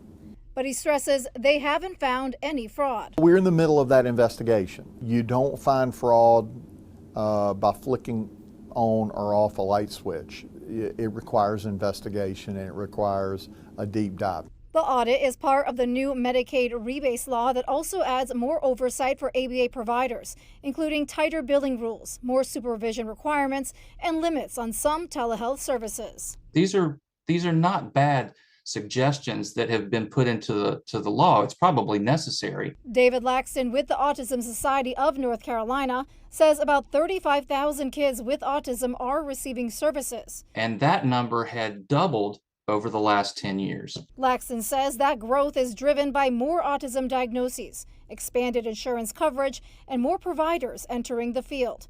But he agrees bad actors should be removed from the system. If somebody's hung up a sign and saying they're offering services and they're not doing it, well, obviously we want to get those people out of the system. Now, Bullock did not give a timeline for this audit, but he did say he's working with other state auditors and federal partners as part of a broader effort to root out waste, fraud, and abuse in Medicaid. In Raleigh, Shabnam Dinesh, Queen City News. Coming up after the break, I've got the latest on what's going to be a dry but much warmer weekend ahead for the Carolinas. My pinpoint forecast next. And hurricane season just around the corner, so how South Carolina leaders are now making sure the Palmetto State is prepared for whatever Mother Nature brings. And the Carolina Panthers now getting their time to shine in prime time this season. We're taking a look at the Black and Blues schedule. You're watching Queen City News at 4. Your time now is 4:11. 72 degrees outside right now. You're watching the most honored and the most local news in the Queen City.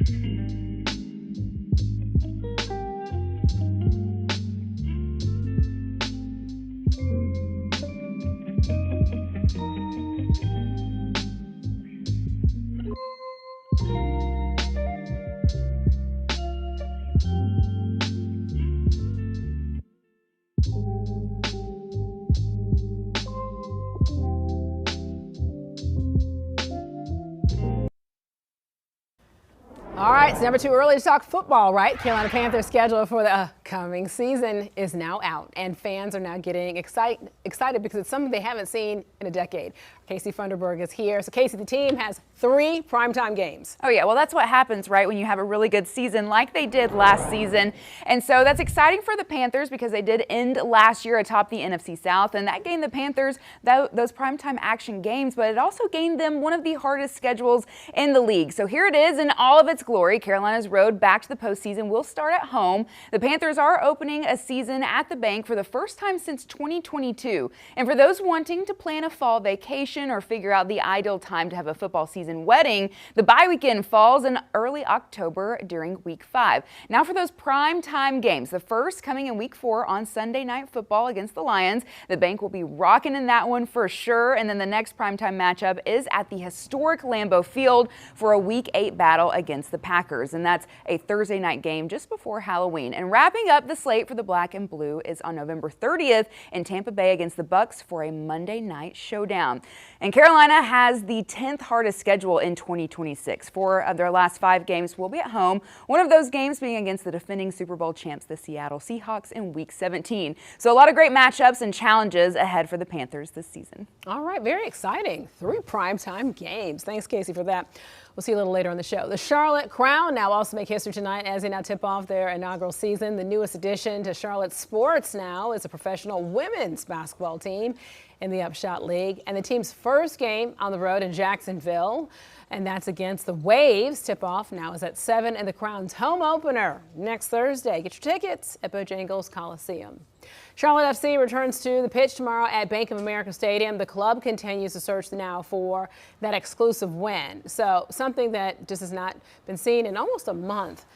And Charlotte FC also has slipped in the Eastern Conference rankings all the way down to 9th place. Tomorrow's match is against Toronto FC, which is just 1 point behind Charlotte in the standings. So that begins at 7:30 at Bank of America Stadium. South Carolina Governor Henry McMaster now getting the state ready for hurricane season. This is not new. We're definitely used to this since 2015. So he and state leaders also held a briefing today. A priority for the governor is now bringing more awareness to evacuation routes.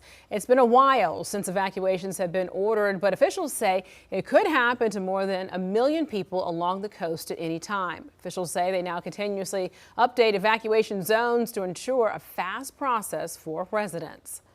We wanted to make sure that in all situations we could get them out of the area and not over evacuate at the same time, because that also runs into problems if you tell people you need to evacuate and they never have to.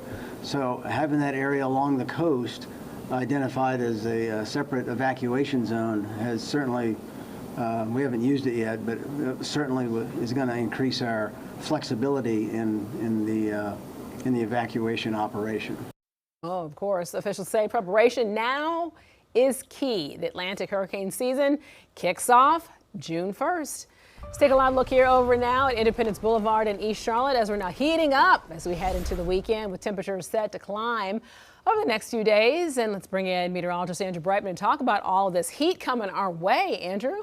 Yeah, it's going to be getting toasty and eventually start to get humid as well, Alicia. I mean, we've just been so treated over the past couple of days. Unfortunately, they can't stick around. Still going to be staying dry, so no issues here with any weekend plans, but still going to be kind of more that weather you want to get outside on the lake here. We got increasing humidity coming down the pike, increasing temperatures, and it won't even be that far off from record territory potentially for the middle part of the week. Happy Friday, everyone. Looking towards uptown from West Charlotte. It has been an absolutely A-plus weather day here across the region. Does not get really any better than what we saw today. Just incredible here across the Carolinas. 74 degrees right now. Winds out of the south-southwest at about 5 miles an hour. Dew points currently in the upper 30s. It is so dry, so comfortable out there. Not a scintilla of humidity. Outside in King Street in Boone, we also have a lot of sunshine here as well. Temperatures currently, we have got some middle 70s for the most part across the region. So wonderful out there. Low 70s too up across the mountains. Picture perfect out there, and very low dew points. It feels so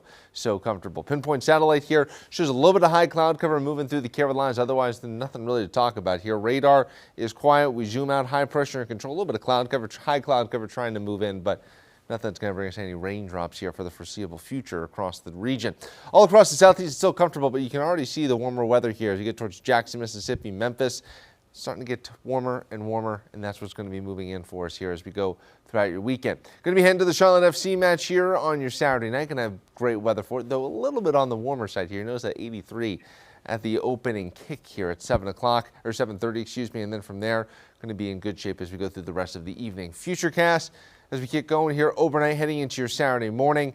We've got mostly clear skies, still a comfortable start out there, but you'll start to notice that the humidity doesn't move up too much tomorrow, but you'll definitely notice the warmer temperatures as we go into the afternoon up into the middle 80s. Still feeling pretty nice though. Then on Sunday, the humidity starts to return. The temperatures move up even more. A lot of cloud cover potentially during the morning hours. Partly cloudy skies at the end of the afternoon, and notice how those clouds are now moving out of the south, and we could make a run at the 90-degree mark. If not, Sunday certainly as we get to your Monday here with warmer and warmer weather moving in for the Carolinas. We're already at 80 here before we get to lunchtime. Going to be heading to Dover International Speedway for the NASCAR All-Star race on Sunday here. As it gets started, should be in the middle 80s. Warmer, but not as warm as what's going to be here across the region. As we go throughout this evening here, we're going to see mostly clear skies, beautiful weather if you're going to be out and about around town here across the Carolinas. So comfortable out there. Feeling wonderful. Overnight lows, we'll get down into the middle 50s here in Charlotte, middle 40s here in Boone and Jefferson. Still very comfortable tonight, and then tomorrow things start to get warmer across the Carolinas. We're up to 85 here in Charlotte, 88 in Cheraw. Still very nice up across the mountains, temperatures in the upper 70s, but that's going to be the place to escape some of this heat here as we go through the next few days. Your pinpoint 7-day forecast getting warmer and warmer out there as we go throughout into next week. Temperatures up into the middle 90s, though we do track some potential rain chances on the way for the Carolinas, Alicia, as we get towards your Wednesday night into your Thursday. Could bring us some much needed wet weather. All right, sounds good. Thank you, Andrew, for that. A Carolina Classic returns to Salisbury this weekend. So what cheerwine lovers can expect out of this year's festival? So much fun. So much cheer. Cheerwine. You're watching Queen City News at 4, the most honored and the most local news in Charlotte.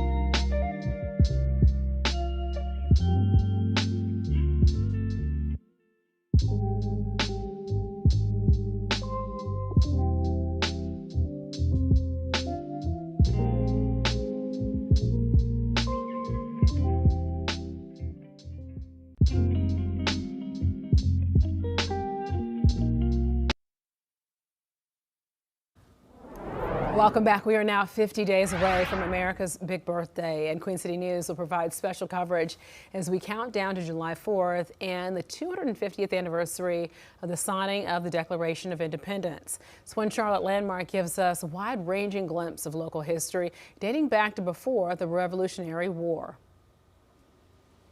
This is the oldest house in Charlotte, the oldest building in Mecklenburg County. The Alexander House, also known as the 1774 Rock House, so owner Hezekiah Alexander was one of the authors of the Mecklenburg Declaration of Independence. He brings with him enslaved people, he brings with him a lot of money, and he immediately builds one of the most luxurious houses in the entire city of Charlotte. And we're going to take you through the house that gives us cross-section there of all the history. You can watch Spirit of America 250 tonight on Queen City News at 10. So final preparations now underway in downtown Salisbury for the annual Cheerwine Festival tomorrow. There will be live music, cheer wine, inspired food and drinks, and also family fun and so much more. A portion of all the sales will support Rowan Helping Ministries, which then provides shelter, a food pantry, and also transitional housing programs to county residents. Several shuttle services will run this weekend to make it easier to be able to travel to and from the downtown area. Organizers also tell us that this festival is so important for the city each year. It is a great way for us to support our hometown, support all these local businesses that are here in downtown Salisbury, and the vendors at the festival too. We're going to have over 100 food, beverage, and arts and craft vendors, and many are local North and South Carolina businesses as well. And the fun begins at 10 o'clock in the morning. Also, the Charlotte Asian and Dragon Boat Festival kicks off tomorrow on Lake Norman. Look at that. The event features several rounds of team races on the water. This is happening at Ramsey Creek Park in Cornelius. And the event will also showcase different foods, vendors, and performances. The Dragon Boat races begin at 8:30 in the morning. Residents forced to be able to cut back on water as temperatures now heat up, and how officials in Charlotte are now ensuring customers are following the rules. And also North Carolina's state auditor raising concerns about Medicaid billings for autism therapy. So what he's now looking into through a state audit and how advocates are now responding. You're watching Queen City News. Your time now is 4:26, 73 degrees outside right now. And you're watching the most honored and the most local news in Charlotte.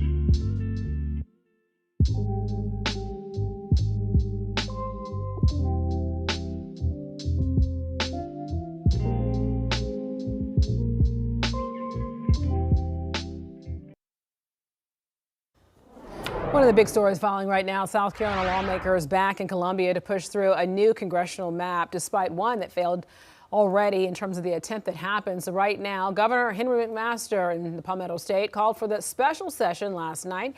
The change would likely give Republicans full control of the state's congressional delegation by effectively eliminating the state's singular Democratic House seat.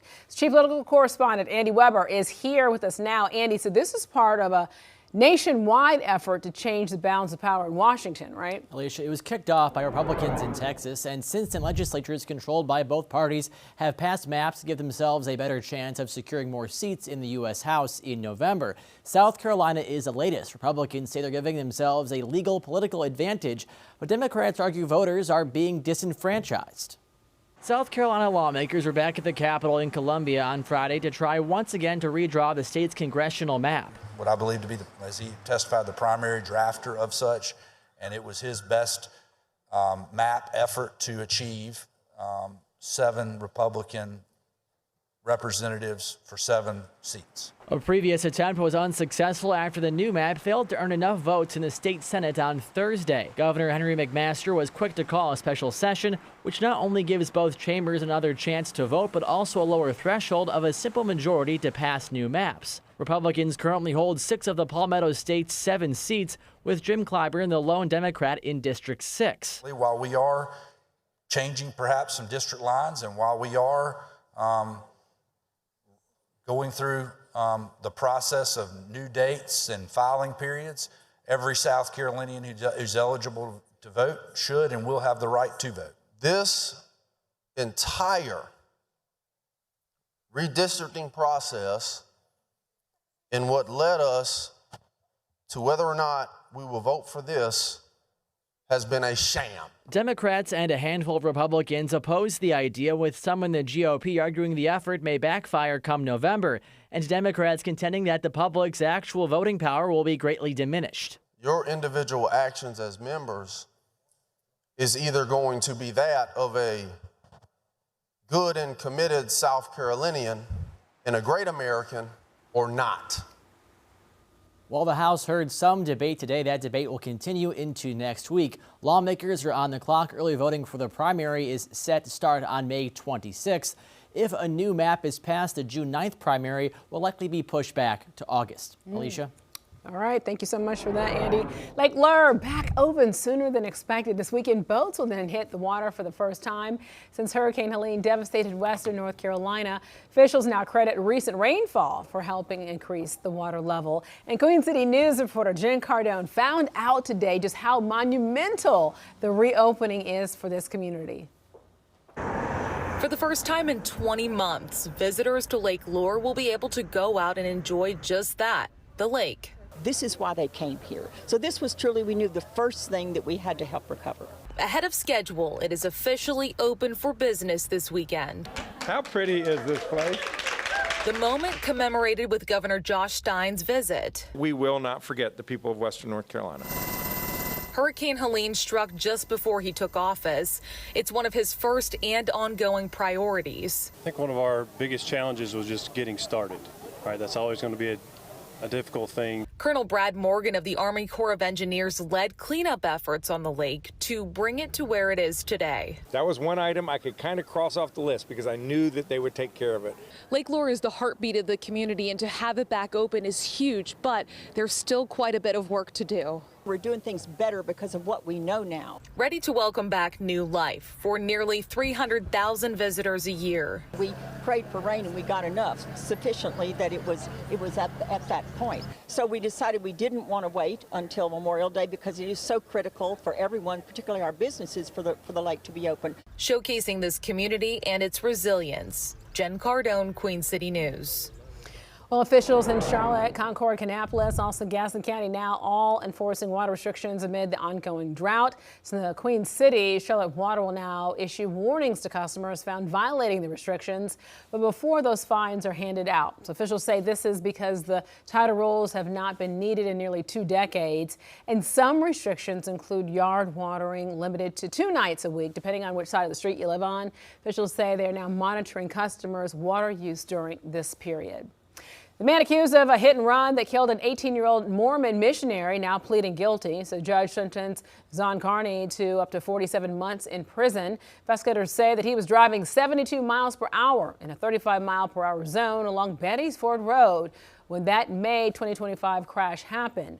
Well, Carney just lost control and then hit 2 missionaries, killing Elder Lange and also injuring the other victim.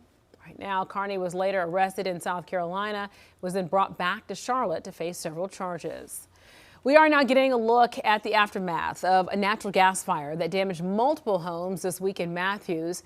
Fire investigators now believe an electrical crew punctured a natural gas line on Wednesday, eventually igniting, now causing that explosion. You can be able to see, look at that, just how severe the damage was to some of the homes that you see there. Fortunately, they were empty at the time and nobody was hurt.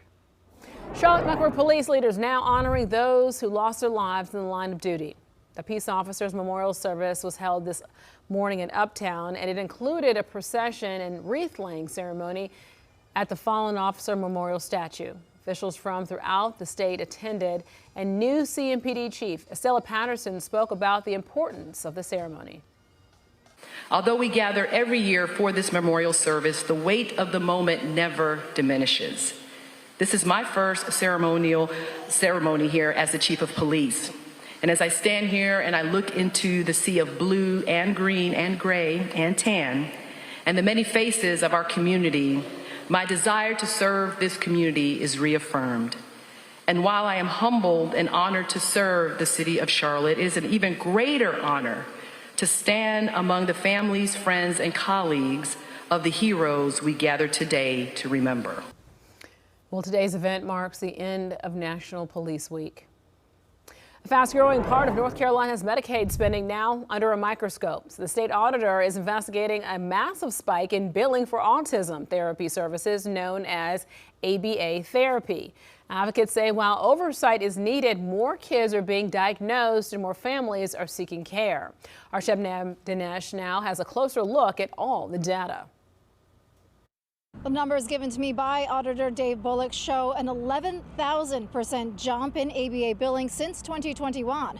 And Bullock says that kind of spike raises serious questions about how Medicaid dollars are being spent. ABA, or Applied Behavioral Analysis, is an evidence-based therapy used to help children with autism develop communication, social, and behavioral skills. Now it's also the focus of a state audit. Looking for providers and their physical locations and whether they actually exist, and the legitimacy of clients. We're going to be looking to see what types of billings are being done. State Auditor Dave Bullock says ABA therapy billings jumped from $6 million in 2021 to $660 million in 2025. These are rocket ship type spikes. Immediately raises the attention that we need to take a look at it and see what's going on here.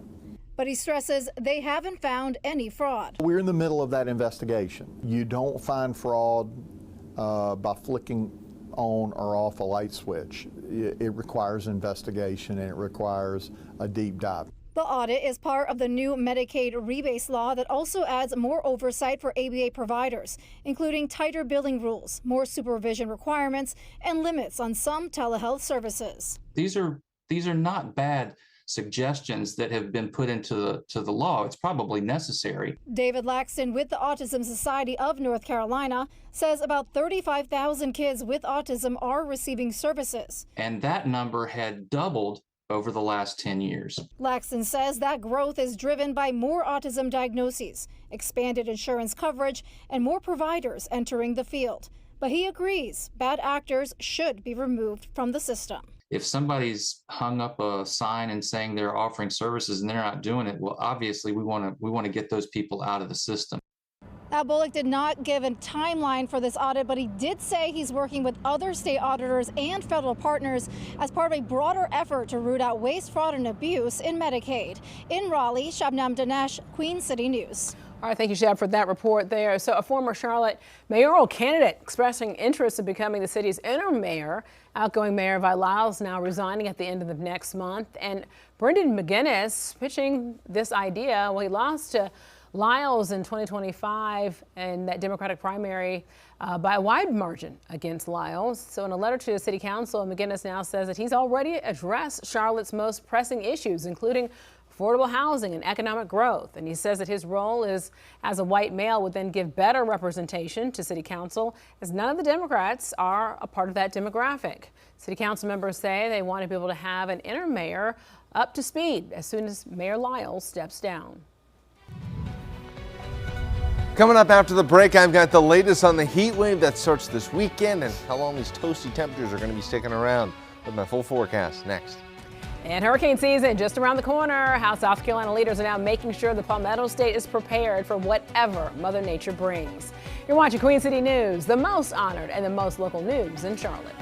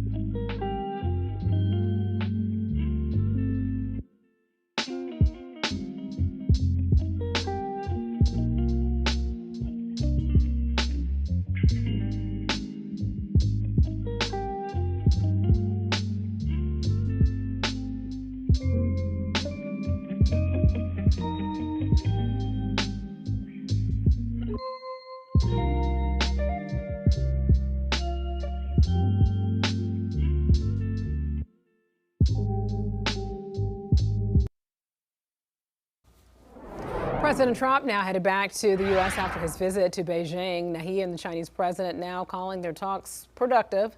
Raquel Martin looks at the trip's big takeaways. After just 2 days of talks, no major deals to report. President Trump says President Xi has committed to purchasing more U.S. agriculture and purchasing at least 200 U.S. Boeing jets. But one issue remains unresolved, and that's the future of Taiwan. We had an amazing time. President Trump left Beijing on a high note. President Xi's an incredible guy. The feelings appear to be mutual following a 2-day summit where leaders discussed trade, emerging technology, and the Middle East. The Chinese government posted online that the visit marked a, quote, new beginning. It's unclear where that leaves Taiwan, however. President Xi made waves Thursday when he suggested U.S. military aid to the island would risk a conflict between the U.S. and China. Pressed about it on Air Force One, President Trump acknowledged Xi's desire to control Taiwan, but did not commit to ending U.S. aid. I made no commitment either way. Back in Washington, House Speaker Mike Johnson brushed off Xi's warning. We've made America's interests very clear, our position on Taiwan. They need to stay independent and secure there. Democrats, meanwhile, question the president's priorities. Again, I think that she has leverage over the president. Republican Congressman Thomas Massey went a step further. The Chinese are playing chess, and when the president went to them and asked for help with extracting us from the situation in Iran, they extracted something as well.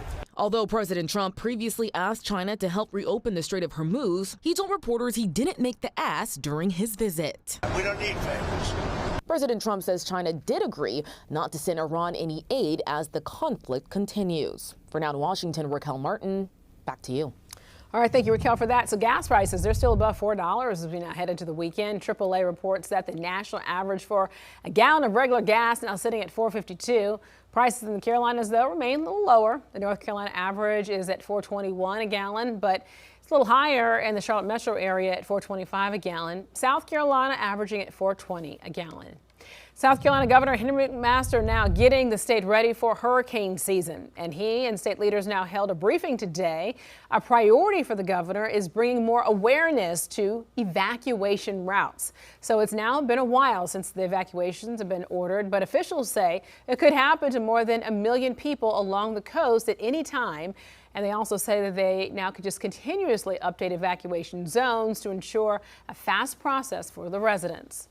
We wanted to make sure that in all situations we could get them out of the area and not over evacuate at the same time, because that also runs into problems if you tell people you need to evacuate and they never have to.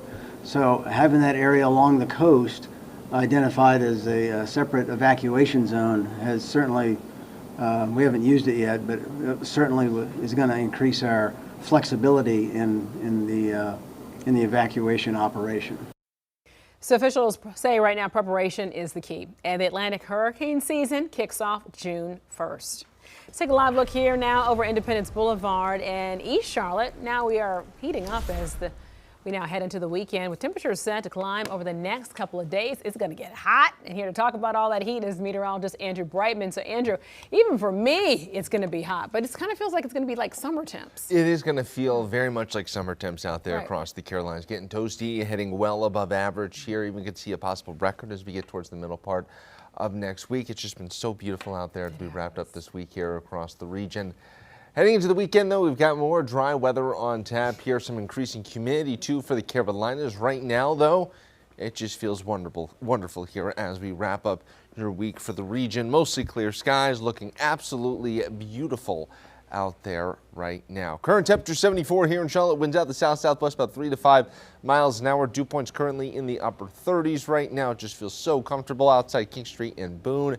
Picture perfect mid-May weather out there. Temperatures right now out of middle 70, 75 in Concord, 76 in Wadesboro, right around the 70-degree mark as we head up into the higher elevations in dew points. Yeah, it is very, very dry out there. Pinpoint satellite, mostly clear skies here all across the Carolinas, keeping things comfortable, beautiful out there. Just what a great way to end your work week. Pinpoint radar, still quiet here across the region. Not much going on. As we zoom out here, we go a little bit farther. High pressure sliding off to our east. Notice where that area of high pressure, though, is. It is off to our south. And that's going to mean temperatures are going to start to crank here as we go into the weekend. Though still across the southeast, comfortable temperatures this afternoon. This is very good for the middle of May. But let's talk about the pattern change. We got the troughiness lifting out here as we go through this evening. And then as we make our way into your weekend, we are really going to see the temperatures start to heat up here across the region. The cool temperatures are gone, and this big southeasterly ridge really starts to build in here across it's called the southeastern quadrant of the country, and we'll see temperatures start to be consistently above average at least until we see a cold front here next Thursday. But between now and then, temperatures are going to be on the toasty side. Rain chances, they do start to move back up as we get to your Wednesday into Thursday here with the cold front that's going to be moving through. But the big story between now and then will be our above average temperatures ahead for the Carolinas. Overnight tonight, great weather here for the Carolinas. Picture perfect, no complaints whatsoever. Saturday morning, we got mostly clear, comfortable conditions, and then temperatures start to heat up. Won't be a huge deal tomorrow. The humidity still is going to be in check again for the first half of the weekend, but temperatures back up into the middle 80s, a little bit more cloud cover across the region overnight Saturday heading into your Sunday. We see a lot of cloud cover trying to build in here across portions of the region, but won't stick around all day long. And then temperatures getting close, maybe not quite, but close to the 90-degree mark by the end of the weekend here, and only getting warmer from there as we go to next week on your Monday. As for the overnight hours tonight, picture perfect evening. Mostly clear skies, looking good. Fabulous weather here across the region. Low temperatures 55 in the QC, 55 in Sharon, mid to upper 40s here as we head on up into the mountains. Let's go around the Carolinas tomorrow. Notice already in Sharon getting close to the 90-degree mark on your Saturday. A lot more middle 80s, lots of sunshine for the upstate of South Carolina, Charlotte, Concord, and Albemarle. Great weather here, but getting warmer out there. Shelby and Gastonia, partly cloudy skies, looking beautiful here as we go through the first half of the weekend. Just warmer, about 10 degrees warmer here tomorrow. Statesville and Salisbury, it's more of the same. Heading up into the foothills, mid-80s, partly cloudy skies. And as we get on up into the mountains here, temperatures in the middle 70s. For the first half of your weekend. Pinpoint 7-day forecast. We've got great weather here for the Charlotte FC match, around 90 on your Sunday, and then potentially low to mid 90s as we go into next week. Alicia? All right, thank you, Andrew. So Carolina Classic returns to Salisbury this weekend. What cheerwine lovers can expect out of this year's festival? We'll talk about it all next. You're watching Queen City News, the most honored and the most local news in Charlotte.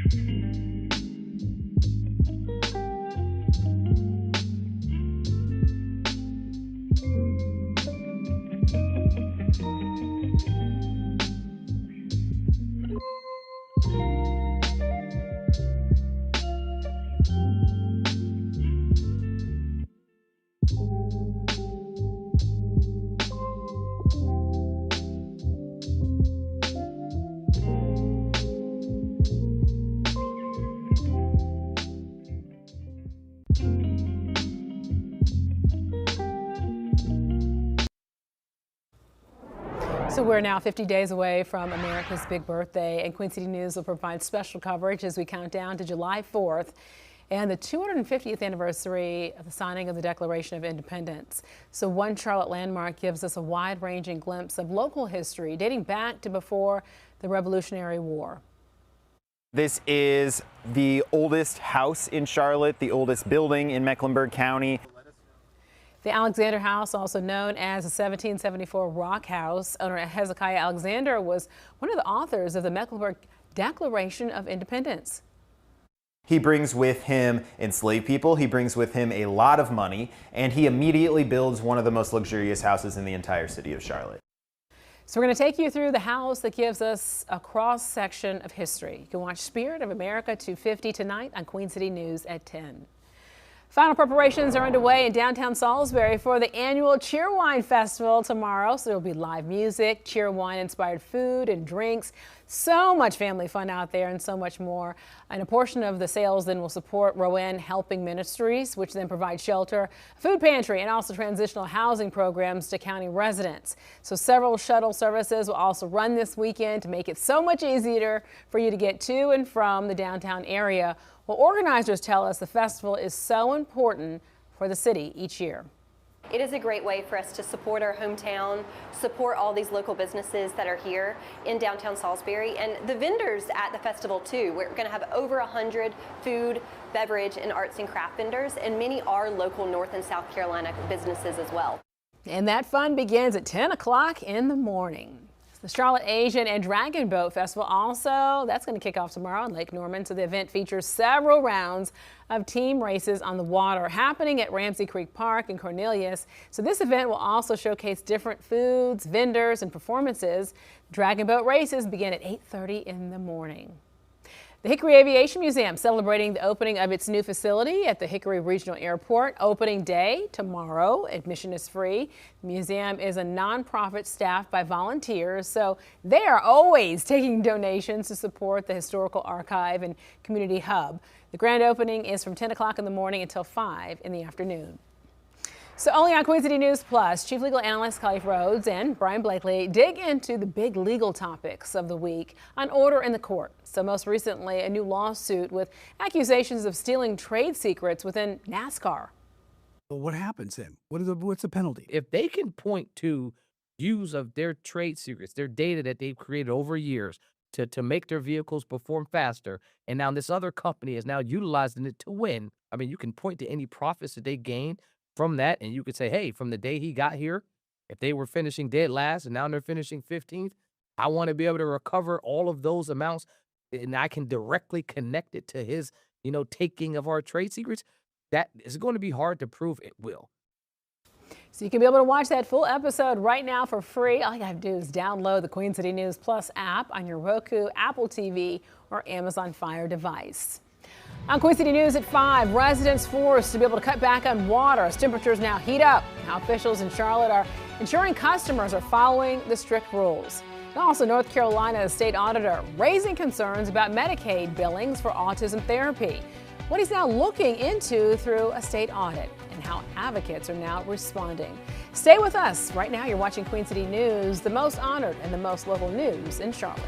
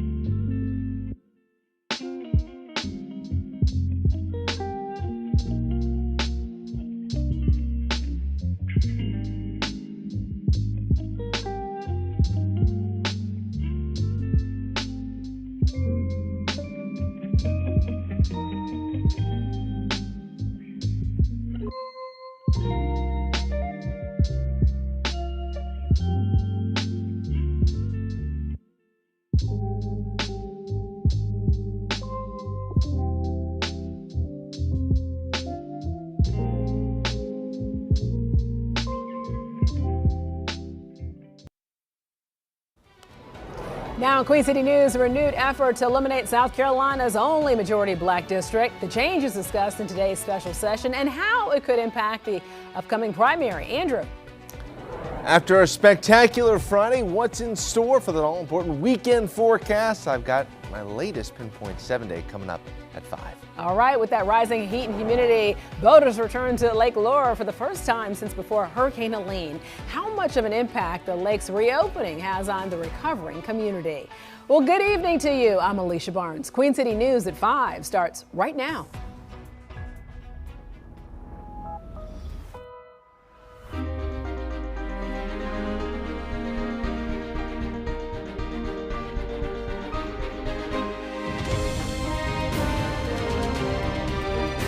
Queen City News starts now.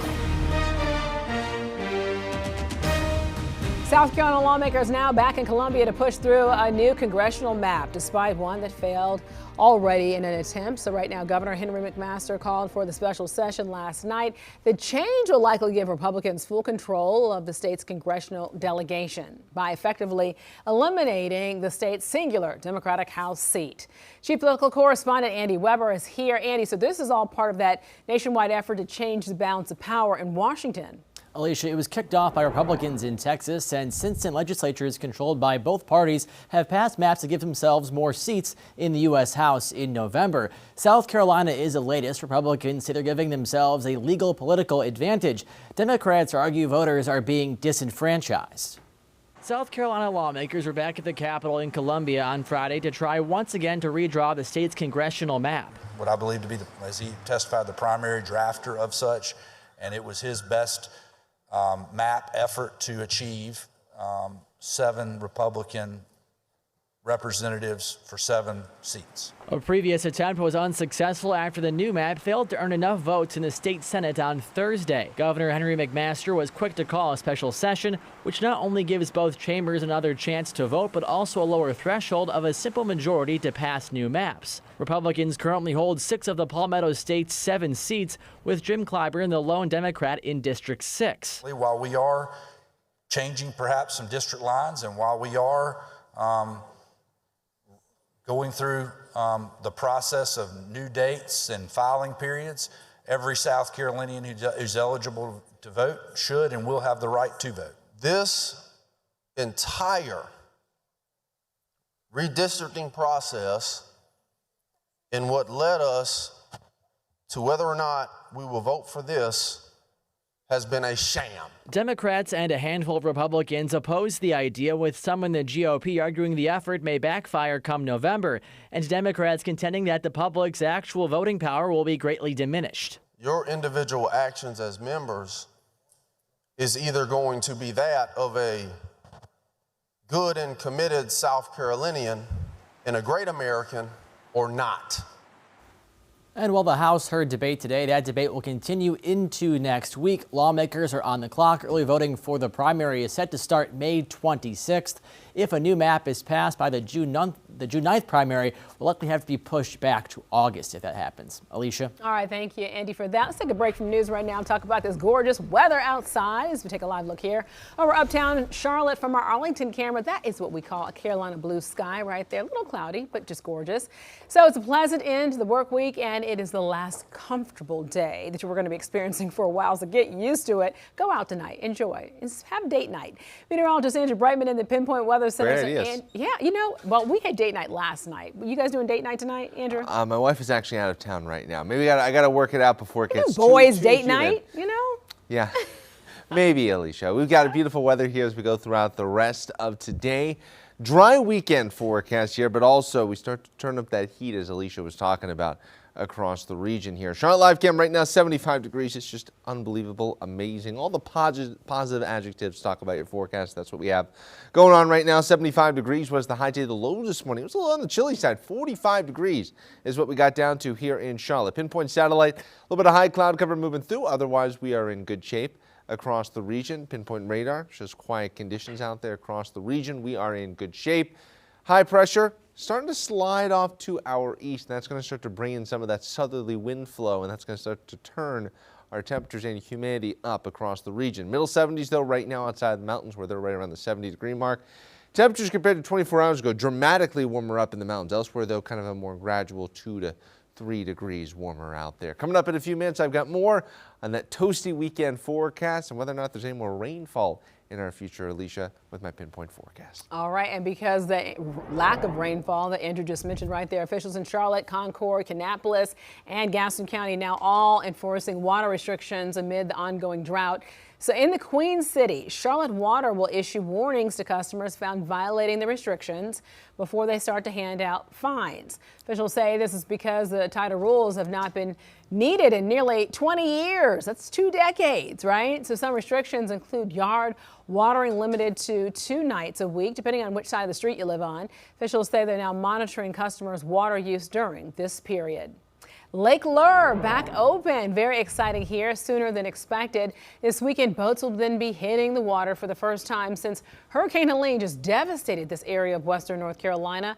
Officials credit recent rainfall for helping increase the water level. And Queen City News reporter Jen Cardone found out how monumental the reopening is for the community. For the first time in 20 months, visitors to Lake Lure will be able to go out and enjoy just that, the lake. This is why they came here. So this was truly, we knew, the first thing that we had to help recover. Ahead of schedule, it is officially open for business this weekend. How pretty is this place?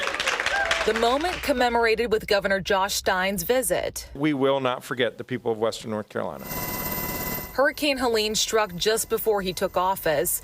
It's one of his first and ongoing priorities. I think one of our biggest challenges was just getting started, right? That's always going to be a difficult thing. Colonel Brad Morgan of the Army Corps of Engineers led cleanup efforts on the lake to bring it to where it is today. That was one item I could kind of cross off the list because I knew that they would take care of it.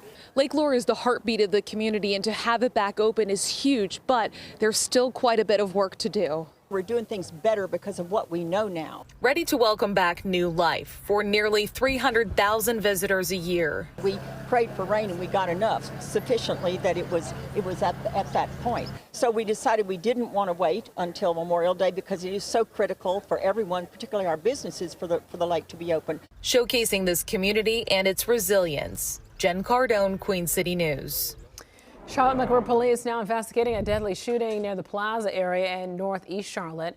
Officers responded to Weldon Avenue at around 2 o'clock this morning, and they say that they found Demario Whitley as he was pronounced dead at the scene, and another person then was taken to the hospital with non-life-threatening injuries. Police have not yet said if they have any leads on any suspects.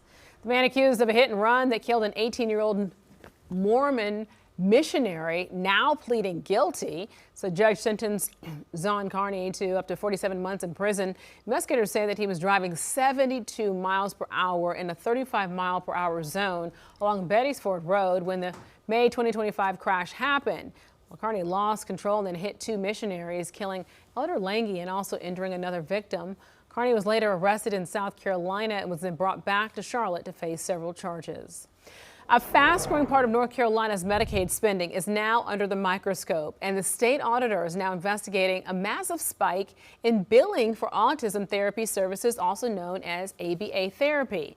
Advocates say while oversight is needed, more kids are being diagnosed and more families are seeking care. Our Shabnam Dinesh now has a closer look at the data. The numbers given to me by Auditor Dave Bullock show an 11,000% jump in ABA billing since 2021. And Bullock says that kind of spike raises serious questions about how Medicaid dollars are being spent. ABA, or Applied Behavioral Analysis, is an evidence-based therapy used to help children with autism develop communication, social, and behavioral skills. Now it's also the focus of a state audit. Looking for providers and their physical locations and whether they actually exist, and the legitimacy of clients.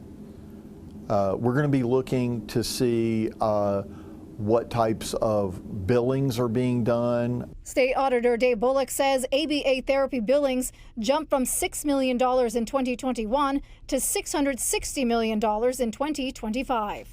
These are rocket ship type spikes. Immediately raises the attention that we need to take a look at it and see what's going on here.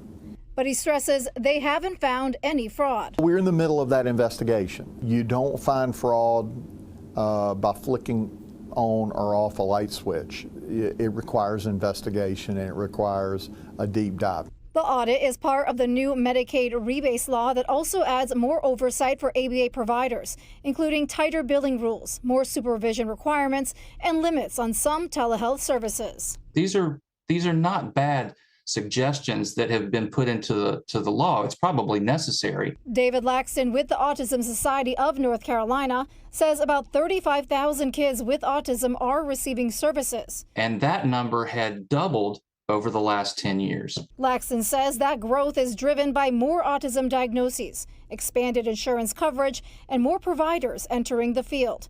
But he agrees bad actors should be removed from the system. If somebody's hung up a sign and saying they're offering services and they're not doing it, well, obviously we want to get those people out of the system. Bullock did not give a timeline for this audit, but he did say he's working with other state auditors and federal partners as part of a broader effort to root out waste, fraud, and abuse in Medicaid. In Raleigh, Shabnam Dinesh, Queen City News. Thank you, Shab, for your reporting there. A former Charlotte mayoral candidate now expressing interest in becoming the city's interim mayor. It's outgoing Mayor Vi Lyles now resigning at the end of the month, and Brenda McGinnis now. He lost to Lyles in the 2025 Democratic primary vote by a wide margin. But in a letter to City Council, McGinnis says that he's already addressed Charlotte's most pressing issues, including affordable housing and economic growth. He says that his role as a white male would give better representation to City Council, as none of the Democrats are a part of that demographic. City Council members say they want to be able to have an interim mayor up to speed as soon as Mayor Lyles steps down. Coming up after the break, talking more about the wonderful weather we saw this week, but the changes ahead for this weekend and beyond with my Pinpoint Forecast next. Hurricane season just around the corner. How South Carolina leaders are now making sure the Palmetto State is prepared for whatever the season brings. And also the Carolina Panthers are getting their time to shine in prime time this season. We've got to talk about this, right? We're taking a closer look at the Black and Blues new schedule. You're watching Queen City News. Your time now is 5:11, 73 degrees outside right here in the Queen City. And you're watching the most honored and the most local news in Charlotte.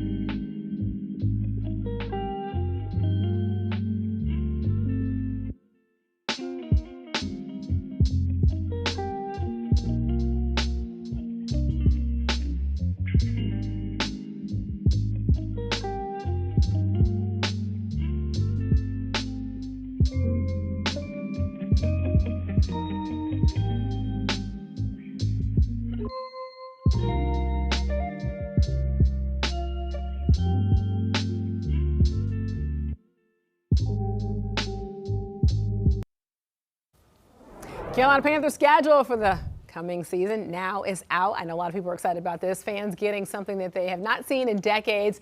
Casey Funderburg is here to be able to talk about all this. The team has 3 prime time games. I mean, that's just incredible. Well, that's what happens when you have a season like they did last year, being atop the NFC South and ending on such a high note. And so they gained some primetime action this season, but they also gained one of the hardest schedules in the league. So let's go ahead and look at it in all of its glory. Carolina's road back to the postseason will start at home. The Panthers are opening a season at the Bank for the first time since 2022. And for those wanting to plan a fall vacation or figure out the ideal time to have a football season wedding, the bye week falls in early October during week 5. Now for those prime time games, the first coming in week 4 on Sunday night football against the Lions. The Bank will be rocking in that one, and then the next primetime matchup is at the historic Lambeau Field for a week 8 battle against the Packers, and that's a Thursday night game just before Halloween.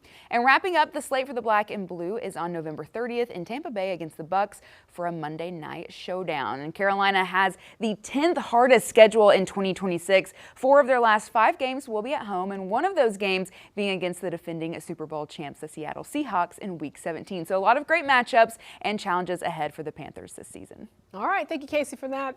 Well, the Charlotte Crown now will make history tonight as they now tip off their inaugural season. The newest addition to Charlotte sports is a professional women's basketball team in the Upshot League. So the team's first game on the road, Jacksonville, Florida, against the Waves. Tip-off set for 7, and then the Crown's home opener is next Thursday at Bojangles Coliseum. Charlotte FC also returns to the pitch tomorrow at Bank of America Stadium. The club continues right now to search for that big win, something that is just not seen in almost a month. Charlotte FC has slipped in the Eastern Conference rankings all the way down to 9th place. Tomorrow's matchup is against Toronto FC, which is just 1 point behind Charlotte in the standings. It begins at 7:30 at Bank of America Stadium. South Carolina Governor Henry McMaster now getting the state ready for hurricane season. So he and state leaders now held a briefing today. A priority for the governor is now bringing more awareness to the evacuation routes. It's been a while since evacuations have been ordered there in that area, but officials say it could happen to more than 1 million people along the coast at any time. Officials say they continuously update evacuation zones just to ensure a fast process for residents. We wanted to make sure that in all situations we could get them out of the area and not over evacuate at the same time, because that also runs into problems if you tell people you need to evacuate and they never have to. So having that area along the coast identified as a separate evacuation zone has certainly, we haven't used it yet, but it certainly is going to increase our flexibility in the evacuation operation. Officials say preparation now is key. The Atlantic hurricane season kicks off June 1st. Let's take a live look here over Independence Boulevard in East Charlotte as we're now heating up, heading into the weekend with temperatures set to climb over the next couple of days. A lot of things going out, happening around town, so it's great weather. Let's bring in meteorologist Andrew Brightman. Andrew, we know down in Fort Mill we have the Italian Festival that kicked off yesterday. Yeah. So this hot weather, people taking advantage, people getting out and about, and just really enjoying themselves. Really enjoying themselves for sure. It's just been so comfortable, so amazing over the past couple of days. Still going to be dry and wonderful this weekend. Just going to start to get a little bit hotter out there. Not so much in terms of humidity tomorrow, but once we get to Sunday. Right now, 75 degrees, looking towards up down from West Charlotte here on your Friday. Happy Friday, everyone. What a beautiful, spectacular day out there across the Carolinas. Southwesterly winds about 10 to 15 miles an hour. Dew points here in the upper 30s. It feels so nice out there outside King Street and Boone. Here we've got the beautiful weather for you. A little bit of high cloud cover moving through the Carolinas. Otherwise, here we are in fabulous shape. Pinpoint radar looks good as well. No major issues to be had here. We zoom out, we go wide. A little bit of high pressure. I'm scooting off to our south and east. That's going to start to turn on the southwesterly winds through the Carolinas and start to juice our temperatures a little bit, along with the humidity, the muggy meter, making its first entrance here into the forecast. And notice how as we get to Sunday. Saturday, it's still going to be fairly comfortable. Dew points are going to be under the 60-degree mark. It just won't be as amazingly dry as it was today. But Sunday is when we get above 60, and that's when you really start to notice it a little bit with the rising humidity. It's all part of a pattern change. The troughiness that brought us all the comfortable temperatures, that's going to be moving out. What is moving in is a powerhouse of a ridge across the southeastern quadrant of the United States, and that's going to move our temperatures up here across the region, across the Carolinas. Get ready for some toastier temperatures. Starts this weekend, back up to 85 tomorrow. Not too out of the ordinary. It's really on Sunday here. It gets hotter again, and also the humidity starts to rise here across the Carolinas. Futurecast in motion overnight tonight. It's wonderful out there across the Carolinas. Got big plans here for your Friday night? Well, got no issues from Mother Nature. Heading into your Saturday morning, maybe you got a lot of kids' activities. Still going to be a comfortable start. You'll just start to notice a little bit more of the heat here as we head into the afternoon. Kind of similar weather to what we saw this past Sunday here, if you want to think about recent comparable days. Partly cloudy skies Saturday afternoon, looking beautiful here overnight. Heading into your Sunday, starts to get warmer and more humid.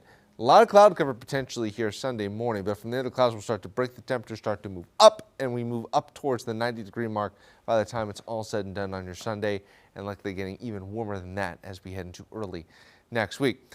Charlotte FC forecast here. We're going to be in good shape. A little bit on the warmer side for opening kick tomorrow night over at the bank, but no issues in terms of any weather to be concerned with. Overnight tonight, mostly clear skies. Wonderful weather once again. And down to 55 here in Charlotte, 55 in Sharon, middle 40s up across the mountains. Park forecast tomorrow. Still a relatively comfortable day in terms of tame humidity, but definitely going to be solid close to 8 to 10 degrees warmer here across the Carolinas. Up to 85 in Charlotte, 88 in Sharon.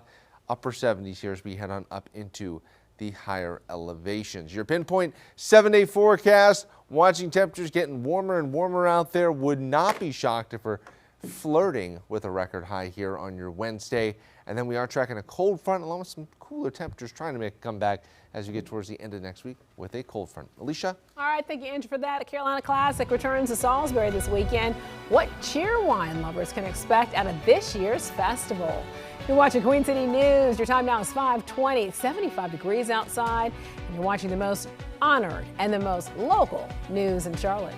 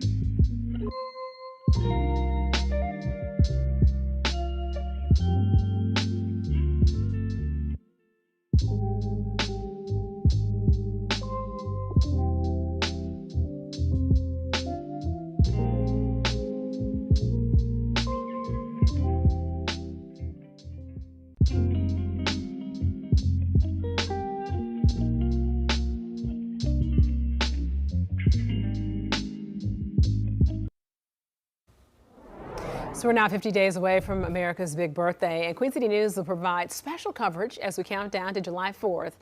and the 250th anniversary of the signing of the Declaration of Independence. So One Charlotte Landmark gives us a wide-ranging glimpse of local history dating back to before the Revolutionary War. This is the oldest house in Charlotte, the oldest building in Mecklenburg County. The Alexander House, also known as the 1774 Rock House, owner Hezekiah Alexander was one of the authors of the Mecklenburg Declaration of Independence. He brings with him enslaved people, he brings with him a lot of money, and he immediately builds one of the most luxurious houses in the entire city of Charlotte.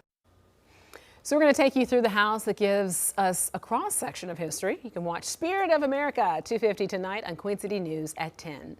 Final preparations are also underway in downtown Salisbury for the annual Cheerwine Festival happening tomorrow. There will be live music, Cheerwine-inspired food and drinks, and so much family fun. So a portion of the sales will support Rowan Helping Ministry, which then provides shelter, a food pantry, and also transitional housing programs to county residents. Several shuttle services will then run this weekend to be able to make it easier for you to travel from and back and forth to the downtown area.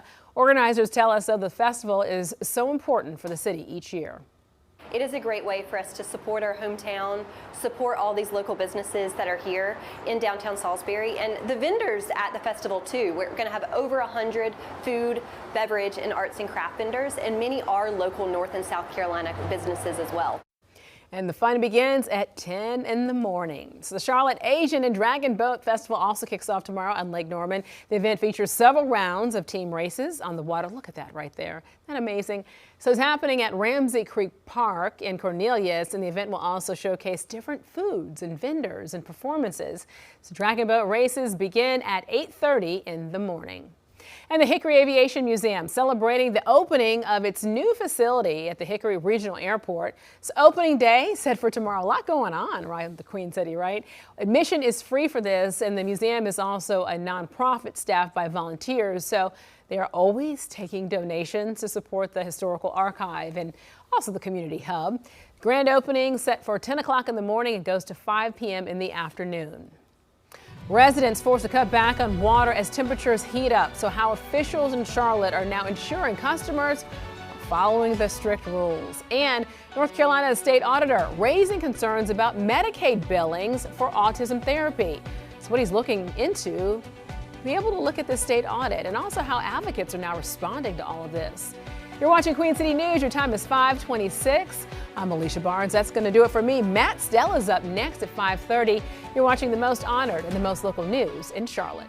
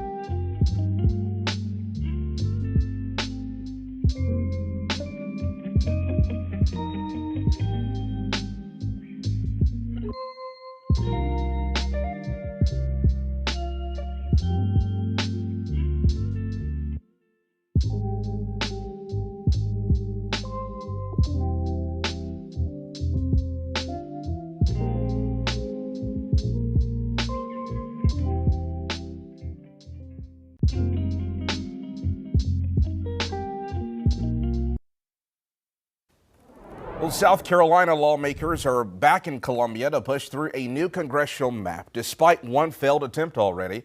Governor Henry McMaster called for that special session last night. The change will likely give Republicans full control of the state's congressional delegation by effectively eliminating the state's only Democratic House seat.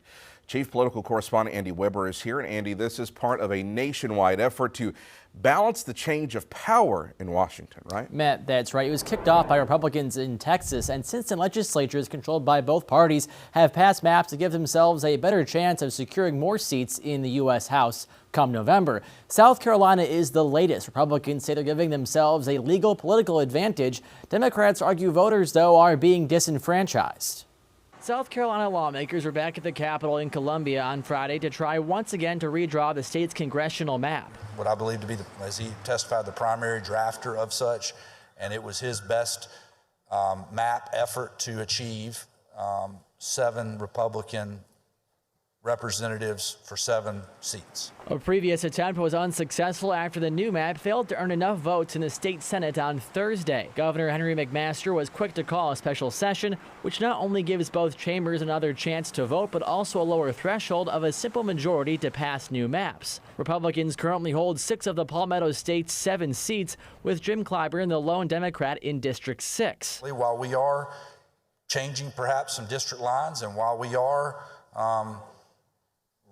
going through the process of new dates and filing periods, every South Carolinian who's eligible to vote should and will have the right to vote. This entire redistricting process and what led us to whether or not we will vote for this has been a sham. Democrats and a handful of Republicans oppose the idea, with some in the GOP arguing the effort may backfire come November, and Democrats contending that the public's actual voting power will be greatly diminished. Your individual actions as members is either going to be that of a good and committed South Carolinian and a great American or not. And while the House heard some debate today, that debate will continue into next week. Lawmakers, though, are on the clock. Early voting for the primary is set to start on May 26th. If a new map is passed, the June 9th primary will likely be pushed back to August. Matt. Andy, thank you very much. Well, taking a live look now at uptown Charlotte from the Arlington camera. A pleasant end to the work week, and it appears that it will be the last comfortable day that we are going to see for a while. Meteorologist Andrew Brightman is in the Pinpoint Weather Center for us. And Andrew, these temps, they'll make you say, ouch. Yeah, you're absolutely right, man. Especially once we get to Sunday and heading into next week, it's going to be getting toasty out there across the region, but still got the great weather this evening across the Carolinas. Southwesterly winds here about 10 miles an hour. That's kind of highlighting what's to come with some of that warmer air that's going to be moving in across the Carolinas. Almanac for today got up to 75 unofficially here. Low this morning was actually a little bit on the chilly side. Got all the way down into the middle 40s. Pinpoint satellite, a little bit of high cloud cover moving through. Otherwise, we've got Carolina blue skies here across the region. Pinpoint radar is quiet, beautiful, wonderful out there. And as we zoom out, that high pressure continues to slide off to our east, and that's going to start to juice our temperatures as we go throughout the weekend and into early next week. Speaking of temperatures, 75 right now in Charlotte, 79 in Chehalis, 75 in Statesville, right around the 70-degree mark as we head up into the higher elevations. Now, compared to 24 hours ago, dramatically warmer up across portions of the mountains, though here in around Charlotte, about 2 to 4 or 5 degrees warmer compared to this time yesterday. I've got more on that weekend warm-up, Matt, and what's ahead for next week with my Pinpoint 7-Day in just a few minutes. Looking forward to it, Andrew. Thank you. And officials in Charlotte, Concord, Kannapolis, and Gaston County are now enforcing water restrictions with the ongoing drought. In the Queen City, Charlotte Water will issue warnings to customers found violating those restrictions before fines are handed out. Officials say this is because the tighter rules have not been needed in nearly 2 decades. Some restrictions include watering your yard only 2 nights a week, depending on which side of the street you live on. Officials say they are monitoring customers' water use during this period, though. Well, Lake Lure is back open much sooner than expected. This weekend, boats will hit the water for the first time since Hurricane Helene devastated western North Carolina. Officials thank the recent rainfall for helping increase water levels. Queen City News reporter Jen Cardone shows us how the reopening is monumental for the community. For the first time in 20 months, visitors to Lake Lure will be able to go out and enjoy just that, the lake. This is why they came here. So this was truly, we knew, the first thing that we had to help recover. Ahead of schedule, it is officially open for business this weekend. How pretty is this place? The moment commemorated with Governor Josh Stein's visit. We will not forget the people of Western North Carolina. Hurricane Helene struck just before he took office. It's one of his first and ongoing priorities. I think one of our biggest challenges was just getting started, right? That's always going to be a difficult thing. Colonel Brad Morgan of the Army Corps of Engineers led cleanup efforts on the lake to bring it to where it is today. That was one item I could kind of cross off the list because I knew that they would take care of it. Lake Lure is the heartbeat of the community, and to have it back open is huge, but there's still quite a bit of work to do. We're doing things better because of what we know now. Ready to welcome back new life for nearly 300,000 visitors a year. We prayed for rain and we got enough, sufficiently that it was at that point. So we decided we didn't want to wait until Memorial Day because it is so critical for everyone, particularly our businesses, for the lake to be open. Showcasing this community and its resilience. Jen Cardone, Queen City News. CMPD is investigating a deadly shooting near the plaza in Northeast Charlotte. Officers responded to Weldon Avenue at around 2 o'clock this morning. Investigators say Demario Whitley was pronounced dead at the scene. Another person was taken to the hospital with non-life-threatening injuries. Police have not yet said if they have a lead on any suspects. CMPD leaders honoring those who lost their lives in the line of duty with a Peace Officers Memorial Service this morning in Uptown. It included a procession and a wreath-laying ceremony at the Fallen Officer Memorial Statue. Officials from across the state were in attendance. CMPD Chief Estella Patterson spoke about the importance of a day like this. Although we gather every year for this memorial service, the weight of the moment never diminishes. This is my first ceremony here as the Chief of Police. And as I stand here and I look into the sea of blue and green and gray and tan and the many faces of our community, my desire to serve this community is reaffirmed. And while I am humbled and honored to serve the city of Charlotte, it is an even greater honor to stand among the families, friends, and colleagues of the heroes we gather today to remember. Today's event marks the end of National Police Week.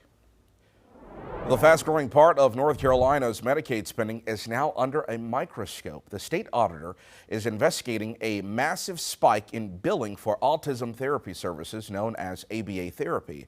Advocates say while oversight is needed, more kids are being diagnosed and more families are looking for care.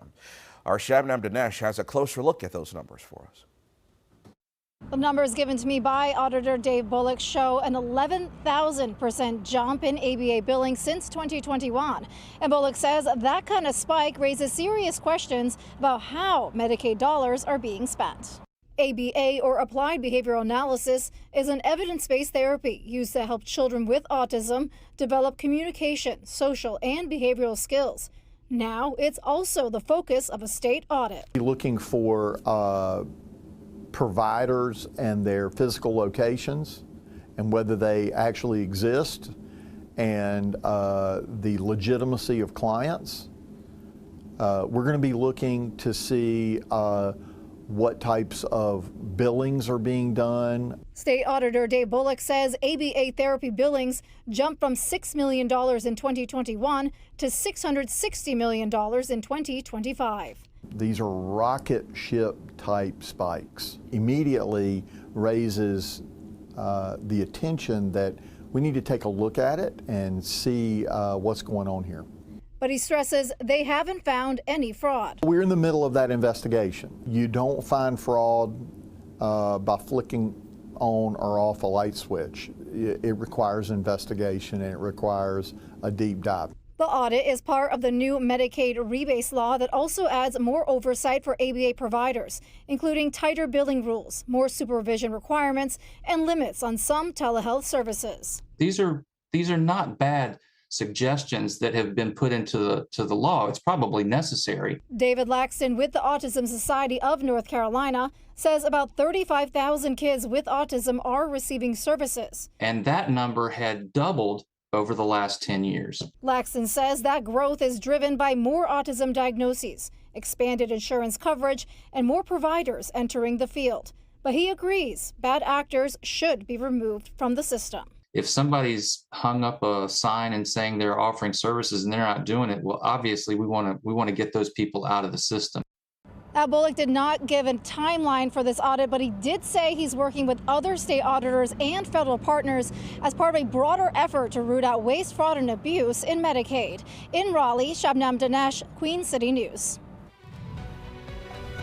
Coming up after the break, I've got the latest on what's going to be an amazing wrap to your week, but a toasty weekend with my full forecast next. Hurricane season is just around the corner. How South Carolina leaders are making sure the Palmetto State is prepared for whatever the season brings. You're watching Queen City News, the most honored and the most local news in Charlotte. We'll be right back.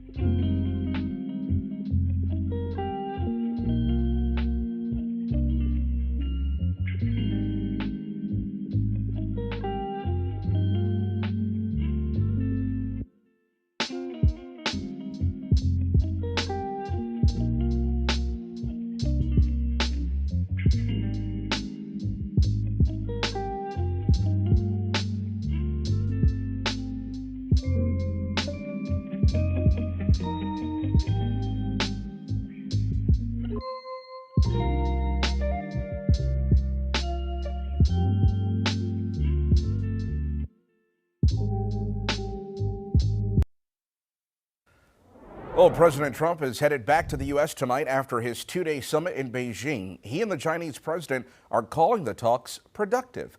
Our Raquel Martin has some of the big takeaways from the trip. After just 2 days of talks, no major deals to report. President Trump says President Xi has committed to purchasing more U.S. agriculture and purchasing at least 200 U.S. Boeing jets. But one issue remains unresolved, and that's the future of Taiwan. We had an amazing time. President Trump left Beijing on a high note. President Xi's an incredible guy. The feelings appear to be mutual following a 2-day summit where leaders discussed trade, emerging technology, and the Middle East. The Chinese government posted online that the visit marked a, quote, new beginning. It's unclear where that leaves Taiwan, however. President Xi made waves Thursday when he suggested U.S. military aid to the island would risk a conflict between the U.S. and China. Pressed about it on Air Force One, President Trump acknowledged Xi's desire to control Taiwan, but did not commit to ending U.S. aid. I made no commitment either way. Back in Washington, House Speaker Mike Johnson brushed off Xi's warning. We've made America's interests very clear. Our position on Taiwan Taiwan. They need to stay independent and secure there. Democrats, meanwhile, question the president's priorities. Again, I think that she has leverage over the president. Republican Congressman Thomas Massey went a step further. The Chinese are playing chess, and when the president went to them and asked for help with extracting us from the situation in Iran, they extracted something as well. Although President Trump previously asked China to help reopen the Strait of Hormuz, he told reporters he didn't make the ask during his visit. We don't need favors. President Trump says China did agree not to send Iran any aid as the conflict continues. For now in Washington, Raquel Martin, back to you. Raquel, thank you. And as we head into the weekend, gas prices are still above $4. AAA reports that the national average for a gallon of regular gas sits at $4.52. Prices in the Carolinas remain much lower. The North Carolina average is at $4.21 a gallon, but it's a little higher in the Charlotte metro at $4.25 a gallon. South Carolina is averaging $4.20 a gallon. Well, South Carolina Governor Henry McMaster is getting the state ready for hurricane season. A priority for the governor is bringing more awareness to evacuation routes. It's been a while since evacuations have been ordered, but officials say it could happen to more than 1 million people living along the coast at any time. Officials say that they're constantly updating evacuation zones to make sure there's a fast process for residents. And we wanted to make sure that in all situations we could get them out of the area and not over evacuate at the same time, because that also runs into problems if you tell people you need to evacuate and they never have to. So having that area along the coast identified as a separate evacuation zone has certainly, we haven't used it yet, but it certainly is going to increase our flexibility in the evacuation operation. Officials say preparation now is key. The Atlantic hurricane season kicks off June 1st. Well, taking a live look above Independence Boulevard in East Charlotte. Happy weekend, everyone. And here's what you need to know. It will be, not might be, will be a hot one. And Andrew, you're telling us that it's going to be a little more humid too.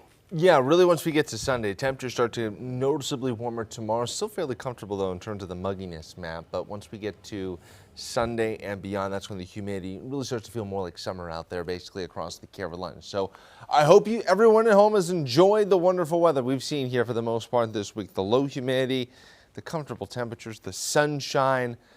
Most of the sunshine is going to be sticking around into early next week, but it's going to be getting hotter and hotter out there across the region. 75 degrees right now.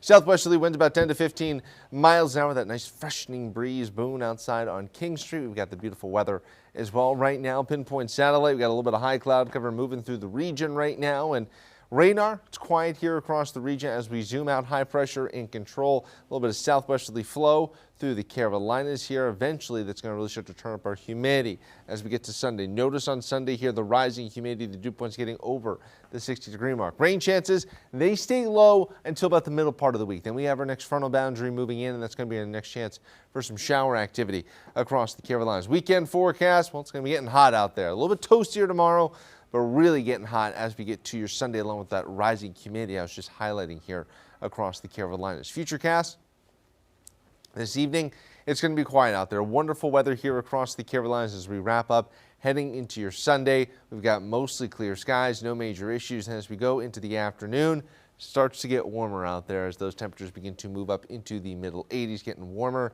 and warmer out there across the region. Heading into your Sunday morning, a lot of cloud cover to start here across the Carolinas. Temperatures, though, quickly warm up. The clouds should break, and this could be a day we get to the 90-degree mark. Certainly going to be close.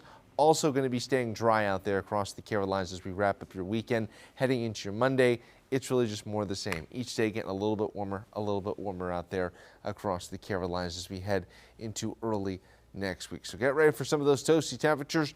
As for the overnight hours, mostly clear, wonderful weather out there here across the region. Going to feel very, very comfortable as well.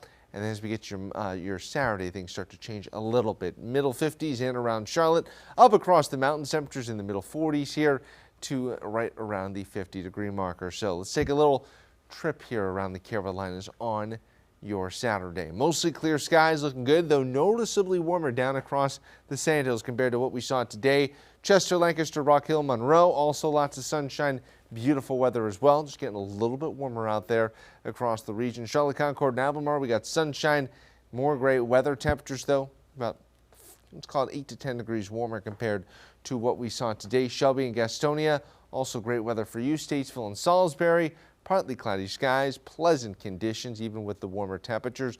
Morganton, Hickory starting to get warmer as well as you get up into the middle 80s. And as we finish up in the mountains here, this is the place to be.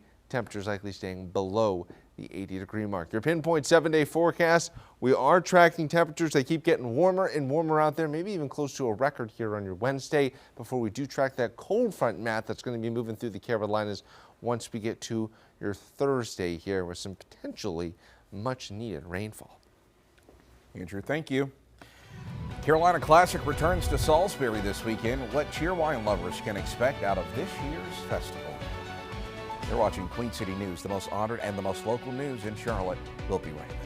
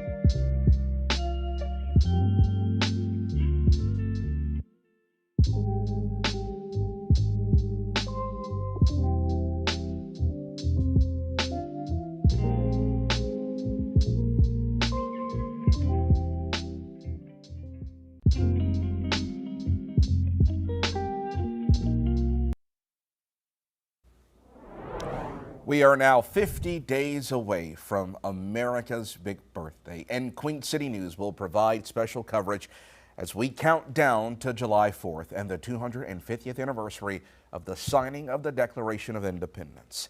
One Charlotte landmark gives us a wide-ranging glimpse of local history dating back to before the Revolutionary War. This is the oldest house in Charlotte, the oldest building in Mecklenburg County. The Alexander House is also known as the 1774 Rock House. Owner Hezekiah Alexander was one of the authors of the Mecklenburg Declaration of Independence. He brings with him enslaved people, he brings with him a lot of money, and he immediately builds one of the most luxurious houses in the entire city of Charlotte. We'll take you through the house that gives us a cross-section of history. Watch Spirit of America 250 tonight on Queen City News at 10. Well, final preparations are underway in downtown Salisbury for the annual Cheerwine Festival happening tomorrow. There will be live music, cheerwine-inspired food and drinks, family fun, and a whole lot more. A portion of all sales will support Rowan Helping Ministries, which provides shelter, a food pantry, and transitional housing programs to county residents. Several shuttle services will run this weekend to make it easier to travel to and from downtown. Organizers tell us this festival is so important for the city each year. It is a great way for us to support our hometown, support all these local businesses that are here in downtown Salisbury, and the vendors at the festival too. We're going to have over 100 food, beverage, and arts and craft vendors, and many are local North and South Carolina businesses as well. And the Cheerwine Fun begins at 10 a.m.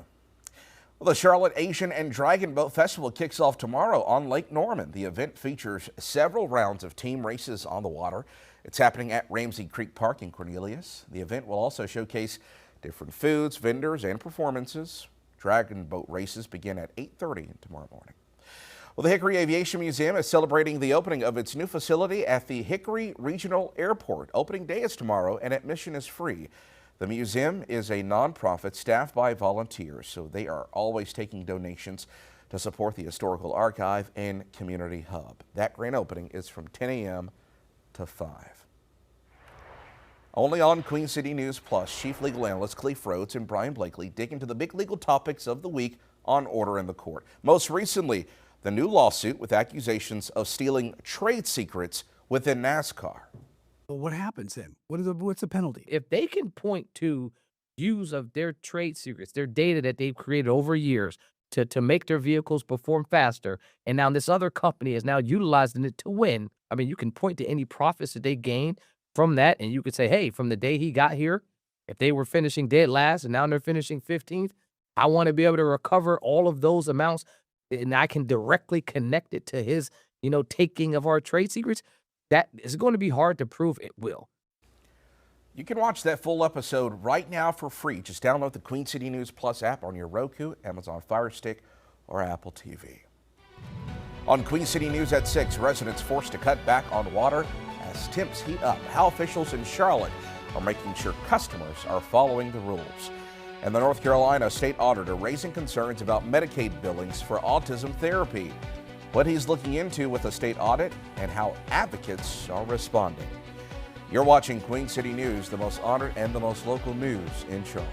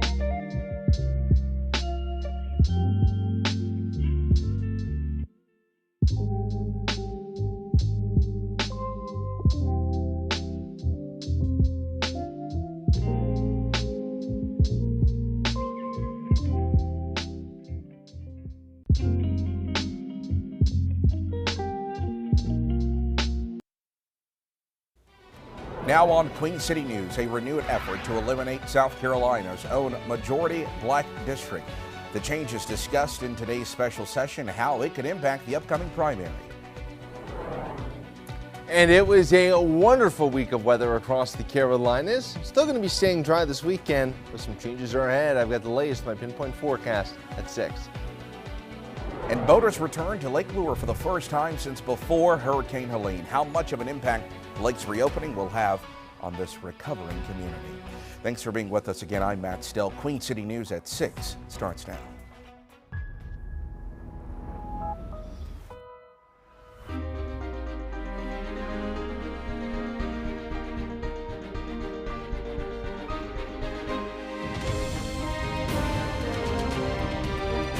Queen City News starts now. South Carolina lawmakers are back in Columbia to push through a new congressional map despite one failed attempt already. Governor Henry McMaster called for the special session last night. The change will likely give Republicans full control of the state's congressional delegation by effectively eliminating the state's only Democratic House seat. Chief Political Correspondent Andy Weber explains how this is all part of a nationwide effort to change the balance of power in Washington. It was kicked off by Republicans in Texas, and since the legislatures controlled by both parties have passed maps to give themselves a better chance of securing more seats in the U.S. House come November. South Carolina is the latest. Republicans say they're giving themselves a legal political advantage. Democrats argue voters, though, are being disenfranchised. South Carolina lawmakers were back at the Capitol in Columbia on Friday to try once again to redraw the state's congressional map. What I believe to be, as he testified, the primary drafter of such, and it was his best map effort to achieve 7 Republican representatives for 7 seats. A previous attempt was unsuccessful after the new map failed to earn enough votes in the state Senate on Thursday. Governor Henry McMaster was quick to call a special session, which not only gives both chambers another chance to vote, but also a lower threshold of a simple majority to pass new maps. Republicans currently hold 6 of the Palmetto State's 7 seats, with Jim Clyburn the lone Democrat in District 6. While we are changing perhaps some district lines, and while we are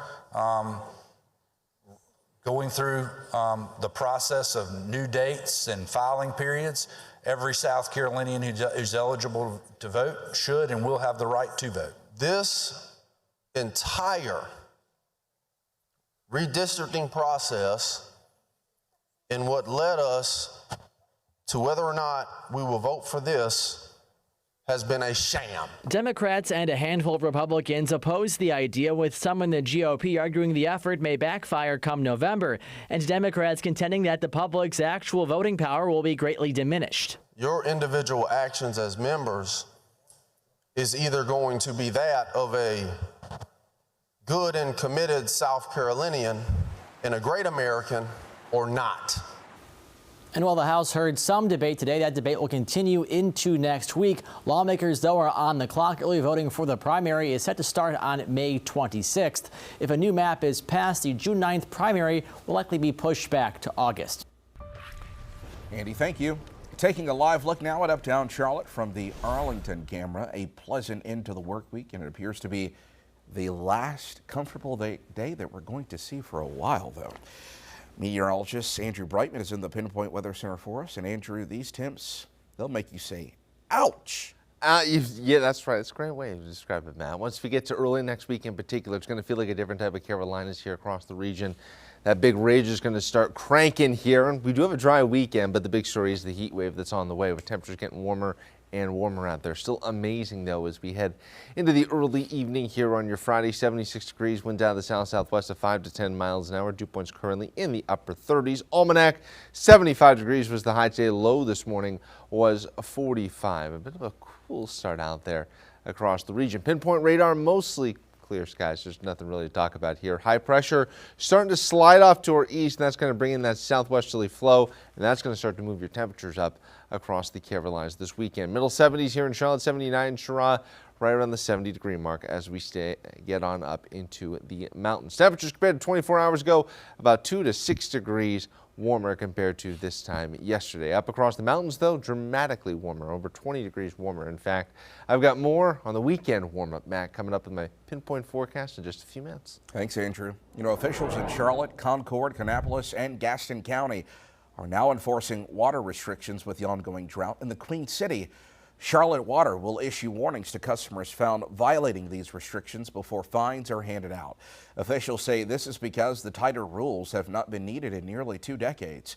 Some restrictions include watering your yard only 2 nights a week, depending on which side of the street you live on. Officials say they are monitoring customers' water use during this period as well. Well, Lake Lyra is back open much sooner than expected. This weekend, boats will hit the water for the first time since Hurricane Helene devastated western North Carolina. Officials thank the recent rainfall for helping increase water levels. Queen City News reporter Jen Cardone shows us how the reopening is monumental for the community. For the first time in 20 months, visitors to Lake Lure will be able to go out and enjoy just that, the lake. This is why they came here. So this was truly, we knew, the first thing that we had to help recover. Ahead of schedule, it is officially open for business this weekend. How pretty is this place? The moment commemorated with Governor Josh Stein's visit. We will not forget the people of Western North Carolina.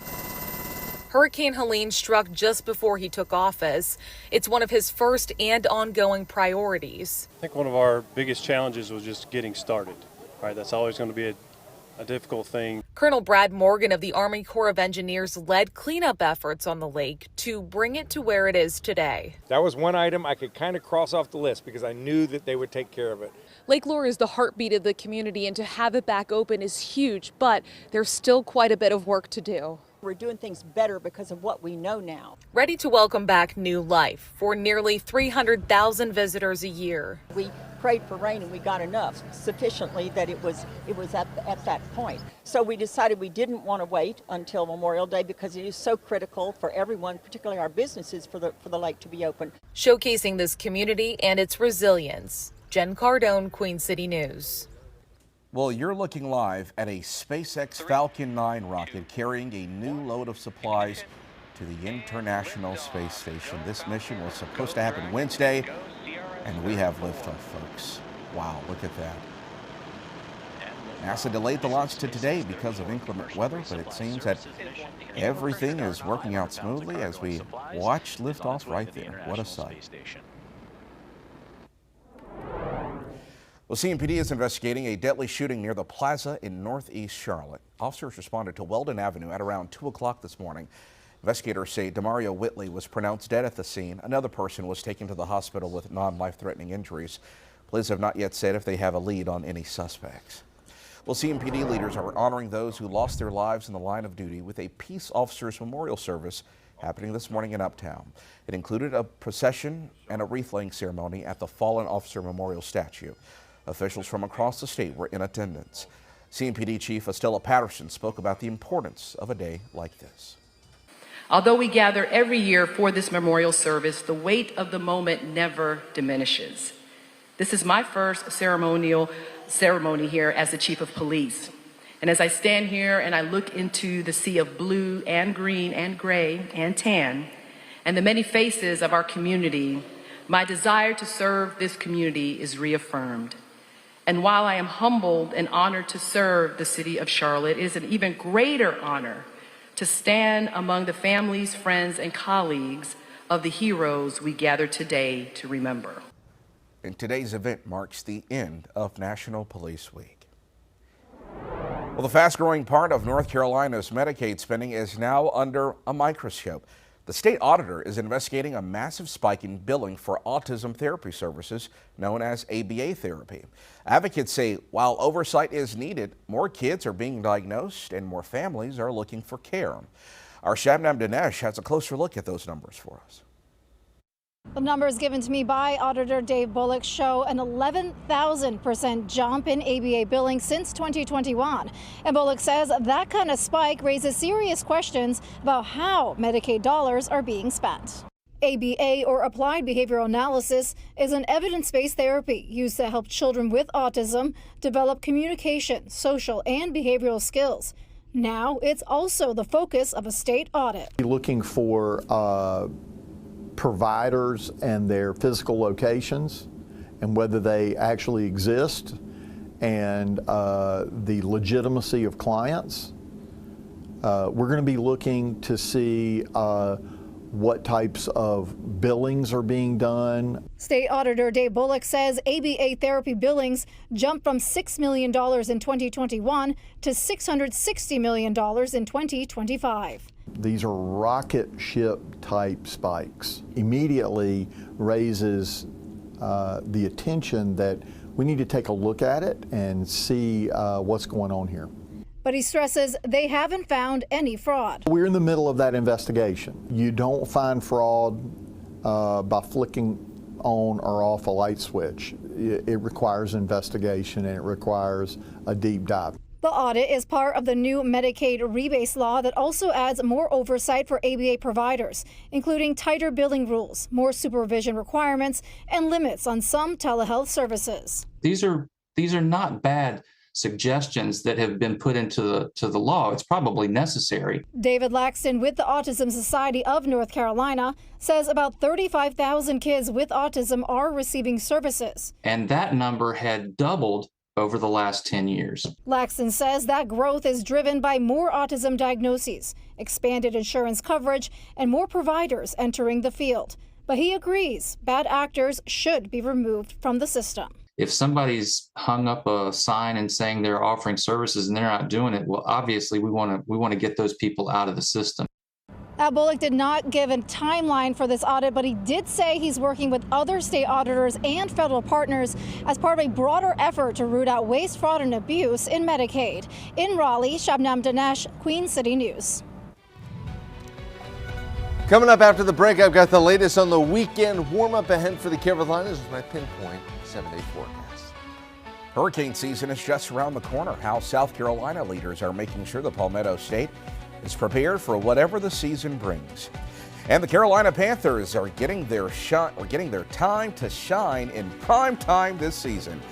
A deep dive into the Black and Blue schedule for 2026. You're watching Queen City News, the most honored and the most local news in Charlotte. We'll be right back.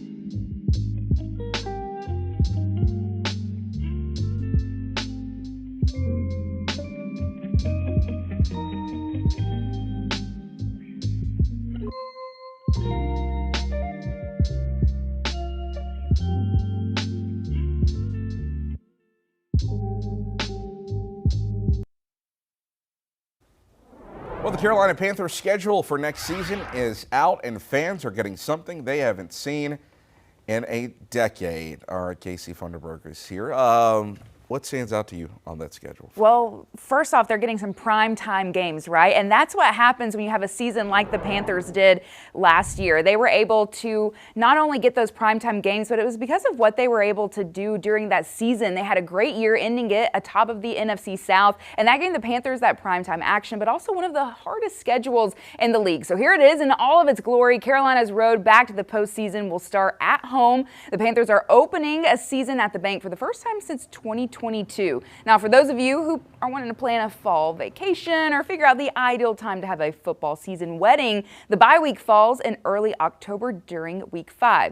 Now for the primetime games, the first coming in week 4 on Sunday Night Football against the Lions. The Bank will be rocking in that one for sure. And then the next primetime matchup is at the historic Lambeau Field for a week 8 battle against the Packers. That's Thursday night, just before Halloween. And wrapping up the slate for the Black and Blue is on November 30th in Tampa Bay against the Bucks for a Monday night showdown. And Carolina has the 10th hardest schedule in 2026. 4 of their last 5 games will be at home, and one of those games will be against the defending Super Bowl champs, the Seattle Seahawks, in Week 17. So a lot of great matchups and challenges ahead for the Panthers this season. Casey, thank you very much. So good to see them in primetime. Appreciate you. You know, the Charlotte Crown will make history tonight as they tip off their inaugural season. The newest addition to the Charlotte sports market is a professional women's basketball team that plays in the Upshot League. The team's first game is on the road in Jacksonville, Florida against the Waves. Tip-off is at 7 tonight. The Crown's home opener is next Thursday at Bojangles Coliseum.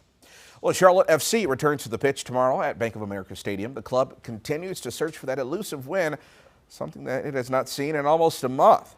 Charlotte FC has slipped in the Eastern Conference rankings all the way down to 9th place.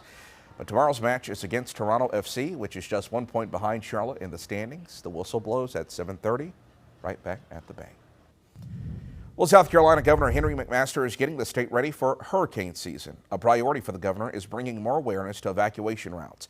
It's been a while since evacuations have been ordered, but officials say it could happen to more than 1 million people along the coast at any time. Officials say that they're constantly updating evacuation zones to ensure a fast process for residents. We wanted to make sure that in all situations we could get them out of the area and not over evacuate at the same time, because that also runs into problems if you tell people you need to evacuate and they never have to. So having that area along the coast identified as a separate evacuation zone has certainly, we haven't used it yet, but it certainly is going to increase our flexibility in the evacuation operation. Officials say preparation now is key. The Atlantic hurricane season kicks off June 1st. Taking a live look above Independence Boulevard out in East Charlotte as folks make their way back home. It will be a great weekend to be outside, but if you do, make sure you have that sunscreen. Now, out with the tips. Andrew, we could crack, am I hearing this right, possibly the 90s this week? 90s, I mean, probably won't get past 90-degree mark, Okay. but that's certainly possible on Sunday. The most important thing is my wife always gets on me for this, reapply. Yeah. It's always about the reapplication of the sunscreen. Listen to your wife, Andrew. That's a very important thing. That's drilled into my head every day. Anyway, right now we've got beautiful weather here as we look towards uptown from West Charlotte. Beautiful conditions here across the Carolinas as we wrap up the week. Temperatures in the middle 70s. Feel so comfortable out there, and enjoy it because Matt was talking about it. But temperatures are moving up as we go through this weekend and continuing into early next week. 76 degrees, winds out of the south-southwest about 5 to 10 miles an hour. Boone, Cameron, beautiful as we get up into the higher elevations as well here on your Friday afternoon into the evening hours. Now, pinpoint radar, quiet here. As expected, going to be staying quiet probably until at least the middle part of next week. High pressure scooting off the eastern seaboard, and then we're going to start to get that southwesterly flow and the warmer temperatures that are going to be moving on in. The humidity, not really a factor tomorrow. It's going to be higher than what it is today, but not really a factor yet. That really happens as we get to your Sunday and the dew points get past the 60-degree mark, and you start to notice it a little bit more in terms of that air that you can wear. Not going to be a full jacket yet, but maybe a kind of a t-shirt when you start talking about the rising humidity. Already enough of my analogies. Temperature outlook as we go forward here deeper and deeper, getting closer to Memorial Day weekend. Temperature is going to be staying above average here. Pattern change, well, the cool air, the comfortable conditions, that is moving on out. What is moving on in is a warm, big southeasterly ridge here across the southeastern quadrant of the United States, and that is what's going to push our temperatures up here across the region as we start to get toasty. Futurecast in motion here as we go through the overnight hours into your Saturday morning. Mostly clear skies across the Carolinas heading into your Saturday afternoon. Partly cloudy skies. Temperatures getting a little bit hotter out there across the region as we keep going forward into your Saturday evening. Still looking beautiful. Just a little warmer out there. Sunday, though, is when it really starts to feel like summer here across the Carolinas. Partly cloudy skies. And notice those temperatures getting close to the 90-degree mark across the region. And it's just more of the same as we go into next week on your Monday, with each day getting warmer and warmer across the region until the next front arrives Wednesday night and Thursday. Charlotte FC match, we're looking good here. No major problems. Temperature is going to be a little bit on the warmer side, as we've been talking about, but still going to be a great forecast if you're going to be heading on over to the bank. As for the overnight hours, temperatures cooling off, getting down into the middle 50s here across the Carolinas, mid 50s here in Charlotte, 55 in Toronto, 52 in Rockingham, up across the mountains. Temperatures are going to be in the mid 40s to low 50s. Park forecast tomorrow afternoon. Beautiful weather out there as we go through the second half of your Saturday. Going to be loving this weather, though a little bit on the warmer side. You notice those temperatures getting up into the middle 80s, 85 in Charlotte, 88 in Toronto, 87 in Rockingham. Up across the mountains, temperatures are going to be in the upper 70s. Speaking of the mountains, we are tracking some wet weather on the way for you here starting on your Wednesday as that front arrives a little bit earlier for you. And as we get your pinpoint 7-day forecast, we have got great weather, if you don't mind the heat as we go through this weekend. But if you love the comfortable conditions like me, it really starts to become a factor here on Sunday. Continues all week long, at least through your Thursday, before we get some potentially much needed rainfall. Matt? You heard it here first. Andrew, thank you. A Carolina Classic returns to Salisbury this weekend. What cheerwine lovers can expect out of this year's festival. You're watching Queen City News, the most honored and the most local news in Charlotte. We'll be right back.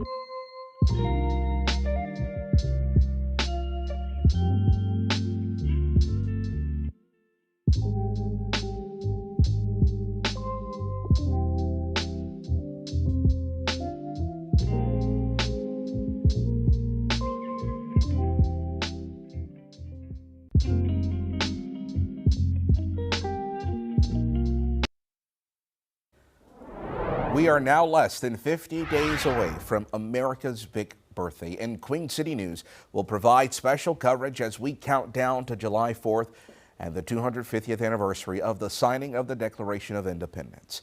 One Charlotte landmark gives us a wide-ranging glimpse of local history dating back to before the Revolutionary War. This is the oldest house in Charlotte, the oldest building in Mecklenburg County. The Alexander House is also known as the 1774 Rock House. Owner Hezekiah Alexander was one of the authors of the Mecklenburg Declaration of Independence. He brings with him enslaved people, he brings with him a lot of money, and he immediately builds one of the most luxurious houses in the entire city of Charlotte. We'll take you through the house that gives us a cross-section of history. Watch Spirit of America 250 tonight on Queen City News at 10. Well, final preparations are underway in downtown Salisbury for the annual Cheerwine Festival happening tomorrow. There will be live music, Cheerwine-inspired food and drinks, family fun, and a whole lot more. A portion of all sales will support Rowan Helping Ministries, which provides shelter, a food pantry, and transitional housing programs to county residents. Several shuttle services will run this weekend to make it easier to travel to and from downtown. Organizers tell us this festival is so important for the city each year. It is a great way for us to support our hometown, support all these local businesses that are here in downtown Salisbury, and the vendors at the festival too. We're going to have over 100 food,